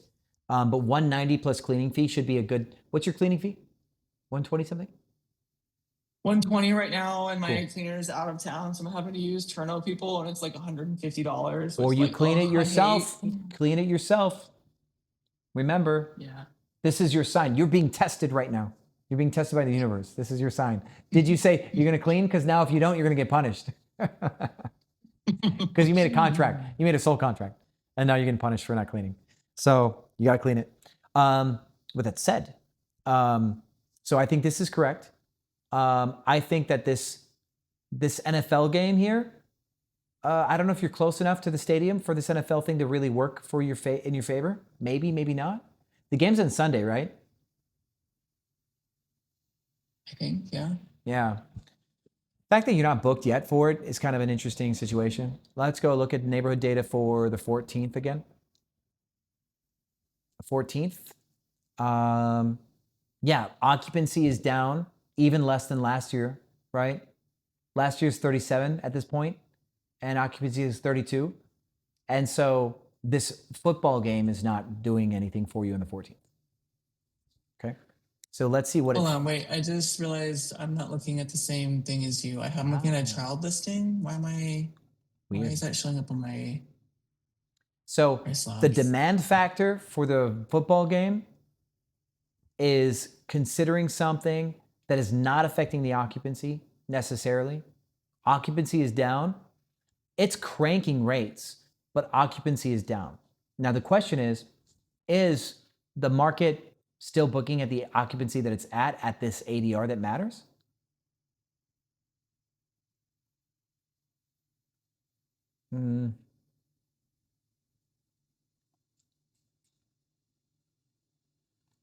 Yeah, I don't think so. I don't know if I like it. With Sunday, the 14th is up here, Saturday's up here. I don't know if I like it because there's so little occupancy. So here's my and that's what I think I'm starting to see the beginnings of slow season in Fort Worth, because up until now, the neighborhood data within Pricelabs, my weekends have been basically top of the market, if not above what Pricelabs recommends and sees, and then my weekdays are like bottom, like very bottom gray. And so I think now that December isn't as booked as October and November have been, I think that's maybe indicative of like beginning of slow season, even though real slow season isn't until January and February, according to VRBO. Okay, this 3-day minimum. I could be wrong, this but- 3-day minimum has to go. I'm going to delete it because your weekend after it's booked. This one right here, the 29th. See, you're booked on the 31st, so there's no need to. You can't really be strict on these days anymore because New Year's is dead. I lowered the 23rd down to 300 because it's an adjacent day right next to the holiday, and you may or may not be strong for the holiday. So I'm going to like put that there. These are the adjustments that I think like I would make for you. Then you're going to add those rule sets that we talked about. Still put an adjacency on the 23rd, just a standard one. And then I don't know if I'd go for a big discount here, but I think on the 24th, 25th, and 26th, on those days, I would probably still put like a 20% off of a 4-day or something rule set. So you're gonna have the adjacency for 25% off a 2-day, but then the 24th, 25th, 26th, you can do 20% off of a 4-day. Just try to encourage that stay. Helps expedite the filling of the calendar in a perfect way. That's what I would do. It's like a perfect fit for essentially. Yeah. You said 20%, that much? Yeah, well, well, remember, when we do perfect fit, so that's 20% is not that aggressive. 20% is not overall aggressive. And now your rates are high, right? Look, you're 445 and stuff. See, like, but that's like low for me. But yeah, but remember, you may not be a Christmas listing. If you were a Christmas listing, you probably would be booked already. Which that I don't understand because I've seen other properties that are not as nice, don't have as much of a dining room table seating as me, don't have as much of a dining room, like do they silverware and flatware do they and have stuff. Christmas and they're decorations? booked. No. Really? Cool. All right. Yeah. And that's why I'm like confused. I don't want to just keep dropping my prices. Well, and like, oh, someone will eventually book me. So here. Okay. So before you put that 20% off, right? Let's go look at the dates here. December 20. Okay. So look at the occupancy here for last year versus this year. Okay. So last year, Friday the 26th of December, had 40% occupancy, final 76. Right now it's at 32, which is 20% lower. It's 20% softer. So wait, I'm not understanding the market occupancy last year today and last year. Oh, okay, never mind. I got it. Took me a second to process. Yeah. So the numbers that we're seeing, some of these days are real rough, right? So the 26th, 27th, and 28th are all below average, right? They're all trailing, and so is the 29th. They're all trailing. The only day that really is keeping up is the 25th. Occupancy is still pretty standard for that. But then the 24th, it's 31 versus 40. It's much softer. And this one is 32 versus 42. So the 23rd is brutal right now. Final market occupancy. So the market occupancy is what it's estimating to be finalized. Yeah. So the final, last year final was 61, right? Mm-hmm. Last year final today, the relationship between today and the 23rd, last year at this point, out of the 61, it had 42% today. And eventually hit 61. So from 42 today, it got to 61 by the 23rd. Right now we're at 32 today. So with that same relationship, out of 32 today, how much will it end at? If it went from 42 to 61, it'll go from 32 to what? Right? 52, give or take, is 20%. If we look at the rate of growth, probably like 47, 46. So the market is softer on these key days, right? Mm-hmm. This day though, the 12th, the market is better on the 12th, right? It's up 2.5%. Cool, right? So the red line being over the gray line is good. The red line being under the gray line is bad. And so when we look at this and we look at a softer market and you have an absence of information, right? You don't know about your Christmas yet. I would err on the side of caution. Mm-hmm. Swing the fence. I'd always like you to improve on data than contract next year because you goose egged. This is your first year. This is your very first year, right? Go for the data and then go for the gold. Okay. Okay. And you know what? If you give a 20% off of a 4-day stay and somebody books These like books exactly Tuesday, Wednesday, Thursday, Friday, Saturday, and gives you a 5-day stay. And 3 of these days had a 20% off. Oh, well, you know, but because like though the biggest discount you give is Tuesday, Wednesday, Thursday, Friday, 4-day stay, where they get a 25% adjacency and 20% off of these 3 days. That's the biggest discount that they give, right? But if somebody books for like a week and takes the whole thing, very cool. But maybe to get the whole week, these discounts that you gave in the first 4 days are material to the weekly stay, right? So any stay that's 4 days or longer is can hit your calendar, but 4 of these days are getting the discount. So I would go for it. And man, if you get 100% booked in December by doing all these things, you can go back and go, man, I think I could have made $350 more, right? That you might say that. Like you could have gotten $350 more of efficiency. You could say, God damn it, I think I could have made 700 more, right?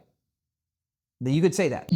But let's say you miss 3 days on this calendar, right? And let's say those 3 days were just basic, the 280 here, the 300 here, and the 235 here. That's $800, right? Right, yeah. Okay, so if from the 7th through the end of the month, you nail every single day and go back and go, man, I think I could have made 700 more. You were an inch away from having unbooked days that also would have made you 700 less also. So like now the risk is like, okay, I could have made 700 more, but I also could have made 700 less.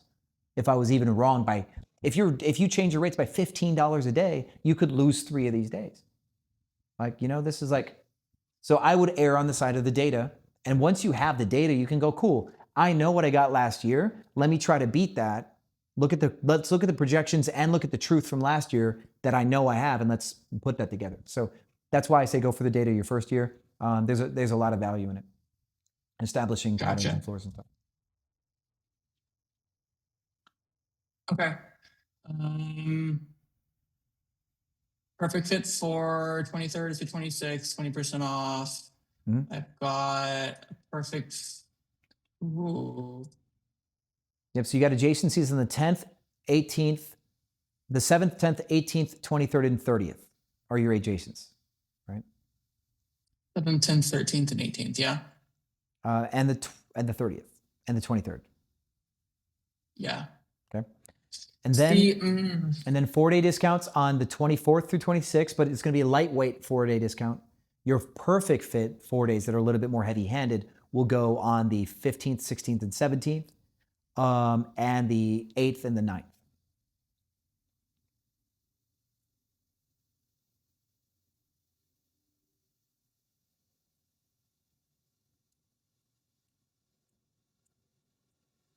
Okay, so 8th and 9th, perfect fit, 40% off.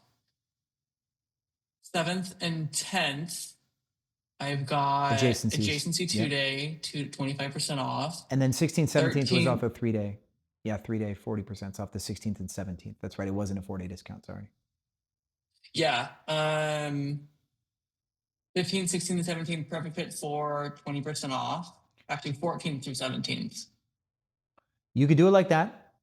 I was thinking 16th and 17th only 40% off of a 3-day. Oh, okay. And then just do basic last minute for the 15th. It's already low enough. You can leave it blank. Because also you got the 13th, 14th, 15th here, right? And so maybe you can get a stay that cuts through it. You got heavy discounts on the 16th, 17th, and 18th. You've got what looks like to be demand on the 13th and 14th. 15th is caught in the middle, and it's collateral damage. Any stay coming from either side could touch it. So there's no really, at this point, you've really loaded up, I think, for this. So I don't think you need it. Okay. I feel like the 27th through the 30th seem high. Yes, that's why the 24th, 25th, and 26th, you'll have the 20% off of a 4-day. And the 23rd, you'll have your adjacent. And now, if somebody books 24th through the 29th or 23rd through the 27th, those days will get cheaper. And the weekends should be the more popular day for these anyway.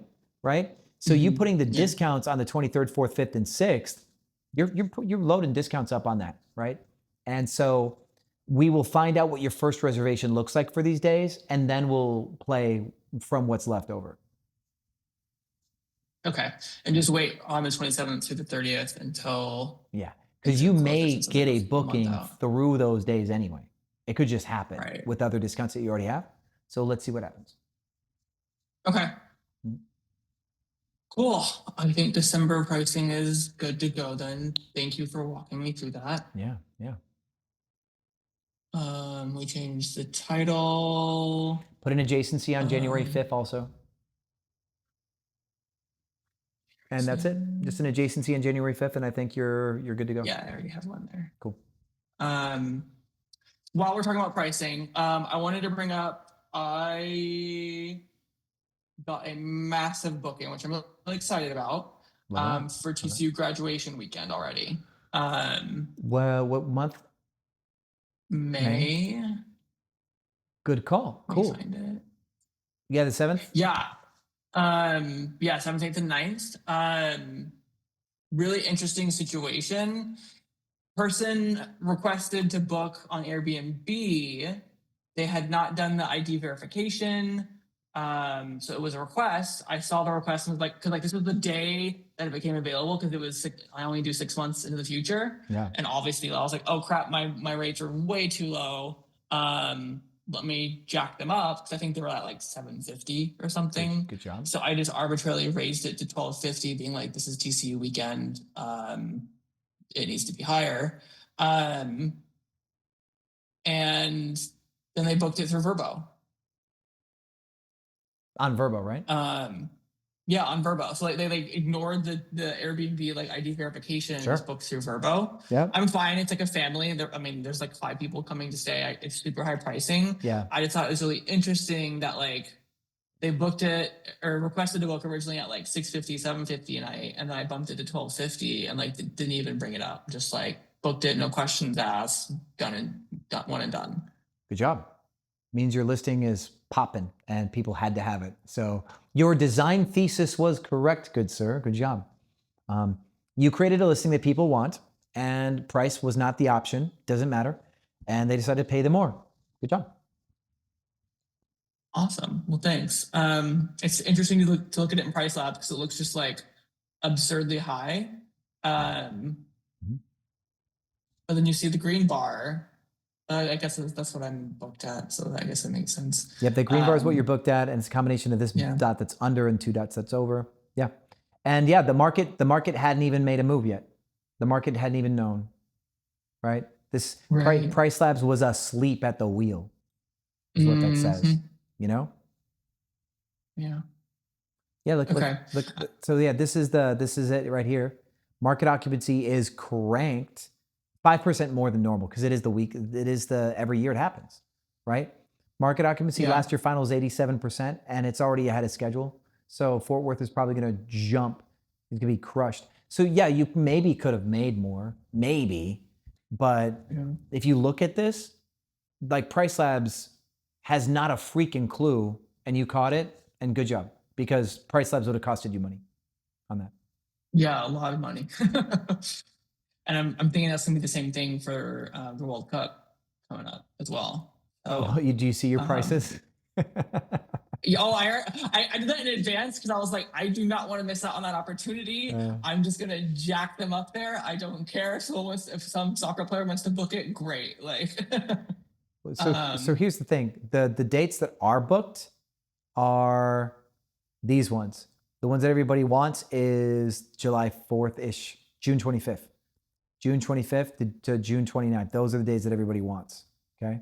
See this red bar? So we want to be paying attention to this. And these other days may not be so popular. The early Junes and the July stuffs may not hit. Just be careful. Okay. So use these bars down here to pay attention to that. Okay. Here's something that'll bake you though. What's this? What's November? What's end of October here? Is that Christmas already? I have no idea. Friday, October 23rd. Beats me. Let's pull it up in NCAA. And then hold on. Is this Sick New World? Is that in Fort Worth? Please tell me what is this holiday. Sick New World. Oh my God, it's in Fort Worth? Yeah, I'm going to that. That's why it's popping. Okay. So hold on. What's that? Sick New World, like System of a Down's playing, a bunch of screamo bands, bunch of heavy metal. Oh, okay. Okay. Yeah. Okay. Hold on. Let me just do you the honors of raising your rates 400%, just for now.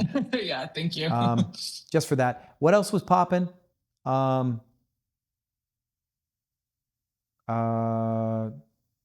NCAA is okay. Maybe. Okay. Here's the thing. Sick New World is older money. People who've got money and they're buying tickets and they're looking to lock shit up. I would actually open these dates up, but at a super high fucking price like this. Okay. So I might even increase these by like 220%, something like this. Okay. And increase this one by 220%. Something like that. Okay. Now that these rates are higher, I would open these dates. So you would, can you just open those specific dates, and you have to open up that far out from now, like every date before then? Advanced override settings. We should be able to make them available. Oh, you might have to do it on Airbnb? Because I only let... You might do it on Hospital. You're using Guesty, right? You might have to open them up on Guesty. Yeah, because Guesty, I reduced it to 6 months out. Yeah, and you can manually open any dates you want. Because that's by default. So here's the thing. Here's what I'm getting at, right? Like there's a show in Vegas that they did that keeps having problems with weather, and I think that's why Sick New World's in Fort Worth now, right? Because there's this show when we were young, like was a really cool idea, and it just keeps having weather and wind and bull problems. But Sick New World is the poster is very When We Were Young. It's like almost like the same. So Sick New World might be a When We Were Young, but they moved it because they just needed a safer place to get the job done. These are 40 to 55-year-old people who are going to just like blitz into nostalgia for these concerts. They will spend whatever it takes to see their favorite band, right? They'll spend whatever. So this is their Taylor Swift, October. Yeah. Okay. So open it up at a king's ransom of $3,300 a night. You might get booked right now, and it's better to be open at this crazy price where other people aren't available, where these over planners are going to pay you the ransom for the security. They're going to put the money down for the security to know that they can have you. To get it done. Money's not an option. Okay. They just want to lock it up. They just want to know. So. Well, yeah, I'll open that up. I'll figure out how to do that in a bit. Yeah, rock on. I won't take your time. Man, that's exciting. These settings and stuff. Yeah, that's really exciting. I'm like very pumped. It kind of makes me want to be like, screw co-hosting. I just want to do my second property because like obviously I did a good job. But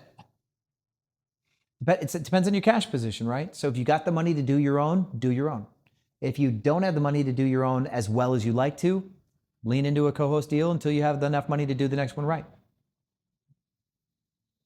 There's no wrong. The thing is, I brought like 10 grand extra, not extra. I've got 10 more grand I can put on a 0% APR credit card that I opened up in August. Okay. I think could get another credit card very easily to be able to set up a second property. So could you circle back with any of these high rises that you liked, like the 3-bed loft ones, to see if you can try to get one now? Oh, like the depot downtown, that would be a good idea. Yeah. Circle back with them. See what's up. Because if you can get one, like to have that high rise and you do a good job with your design with the high rise, I think would really do well. So let's touch on that. If we can't get another one, then we'll do more what you know. And if we don't quite have enough cash, then yeah, you can even bring an investor in instead of co-hosting. I don't think cash is going to be an issue because I can easily get another 0% APR credit card, and I know I'm going to be able to pay off the cost within a year. So that's not a. That's fair. All right, big cool. concern. Worst case, I can just go with the scene and get. All right, well then we're going to do a second one, no co-hosting. So you can skip making the co-hosting deck if you want to. And let's just focus on seeing if you can get a high-rise two bed in loft. See if you can get that. You have a sauce. Let's keep going. Would that be what you would recommend since I'm doing so on this first one? Well, remember the thesis for this was bed count and your design vision, right? Yeah. Now we just need more ones that follow your bed count theory. And you're good. And high rises are more rare. Like a view, bed count and a view, I think you're going to do great with that. Yeah. We can do a two bedroom with like 4 beds or something. Yeah, because remember, the only competition in that building was doing 500 a night a lot of times, and they were bad. At the depot? Yeah, remember that? Remember when we did the research on the depot? And their rent's cheap. I mean, you could pay for some of the granite countertop upgrades and stuff, and rent's like $2,100 for a 3-bedroom downtown with easy $400 or $500 per night. So, and you can go to them and be like, "Hey, man, you're missing out, guys. You're missing out." Like, I had to start my business at another building, and everything's beautiful. Still want to work with you though. Still want to work with you. Come on down, right? So. Yeah. At the time, they did say we're capped at corporate housing for now. So tell them reconsider. So. Tell them, hey, you're capped out, but reconsider. Right? Okay, cool. Just be confident. You'd be surprised what can happen. So it sounds like I'll pause on co-hosting for now. Focus on trying to get my second property, while also optimizing my first one with upselling and stuff. Yes. Turnovers, all of that. I think that's a good call. And then if I don't get anywhere, or if I feel like I want to do co-hosting, I can add that on later on. Yeah, exactly right. So go to thehost.co/Sean, just so they know I sent you. And that can start to get you like a lot of the retailing, upselling stuff. Then the actual like stuff, the consumables thing that you're gonna make with the high-end water and stuff. You've got a really good water filter in your place, right? Or is that somebody else? Yeah, no, it's RO water, so I probably wouldn't. You're not really going to sell. I mean, maybe like some bubbles, like if I get Topo Chico in there or something. Yes, like a mineral, like a Pellegrino mineralized sparkling water thing. You could do those. Right. Yeah. Get a champagne bucket thing with the towels and the ice champagne ice bucket. Buy one of those. So that way you can also sell champagne and have the ice bucket and part of the experience. Because you have a soaking tub, right? Yeah. Champagne bucket, champagne soaking tub, Ferrero Rocher chocolates, kind of thing. Makes sense, yeah. Cool. For upgrading to Guesty, do you have any sort of discount for Guesty Pro? Yeah, tell them, hey, Sean said I get 50% off with Sean 50. So. Gotcha. Okay, cool. I know they're running a promo too now, but I just want to make sure you got credit or just referrals and all that fun stuff. Very super awesome. I appreciate that.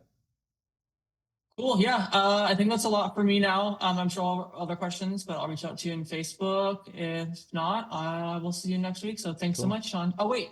One more thing. I'm going to keep bothering you about it. Any more thoughts or ideas about like cracking Superhost holiday together in Dallas? We will probably bring it up at the next company meeting on Tuesday. It's just we've been so insanely busy with Black Friday stuff and getting the new AI module out and other things and the book release. We just have so much that we've been hammering. So I'll make sure to bring it up on Tuesday. So we can plan it out. Also, new AI module. Did I miss something? Yeah, there's a new module in the course. How to use AI in a few different ways. So oh, hell yeah. Yeah, we'll have more in there too here soon. So cool. I'll also check it out. Yeah, you're going to love it. Good stuff. Definitely. Awesome. Well, thank you so much, Sean. Have a great rest of your day and weekend. Yeah, thanks. You too. All right. We are down to the final countdown here. Let me look for hands again. NK and Arnold, you have questions, and NK, I'm helping you with your profile. So that's what's going on. Arnold first, NK next. Beautiful. Yeah, still shopping around, but thanks for your time and everything. Of course. Getting blinds now. I just found me a table from IKEA and the chairs. Nice. $700 later, but here we are. Yeah, you got to invest, man. You got to invest to make the property work. I know, no, trust. This is the second property and it's all cash. So like, yeah, I know it's going to be nice when the money comes in and actually putting a lot more effort into the design, but you got to pay to play, like you say. So that's right. Yeah, and it's done right. So anyways, so first and foremost, this is like the first or second person asking to get a 1 month booking at my Tangerine Retreat listing. And they asked me what's the lowest I would do. They offer $2K. My rent is $1,300. I haven't even had a chance to look at pricing, but I want to kind of see how you would process that mentally and how I should logistically go about that. For what dates? November 30th to December 30th. Oh, starting tomorrow? Yeah. Gosh. Yeah, just take it. Just take it for 2K? Yeah, because it's profitable, right? Yeah, I'm gonna make like $700. Cool. And here's what's cool about that is now everything beyond that, you now can worry about price with a 30-day lead time window. Because let's say you listed it, right? And it's ready tomorrow. What rate will you get booked at tomorrow? What rate will you get booked at the next day? How many days within your first 5 to 10 days will go empty just by accident, right? So then you have to like say, okay, what if we only got 70% occupancy for the first month, right? What does 70% occupancy look like? So guaranteed utilization, $2,000, 100% occupancy. The algorithm will like you and it gives you time. That's, yeah, sure thing. Sure thing. And it's funny because I got 9 records. I haven't even displayed my record display yet, and it's still getting good traction. It hasn't been unbooked since the crappy photos I showed you last week. So yeah. So now 2,000 for them though is probably what they're going to ask for, and that's going to include service fee, right? Details. So if I show a reservation, it's one for $2,048 for November 30th to December 30th. That's an inquiry. It's 1 month. They're paying $2,900, and then it's going to be a 20% discount fee, $581, and then cleaning fee $45, service fee $367, and then I leave for $2,002. So that's what they've agreed to. That's what they inquired. That's the inquiry. So so for $2,900, you would actually only get 2,000. Correct. Okay, but then the $2,900 included a $500 monthly discount. Yep. Okay, so that means that they would actually pay $2,400. So they're asking for $400 off, right? So with the $581 discount, they would be paying $229.06 minus $581. What is that? So it'd be $2,320. Yeah, you're quick. Yeah, so $2,325. You could tell them like, hey, I can do $2,100 because I've got to pay Airbnb a service fee, and they should say, sure, we'll do $2,100. Should I should I tell them $2,100 my price or $2,100, or should I tell them their price? Their price, because they want to pay $2,000, right? They want to pay $2,000, which means that the service fee would come off of that, and so you'd actually end up collecting like $1,700 is what you'd actually get. But with $2,100, because right now they could book for 23 and change, right? Currently, they're paying $2,300 right exactly. now. So now you tell them I can do $2,100. That gives them 10% off. Okay. And you could say, hey, I can do $2,100 because Airbnb is going to charge me a big service fee. And that will be your like excuse. Because you can't go much lower because you still have to pay rents. And would I charge them this outside of Airbnb? Or No. You do it on the platform. Okay, $2,100 on the platform, even though they're paying $2,325 after the discount. So they're asking for a discount. So they're asking for a discount to $2,000. They want $320 off. Okay. So what you're going to do is you counteroffer and say, I can do $2,100, which is $220 off instead of $320 off. And then you send them a special offer for $2,100, which is $200 less than they have in their inquiry. So they've inquired at 23 and change. They've asked for $2,000. You're going to counter with $2,100. They should accept that. And then, yeah. Okay. So I just sent them, I can do $2,100. And then would I just send them a new special offer essentially? Yeah. But now make sure that you be really warm. Be like, hey, thanks. I can do $2,100. It's just Airbnb's got like a big service fee that we have to pay, and and our rents are pretty high. So 2,100 is the lowest that I can go. Would be great to host you, right? Like be welcoming and nice with your message. Awesome. I didn't even think to be welcoming and nice. I'm just on business mode. Yeah, unfortunately, like people do that, and I get numbers driven, and I forget to be nice. So I'm telling you from experience, don't forget to be nice. No, that's right. That's right. This stuff I'm tired of me. That's a lot of money. Yeah. Yeah. But that $200 discount to trade off against the fact that you may not get all of your next 10 days booked is a pretty good trade-off. Mm-hmm.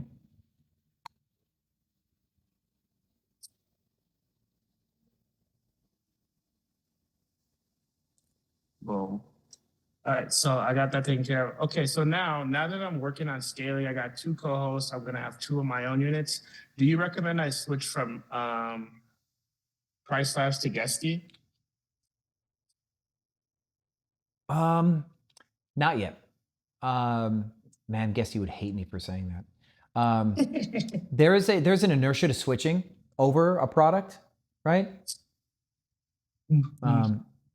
Yeah. So there's a inertia there. Okay, that's fine. It's not a big deal. I'm always open to it when the time is right. I'm not gonna force it. Yeah. So at one point you will, but I think that right now, like as you're building stuff, I don't think you should be learning a new software just yet. Add some more units, really kind of understand your markets, have some fun, and then we'll add you into Guesty GPO at one point. But you don't need to spend the money and the time, mental energy changing. Yeah, no, trust. I'm no on. Anyways, cool. Yeah. So now, these kind of questions go hand in hand. So I may list my listing this week, but how do you go about getting the base rate, like finding your base rate, when you set up a listing? Well, so like you're plugged into Pricelabs, right? Correct. Because let me kind of give you a couple examples of like how you like just kind of nose around. So first, we like to look at your competition. Is one thing we'd like to do, right? Yep. So let's use this pad, right? So, I'm logged into a different account, right? Yeah, that's so funny. There we go. I'm just logged into too many accounts. I can't look at anything. Okay, so like looking at like this is Trevor, right? We're just playing with Trevor's. So what we can do is we can see what like the market averages are, right? And we can play with that data. We can go down and we can look here and like take a look at different listings and who they are and what their prices are, right? So we can see we've got the lower percentiles, the mids, the 50ths, the higher ones. And you can go and do like quality check on these mids quick if you just want to do it through Pricelabs. You can do this like on Airbnb just the same. It's probably a little bit easier because like clicking on this stuff is a little bit weird. But you can do it like that, right? And so we can take a look at what the quality is of a property that was a certain price point. And this one was in the, right here, right? This was in the like 50 somethings percentile range like that. And so you can qualitatively go look through listings like this, but this doesn't really give you like the calendar view. Like this doesn't give you a calendar for these prices, so they don't tell you when they are. So I'm not sure if I'm the base rates. Yeah, this is their average rates, right? Average rates. Yeah, so that doesn't give us like the data that we really, really want. We can see day to day over here what those are. And so you can change your base rate hits for save and refresh, and then your black line will be over the top, and you can see if you like where the black line is. And what I might tend to do is I might tend to put my listing in the like light pink area as much as I can for more than a month out. And then I drive my rates down into the gray for the last minute and then just below the gray. So that's kind of what I would tend to do just looking at neighborhood data. But the main thing we want to do too is make a wish list on Airbnb and like look at the wish list and look at people's prices. And our last minute prices will always be determined on who we're trying to beat. So our base rate never matters for last minute, right? Yep. No, I understand how you have a wish list to get the base rate and kind of know what my bottom margin is as well. So what I would do is I would engineer my base rate to play in the upper pink area here as much as I can, right? Okay. And then I'd also then go search on like dates like 2 months in the future. I would just always quality check. So like this February 27th, 28th, we could go do search in the future and see what I show up in price and what my competitors are in price and see how I like that, right? In the wish list. And we can see where we're landing. Because like Pricelabs, like this is a cool data visualization, but we still always want to go and look at like an apples to apples, you know? Yep. But yeah, That so makes sense. rule of thumb, be on the high side of these waves when you have time to F around and find out, and then drive those down last minute to guarantee bookings. And then we start to feather this based on whether or not Pricelabs is getting us bookings or not at that rate. We bring it up or we bring it down, right? And it's really like a week over week, 2 weeks, we start to like feather it down until we like dial it in. And once we start to get traction, we stop messing with the base rate, and then we try to see where it is getting us bookings. And if it's not getting us bookings for our future, or if it's not getting us bookings last minute, then we also make some other adjustments from there. But that global base rate, we're gonna set you up so that way these weekdays are like in the light pink probably. Unless we decide that light pink is way too high, which you'll find out once the thing is, and then we'll set it and we'll slowly lower it until we like where it is. And then if it's getting us bookings, cool. If it's not getting us bookings, we'll have to feather it down some more. But always with our last minute prices, we're always driving those down based on competition, not on Pricelab settings. So we always do get booked, but we're of course trying to improve our total game by dialing in the line. So you can set this bad boy, and then next week we can look at it after you set it, right? Because you're gonna get this monthly booking, cool. Then we can look at it next and look at what it looks like a month and two from now. And I can let you know if I like it or hate it. Because that's what I may do. Because I know we have the other two already set, which I was going to segue into having us look at next to optimize. But just in case I set up this 2-bedroom before next week, I just want to kind of see how I should look into setting it up. Because I see that once I post, I'm liable to getting a same day booking. Yeah. So I think, like I would like you to like play around with this a little bit, try to get like a comprehension of what you think the rates should be, because you're going to be good for a whole month. If you're wrong the way you set it by next week, it won't matter because you got a monthly stay. Okay. So, all right, I'll do that. I'll definitely play with that. Take the risk. Have some fun. Could we look at the other booking, the other 1-bedroom listing, the Moody Japandi then? Do you have a new link for me again? It's the same. It's the same. It's on the Pricelabs. Yeah, you should have my stuff. I'm not on your Pricelabs. Okay? I can log in. I got it. Forget. I've logged in.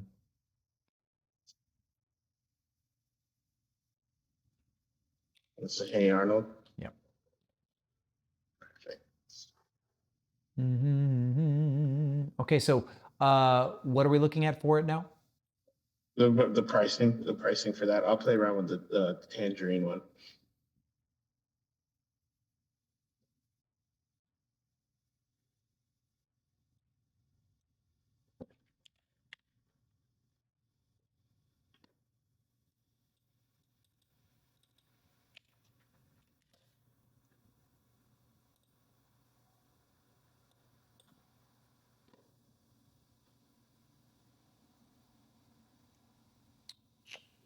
So we spiked that up, I see. Yeah, this March. Yeah, that's cool. I think I like that generally. I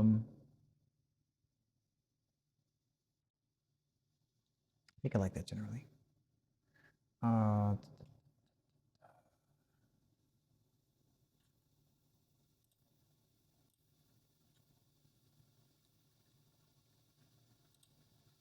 Yeah, it's coming to that time where I'm really gonna have to really put a lot of hours in understanding pricing theory and all that stuff, because it's working for my one, but I got a few. It's gonna be really important.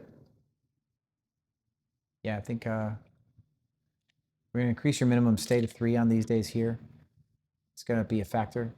So like, you know, so these days are like more popular. So we don't want you to get a shorter, like these days are nice. So we're going to make those a little bit longer because they're higher demand. And we're going to we want to keep tabs and stuff like that. Okay, neighborhood data. Another thing we want to consider is what is your like occupancy finals going to look like here? And so anytime there's a big dip, we also know that Pricelabs isn't really calibrated for dips. So Monday, December 15th where the final occupancy is 44% last year. This is low enough that Monday the 15th, we want to do something with it, with a rule set. And then we don't really have that same issue until January 13th. That one's low enough to maybe care about. And then also this week right here, Tuesday the 2nd, is another one we should be concerned about. So the 2nd, the 15th, and the 13th, or the 5th. 2nd, the 15th, the 2nd, the 15th, the 5th, and the 13th are all like the weekdays that seem to be a little bit concerning. So what I'd like you to do is use the reverse weekend bundle for these days, which you have to do on Airbnb, right? So these 2 days here, you'd put a reverse weekend bundle, right? And then you do the same thing for the 15th, 16th here. You'd put a reverse weekend bundle for those days. And then you do the same thing for the 5th and the 13th of January. Okay, cool. So what we're doing, and I would tag that. We're looking for weekday dips and using reverse weekend bundles on weekday dips. If we see hyper high demand, like this one last year, final February 27th and February 14th are really high demand. So we actually can go into that February 14th and February 27th. Let's do this. Okay. February 14th these days. You've already got a 3-day, which is cool. 3-day minimum is fine. And we just want to make sure we protect that. February 27th, you also have a 3-day. So that's cool. If we saw there would be like more blue over here, we'd also lengthen that to like 4 because the occupancy is really, really high. But because of that, we're going to just actually change this price by 15% since we're not actually going to, we're not going to like require a longer stay. We're still going to see if we can capture a little bit more money because the occupancy is roughly 90% on those days, right? Oh, wow. Okay. See, because I see that this is 90% projected from last year, and this is 90% projected from last year. So anytime that occupancy breaks 90% is really good. And so we should expect to capture more value when occupancy goes over 90. We should expect to need to be way more proactive when occupancy is below 50. And we treat these like on a day-to-day thing. So yeah, those are a couple quick changes. I like everything else overall, but I want you to put the reverse weekends in on any of these weekdays that drop below 50%. Put a reverse weekend bundle on those days, but no more than 2 days a week. 2 days a week, and I make that on like a Friday, Saturday, Friday, No, Saturday. reverse weekend goes on Monday, Tuesday, or Tuesday, Wednesday. Yes. Yes, so the Monday, Tuesday, Wednesday, but I connect it onto 3 days, right? 2 days only. You only put it on 2 days. Okay. So Monday and Tuesday will get a reverse weekend, or Tuesday and Wednesday will get a reverse weekend. But they have to book from Friday to Tuesday or Monday. Well, that's the core logic, right? So if we go into a calendar and look at a reverse weekend bundle like these days, whoa, chill, bro. Let's say Monday, Tuesday here. Let's say these had a reverse weekend bundle. Let's say like these days. Let's add them in. Let's say these days are a reverse weekend bundle. Okay. Now these Mondays and Tuesdays, if somebody's going to get this 60% off or this 85% off of 5 nights, there needs to be 3 more days that get booked that aren't these 2 days. Yeah, that's the logic. Yep, that's what I meant. Yep. Perfect. Yeah. Okay, cool. All right, so start it at like a Thursday or a Friday so that they can connect it onto Monday or Tuesday and get it at a severe discount. Exactly right. So let me hit these ones with that. Scottsdale does not have that. Hold on. This is up 10%. There's a reason for that. Unboard this discount. Unboard the discount. I've got an up 10% for some reason. So these do not get a reverse weekend bundle. Oops. Put those up. Already got something else up for some reason. So mixed signals. That's why I like color coding too. See this green up here threw me off. I saw this green. I'm like, wait, hold on. So I'm not going to give a reverse weekend bundle on strong days. And so I already increased this Dallas property up by 10% for some reason. So I've got to investigate that. But anyway, that was the logic. Okay. That was the logic. That makes sense. Yeah. And you're only doing it on dates that crater. I like how you showed me it from the neighborhood data on Pricelabs too. So I kind of understand the theory as to why those dates got it too, which makes sense. Yeah. Yeah, we're looking for any time to understand that Pricelabs is wrong, right? So what I did is I showed somebody else. You might have been away for, let me just show you my Photoshop, because I think I have it open still. Okay. So what I did is I kind of made this like this little wavy pattern. So this wavy pattern is like, if you're the only person using Pricelabs, right? It was you versus the market. Pricelabs would modify with like this purple line. It'd go up and down. It'd go jagged, right? With this is an occupancy chart, and that's how it would obey the occupancy chart if you're the only listing. But in markets where 70% of the listings have Pricelabs, the prices actually move like this because there's just too much inventory to move. And so that's what prices look like on Pricelabs, right? Because these are all colluding. The 70% that's on Pricelabs all colludes. So we need to maintain our price variance like this, like we're the only thing on Pricelabs. So we need to, like, this concept of equilibrium exists something like this, right?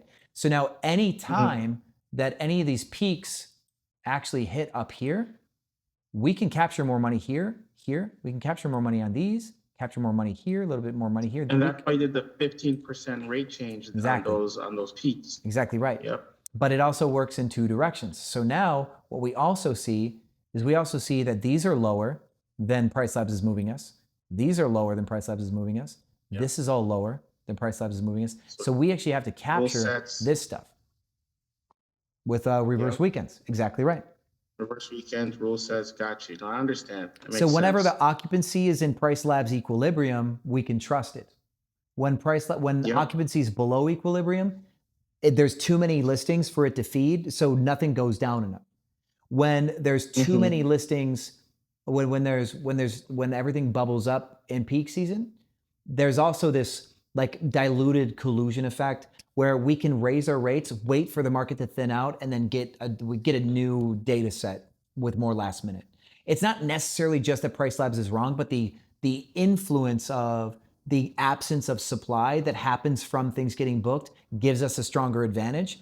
And so Pricelabs is proactively adjusting us to be price correct up here, but we don't want to be price correct yet because being price correct later is going to be more money.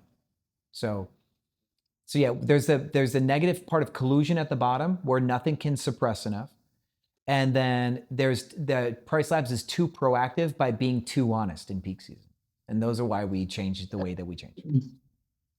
And that's why that term you use that clipping at the bottom too. Yep. So when we're at that low point, you just go ahead and get as many nights booked at that floor rate. Yeah, so being proactive is, with clipping, we protect single day ADR, right? Like 7 months in advance, we don't want a $20 stay on a Tuesday or something gross, right? So we clip to protect our ADR. And then we run a rate strategy that is more occupancy driven than ADR driven. But by protecting our ADR for single day stays, we can ensure that we get the occupancy driven booking because that's what matters more, right? I'd rather have 14 days at 100 than 3 days at 125. You know? That makes sense. Yeah. Okay, great. Okay, so I know that you had that. And then you raised the rates a good amount on the Moody Japandi one, like 30%. What was the reasoning behind that? Well, because remember I said we're going to start off by putting you in a certain ballpark. So let's go back into that. Safari here. Okay. The reason why we did that is because we are going to try to understand where you sit in the market. We're going to basically have you in this hotel price did here. So this black line, I wanted you in the light pink, like I said. Yep, you said that. Okay. Yep, in the pink. Okay, got you. And so a month out, you're in the light pink. And if you get booked here, beautiful, right? Great. If you get booked at 162, awesome.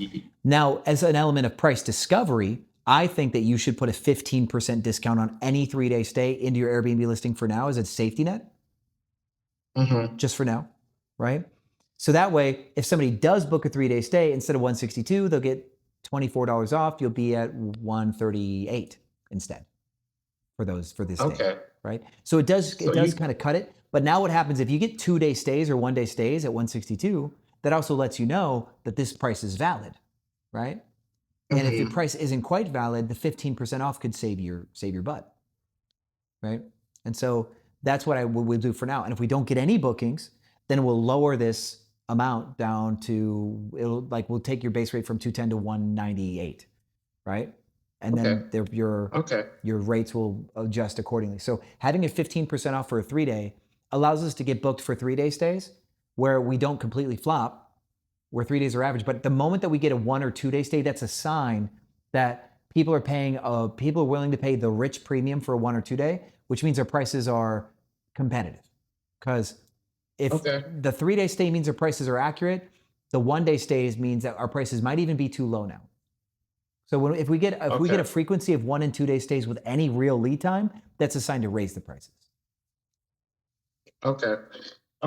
So essentially, we raised the base rate, and then we looked at the neighborhood data and made sure we were in the pink from a month out, and just to make sure we're at that premium, and then we can use price discovery to see where we stack, essentially. Mm-hmm. Yep. So we got like price.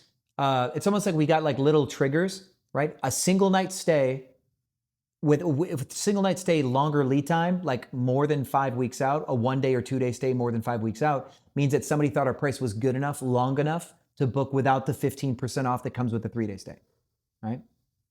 Then getting 3-day stays means that the 15% off rate is pretty good, which means our prices are actually pretty accurate, right? But getting no bookings means our rate comes down. So no bookings, rates down. 3-day, 4-day stays, rates stay the same, and we continue to assess. 1 day, 2 day stays at any real lead time, we're going to feather up our base rate. Okay, sounds great. And then I'm going to play around with the orange one too as well, and see maybe if I can like raise it and see if I can get bookings next week or the following week, and kind of meet you next week. Cool. Super groovy. So yeah, I got a lot of work to do with the current unit I'm designing, play with the pricing here. And then a month ago, I toured a 3-bedroom, 2-bathroom townhome in Bishop Arts, and my credit is skyrocketed. It's around the 750, close to 800 range. I started the course at like 600, which was crazy. Nice. So I'm looking to leverage credit. I'm gonna do market research this week and kind of come up to you with that. But the people are reaching out to me. Do you have any knowledge on like townhomes in Bishop Arts-ish area? Those I seem to be pretty well. Rent is 3,200. From what I looked at, I feel like I could be profitable. But yeah, so we can do like you know how to do market research, right? So we can do some looking at like with standard stuff that we've done months ago, right? And see if we can come up with the rent versus revenue side. We do want to consider what makes a Bishop Arts property do well, more than just confirming the monies. So like we did with the downtown properties, we're looking for high floors, views, windows, brick, right? Yeah. Now Bishop Arts properties or any houses, like not just Bishop Arts, but any houses or townhomes, what does well? And we need to dig and investigate to find out the outliers. So yeah, spend a couple of days just like pushing around, looking for listings that win on Airbnb, create a little collection. So you can create a thesis, right? As per usual. And then we can confirm your thesis that they make money and that you can execute on that thesis, right? So you've done this before. So I think come to me with your notes. And I do like the general idea of doing homes in the very near west of downtown. I think Bishop Arts is a great idea. Awesome. I'll definitely do that. I like that. I appreciate the homework. And I think that's it for the night, man. We did well today. You did well. Yeah. Hey, and you know, you're not the last one. We're 10 hours in and NK still here. So we gotta, you know. NK, wow, you took my last spot slot. That's awesome. Yeah. She's here doing her thing. That's awesome. Thank you for all your help per usual. I will follow up with this. I know where to reach you. You have a wonderful weekend, and I'll see you next week, Sean. Yeah, you have yourself a good night. Awesome. All right. NK, last but not least, I did see that you changed your profile photo. You picked one you liked a little bit more, and you changed your title. Good job. Yeah, well, can you hear me? I can. Okay, yeah, so I couldn't download the one you sent. So I started searching around and I found that. So I played around with it. I said, okay, let me just put it in there and see what you think. Yeah, it works. It works. She looks like a nice host. She looks like a cool You host. think so? Yeah, she's got a vibe to her with the glasses and stuff. I think it works.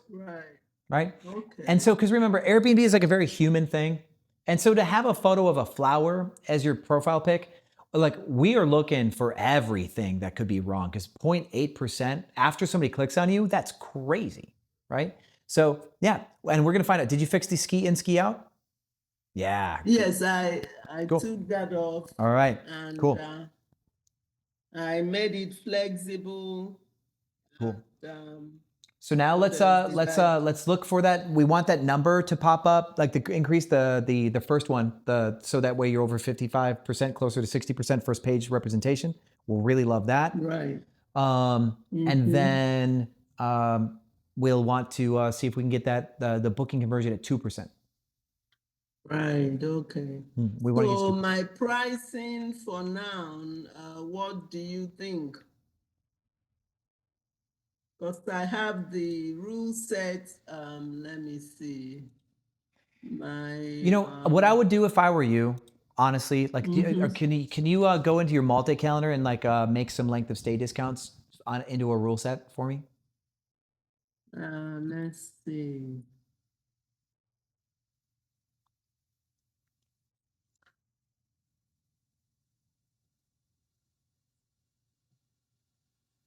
Okay, yes. So do I create a new rule set? Because what I have was the 28-day, 33 down. Yeah, so 30. that's been good, right? But you're still not getting booked, right? That's correct, yeah. Okay, so let's go to edit that rule set now. So let's see if I've got one that's kind of like that. I get this 18 down 25%. Let's go to edit. Okay. So you've got all these discounts that go 33% down, right? Yes, I have 30% within 7 days, 26% within 10 days, 22% within 14 days, 18% within 18 days, 12 within 22 days, 8 within 28 days. Cool. What I'd like you to do now is I'd like you to go to length of stay discounts up here. We're gonna add a 3-night discount and we're gonna add a 4-night discount. Do you also have a weekly discount in your listing? I think I do. Let me check. But it looks like sometimes the rule set overrules it. You do. Okay, so you got a weekly stay discount of 15%, 10, 20, 25%-ish. Okay, cool. Possibly. That's fine. That's cool. That's fine. So what we're gonna do is for 3 nights, I want you to put a 15% discount, and for 4 nights, I'd like you to put a 20% discount. That's 40, 20, 15 and 20. Okay, so length of stay discount, 3 nights, correct? Yep. You said it's 15%? Yep. And then for the 4-night, 20.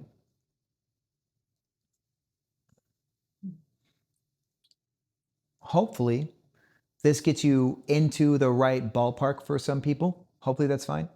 Now, the thing that after this, your very next few days, I think I'd like you to drop your rates just a hair too, maybe. Just because it's so last minute, right? So right now from the 29th until the 3rd, the next 5 days, or next 4 days, I want you to get these rates down. So from 29 December? Yeah, are you using anything but Airbnb? Are you just using Pricelabs? Are you using Airbnb? Are you using a channel manager? Can you remind me? No, now I tried to go back on Pricelabs because in the past I used the 30-day trial, but I didn't really use it. Okay, cool. And then when it expired, I just didn't do anything. So when I went in today to log back in, for the 30-day trial, it just keeps saying I've used this email. So I changed the email.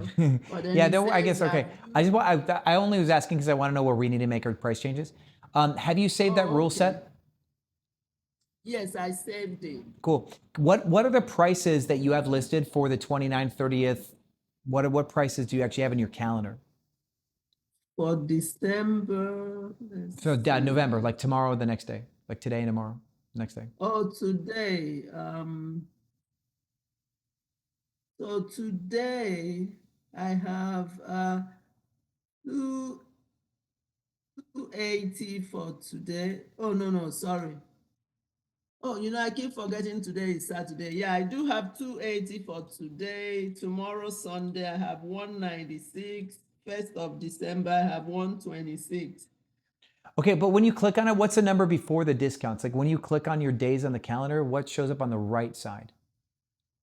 Let's see. Because I'm seeing the same prices. I'm actually not seeing, like when you go. Oh yeah, that's right. You're seeing the discounted price. So for nightly, for 1st of December, it's 180. For Sunday,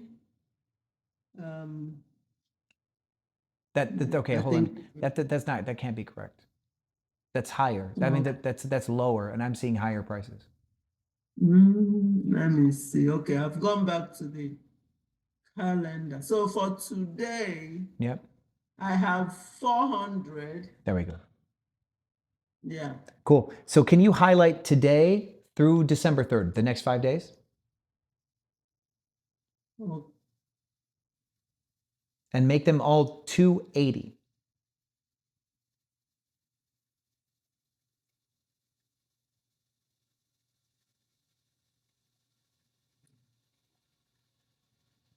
And then from December 4th to December 10th, I want you to make some new rates for me also. But let me know when you do, Okay, when you got the rates done from- until December 3rd. Yes, so from 4th to the 10th. Yep, make those 335.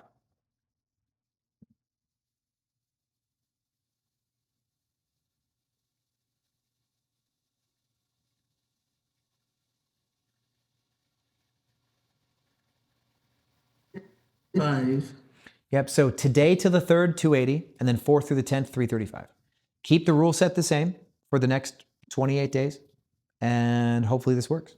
And if that's the case, then you might also be updating your last minute prices this way a little bit sometimes, but we're going to play with that. Okay. Okay. Right. So But now even though from the 4th to the 10th is higher, right, than what I had it before. No, you should have been at 400 before. I think the 400 was only the Saturday. But now from the 4th through to the 10th, I put 335, right? Yeah. Well, because what I'm seeing here is I'm seeing you 217, 715 for 2 nights. I'm gonna let's play with this. Because your discounts, okay, there we go. Now you're 633 for these 2 nights. That's better. Not a lot better, but better. Right. Okay. Now, like these rates here. Okay. Do you change the rule set to give 20% off? Because that's not 20. Oh, you know what? It looks like I didn't save it. Let me go back. Okay, cool. 15% for 3, 20% for 4. Oh, did you say 18% or 15%? 15% for 3 and then 20% off for 4. 20. Yeah, let's see. Edit. Length of stay. Oh. Okay, because I did have a ladder discount. Would that, where I had length of stay, let me see. Okay, so let me do In the it rule again. set, right? Yeah, I actually have under the 28-day 33 down, I have that 15%, 3 nights and 20%. 4 nights. 4 nights. Yeah, but this 301 isn't 20%. Oh, there it is. That is 20%. There we go. Never mind. I've lost my mind. Okay. You're good. Okay. Okay. So I do think that maybe your rates are a little too pricey still. Maybe. Right, yeah. That's what I Um, was thinking, because I go to look at similar listings or booked listings. They kind of are lower than what I have. Yeah, these rates don't really make much sense for what we said, but you're actually on split fee pricing still, I'm sure. So let me take a look here. Because you had 280 times 3 plus cleaning fee, but minus the 33% down. Like the length of stay discount should be bringing you down. So 280 times 3 is, and plus cleaning. How much is your cleaning fee? Let me see. Yeah, look at your fees. You might have crazy fees somehow. Management fee, cleaning fee, everything else fee.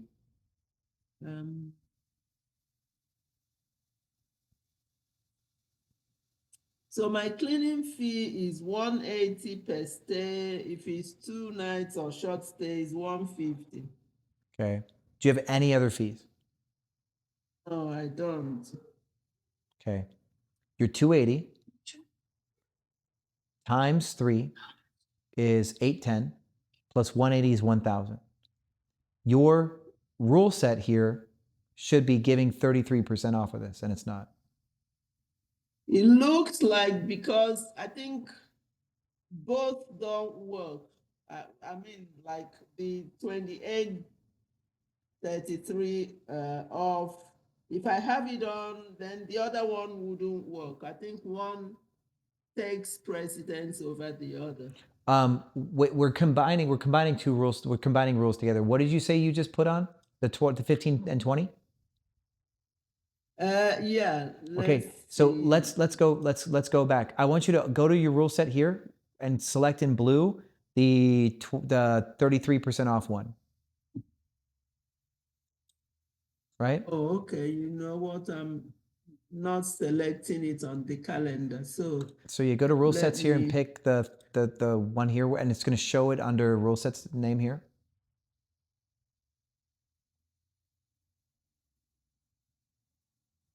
So what was the date again? We said from the 4th to the 10th? No, hold on. Let's ignore that for now. Just click any day. I want you to go here to rule sets over here where you see rule sets. I want you to select this rule set. I want you to select your rule set. It doesn't matter what days you click. Click anything. Okay. Should I do the edit? Yeah, and then hit edit down below. That's right. And then this will pop up, and you'll see all of your last minute discounts, right? You'll see all those. Yeah, they are there. Cool. And I want you to add these last minute discounts here where you add 15% off of 3 and then 20% off of 4. So that way you got length of stay and last minute at the same time. Oh, okay. So let's see. How do I do that? Oh, okay.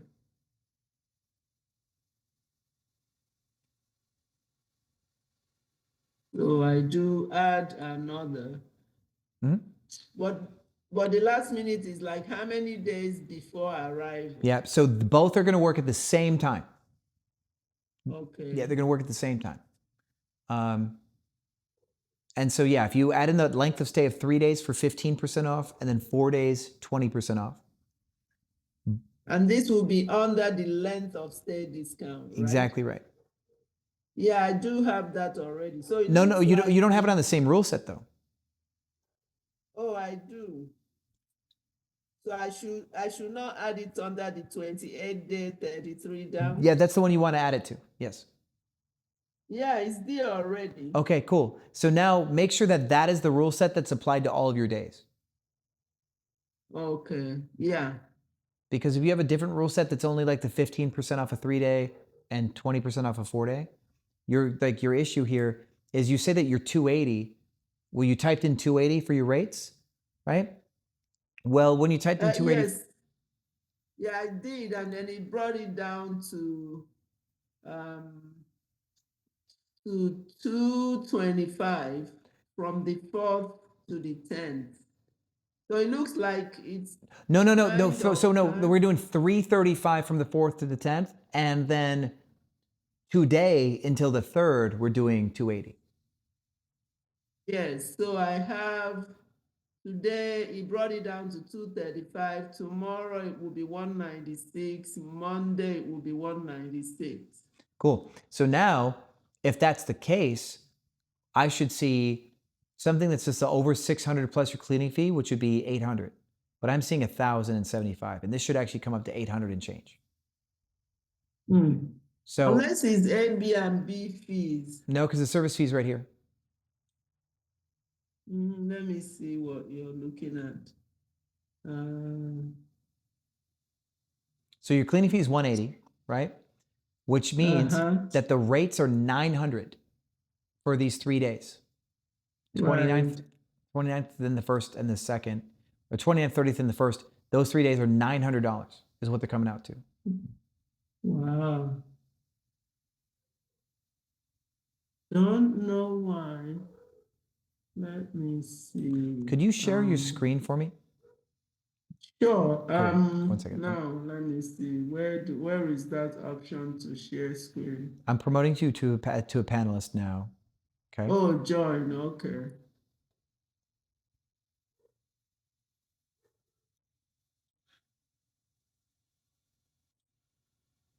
Okay. Now that you're a panelist, I'm going to stop share. You're going to see a bar with a green up button that says share.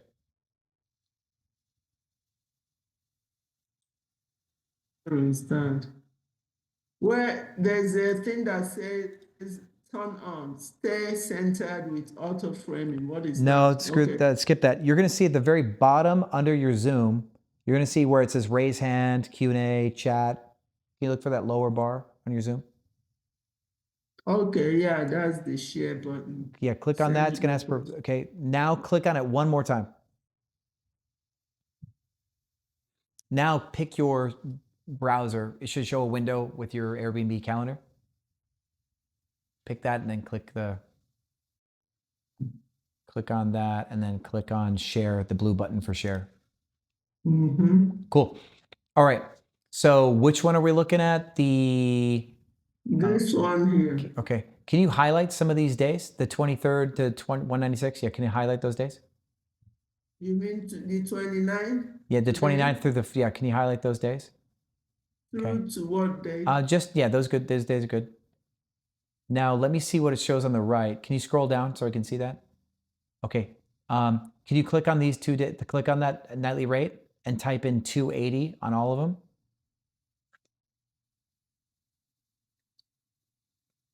Cool. Click on that.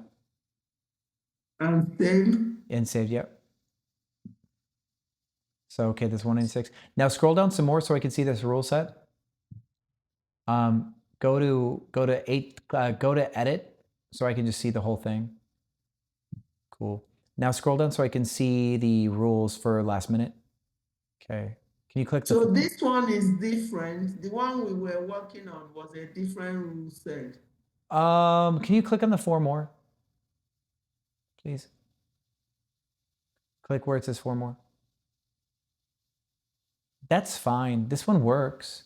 This one's fine. Oh, okay. Okay. Oh, right. Yeah, we should only be using the one that we talked. So scroll down even more. Let's see what other things you have for this one. Click on the 6 more. 3-night minimum on Friday, Saturday. Okay, yeah, I remember that now. Cool. All right, cool. So yeah, we can exit out. So now let me check your before you do anything else. Let me check these rates. So you're 196 for 3 nights, which is 600 plus what the gosh is going on? Your rates are your rates are wrong. Let me refresh it. Yeah. No, I should be able to see something else here. Okay. Okay, something's really weird. So you're okay, could you actually click on the listing on the left side? And so I can see, to click it so you can open up where the cleaning fees are. Yeah. Yep, so please go to rate settings. Scroll down all the way so I can see it. Yeah, click on fees. Hold on. What was that? Go up. There was something that was 350. I think that was the base rate. Let me Okay, go back okay, up. that was the base rate. Okay, never Yeah. mind. Thank God. I was like, I don't know what's going on. Yeah, go back down to fees again, please. Okay, to the Yeah, that's cleaning fine. fees right Cool. here. Okay, so scroll down for me so I can see if there's anything else. Extra guest, additional, anything down there? Nothing? Nothing. Okay. Something is really goofy. Something is really, really messed up because your 196 per night for 3 nights is 600 and your cleaning fee is 180. That should put you at 780. Okay. Are you sure Airbnb? You know what? I heard that if you're on another platform, they kind of charge more fees because I'm on VRBO and No, recently, it doesn't make that's not correct. right. So something is really, really goofy. Something's really, really goofy. Let me see if there's anything I can do. I'm gonna go like this.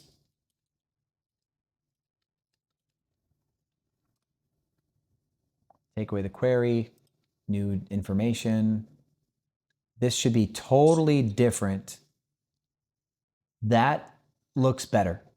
Okay, breakdown. No, gosh, this should say 780. This should say 780, and you are 240 more. You're 240 more. Well, let's see these other days. Let's check these days. Okay. There's a bug. Right. There's a bug in your system.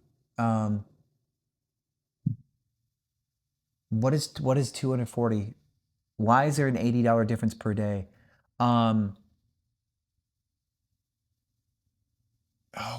What could exist that's $80? Do you have a taxes marked in your thing? I don't know. Maybe the Okay, could you go to your actual listing? this one here. Yeah, go up to listings top. Oh yeah, of course. Okay. I doubt that's going to be here, but yeah, feel free to click on it.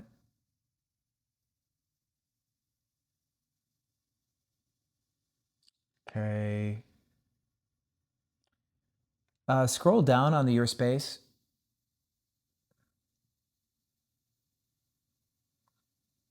Okay, scroll back up a little bit.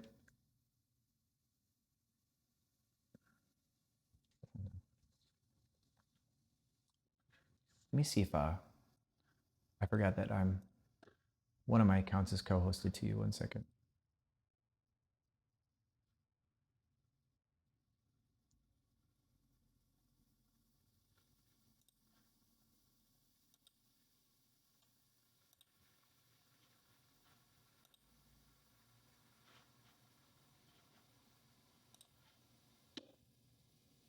Let's see here.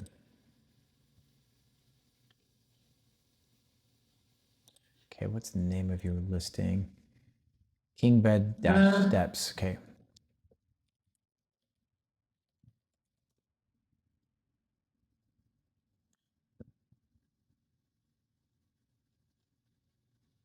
Okay. Okay, I'm in your listing too. So let me see here.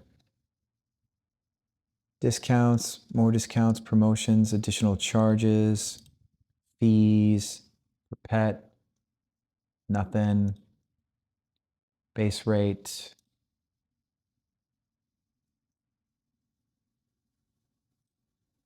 Okay.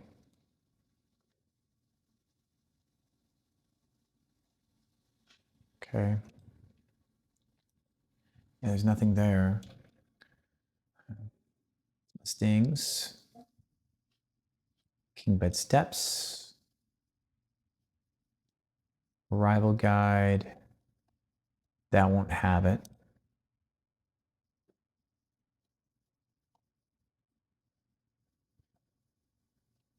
No. Okay. Okay.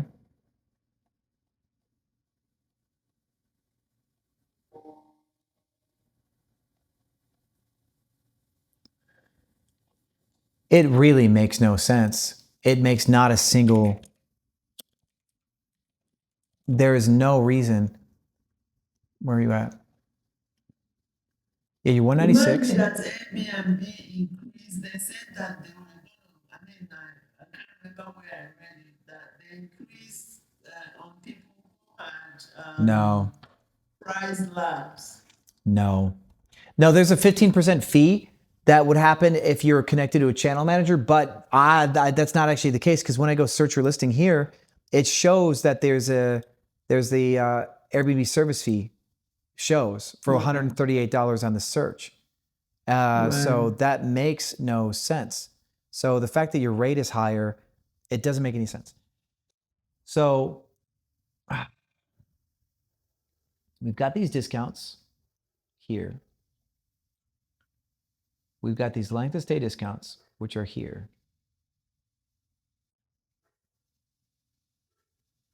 Unless the 248 is let me think here. So what we're actually getting charged, right?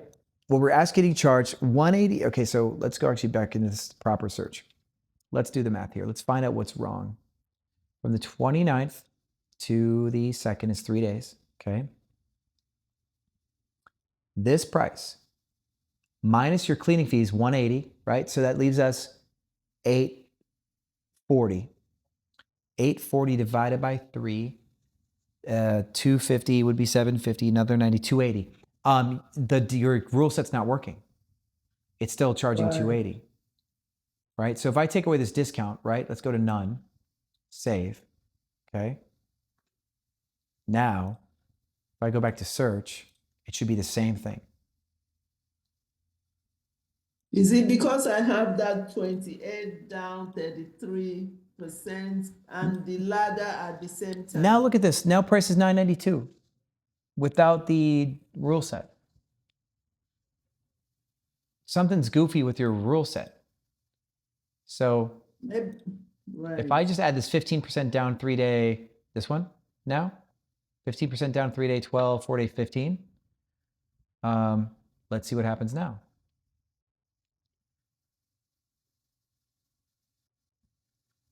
Now this one's working.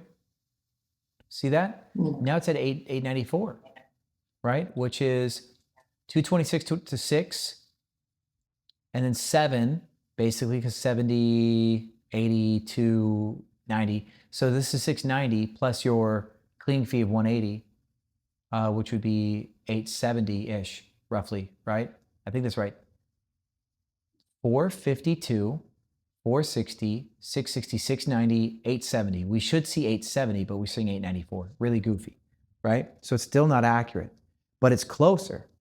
Your ladder discount is a mess for some reason. Now, so what we're gonna do is we're gonna use mine. I'm gonna go like this, and we're gonna use my own. I'm gonna override your rule set with mine. 18 days, 35% last minute discount.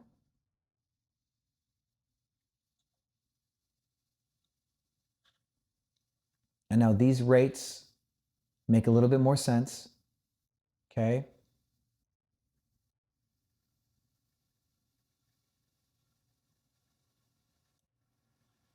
Cool. Okay, your rule set is broken. Something's going on. I need you to call Airbnb support and say, this rule set, this ladder discount, it's not working. Now, I don't know what it is that's causing this not to work. Oh, how about this? Go into edit this rule set, please. Edit. You've got a 5%. You've got a 5% discount at 1 month, and you've got an 8% discount at 28 days, which is actually the same length. There could be a actually could be a. It could be not recognizing the rule set because you've got a duplication in it. Oh. It would be the weirdest thing if this is the case. But see where you should find something that says 5% discount 1 month in advance. Which rule set is this on? The ladder discount. The ladder. Or should I not just hit it? Yeah, hit edit. Hit edit for me on that. Edit, okay. Okay, now go to last minute discounts. Click on the edit it version. Go click over here to the right. Get it to edit. We want to edit the thing, so click on that. Yeah. Okay, one more time. Cool. Now scroll down. Okay. Delete the 8% off of 28 days. Actually, change it to 27 or 26 days. Go where it says 28 days before arrival, down at the bottom there. Oh, yeah. You change it to 26. Okay. This may, okay, now let's check this. 28, 12. Scroll up for me just a little bit. Ooh, there it is. Okay, now go to early bird discount. Click on that. Delete this. We don't want that. Cool. Right. All right, sweet. Now let's scroll up a little bit. Scroll up, please, so I can see to make sure these are all right. Okay, cool. Now hit save. Save, okay. Okay, so now we're gonna test this. Okay, your discounts for the 28th, 29th, and 30th, you're at 185, 205, and 285. So that means that should be 290, 490, 590, 595, 675. So I'm going to search your stuff again. You should be 675 for the 28th, 29th, and 30th. So plus cleaning fee.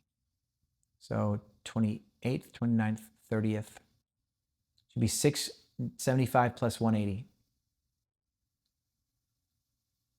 785 plus 180 would be, that's close. That's really close, actually. I think we fixed it. I think we fixed it. So what you had, what the problem was, your early bird discount was 5% off starting at 28 days. And your last minute discount was 8% off of 28 days. And so you had two different discounts for the exact same day, technically. And it confused the rule set. Right. So I shouldn't have that kind of early bird discount. Never use the early bird. We just don't ever like it. But your specific problem is your early bird started when your last minute also started. So now feel free to go back into your dates for the very last minute dates, like all of the dates from the 11th to today, and put your own rule set back on, please. That is from the 11th of. So from today in November to the 11th until your reservation with Tamiko. You're gonna add your own rule set back in there. So here, right? Let me see. Oh yeah, sorry. So yeah, start from there and drag all the way to Tamiko. Okay. Oh yeah. I see. So no. Yeah, it's gonna be mean to you, but you start again. Close enough. We're gonna test it. So yeah, now go back down to go to rule sets, and change it to ladder. Your ladder discount. Because right now you've got mine. Yeah. So click on that bad boy. Go up. Nope. Go up to 18 day down 35. Yeah. Click on that. That one. Yeah. Click on it. Go scroll up again. Click on 18. Click on 18 day. There you go. Click on it. And now go to your ladder down discount. Okay. And then hit save. Cool. Now I'm going to check something. Sunday, Monday, Tuesday, 196 each day. Okay. Right. We should see 775 for these days. Sunday, Monday, Tuesday. Monday, Tuesday. 775 is what we should see. Motherfucker. What does it show? It's showing 1,000 again. Oh man. We didn't fix it. Okay. I'm thinking maybe we shouldn't have both the ladder discounts and the other one. Well, so the thing is the ladder discounts are working farther away. Okay. Okay. They're working farther away, but they're not working last minute. So you do need to call Airbnb support. I'm going to override this again and use a rule set that's going to work. Okay. Right. Okay. I'm going to put mine back in. Though your prices after Tamiko are correct, just so you know. Okay. Okay. So I'm going to use my rule set for now for the next 14 days. So that way your prices are correct. Yeah. Right. And that you'll get some bookings, but you need to call Airbnb support and say, hey, something's going on where this rule set that I made, it's broken inside of 14 days. Right. It makes no sense. It doesn't make any sense at all. So, yeah, if I look at your ladder discount, 20% off for 3 and 4 night, that you got 3 and 4 night stay discounts. Cool. That's fine. You got weekly and monthly discounts, 6-week discounts. That's okay.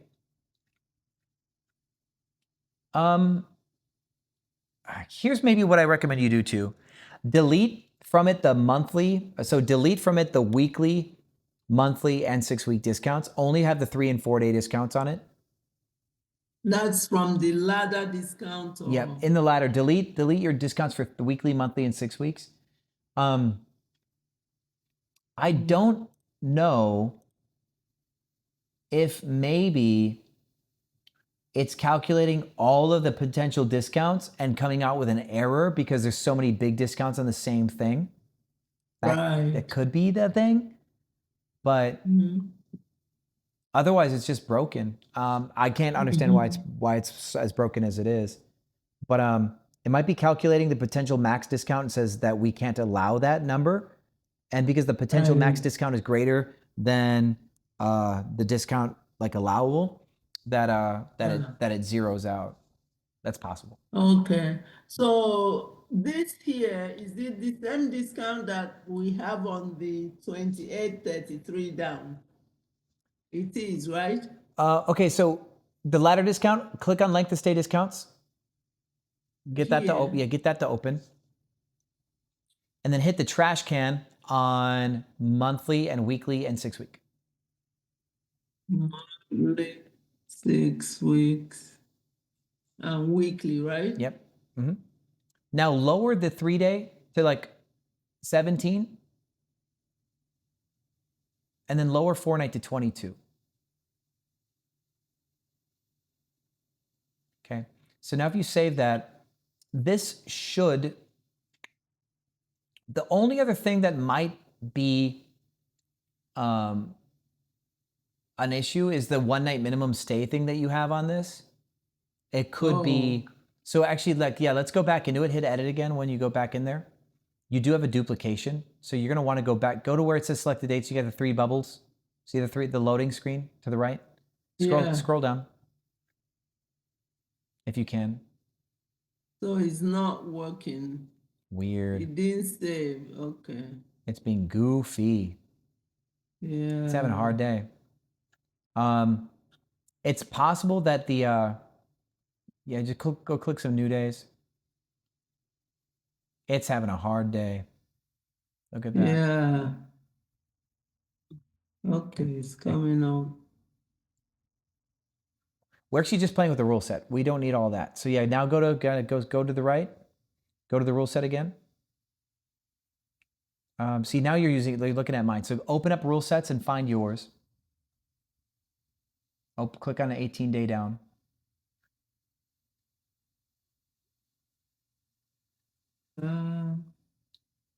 You're scrolling really aggressive. That's why you can't find it. So keep scroll down. Okay. Scroll down polite. Now go up a little bit, but be a little bit more polite than that.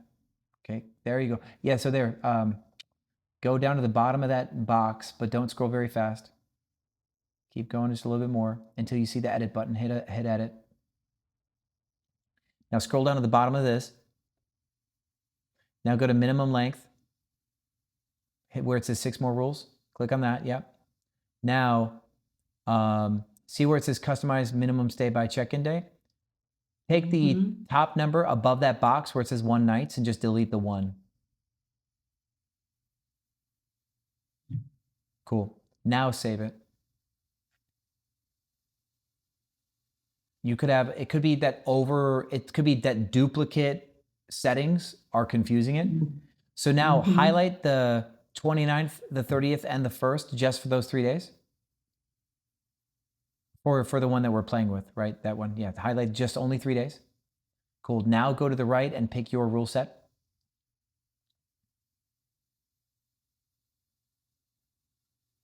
Yep. Click This one here. Yeah, so click there. Click there. Yeah, you were correct. Nope, go up. That box here. Click that box. Open the box. Find your ladder. Go to ladder discount. Nope. Go back up. You lost it. Oh, yeah. Okay, I see what you're saying. I Okay. made a mistake. Yeah, there you go. Click on that. Pick ladder discount. Cool. Now hit save. Save? Hit save. Yeah, down below. Yep. Cool. Now I'm going to try one more time. Hopefully this worked. Okay. Mm-hmm. I hope this worked. Otherwise, it is truly broken. Right. Oh, look, it's 9:41 now. So now let's take a look at something. Let me take a look. You're 196, 196, 196. That's 6. And then 180 would be 780. But you still have $60 more in there. That's so weird. So it's still not working. Right. It's technically still not working. So what we have, so your rate's 280 on there, right? I believe so. Yeah, if you click on those dates, the rate that for those 3 days, the rate is 280 for those 3 days, right? The light blues. Right. Yeah, just click on any one. Now go to price. Yeah, you're correct. Go to the right. By selected dates. Go to selected dates. You don't need to highlight all 3. You just pick one. Oh, just one. Yeah, get that menu. Okay. No, yeah, nope. Just click one. Get the menu to the right to pop up. Cool. Now that the menu to the right's opened up, scroll down just a little bit so I can see if you get 280. Okay. Yeah. So 280 times 3 plus 180 would be we got 750, 810. We'd see 990, right? We'd see 990. At 280 times 3, 750 plus 90 is no. 750 plus 90 would be 840. We'd see 1,020. We'd see 1,020. Now we're seeing 941, which is $80 less, but $78 less. $78 less, 78 divided by 3 is 26. We're only getting $26 off of 280, and that's less than 10%. It says 196, but it's only giving us a roughly 10. It's only roughly giving us 8% off of 280. Could you scroll down? Could you scroll? Actually, hold on. Let's see if I can see it in your What's 8% off? The 8% of what? 8% off at 26 days. It may not be recognizing any of your other discounts aside from the 26-day one. Right. So the rule set might be broken, right? I think you should call Airbnb. There's a bug inside of it. It could just be it could be a bug that when it was created, it can't be reversed. So right. Sorry to tell you that. So yeah, you need to call Airbnb and let them know that you got a bug. I'm gonna override it again. There is nothing that we can do to fix it, sadly. Okay. It's the strangest thing. So yeah. Yeah. Good job on all the other changes though, right? Let's see if those work. Now that your prices are better, cool. What we might do is we might just instead take a more simple strategy if your rule sets keep breaking like this, where you're just going to choose the prices that you want and you're just going to type them in and not use any rule sets. Okay? Right. It's going to be a little bit more work because you're going to have to make some real decisions on your prices. But it's just one way to guarantee you know what your rates are going to be. Yeah. Okay. So call Airbnb, see if they can fix the bug. If they can't fix the bug, we'll just change your rate strategy. Okay. Yeah. All right, I'll do that. Now Cool. I guess, do you know anyone who's registered for the license, the City of Houston licensing requirements? We have some students that are in Houston, so you have questions about the registration? I can ask them, okay. Yeah, so Robert is one, Kit is another. I don't think people are really registering because the city's probably not enforcing, so they're probably not registering. But Airbnb keeps popping up. They've called me a couple times. They keep sending me messages. Yeah. Yeah. Make a message in the Cracking Sucrose group It's a private group. The city's not in there. So just send them, like, make a post about other Houston hosts. Maybe got some letters from the city about the registration. It's okay to register, right? Because there's nothing else but they want you to register so that way they can hold you accountable if bad stuff happens. Okay. Yeah, that's it. The registration is just you have to tell us you're doing it. And if you do bad stuff, we can find out and we can keep you from doing stuff. The registration isn't even that serious. Right. Okay. Yeah. All right. I'll work on what we talked about, and I know I'll have more questions, but at least let me start making those changes. But I'll call Airbnb tomorrow about the pricing strategy. Yeah, that bug is really weird. That's the first I've ever seen that. Hopefully they can fix it. If not, you're going to make a new rule set from scratch. Right. Because this one, there might be a bug in the rule set, but you can make a new one with a new name and make it, and it'll be completely would be called an object, I think, in software. So you'd make a new object, and the new object won't have any bugs in it, so it'll work. Okay, good. And my last question is, what do I do with Pricelabs? Because I'll probably have to pay them to start using. Oh, yeah, you don't need to pay them yet. So you could plug in and not pay them. We just want to be able to see the data, like I've been doing with the other people, right? So like when we're here, like, and I'm on Pricelabs here seeing this stuff, we don't need to pay Pricelabs to see this stuff, okay? But they're asking me to enter my card details. Is this button green? Which one? The one that's enable price sync. There's gonna be a green button at the top. Or there's gonna be a green button when you're in the main menu, there's gonna be sync price green button. You want this on gray. As long as your toggle is gray, you're not paying. Where are you looking at? Okay. Stop your screen share. You're gonna see a button, the red button that says stop share. Okay. And now, as long as this button is gray next to your listing, yeah. As long as it's gray, you're not paying. So if they ask you for money, that's okay. Or they ask you for your card, that's okay. You can put your card in and just keep this thing gray, because they're not gonna let you have it like where you have the option of turning on, maybe, that's the thing. But make sure the toggle is gray and you won't ever pay, okay? Okay. At one point, maybe we'll turn it on, but for now, no. They have the old name of the listing. That's okay. It takes time to update. It's not a big deal. I just let it be. But yeah, once you're connected and you click on that listing, even with its own name, it's gonna you're gonna go click on that bad boy, and you're gonna it's gonna try to load all this stuff. Now that you've clicked this, you're gonna go click neighborhood data, and it's gonna try to load all this stuff. And as long as the button at the top is gray, not green. Okay. Well, I shouldn't enable the price. Do not. No, ma'am. That's how you pay money. But we don't need to pay money to see the data.